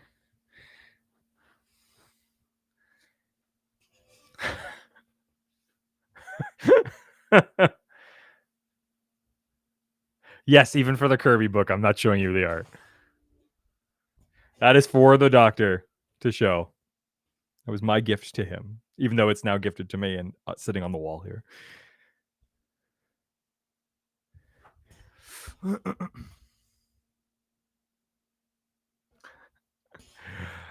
Yeah, that's bullshit. He's saying that I am free to do it if I want to get in trouble with his wife, but the reality is I've always said that it was his to give.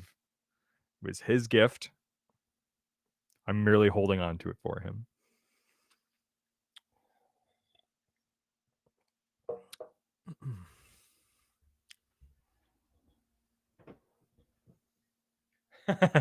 My wife thinks what do our wives think about the photo? My wife thinks it's very, very funny. His wife is very not pleased with me for it. Luckily, we're all very close, so she mostly just shakes her head about it, but has very strong feelings about other people seeing it. Even though, like, I mean, if you were a Whitehorse resident in the last couple of years, you've probably seen it. Much of Whitehorse has seen this photo, more than I'm totally comfortable with, but there's nothing I can do about it. It's true. Luckily, my employees have kind of changed over recently, so there's not as many of them good. left. So now they're just out in the wild with other people where they can share it. Do you think that people are caring that much? People care a lot about me.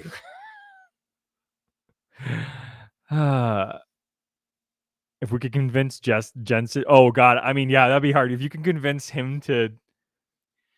But are we saying that like Jensen will only agree to do it if we release the pic? Like if we can get Jensen, then what's my motivation to release the pic? Well, no, I think if that's idea... the only way to do it. If Jensen is like, I will do it if you then yeah, release the pic. I can't imagine Jensen wants it either. But if that's what I would do it. Yeah. But what if he would do it? He doesn't know that exists, but they're saying like somebody has a connection and has the ability to get him to do it if you release it. Right. And they won't talk to him unless I probably wouldn't. Wow. No, I want Jensen to say, I will do it. I want to us directly. Yeah. I will be on your show if you show me the picture of me fucking you. I mean, that's the type of like cuck, like the fucking like simping you the way that you would love. Like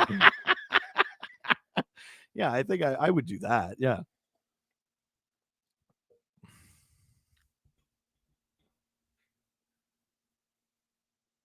Hang on, Bruno. Richard shared it with Random Yukoners before I knew the gift existed because he had to get it printed at a local print shop. He just showed it to fucking people that he worked with before I worked there.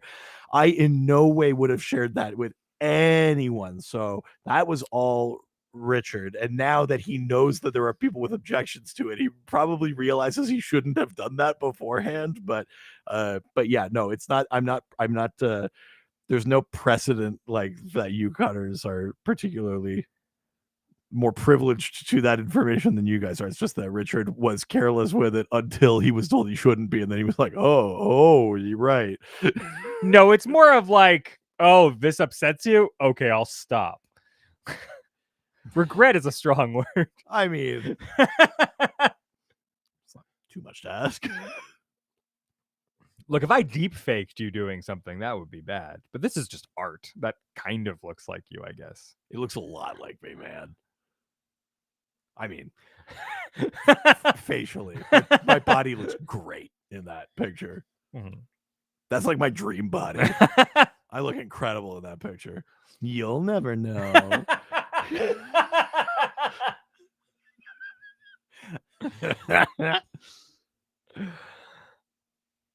Amazing.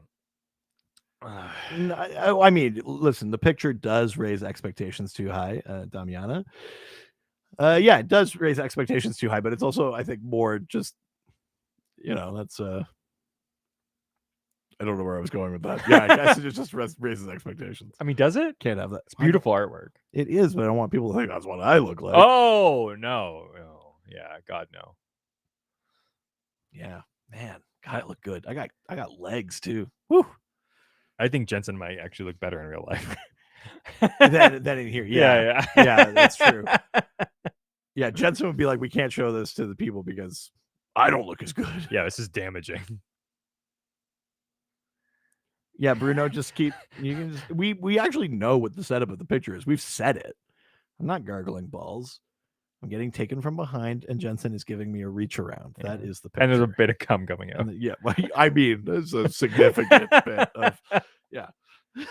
So, yeah, there you go. And you look like you're loving it. You're having the greatest time. Yeah, although to Adam Upper's point that he brought up, no, it's not my O face. No, it's more of like, hey, you're doing a great job back there. Don't say that like you know. Oh.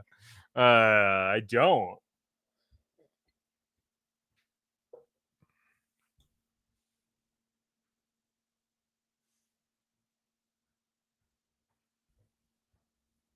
No, he's not stuck in a dryer. Step resident. Just 2 minutes left on those wingy dings. Oh, daddy likey.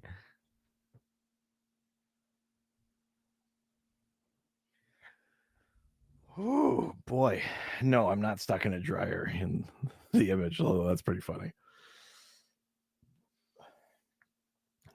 And Donnie says, "Don't think I realized there coom. There is coom in that image." Oh, Steph Jensen. A lot of pick questions here, right? You left, and that's immediately where I went. They were like, "Now that he's gone." Yeah. That's very, very funny. Extremely funny. Yeah, I can't believe you hung that up and in my eye line. It's just all I can look at now. That was the point. I look like an Adonis. Man. If only there were some way. I mean, it's staying up there until I have a child, because I wouldn't put that up in a house with a child. Your Honor. So specific. Oh boy.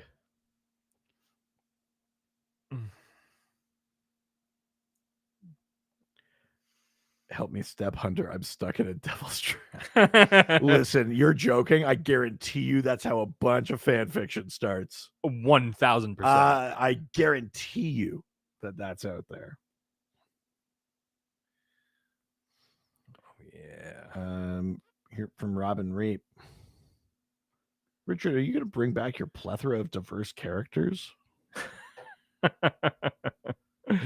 I feel like we have. Maybe we've missed a few of the classic ones, but like Ukrainian I'm pub. Oh. Oh my God! It's wing time, baby. Wing time, baby. Wow, the last episode. I can't believe we're here.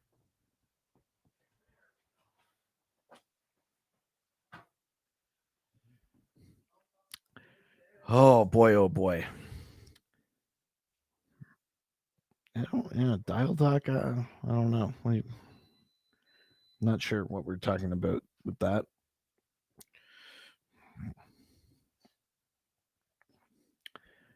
Oh, that's an interesting question. Let's keep this up for when Richard comes back. I like this one. Implying that we don't believe that Richard can grow one naturally on his own. He must be using some form of snake oil or ointment or tonic. Been playing a lot of Red Dead Redemption 2. All of these are very familiar words for me. He might use it. In fact, he probably does. It's probably some sort of some sort of miracle grow thing that makes his beard grow out like that and makes his hair look nice. Because us normal folk, this is what happens. You hit a certain age, oof, there goes the locks, there goes the nice hair. Nothing you can do.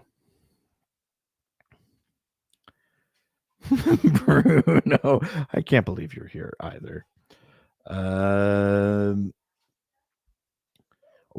Best Teen Titans Go episodes. There's one that I can't remember what the actual episode title is. It's from a more recent season. I think I've talked about it on the show before, where they go on a space adventure, and Robin wants their space adventure to be like Star Trek, where it's like kind of slow and thoughtful and philosophical, and the rest of them want their space adventure to be like Star Wars, where it's like action and lasers and shooting and stuff like that. And so over the course of that, they play with a bunch of tropes of both things. And at one point, they scan a probe, and it does the Inner Light episode of TNG to Robin, except instead of learning the flute, he learns how to play trombone. And so they do it in like 3 minutes. They do the Inner Light episode of TNG, which is very, very cute. And the trombone's a fun reference, and that's a really good episode of Teen Titans Go. It has Weird Al Yankovic as Darkseid. Sometimes Darkseid is on the show, and he's always voiced by Weird Al Yankovic. That's a particularly good episode that I suggest you seek out. It's on one of the more recent seasons on Netflix or HBO Max. You can see it there.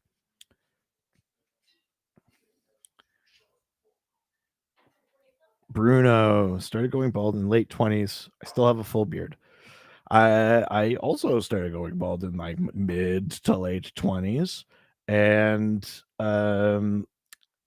I can grow a beard. And actually, when I first moved up here, I had like a real big kind of bushy one. It's not worth it for me anymore. It's scratchy. It's a lot of work. So now I just kind of go down like this. But I can still grow a beard, but I can't do too much up here. I'm relatively bald.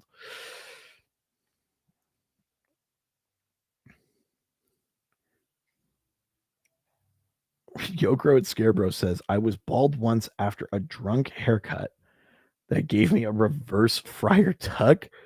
So like you kept this and you lost this? So like a hair yarmulke? Is that what we're talking about? That's crazy. People were asking if you had cancer. Jeez Louise. Yeah, I would have just finished shaving it, I guess. Oh, I guess maybe that's what you did, and then people thought you were bald because of the... Right, understood. Gotcha.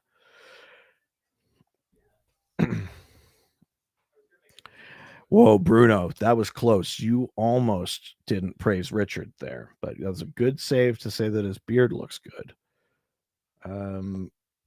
Oh man, that Cillian Murphy in Peaky Blinders hair, or if you wear it in the 21st century, it's like red flag alert. Yeah, cool looking hair, but like worries me a little bit when I see people with it. What happened to the Great Lakes Grooming Co-sponsorship? I mean, they sponsored us for years, guys. I don't know what I don't know what more you'd expect from that. That was a decent length of time. Oh my God, here we go. Are we ready to go? Just about. Oh my God.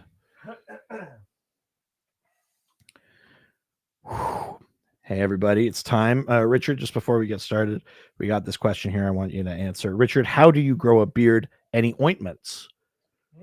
Do you use anything to like actually promote hair growth, or do you just use, is it just kind of grooming and maintenance? What kind of shampoo do you use? How do you get your beard like that? Yeah, absolutely. For growth, I mean, I'm a guy who suffers from alopecia, so growth is definitely an important thing. But I mean, there's nothing that really does a great job besides like doing like steroids or something. Which you're doing. What? I said have. you're doing them. I have. I'm not. I was trying to make trying to make it fun. Come on, man. No, I'm not. But So serious.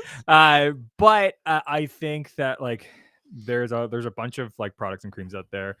There's a really great like grooming company called Ruzel. It's like Reuzel. E and the U might be switched, but anyways, it's they're a really great company out of Europe, I believe. And they're all pig product based, but they have like the best foams and grooming products and stuff like that for that. But the Great Lakes Grooming Beard Brush is probably the best brush I've ever had. That company's doesn't really exist though in the way it did before when they were sponsoring us. But yeah, that's sort of. Well, holy crap. We're here. Oh god! At last. I got hot sauce underneath this nail that I cut too short, and it hurts so bad. So shall we? Give me a minute.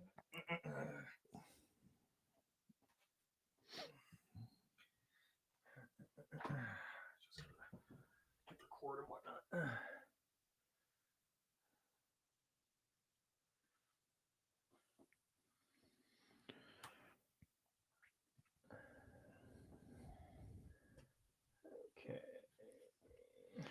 We're here. We've come to it at last. The great battle of our time. Let's do it.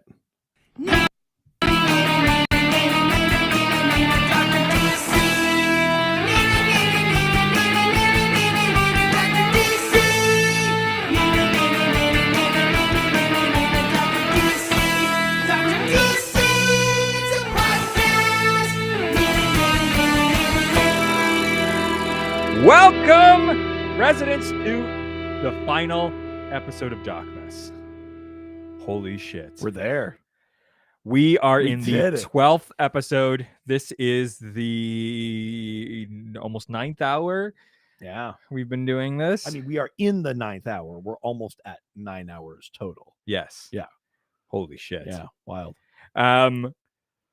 We got here. We have spent the last 12 episodes eating progressively more hot chicken wings. We have one left to do. And tomorrow is if you celebrate it, Christmas. Yeah, that's right. Jesus. So, like we have 11 times before, we must once again, for the final time, enter the Spice Gauntlet. Dun, dun, dun, dun. 2 wings enter, no wings leave. So many more wings than that in the bowl. Well, I know, but those aren't spiced. Are we gonna do the last dab?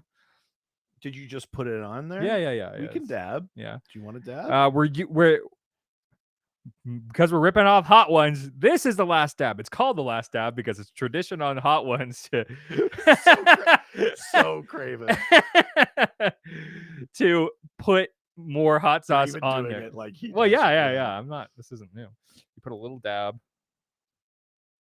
Let's see if I can get. You're gonna put so much on. I'm not.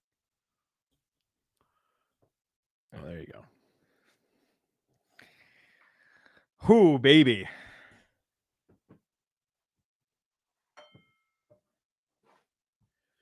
The last dab, for those who aren't familiar, Apollo is the world's only hot sauce made with the Apollo pepper, the new hottest pepper from Guinness World Record holding chili breeder Smokin' Ed Curry. The Apollo pepper channels the sun's energy to bring new levels of flavor and heat to the world of super hots. Wow. That's not intimidating at all. Yeah. The sun's energy. Good Lord. Power like the sun. Okay. So, last dab. Here we go. Here we go.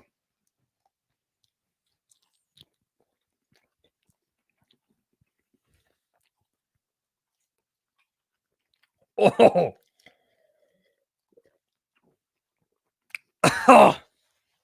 Oh, dab. Oh, dab got my esophagus. Oh my god. I mean, it's hot as hell, but at least it has flavor.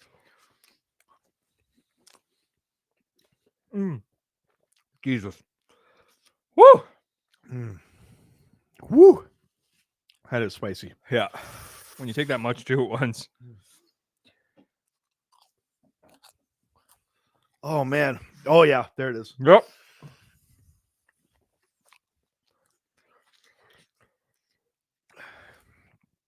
God. Woo. Oh boy. Yep. You can't escape that. That is just straight hot. Whew. It's like in the back of my throat. Oh, I got it all on the side of my mouth. Wow, very hot. Tasty, but very hot. Mm-hmm. We made it. Ah.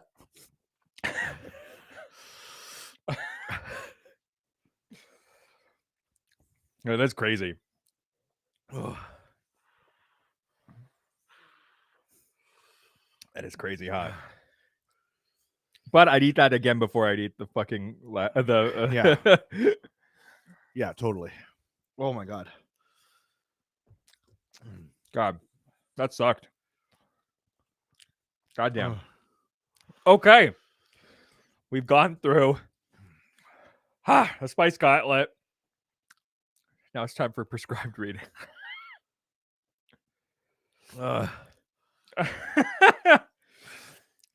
Like every year.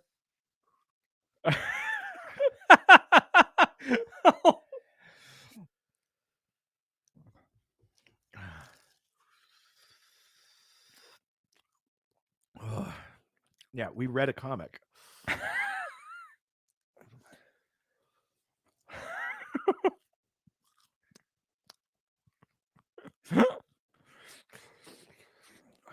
Oh my god. We go to the front page of it again. Oh, how do we get to it?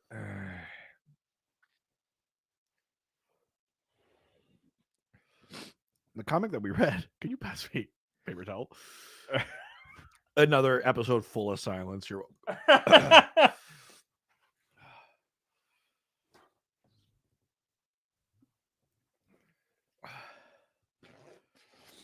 Oh god, yeah. Oh yeah, I'm just pouring sweat. the comic that we read. It's Detective Comics, Volume 1, number 826. Yeah. Oh gosh. It's a holiday story called Sleigh Ride. Oh, SLAY. that's right. SLAY. So, Richard, Yeah. take us through the story. So we're in Gotham. The cover of the book's got the Joker on it. The first page inside of it with the actual title of the story. It's got Robin, a Robin. It's Tim Drake. It's Tim Drake, who is on a motorcycle in pursuit of some bad guys. And it looks like he's now being chased by these guys in a car, and they're shooting at him. And he's sort of talking about like, oh god, this has been a really bad day. He's oh guys. Basically, yeah, he like destroys his motorcycle. They like crash after him, and just when he thinks he's gonna get shot, somebody pulls up in a car and is like, "Hey, hop in." Yeah, and so he gets in, but realizes that it's Joker Yep. driving this random car, driving around. Before he can even react, the Joker gasses him, knocks him out. Yeah. Whew. God damn it. Yeah, then what happens? Then you get sort of a flashback. I was trying to figure out who the guy is that's not Bruce in this. Sorry, which one? Show me again. The flashback with this guy. Is that not meant to be Tim? Well, no. It's Tim and somebody else. And then Bruce is outside, I think, doing like. So I think it's Dick, right? Is it Dick? Yeah. Yeah, because it's like them. Guess it's around Christmas time, right? It's like Yeah. the family. I think that's Dick. Okay. They're on like what looks like maybe is a like they're either on a boat or like near a dock or something.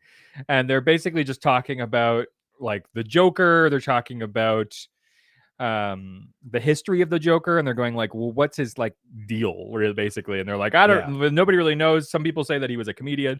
Some people just say that like he just got in a chemical accident and this is the way he ended up. Right. But there's really no real information about him, except for that like he like locks into people and then like tortures them. That's right. And they basically then cut back to Joker and Robin inside of the car, and Robin wakes up. He's been like tied up with like Christmas lights, and he's got like a Christmas bulb in his mouth. It's a good visual. Like the gags of that are quite good. Yeah. He and Joker's just like, hey, I hate to tie you up just so you don't freak out or do anything, but like, you know, I don't want you to get the wrong idea. Like, I just want to have a fun time with you. I'll drop you off. Everything is totally fine.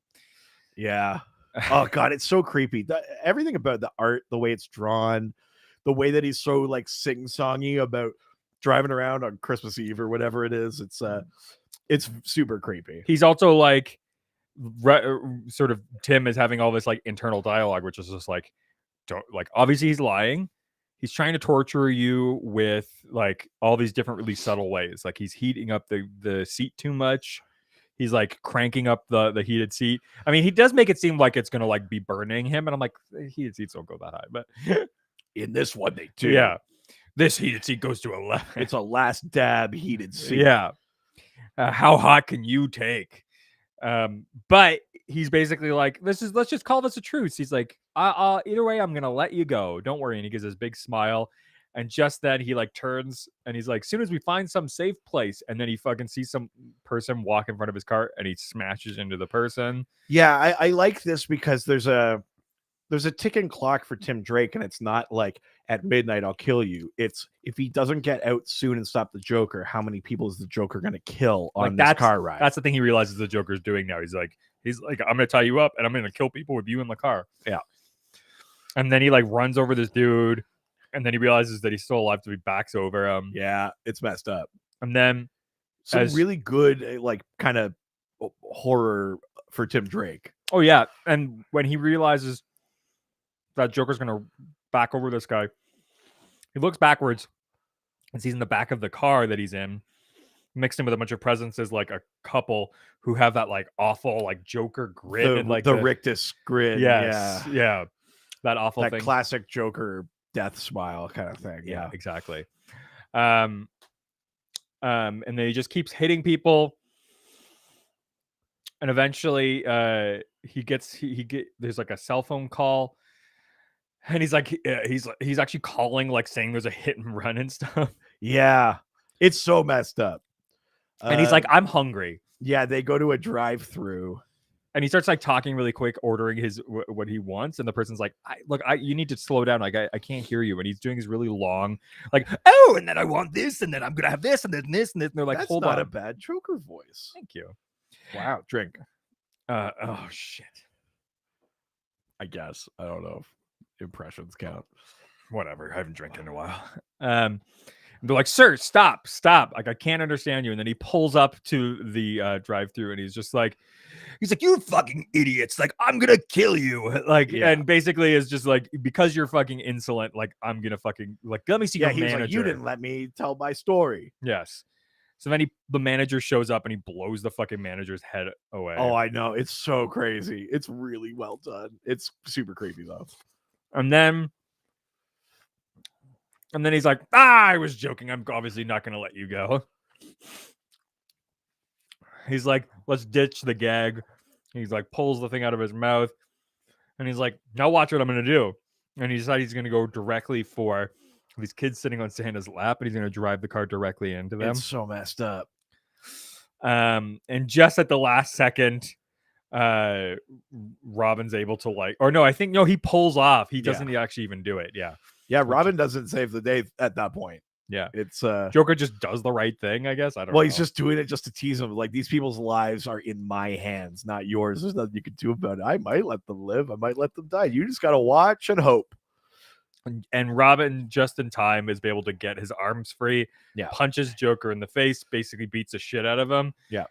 There's a really fucked up scene though where he like dives into the back and uses one of the people that I don't know. Those people, are they alive or dead? No, they're dead. Oh, okay. Yeah. He uses one of the dead people, points at Joker's fist, and Joker like smashes like the his hand on the guy's teeth that has the Yeah. big grin. It's a really weird visual. Yeah. Kicks him out of the car. The Joker's just standing in the middle of the of traffic, and then just as like a transfer truck's about to hit him, or no, it does hit him, Yeah. and shoots him off into traffic. Yeah. Does he fall like Off off the the bridge, overpass yeah. kind of thing? Yeah. So that where did the Joker go? Yeah, Where's of the course. body? Like they don't apprehend him, sort of thing. And that's when Batman shows up, and he's basically Robin sort of beating himself up, and he's just like, Joker gave you his worst, and Yeah, you survived. You handled the Joker. Yeah, like don't be Like, so hard. My on last yourself. Robin wasn't that fucking good. Yeah. Well, seriously, It's and kind of the message of the story. yeah, It's a thing I like about this is that, I mean, it takes Tim Drake a while to get out, but like the Joker is Batman's worst villain. He causes Batman problems. Yep.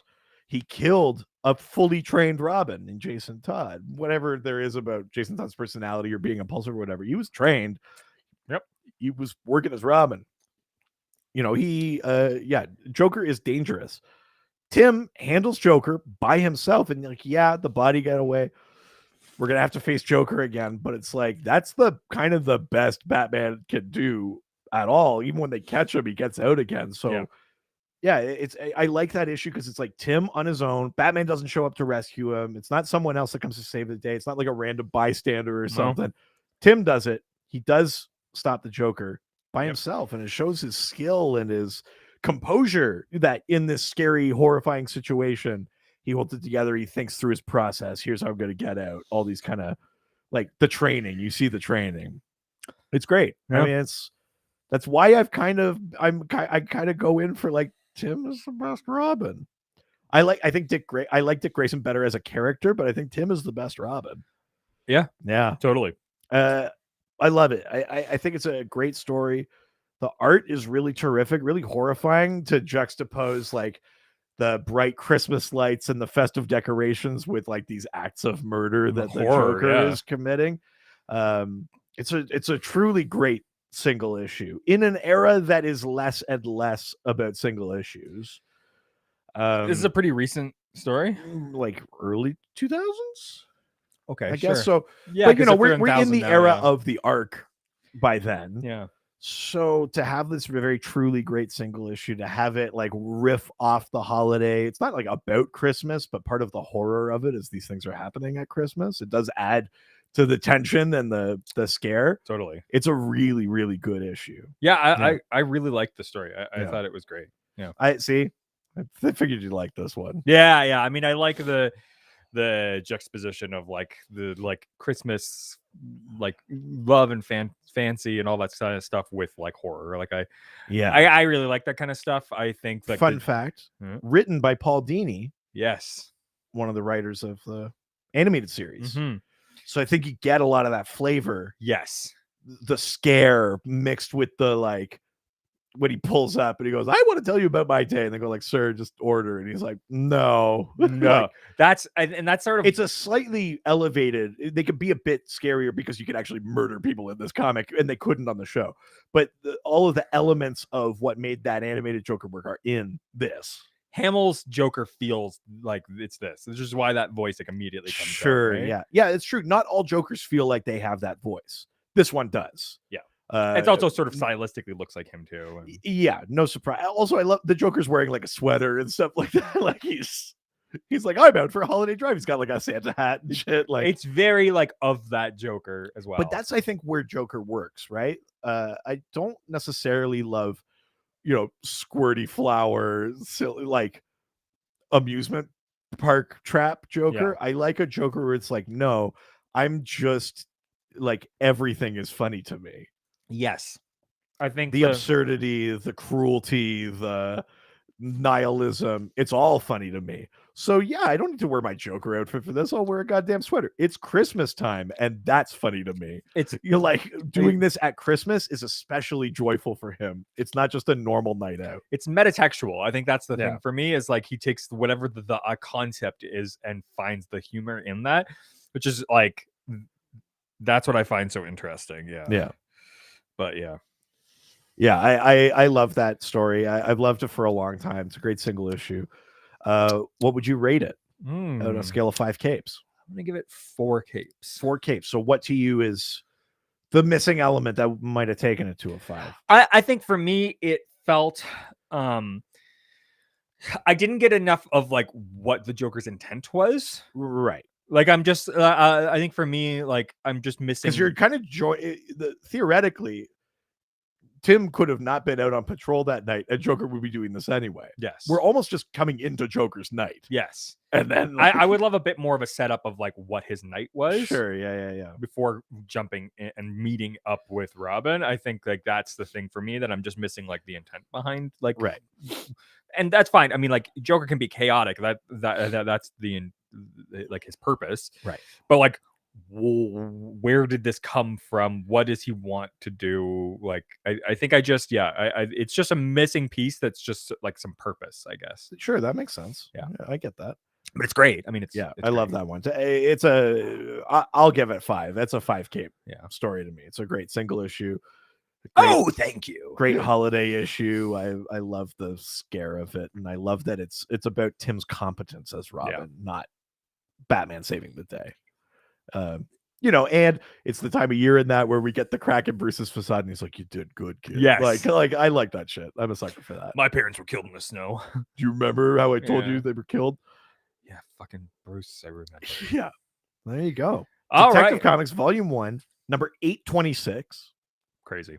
Worth it. There you go. Yeah. Do we want to get into the questions?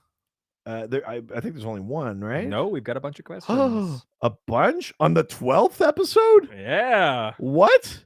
But we never do it on the 12th episode. I mean, we always put you put some. So I you put one. Well, you opened the door. I put one because it was important to me emotionally. Well, let's see what the other ones give us. Okay, sure. So let's go to the doc phone. Okay, bring, bring, bring, bring, bring, click. bring. Merry Christmas. All right, happy holidays, Jesus. Click. Oh, damn it. Bring, bring. Click. What? What do you want? Just this. And someone to hold me, I guess. Click. All right, let's hear the first voicemail.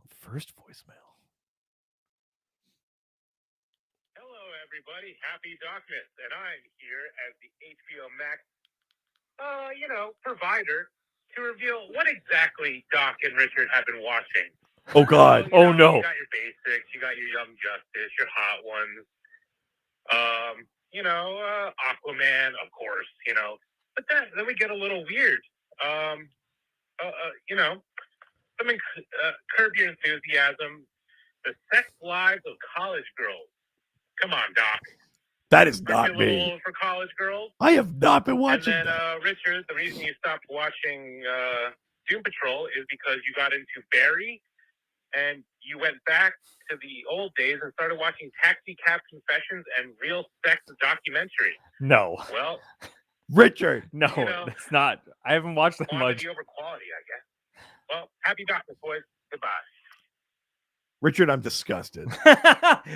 I would cop to it. I wasn't me. I mean, it'd be funny to be like, I signed up for HBO Max and this is what I'm watching. Yeah, no, it's not. No, it was Do you think not those me. are real HBO Max shows or for friend? Thank you, Yo Crow, for giving us access. Thank you for the access to that. It's been a lot of fun. All right, let's see what we got next. Sure. Hey, this is the final question for DocMas. The 12th call. I've had a lot of fun doing these, guys. I'm recalling because my last one, for some reason, it cut me off.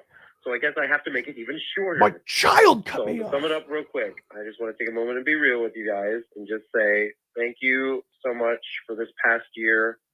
My year has had a lot of ups and downs. I'm getting ready to shift careers, and I just can't thank you guys enough for all the joy you've brought me and getting me laughing and smiling every week, making me look forward to Wednesday every week when your episodes come out. I cannot thank you guys enough, and I hope you guys are having a wonderful time, and you guys have a wonderful holiday. I thank you from the bottom of my heart.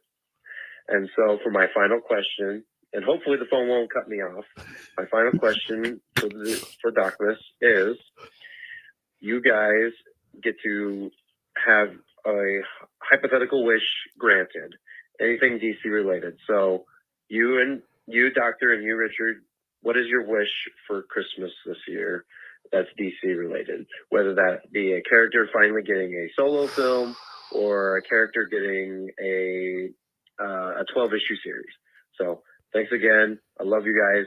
Happy holiday, and love from myself, my son, and my wife. Thank you guys so much for the joy you bring. Happy holidays. Bye. Oh, that's very sweet. Thank you, Ryan. More for my wife. That fucking kid won't shut up. Jesus. That was very sweet. Thank you very much. Appreciate that. So, you get a DC wish. A character to get their own show, their own movie, their own self-titled series. Yeah. For comics, you know, what would you want? I want an No, you know what I want? I want a Booster Gold TV series. Yeah, that's a classic Richard move. Yeah, that's what I want. Sure. Yeah, I actually would. I think he actually would do really well in like that CW verse, to be honest. Yeah, except the legends are kind of eating his lunch. I mean, a bit, you know, yeah. with time travel and doing all that stuff.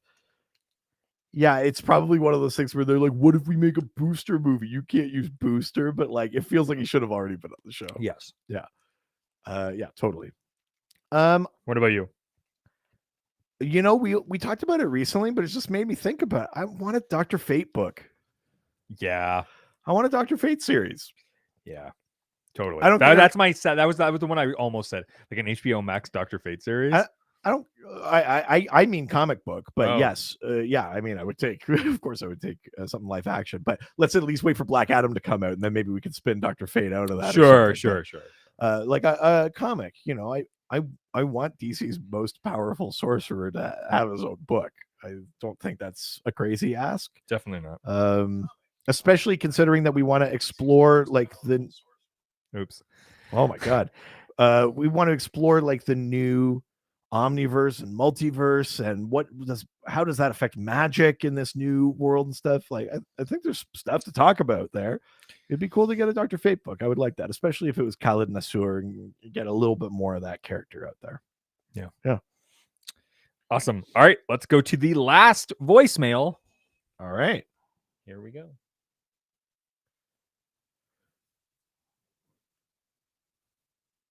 Hey guys, happy DocMas. I can't believe it's only been a year since I started listening to the Spacers. It's like that line in Transformers that Shia LaBeouf tells Megan Fox, you don't want to look back and regret not getting in the car. And I can't believe I never had comic books before. It seems like such a part of my life that there was so much overlap, and I just never had discovered them. I can't express to you enough how grateful I am that shared interest of Supernatural brought me to comic books. It's a huge part of my life now. And I hope that you guys enjoy your holiday season and have a wonderful day. This is Lovely Mrs. Long. Jessica, hi. Residents, I love you guys. Enjoy the hotness while you can, because tomorrow you will not, my friends. Ooh, you guys are going to drive your wives to live together without you. Have a good day, guys.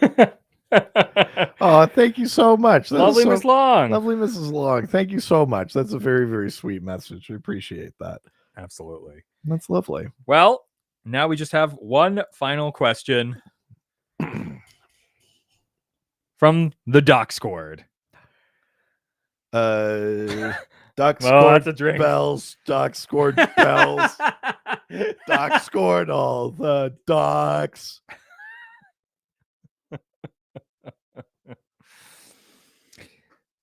Well, from the Doc Squad, the last question from Yo Crow, it's Scarebro, who asks, so say 3 nice things about each other. This was important to me. It's important to me that this was in here. Three nice things about each other. Oh, why is this the hardest part of today? I appreciate how like over the top you are. You go whole hog. I appreciate that. I put my whole hog into it. Put your whole hog into it. That's points 1 and 2 that I appreciate. No. That's number 1. I appreciate how strongly you approach everything that you do. Sounds like a backhanded compliment. But thank you.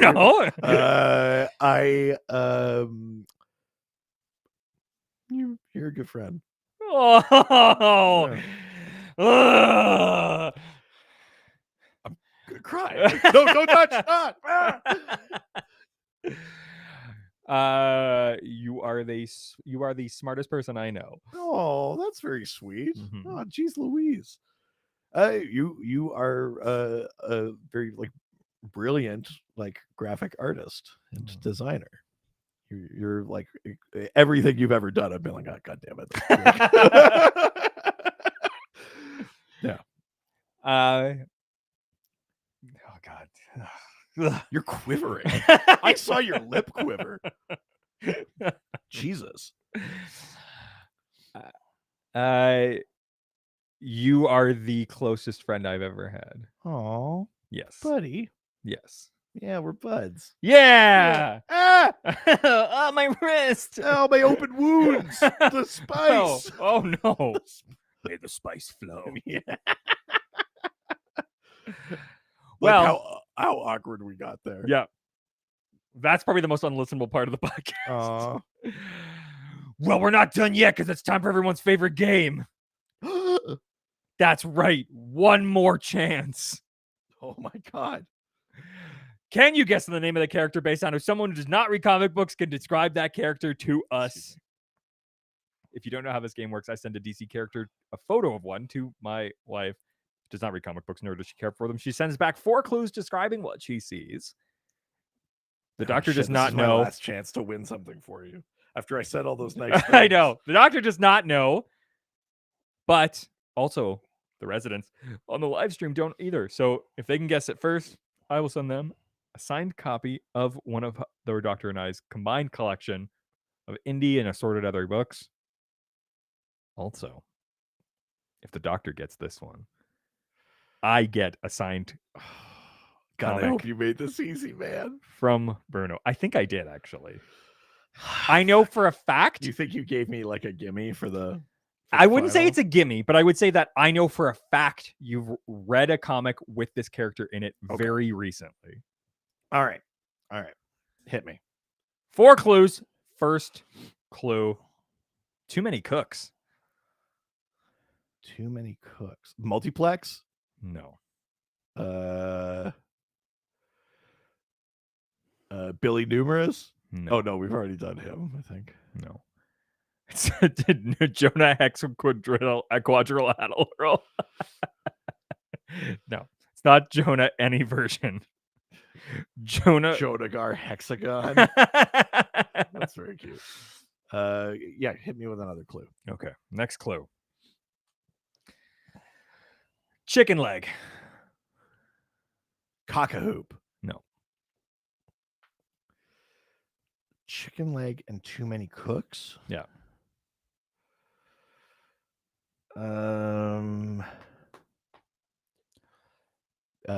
Beast Boy. Mm-mm. Ultra the multi-alien. That's who it is. Holy shit. Oh my God. Yes. Yes.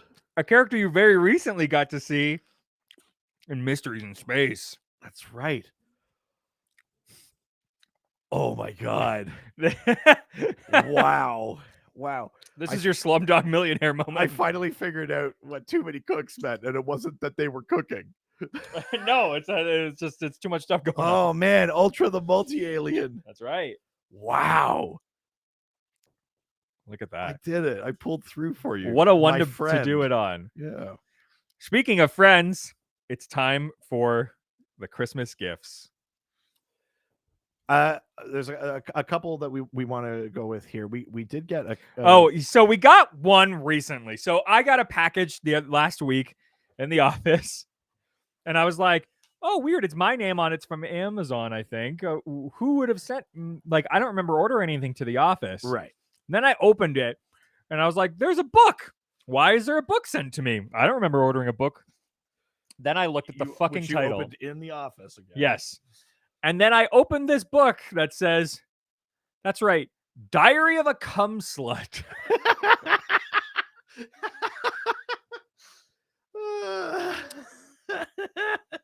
Which I then proceeded to go upstairs to my employees and went, I'm showing this to you as my friend, not my employee. Do you accept these terms? And they said yes. And then I showed them this book. That's right. So that was from Yo Crow at Scarecrow. That's right. Who also sent us something else, but it hasn't arrived yet. But I have sort of images to share with you at least. Oh. So from the sick mind of Michael Haggerty, Yo Crow at Scarecrow, in collaboration with Ryan Pigeon, Whoa, Josh Gill, and Dan Dunn. Whoa, we present a gift to show our appreciation for you. Happy DocMas. Oh my God. So that's spoiler image number 1. Oh my God. What? That is us. It's me riding you as Aquaman and you're oh yeah. Holy shit. Protector of the deep. And here it is in color.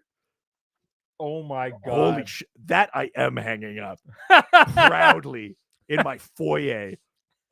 Oh my God. This is amazing. Holy crap. Incredible. Oh, this is amazing. Apparently the package is in town, so we might even get it tomorrow.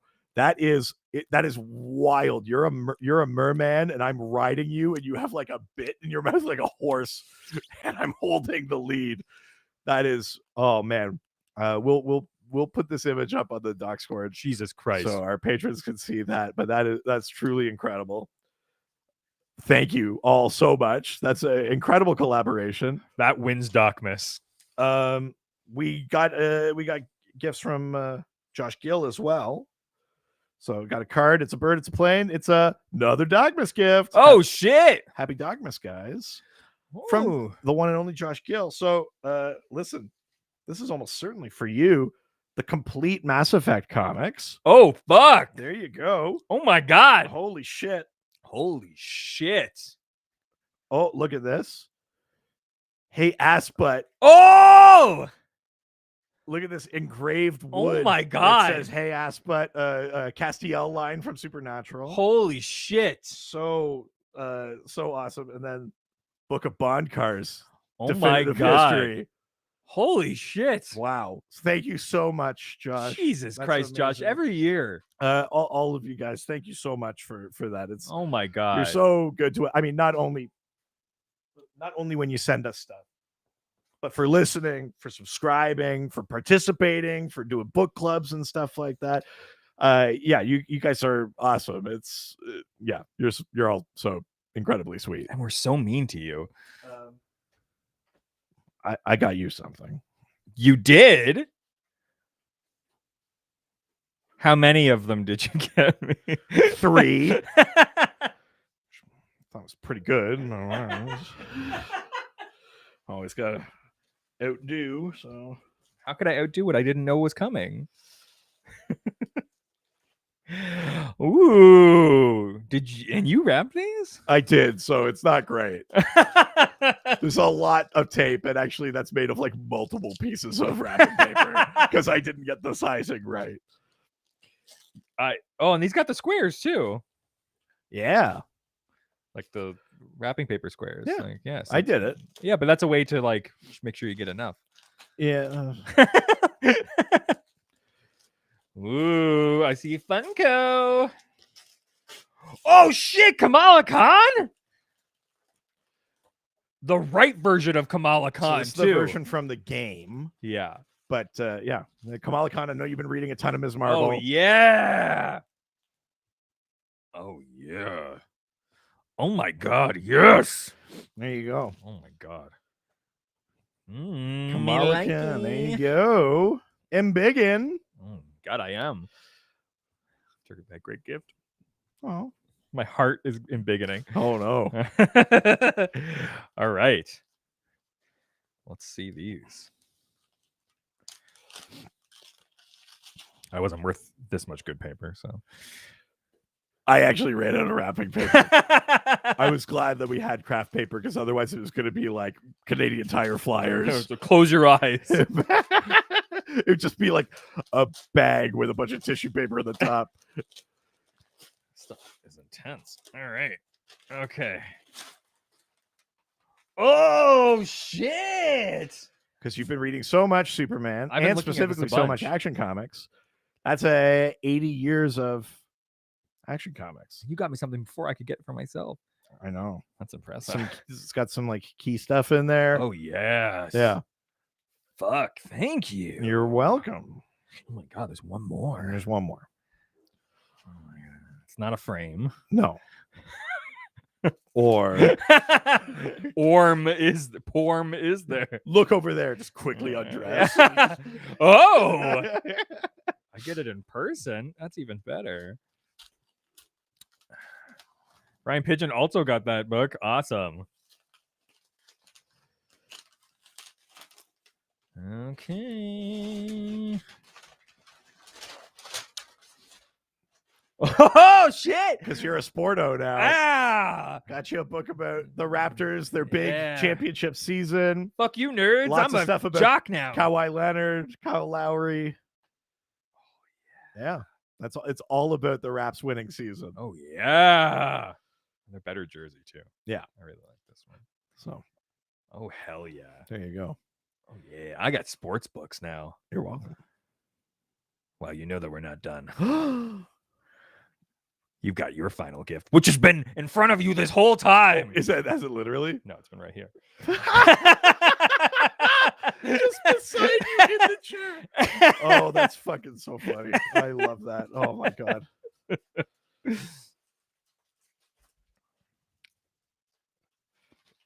Oh man, here we go.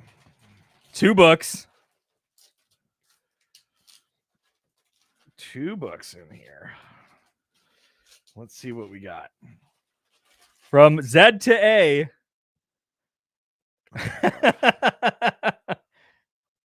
Oh my god. 2 issues of Aquaman Volume 1, number 58 and 59. Oh man. That's awesome. Got the fucking fisherman in both of them. Yeah. Oh yeah. That's amazing. That's so cool. I love that. Thank you so much. Thank God you finally sent me your fucking CLZ list so I could see what you had. Oh, that's why you were harassing me for that. Oh. Infuriating. Well, holy shit. Thank you. Thank you. Thank you all. Thank you if you sent us stuff. Thank you for if you joined us for this. Thank you if you're listening to this on the appropriate day, on Christmas Eve. Oh yeah. Thank you everybody. All your forms of support, Mhm. whether on Patreon or just as listeners or as buds or whatever. It's Ass butts? as buds. Yeah. It's all super appreciated. We would be talking about this shit no matter what, but the reason we keep putting effort in is because of you guys waiting for the comment that says you put effort in. Yeah, we super appreciate it. We hope you guys have enjoyed joining us it's the first time we've ever streamed 9.5 hours of us recording before. Thank We're you. releasing it all as one episode. So many of you like stuck it out for the long haul. That's Yeah. crazy. Thank you so much for thank you to everyone that bombed in and out. It's been a ton of fun for us. Yeah. Stay tuned if you're listening to this like audio style for the Yes. DocMas special that's coming next week. That's right. Holy shit. That'll be fun to listen to. It's going to be a good way to wrap out the year. Brian Pigeon's put in a ton of work there. Also, thank you to Bruno. Thank you to everybody that kind of voted and everything. But that's a totally fan organized, fan dedicated end of year kind of awards thing. So the DocMas special will be out next week, and we won't be back with a regular episode until January. Holy shit. So thank you all. Happy holidays. Yes, happy DocMas. Merry Christmas. Happy Hanukkah's probably over by now.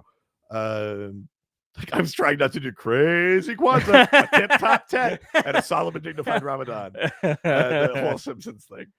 No, whatever you celebrate, or if you don't celebrate, just thank you for joining us and for being cool friends and cool supporters. And we will see you in the next year. And I'm not going to plug the socials because this feels like a good spot to end. I agree.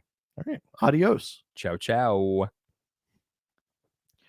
Thank you all who joined us on this live feed. You're all lovely folk. We have so much fun with you guys. Thank you for your comments and for participating today and for staying up until like 2:30 in the morning, Bruno. Yeah, Jesus Christ. Yeah, we love you guys, guys and gals, and yeah, you're all awesome. So go get some sleep. Shit your brains out if you were doing the hot sauces with us.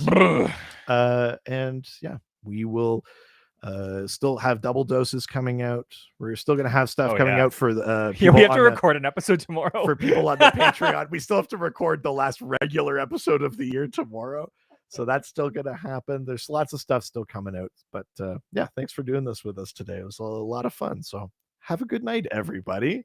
Cheers. Thank you. You're all lovely. Adios.